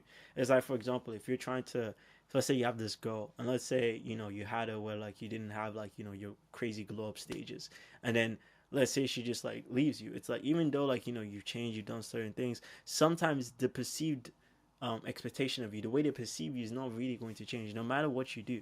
It's like trying to get a girl who liked you before to like you again. It's very hard. I don't know if you guys have been through that, but it's very, very hard. It's the same thing with your clients. It's very, very hard to do that. And when you do that, it can happen. I'm not saying it's not possible. I don't make this video if it wasn't. It is possible. It's just gonna take you a long time, and it's not instant. You're not gonna change someone's perception of you instantly, just like this. It's gradual. It takes time. Okay. So what I'll say to you in your situation is you need to change, but what shouldn't be gradual is your behavior. Your behavior needs to change the same instant. The instant that they're giving you problems, your behavior needs to change instantly. Okay? So you need to tell them, you need to basically tell them like, hey, you need to stand up to the objections. If they tell you something that you don't want to, you just speak your mind. Speak your mind. Speaking your mind in the moment sucks. But afterwards, it's completely fine because you've actually got it off your chest. Like when you want to tell someone that you don't want to do something, or you think something's not going to work and you haven't really spoken up to them before, the fact when you speak to them, you tell them what's on your mind, it will suck in the moment. But afterwards, you're going to feel good because you've got it out of your system. And that's the most important thought. And then what's going to happen is slowly, they will respect you more because you're just honest and upfront about certain things. That's like the main thing. The main thing you need to recoup in those situations is respect, because if they don't have the respect for you, nothing is going to work. So you gain respect by showing what's on your mind and by just telling people how you see things. Because that way, people are going to be like, okay, cool. If it doesn't align with them, it doesn't align, and they will respect you for telling them, and it's just going to go out. It's like, for example, if let's say a manager is working with like a football player, and the manager doesn't really like the football player. The fact that if a manager just goes up to the football player and tells him, look, I don't really think this is going to work. I think it's going to be very hard for you to get minutes in this team. And it's not because you're not a good player. It's just because I don't like the style of the way that you play, the way you do certain things. It just doesn't fit the vision that I have. And this is just me being honest because I don't want to string you along thinking that you're going to get played, you're going to get minutes. I think it's better if we find a different club or you go somewhere else. That sucks to say in the moment, but the fact that you said it, they're just automatically going to respect you more. They might not like you after you said that, obviously, but the respect is there because you've saved them time. That's all it is. You've saved them time, so now they're not going to be in a situation where they're going to be thinking to themselves like, damn, am I going to play? Am I going to start? And if you keep stringing them along, and then 3 months, 6 months go by and they haven't played, then they're pissed off at you. But you told them straight away that it's not going to happen. You move on and you go both ways. So what I would just say to you is change your behavior, stand up to yourself. Don't be afraid of losing the client, because at the end of the day, unless you're working with fucking Kim Kardashian, you'll be fine. Trust me, you'll be fine. Like, don't be afraid of losing the client. If let's say it's like your only income source, or like, you know, it's something else, you can feel scared, but at the same time, you always want to respect for yourself. You always want to stand yourself up. And if you believe to yourself that you can't even get another client like after them, or you can't even work with someone that's just as good as them, then that's probably your own belief system. And I think that's something that you need to work out with yourself. Okay? So have faith in yourself. Stand your ground when you say certain things. Don't let people just push you around. Follow the structure. This is important because you're only going to see the effects later on if you don't do this. Follow the structure. Follow exactly how I tell you to onboard your clients. And this problem should be at least minimized to the lowest possible degree. Okay? So hope this video helped you guys a lot. Spend a lot of time on it. And I'll see you in the next one. Peace out. How do I end this? Oh, there we go. All right, guys. Hope you're doing well. Hope you're doing great. So in this quick one, I just want to explain how you guys can actually fulfill and deliver a really good service. And pretty much I'm going to explain how to actually build out an entire program from scratch. So pretty much like the steps you need to take to get the best results possible for your clients, and obviously how to kind of like structure it. So if you're wondering, okay, cool, I have an offer. This is cool. But how do I actually build a product that actually gets people results? This is probably going to be the only video you're going to need to watch alongside the other videos that are in this module. So I'm going to make it like super straight to the point, super punchy, and it's going to give you super actionable steps so you guys can actually create really good products. So the way that works is very simple. You have to kind of like imagine what you're trying to do in a very simplified way, because if you don't do it, it's going to be very hard to kind of like understand what we're really trying to achieve here. All you're basically doing is there's a path. So the reason why people pay you is because of this. There's multiple different. Let's say someone is here, and they basically want to get to here. Let's say this is a point where they're more happier, and this is a state that they want to get to. And basically, what they're basically trying to do is they're trying to shorten the path to get to this point as quickly as possible. That's all. That's the only reason people pay for programs, is literally just for speed.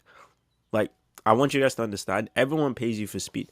It doesn't matter if someone says, oh, I just want to join because there's a community, or I just want to join because, you have one-on-one support. The reason why people join is because there is a placebo effect to think that whatever you are offering or whatever your program has is going to get them to the outcome faster and more efficiently. That's the only reason people pay you money. Literally the only reason. So let's say person A on his own would have multiple different paths to get to their goal. So let's say they could go this path and they could get to their goal. Or let's say they could go this path and they could get to their goal as well too. But they don't want to do all of this stuff. They basically have seen whatever you're offering is the simplest way to go from here to here. A straight line. So I want you guys to understand this, because this is going to be integral for what I'm going to do later down the line. You have to understand that people just come to you because they want a very simple path. They want a very simple roadmap that's going to get them to where they want to be, and they want to get them fast. And everything alongside that is supposed to kind of accelerate that process. So when you're delivering your service, I like to imagine it like this. The vehicle is, let's say, what you're basically doing, what you're selling. If you're teaching someone how to, obviously, let's say, get better relationships, get in shape, or make more money, that's going to be your vehicle over here. And then you, let's say you over here, I don't know if I can put like a little dot to kind of describe it, but you over here, I think that's you as a driver. So the person who is selling the program, the person who built the program, is the driver. And then basically, actually, no, sorry about that. So the person who paid you is the driver itself. And then you're basically the guy in the passenger seat, and you're basically acting almost like navigation. You're kind of telling them what to do. This is what it is when you're doing done with you services, because they're the ones that eventually still have to do the work. So they're the ones that still have to drive the car and do the stuff. You're just in the passenger seat telling them what route to go, so that they don't have to like worry about anything. Okay. So let's say this person is like, okay, cool. Where do I go? You're going to tell them, all right, out of all the different routes that we could take this route. We could take, let's say, this route that will go here, this route that will go here. Of all the different routes, I figured out that this is the best route to take. And they're going to be like, cool, I'm going to follow you. Because like I said, you're the navigation guy. They're just going to listen. So eventually, you're going to come across tolls. And obviously, you guys know what tolls are. If you don't know what tolls are, this is basically checkpoints where they pretty much, I think, do some stuff to, make sure that you can go to this specific place. And I think they take money from you and shit. So that's what the toll is. And basically, within this toll, there's a new problem they have to do. Maybe you have to pay money. Maybe you have to, they have to check your IDs. Maybe they have to check what type of car you're driving. They have to check for some papers. There's a new problem. So every single toll you get to is a checkpoint where you're basically saying, I'm closer to my goal. So the driver is happy to get to these tolls, because that indicates that they're getting closer and closer to their goal. And you're trying to basically make sure that they don't have to deal with more problems each toll that they get to. So toll 2 might have a different problem. They might ask you for, was your driving license, for example. And let's say you didn't tell let's say like beforehand, if let's say they were driving themselves, they wouldn't have known to have their driving license, which is obviously a stupid example, but you get my point. But let's say you were the driving guy, you were the guy in the passenger seat, and you were telling the guy, hey, make sure you bring all of these things with you, because they're going to ask them along the tolls. Then he doesn't have that problem of not having his driving license, and he doesn't have to go back. So that's just an example, because checkpoints are things that your clients are inevitably going to face. If they're going to get to their goals, there's always going to be things that people are inevitably going to face. Let's say, for example, if I'm teaching someone how to make more money online doing, let's say, drop shipping, you are going to inevitably face having to build a website. Like, you're going to inevitably face that. There's no way you can physically avoid that, because how would you sell the product?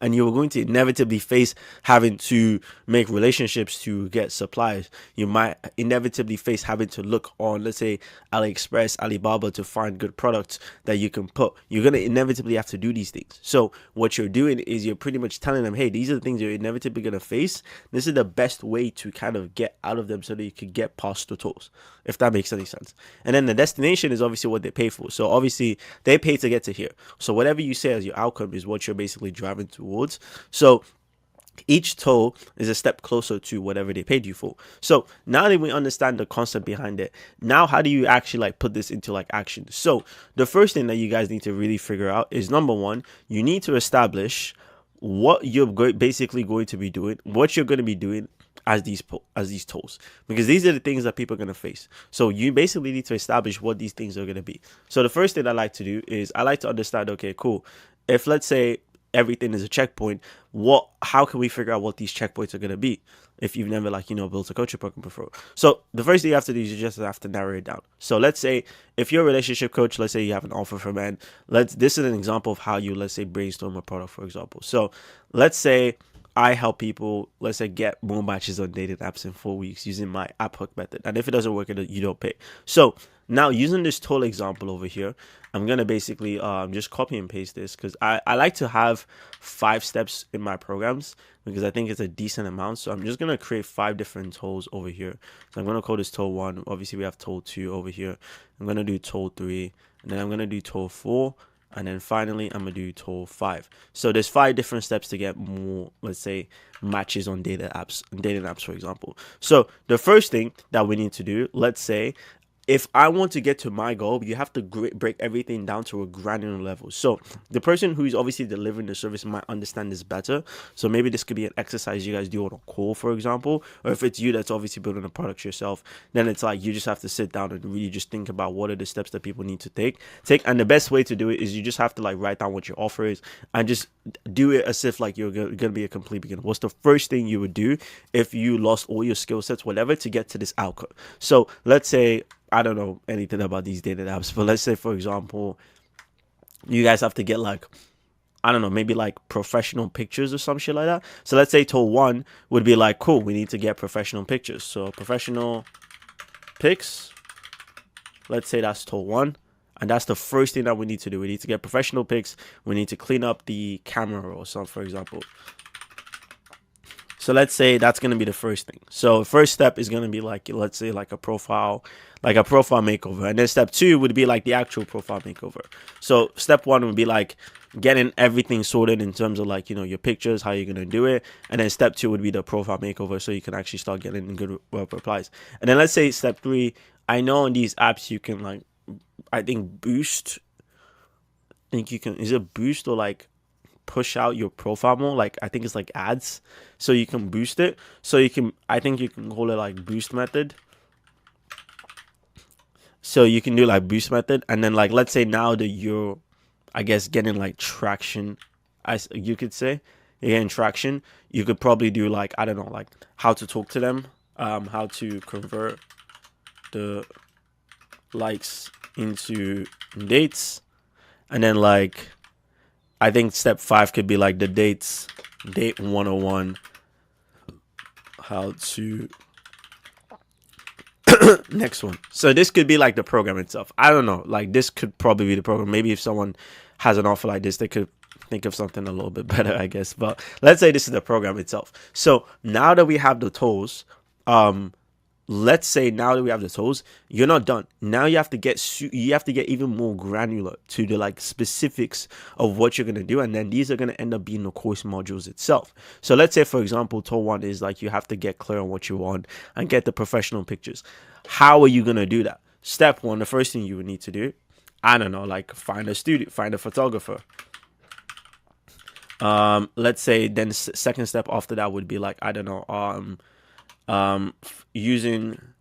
give photographer scenes for them to recreate, I guess. Edit the pictures to make yourself look nicer. And then maybe this could be like, let's say step 1.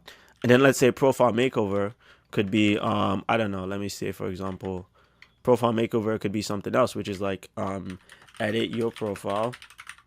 And let's say, for example, it could be like clean up your bios, and then like secrets, pick up lines or something like that. I'm just putting shit in here, but I don't know. But basically, you would have to get into like each step very granular.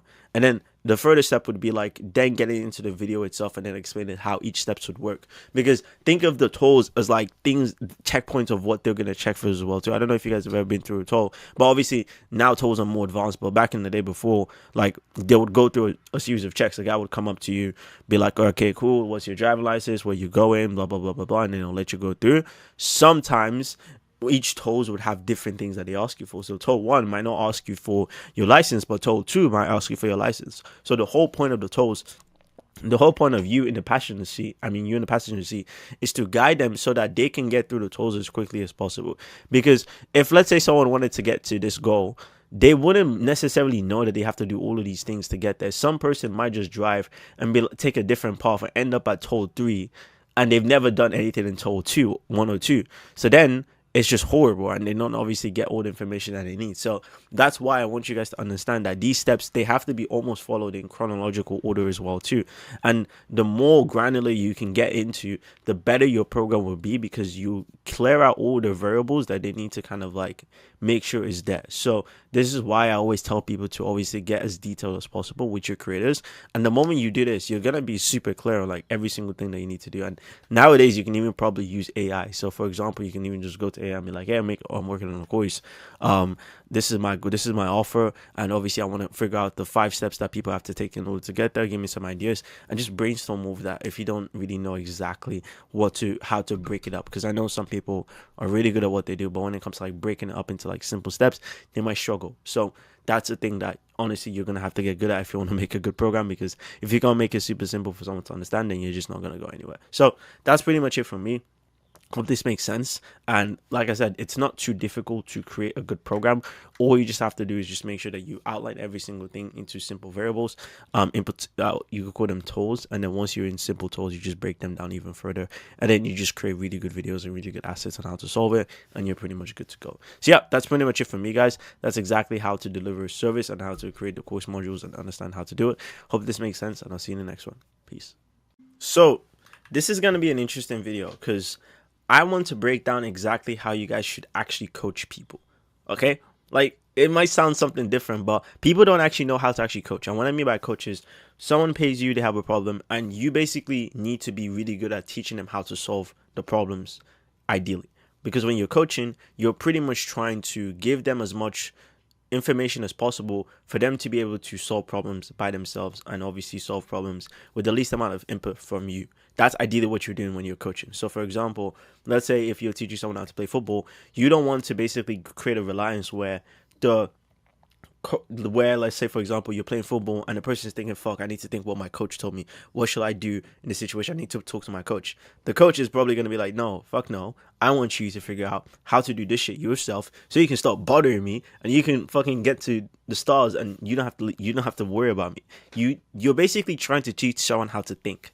That's what you're doing when you're coaching. It's not necessarily the same as done for you or like services or any sort of stuff like that. You're trying to teach someone exactly how to think. And the way they do it is very simple. I'm going to explain how it works. So when you're trying to teach someone how to think, you have to basically teach them how to solve problems. So the big mistake I see where a lot of people do when it comes to like they're trying to coach people is they just give people the answers they're looking for too fast, and people just create an over reliance on them. So let's say for example, let's say someone that comes to me and they're like, hey, my outreach, actually no, he's sad, he's not happy.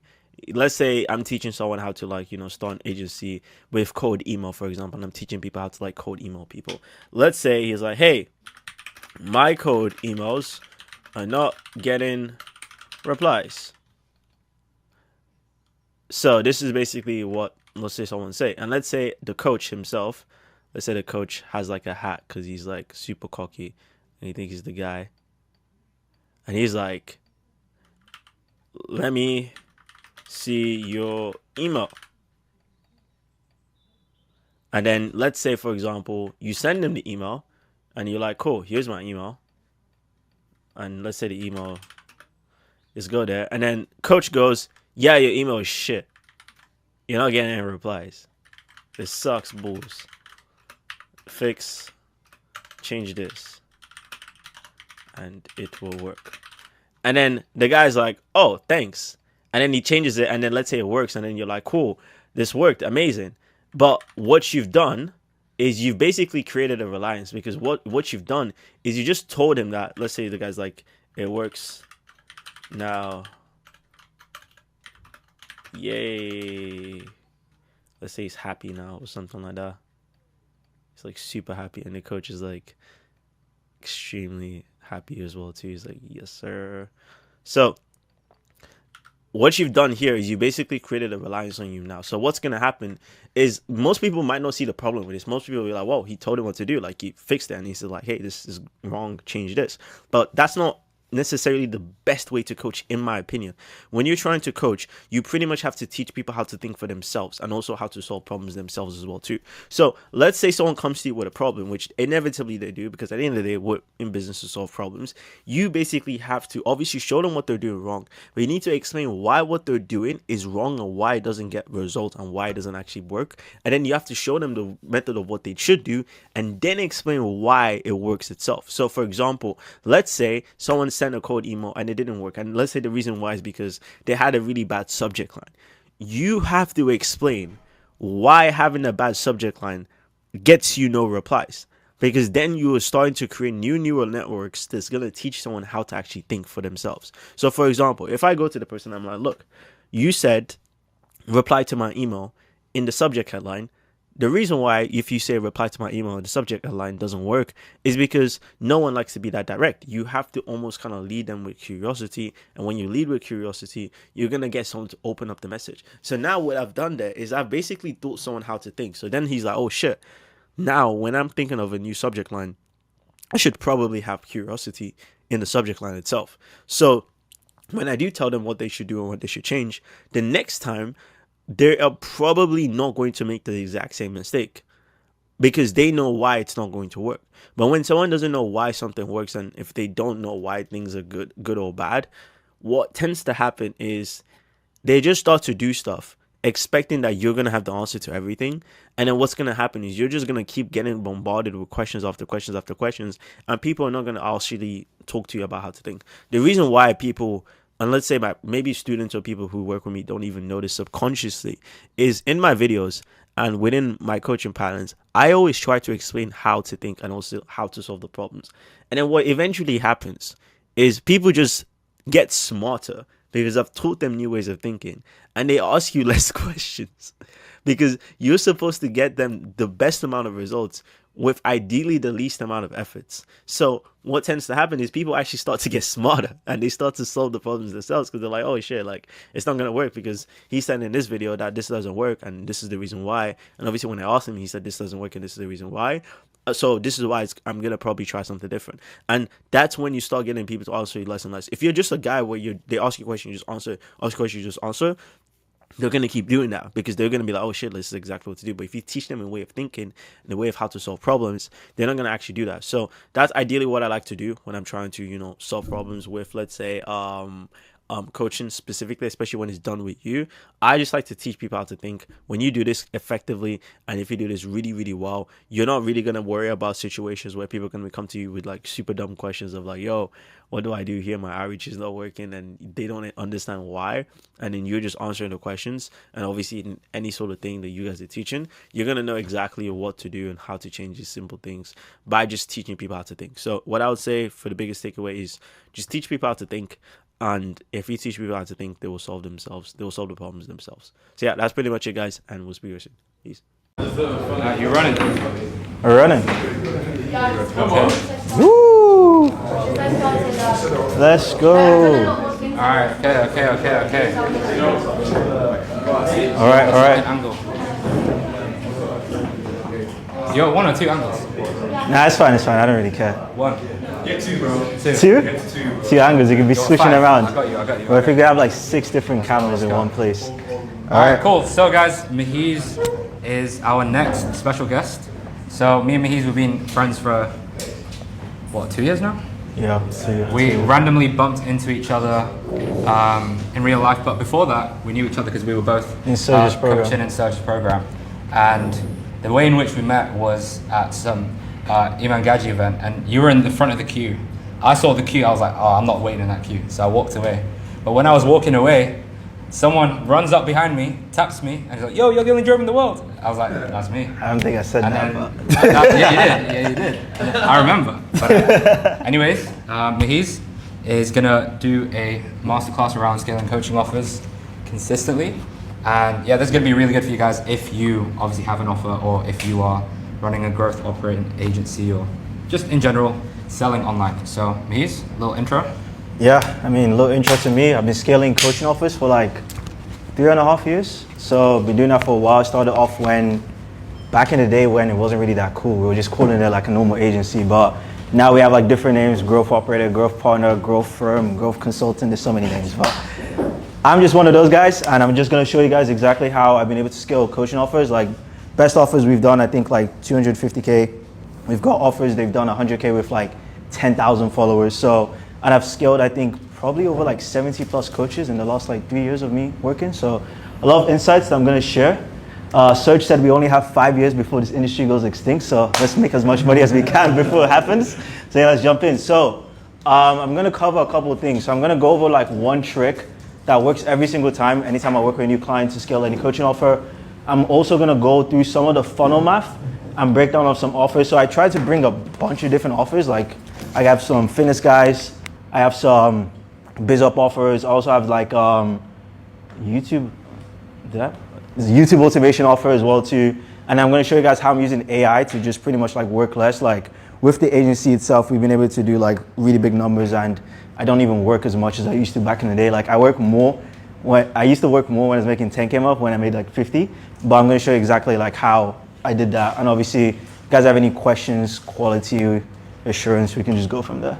All right, cool. So I'm gonna go over like one trick that always works every single time when you're trying to scale like any coaching offer. So let's see. So coaching offers are pretty much the exact same. Like every single coaching offer that scales, every like successful one, they're all the same stuff. And if you're trying to hit like 50, 100K, 250K a month, 300K a month, 500K a month, there's probably someone that's done it in your niche, and they're already doing extremely well. So the best thing that you have to do is not necessarily copy them, but just understand that the philosophy is the same thing. Like if you have a coaching business, for example, see a couple guys that have coaching businesses over here, the entire funnel and the entire thing is the same stuff. So all you're just doing is you're just replicating that, but for different niches and industries. So it goes like, if you could go back, so good. It goes like this. You have your market, you have the offer that you're selling to the market, you have your acquisition channel, so where you're advertising on, IG, Facebook, Twitter, YouTube, whatever.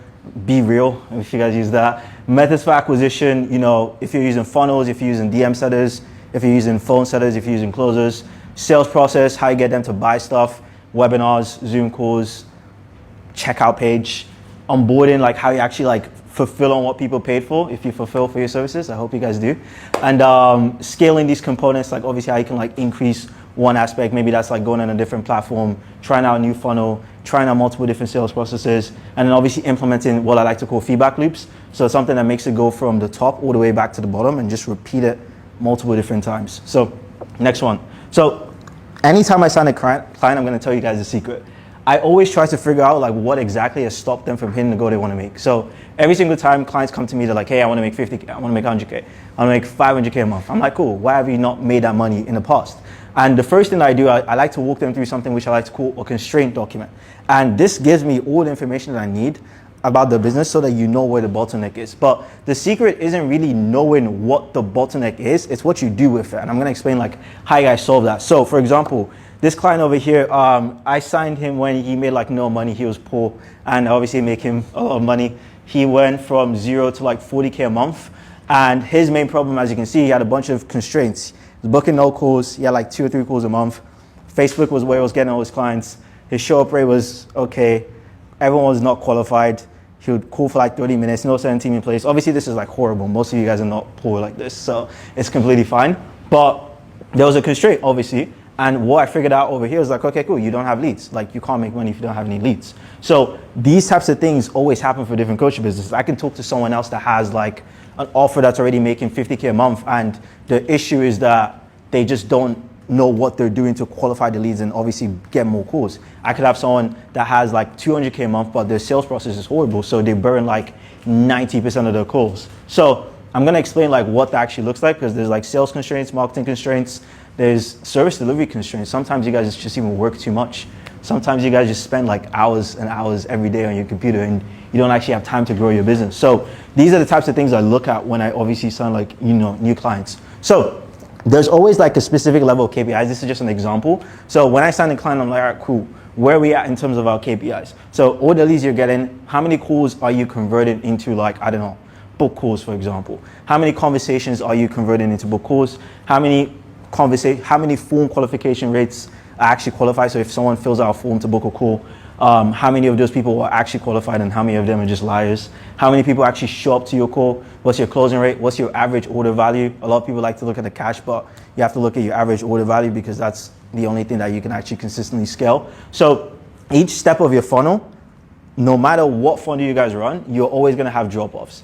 If there was no drop-offs, it would all be millionaires. And that's not obviously that. But obviously, as you can see over here, each step of your funnel, your customers is always going to drop off. And the way that you know what the drop off is, if you guys don't know what to look for your drop offs, you have to look where your customers are taking any sort of like action. So because there's always going to be an inevitable drop off. So if someone has to like comment, that's a drop off. If someone has to reply, that's a drop off. If someone has to show up on a call, that's a drop off. If someone has to like click purchase on the call, that's a drop off as well. So there's tons of different drop offs. I could go crazy with this list, but this is like a simplified version so you guys have an idea. So I look for that for any funnel when I sign a new client. And what I then do is I build a system to always remind me about these problems every single week. So now that you know what the problem is, cool, you're not gonna make any money unless you see it in your face and you actually take action on it. So every single person that I work on, this is like a report of what I usually do. I set up like weekly and daily reports for every single like level of the funnel itself. So let's say, for example, you're running like I don't know, like a book or call funnel, for example. Every single day, you need to know how many calls come in, how many people show up, how many people close, if they close or not, how many conversations happen to get those calls in the first place, and how many content pieces did you make to get those leads in the first place.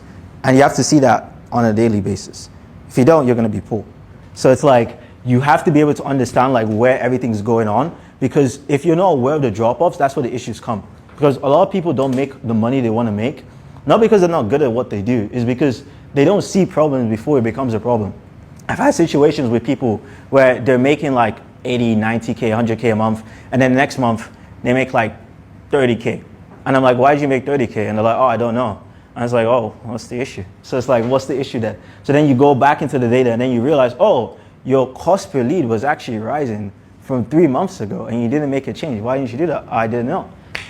That's the issue. So when you see your data every single day, and I'm gonna show you guys how to build systems like this so you can always see it. This is just one example for one of the funnels. As you can see, we can see, and you don't have to overcomplicate it. We can see the amount of money we spent, that money that we made, the revenue, the leads that we got, the book calls, the short calls. So I can see everything. So I can go here and be like, wait a minute, guys, we had 78 leads. Why did we only book 15 calls last week and why did only 8 people show up? That's a 50% show up rate. If we just had 70% or 80%, we could have made more money. So what's the issue here? And the only way you can make, and this is not like rocket science. Oh, I'm like, whoa, your show up rate is 50%. You should be making more money. That's not rocket science. But what I'm saying is I see this on a weekly basis very often for all the clients. So it's extremely hard for you to just go and notice, because people only don't make a lot of money because they don't see these things. Like this will come when you guys are not making as much money as you want to make and you're like, fuck, what's going on? Why is it everything? And they're like, oh shit, my show up rate is 30%. How's that possible? Well, you need to know this information before you do anything, every week, every day. And what's cool about this is it doesn't cost you much to know this at all. This whole thing is done by like a VA and like a very simple system, $300 a month to know what's going on in your company every day. People don't even have that. I mean, unless people have like super reporting. And I'm not talking about end of day reports. I'm talking about company-wide reports, not your sales team reports. I'm talking about company-wide shit. So next one, this is something that comes in daily. This is kind of shit, to be honest, but it could have been better. But it's more of like, hey, we spent this amount, we got this leads, we got X amount of calls. And what I do, there's an updated version, but I couldn't show it because my client would have been very angry at me. But pretty much like it would show the creative that brought in the most amount of calls. So you can see everything on a daily basis of like, hey, we converted 17 leads into 5 book calls. Our booking percentage is 29%. So we're booking 29% of the calls, of the leads that are coming from ads, which is, I would consider that okay. So that day I didn't have to do anything. I didn't have any fires to put out that day. So that's that. And I'm gonna show you guys a video, like there's a video on how to set all the stuff up for whatever funnel you guys are running. You wanna ideally have something like this because it just helps. So yeah. So if they are not on KPI for your industry standard, then we have a problem. But knowing what the problem, like I said, is not the issue. Like, it's not the issue. Like, the first issue is obviously people don't even know what the problem is. We've solved that by creating reports every single day that you look at company-wide, not just end-of-day sales reports, because I know everyone has that, not just that, like company-wide reports.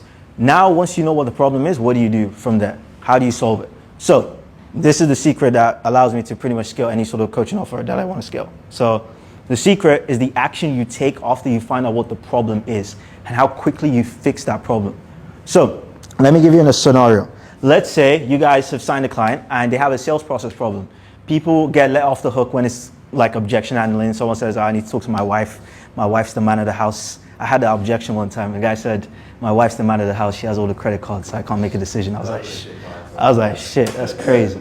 That's crazy. I should got the wife on the call. But anyways, like you say they get a bunch of questions and your closers just let them off the hook. They're like, you know what, I don't want to deal with this. You can go think about it, and they don't come back. So maybe they ask a ton of questions because they're not nurtured enough before the call. So now that you know this information, what do you do with it? You have three options. You have A, you figure out how to solve the problem yourself with your free or paid content. You buy a $50 course, you watch a YouTube video on how to increase your show up rate. That's like 1 hour long. Or you pay someone that's done it multiple times for an hour on how to do it. So if you see someone has a 90% show up rate, what are they doing? What are they doing to find out how to get 90%?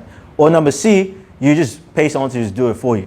So for most of you guys, because I know most of you guys are not poor, you can afford to do option B and C because these are the best options for most of you guys here, and I'll tell you why. So initially when you start, you have two things that you have access to.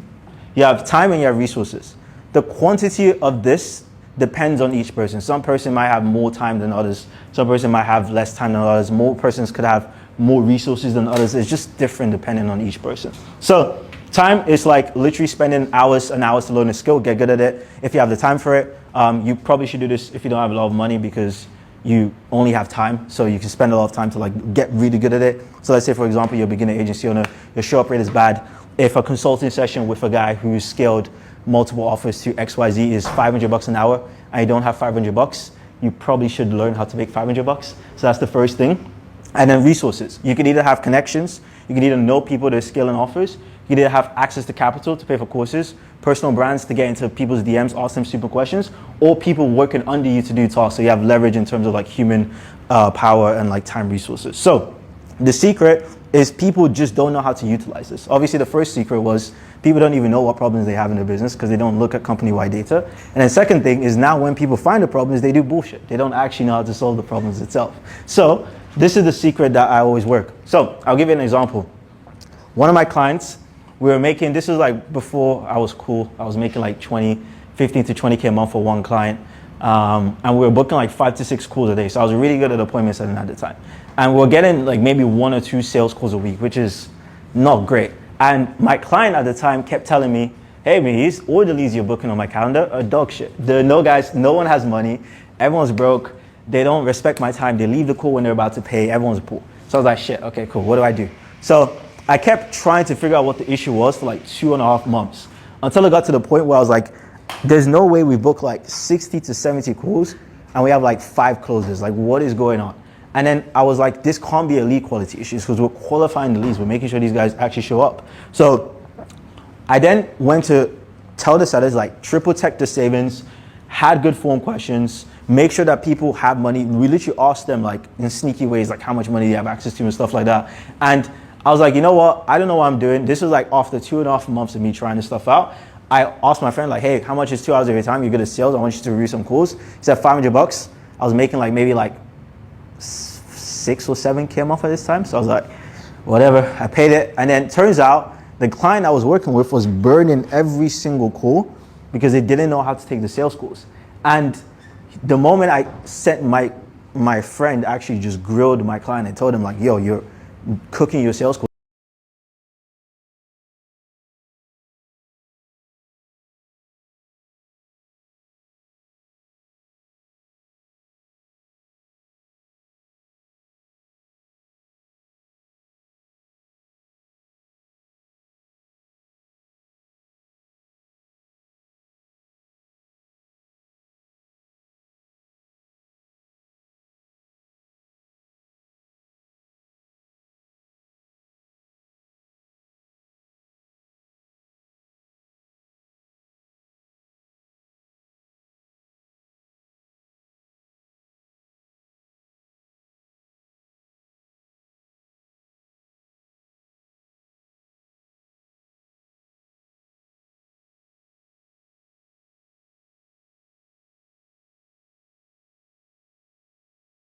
punching myself. I was like, fuck me, bro. Like, I was thinking to myself the entire time it was a lead quality issue. But this guy was just horrible at sales. And then he got better, and then we made 30K in 5 days. It blew my mind. And that was when I started to like really double down on like knowing what the problems are before they become problems, and then fixing something in the most efficient way possible with the resources I have access to. So that's the next one. And strategically, if you use your resources really well, that's your cheat code. Because a lot of you guys have resources on different things. You guys have time, money, you have people that you know. You guys are 1 or 2 DMs away from like actually finding information that you might need. So the cheat code is this. This is what you guys, you can screenshot this, you can take a picture, whatever, but find your bottleneck every week. If you can, every day, build a system to be aware of it all the time. And then analyze which aspect of your funnel is running if it's hitting KPI. So if the book calls to shop rates to closes is at a specific KPI, you don't have to do anything. You're happy. If it's not, you have to do something. And then with the resources you have, put energy into fixing it quickly. Time, money, issues, whatever. Because whether it's like knowledge, or whether it's more time and effort on your side, whether it's paying someone else to do it, fix it. Because you guys have resources, a lot of us just poorly utilize them. So yeah, it's obvious that's obviously, but it's obvious, but that's the secret. But like I said, there's probably not that many people that do this on a daily basis for their companies. And the honest truth is you're not going to be the best at anything. It's impossible. I'm not going to be the best at sales. I'm not going to be the best at marketing. I'm not going to be the best at even speaking, to be honest. So people just have to have an ego because they don't want to like look dumb in front of people like all the time. And I really stress upon this point because this held me back for so long. I feel like if I had this mindset, if someone told me this early on, I could have made a lot more money. So that's why I really wanted to start with this. If you could go to next time, because I see this all the time, especially with guys who are rich. One of my boys, he was an ex-client. We scaled him to 400K a month, like at his peak. And pretty much like he wanted to take everything in the house. And then he messaged me. He's like, yo, bro, cooking a lot. He's like, yeah, bro, I did 800K last month. On track to do 1.2, on track to do $1 million in a month, selling sales coaching. And I hop on a call with him. And this guy's asking me questions. He's like, oh shit, like how do you guys make money with organic? And I'm like, bro, this guy's making 800 to 1 million a month. And he only cares about like the stuff that he can take from me. He doesn't even care about flexing or anything like that. The guy hops on and says, yeah, did this. By the way, bro, like I want to ask you, how do you guys do your organic? Because all my stuff is from ads. And I see this all the time. The guys who make the most money, they just use their resources the best, bro. Even when on a 15, 20-minute call, he's still getting information. Because he was aware that, hey, my organic is not good. Let me message someone that's good at organic. So it's like, that's kind of like one of the biggest things, honestly. And if you have hyper KPI questions, like I said, for example, if you guys knew what your issues were, you could ask better questions. So if I went to Raw and I was like, hey, Raw, so I've analyzed all my businesses and I've noticed that the reason why I'm not making 500K a month is because when the closers get, I need to speak to my wife objection, they don't know what to say. Can you tell me a process to fix it? And they will fix it for you. But people come up to you, it's like, yo, bro, how do I scale my coaching business? How do I answer that? I don't know, bro. It's like, you have to give me like specific questions. People come up to you like, yo, how do I scale a podcast business? Like, what does that mean? Like, where are you at? Like, what's your stuff? So I have like a bunch of SOPs that I give to like my assistant. She does like cool stuff. So she manages to do list, she orders stuff for me, she plans trips, all that type of stuff. And she reports all of like YouTube organic and ads, so you can even track organic stuff as well. So I'm gonna give you guys a link to that Notion in the group, on the group chat after, if I remember. But yeah, that's what it's gonna look like. So you guys can just like copy the way I do my reporting. So you guys can instantly, because it's literally gonna cost you like a VA to do it, start knowing what your numbers are for all your companies and all your efforts. So yeah, cool. Any questions so far? If anyone has anything.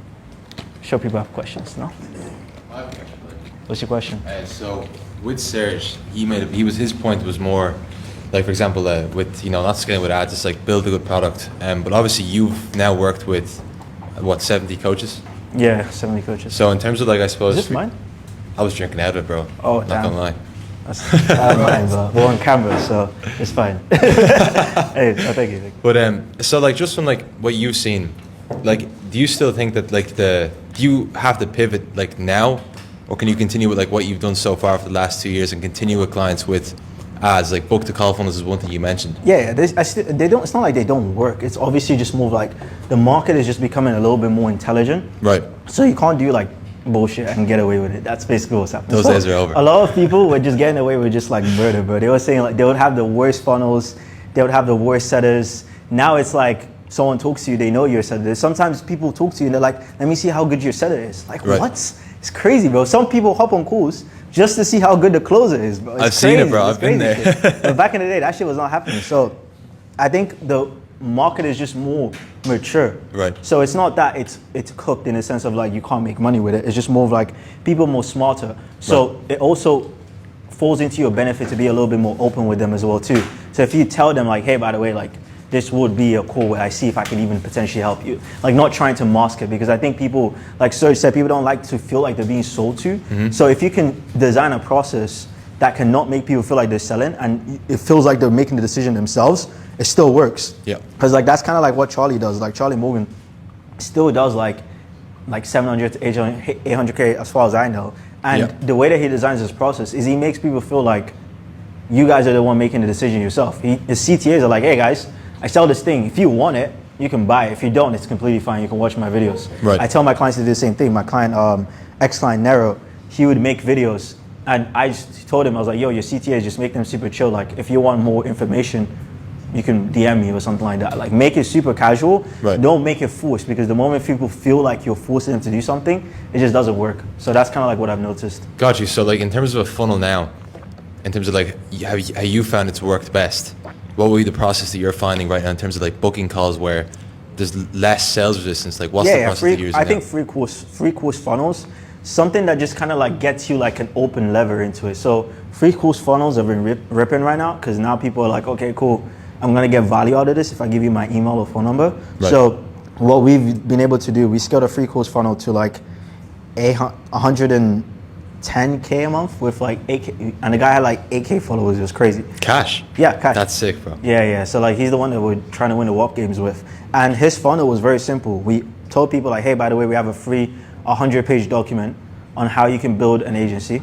If you want to DM us. And then people DM you and they're like, hey, we need your name and phone number so we can send it over to you. And then we send it, and then we just send them a text. They're like, hey, by the way, like, you know, I hope you enjoy the resource. By the way, I want to see if I can even help you, like even start something. Right. Would you be free for like 5 minutes to see how we can help you? Something like that. Something very casual, something very chill. And then they opt in if someone picks up the phone. They're like, chill. They're like, hey man, did you watch the video? Cool. If you didn't watch it, it's fine. What do you currently do? Cool, man. I mean, we do have this thing that could potentially help you, but it's up to you if you want it or not. Like, you don't have to get it. You can just watch the free videos. And people just naturally say, yeah, I want to check it out, and then it just works. So anything that kind of leads with a decent amount of upfront value, I've always noticed works really well. Mm-hmm. And the value actually has to be good. Like, the better it is, or the better it's framed, I guess you could call it, it works better. So, yeah. Right. Yeah, even YouTube is a big thing as well. In long form, people watching that in the DM setting process as well. Yeah, exactly. Just YouTube videos and stuff. Like, it just works simple. Like, you just have something like really valuable. It doesn't have to be really cool. Yeah. Just something that's framed really cool, because the framing is what's important, not the actual thing, because most people don't even consume it. Right. So the framing is good. You get their number, and then once they're in the ecosystem, they're in. You just keep nurturing them and keep making soft little CTAs to be like, hey, if you want extra help, this is how I can do it. And that's how you get a lot of goodwill, and you also have a decent sales process as well. So, yeah. Sick. Thank you, bro. No worries. You have any more slides to go through? I still have a little bit more. How much time have you got? How long have we been going for? We've been going for like 35. 35 minutes, gosh. I mean, it was really chill. I only have like 2 or 3 slides. Actually, no, I think I have like 10. 10. Do you like pay for traffic to the free course or to the free info? Some offers we do pay for traffic, yeah. It works well if you're paying for the traffic. What I've noticed though is that like the intent is not as high. So what I like to do for paid traffic is I like to go after people that already have some sort of intent, and then once the intent has been exhausted, I then do a free funnel, because the free funnel is always going to convert a little bit worse. This is a little bit more advanced stuff, but imagine it like this. Like, let's say for example, how do I describe this? Okay, so the person that's going to follow you organically, that's going to watch your stuff, they would already be in a specific level of awareness. So someone might follow you because they're like, I want to get into sales. This guy's sales stuff is really cool. So they're already in that like awareness bubble. They know that they want to get good at sales, or they know that sales is cool. When you're running ads, the awareness level is like all over the place. You're gonna get people that might be interested in running sales, might be interested in like not sales. You're gonna get people that don't even know what sales is, and they'll be like, oh, this is kind of interesting, let me check this out. So the intent level is different. So the reason why it works well for organic to kind of like run the free course funnel is your intent is different. The people who are coming in already have some sort of like an idea of like, I want to do this, this is really cool, I want to check this out. But when you're running ads, you're almost kind of like trying to make people believe that this is a cool thing. So when you do a free course funnel, you automatically get people to go into information mode. So what I've noticed is when you run ads to it, it's not like it doesn't perform, but it works better with organic because people already come in with the idea of like, people are coming in from ads with the idea of more information. So you almost have to like force them to kind of want to be interested. So what I like to do for ads is I initially like to start with the people that are like always at the top, which are like people that are super interested in the model or they already have some sort of like idea of it. And then I go after them. And then once that's exhausted, because that doesn't last forever, you can then go into like educating people. And then that works better because the people that are already intent, they just buy quickly. I don't know if that answers your question. Because like with the guy, for instance, right, you said you've got a guy of like 8K. What does he do? He teaches people how to start website agencies. Okay. And like, he's got 8K, so he hasn't got a crazy amount of like followers. Like for instance, someone like Serge did. Yeah, of course. And like, what did you scale him up to? 108. 108, right? And that was through your free thing. Where did you get the traffic from? Organic, because it was like, it's new and fancy, to be honest. Like shiny objects. Also like shiny objects as well too. Like it's a new model, so it's just called website as a service, but we framed it as like WAS, so it's called website as a service, but it's just a website agency. But we said you can make the websites with AI and find the clients with AI, and then we kind of made it like this new model, and everyone was like, oh my god, this is amazing. So he had videos hit like 1 million views, even with 8K followers. He had videos hit like 50K, 100K views with like 5,000, 8,000 comments, which you can get on a small account. So that's why we have so much traffic, where making like that amount of money was, I wouldn't say not that difficult, but it was a bit straightforward because the traffic was there. So it's just all about attention then, basically. Yeah, it's just pretty much the attention. If you can frame something like really cool and fancy, it works well. So I think framing is also a really cool thing to kind of dive into. So yeah. And those are organic, like organic straight? Yeah, organic leads. If I have his IG, I'll show it to you guys. But yes, all organic leads. So no ads, no nothing. So yeah. For YouTube? Huh? YouTube? No, it's IG and YouTube. His YouTube is not that great. He has like 100 followers. So yeah. Okay. No worries. All right. Any other questions? Yo, that's good. So my question is, how do you actually get consistent revenue? Because you see, as a growth operator myself, like we did 50K a month, but that might be on like an initial launch. And the next month, maybe the organic audience is dried up. Like, how do you ensure I'm getting consistent revenue through the door and scaling?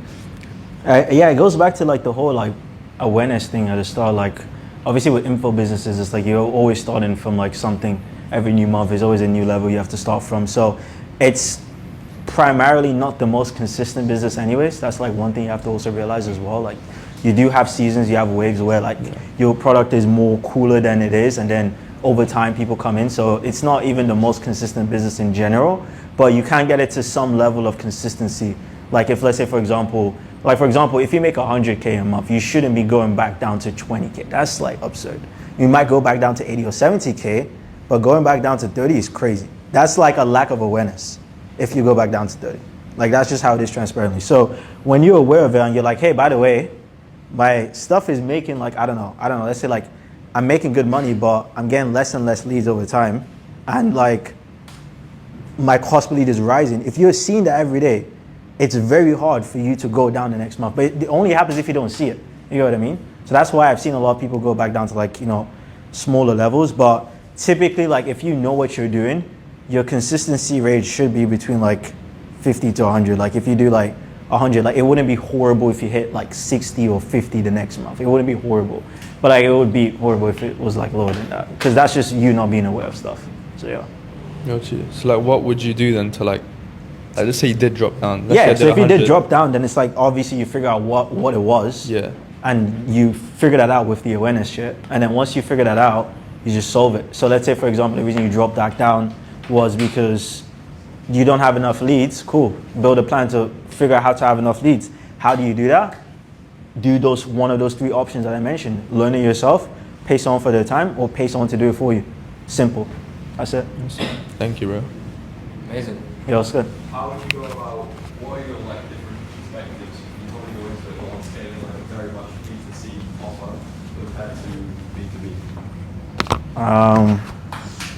I think B2C, it depends what because some B2B stuff, they're not even cool. They're kind of similar to B2B anyways. But I guess like with B2C, there's a little bit more education and skepticism involved. So you have to almost have a lot of sales assets to explain like your reasoning and like why you're doing something.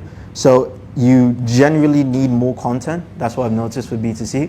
And obviously like the sales cycles are a lot faster. So you kind of need to like cater to that as well too. Like having like brain rot videos or like having like very short like VSL, something like that's easy to consume. With B2B, you can afford to not be as perfect because B2B guys, they're always going to show up. Like for example, if someone books a call in my agency, it's like a 95 or 100% show up rate because they want to buy something. With huh? Oh shit! Oh, I didn't realize that. That's actually funny.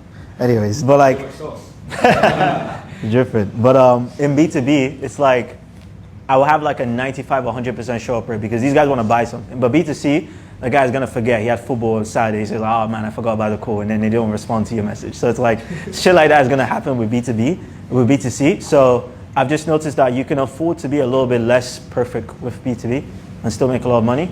But B2C, you almost have to like have everything like super structured for it to work. So yeah. Thank you, bro. Amazing. Yeah, let's carry on. Cool. I'm gonna try and make this quick. I'm not even gonna ask this. I was gonna do like a round table thing. But I have a list of cool offers that have scaled, so I'm gonna go over some of them.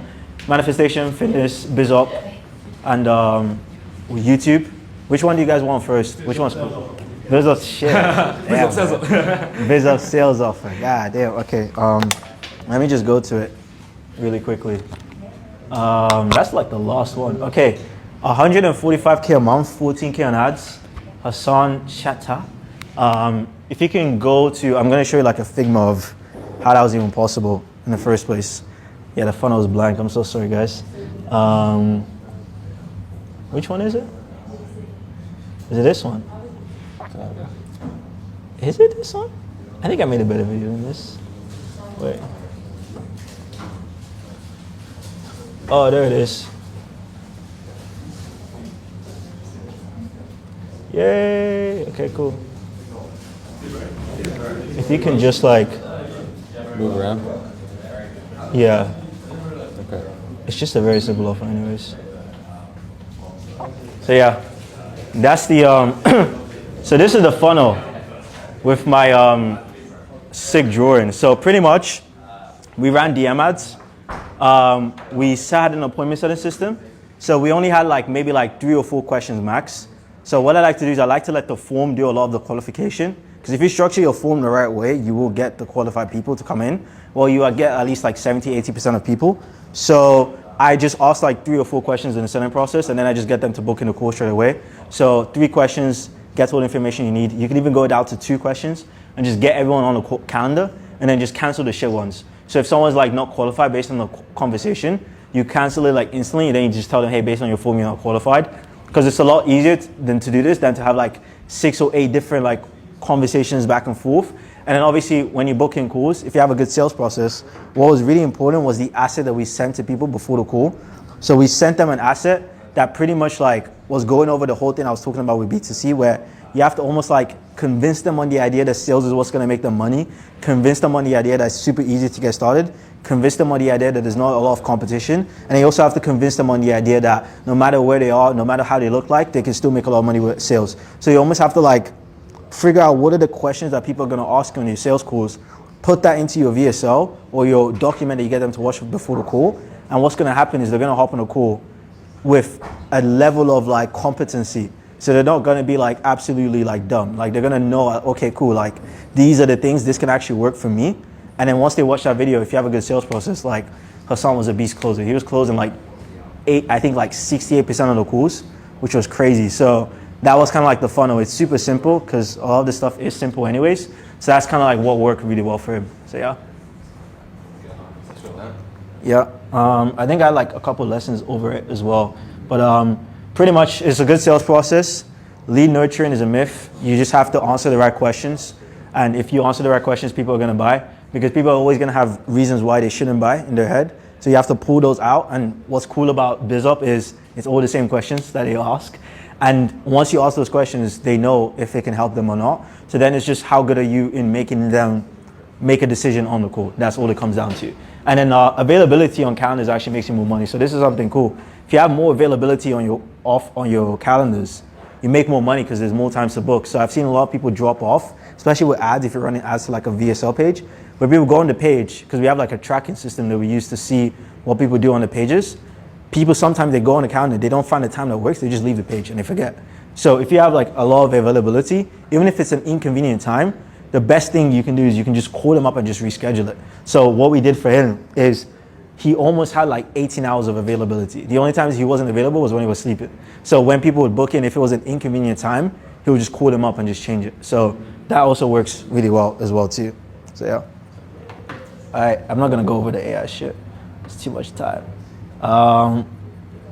What else? Fitness is fun. So this offer did 50K, 10K a month to 50K a month with paid traffic. There's another offer I did that did like 75K, but I couldn't find the screenshots, so I just didn't include it. But this guy did like 50K, and I made like an entire video breaking down how he did it. But let me just show you what it was. So this was his funnel that we did. This is a better drawing actually. I got better at drawing back in the day, so it's actually cooler now. But we have an IG ad, then we have like a simple DM CTA. For the UK, it doesn't really work, so you would have to run like a phone funnel. We have a DM conversation. It's the same process, 2 or 3 questions, but the difference is we get the phone number instead of booking them in on a call. So what happens with these people, especially with fitness offers, where there's a lot of competition, people don't really feel like they have to like figure everything out. So what we do is we just ask them, hey, what's your number? After they're qualified, we get the number, we call them up. Like, hey, by the way, I saw that you opted in, blah, blah, blah. You ask the qualification questions on the call, because they're not going to lie. They're just going to tell you. And then once you get that information, you book them on an actual sales call. So like, hey, that's cool. Would you be free at this time? And then obviously when they're speaking to a human being, it works better because they're like, oh shit, like this person is actually not an AI. And then obviously sales conversation over the phone and then you close. So it's all about just like, it's about this stuff here, to be honest. Like what you do there, because you're going to get these guys, you're going to get leads. You're always going to get leads. It's about what you do here that kind of like defines the whole thing. So yes, it's a very simple funnel. What you notice is a common theme. All my funnels are simple because I'm not that smart. So yeah. All right, cool. I guess like that's pretty much most of it, honestly. I guess I could go over the manifestation one because I think this one is kind of interesting because it's a different sales process. Shit, I forgot to blur out the names. Fuck, I'm so sorry. Guys, don't leak this, please. Anyways, Nero, I think he did 50 at his peak and then he did the YouTube stuff and now he's crushing it with that. But this was a B2B offer, so I wanted to include this because with this offer, we didn't really have much shit like structured. Like it was very simple. It was running DM ads. We asked like maybe 3 questions. We booked everyone in. We didn't even have like people calling them to make sure they showed up, whatever, because these were business owners. So we were closing guys that already had like knowledge about business. So they would show up to the calls, they would hop on and they were like, yeah, I'm just curious to see how this stuff works. And then obviously his sales process was really good. I just allowed him to just close really well. So these guys didn't have much skepticism. They were just more curious. And because we went after business owners, they knew what they wanted. They were like, hey, I'm stuck because I think a certain way. I don't know how you can help me, but I want to see. So they'll hop on a call because of that. So B2B offers, they work a lot better. And that's the reason why he's been able to make a lot of money, because he's not speaking to dumb people. So yeah, that's also another thing as well.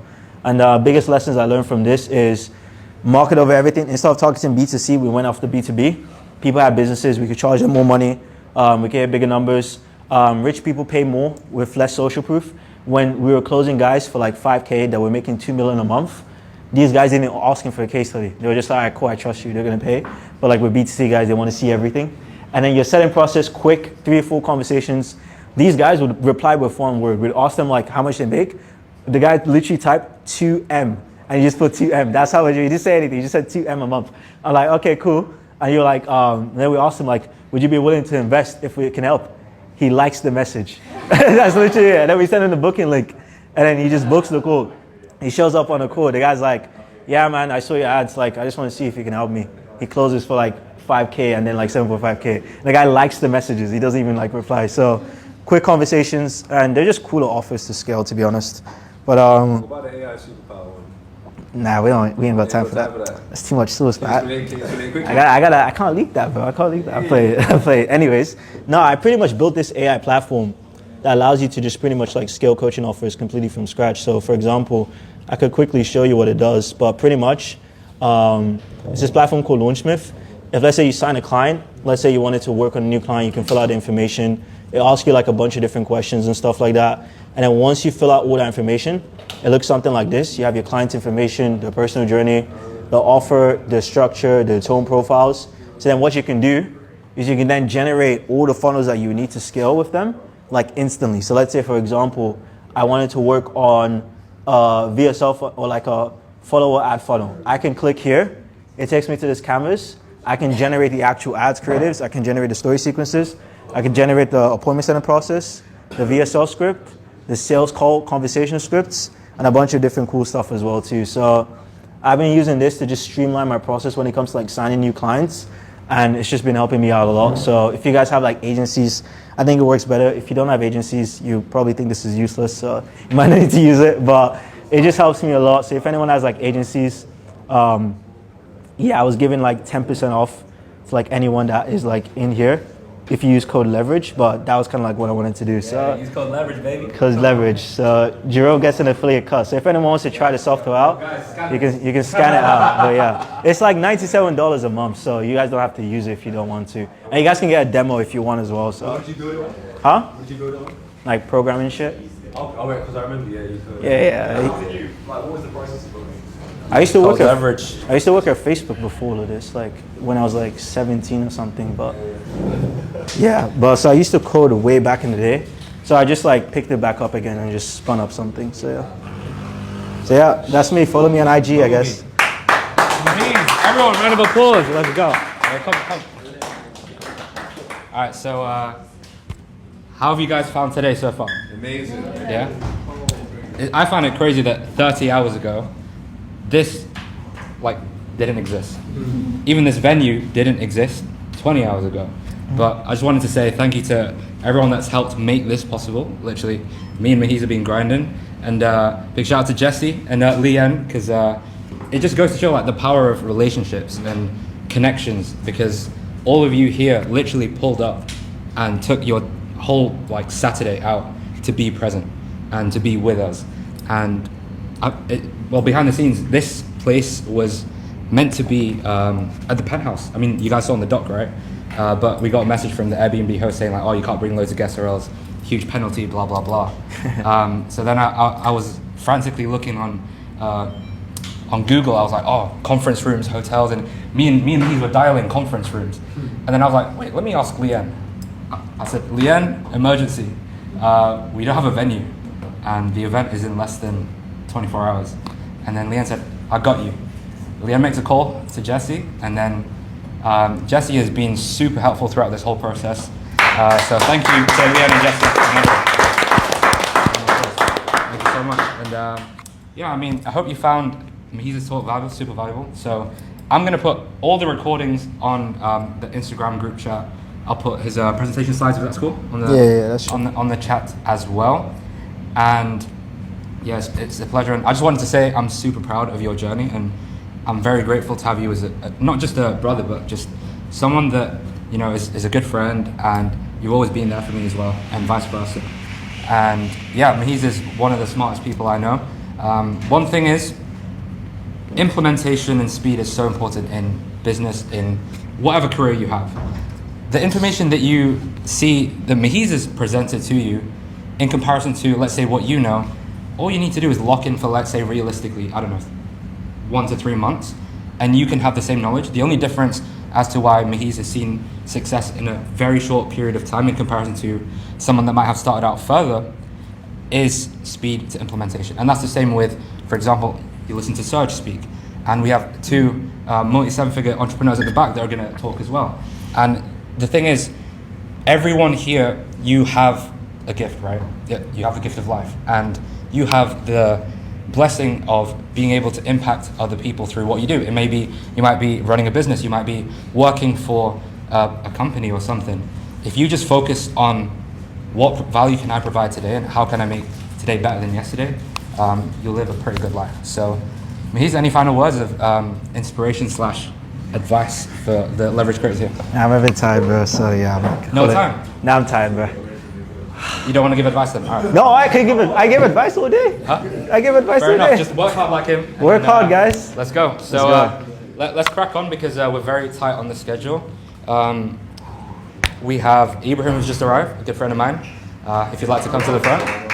So, hope you enjoyed the entire video, and I've given you a ton of source on how you can obviously go from where you're currently at right now to where you want to be with, coaching. And I feel like if, like I said before at the start, if you genuinely implement these things, you will make money. It just comes down to if you're actually going to implement it in the first place. So that's why I genuinely want you guys to actually go out there, implement it. And if you feel like, you still want extra help or you want something personalized to your situation, because at the end of the day, information is information, but without the implementation, it's basically useless. If you don't do anything with this, it's going to be fine. So you kind of have two options. You can kind of go out there, try implement everything yourself, and obviously run into some issues, but because I can't basically make any sort of videos or specific things for your specific situation, it might be tough and you might run into some issues.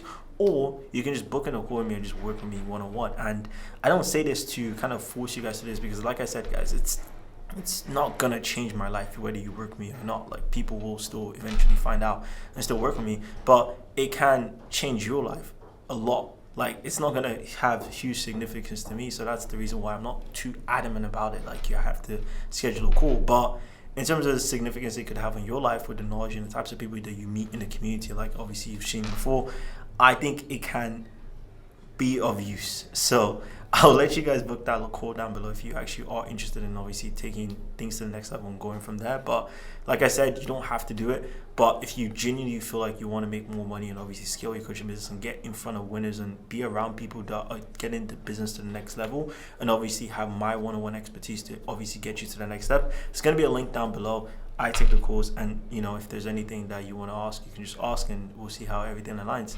It's not that expensive, guys, honestly. So yeah, see you in the next one.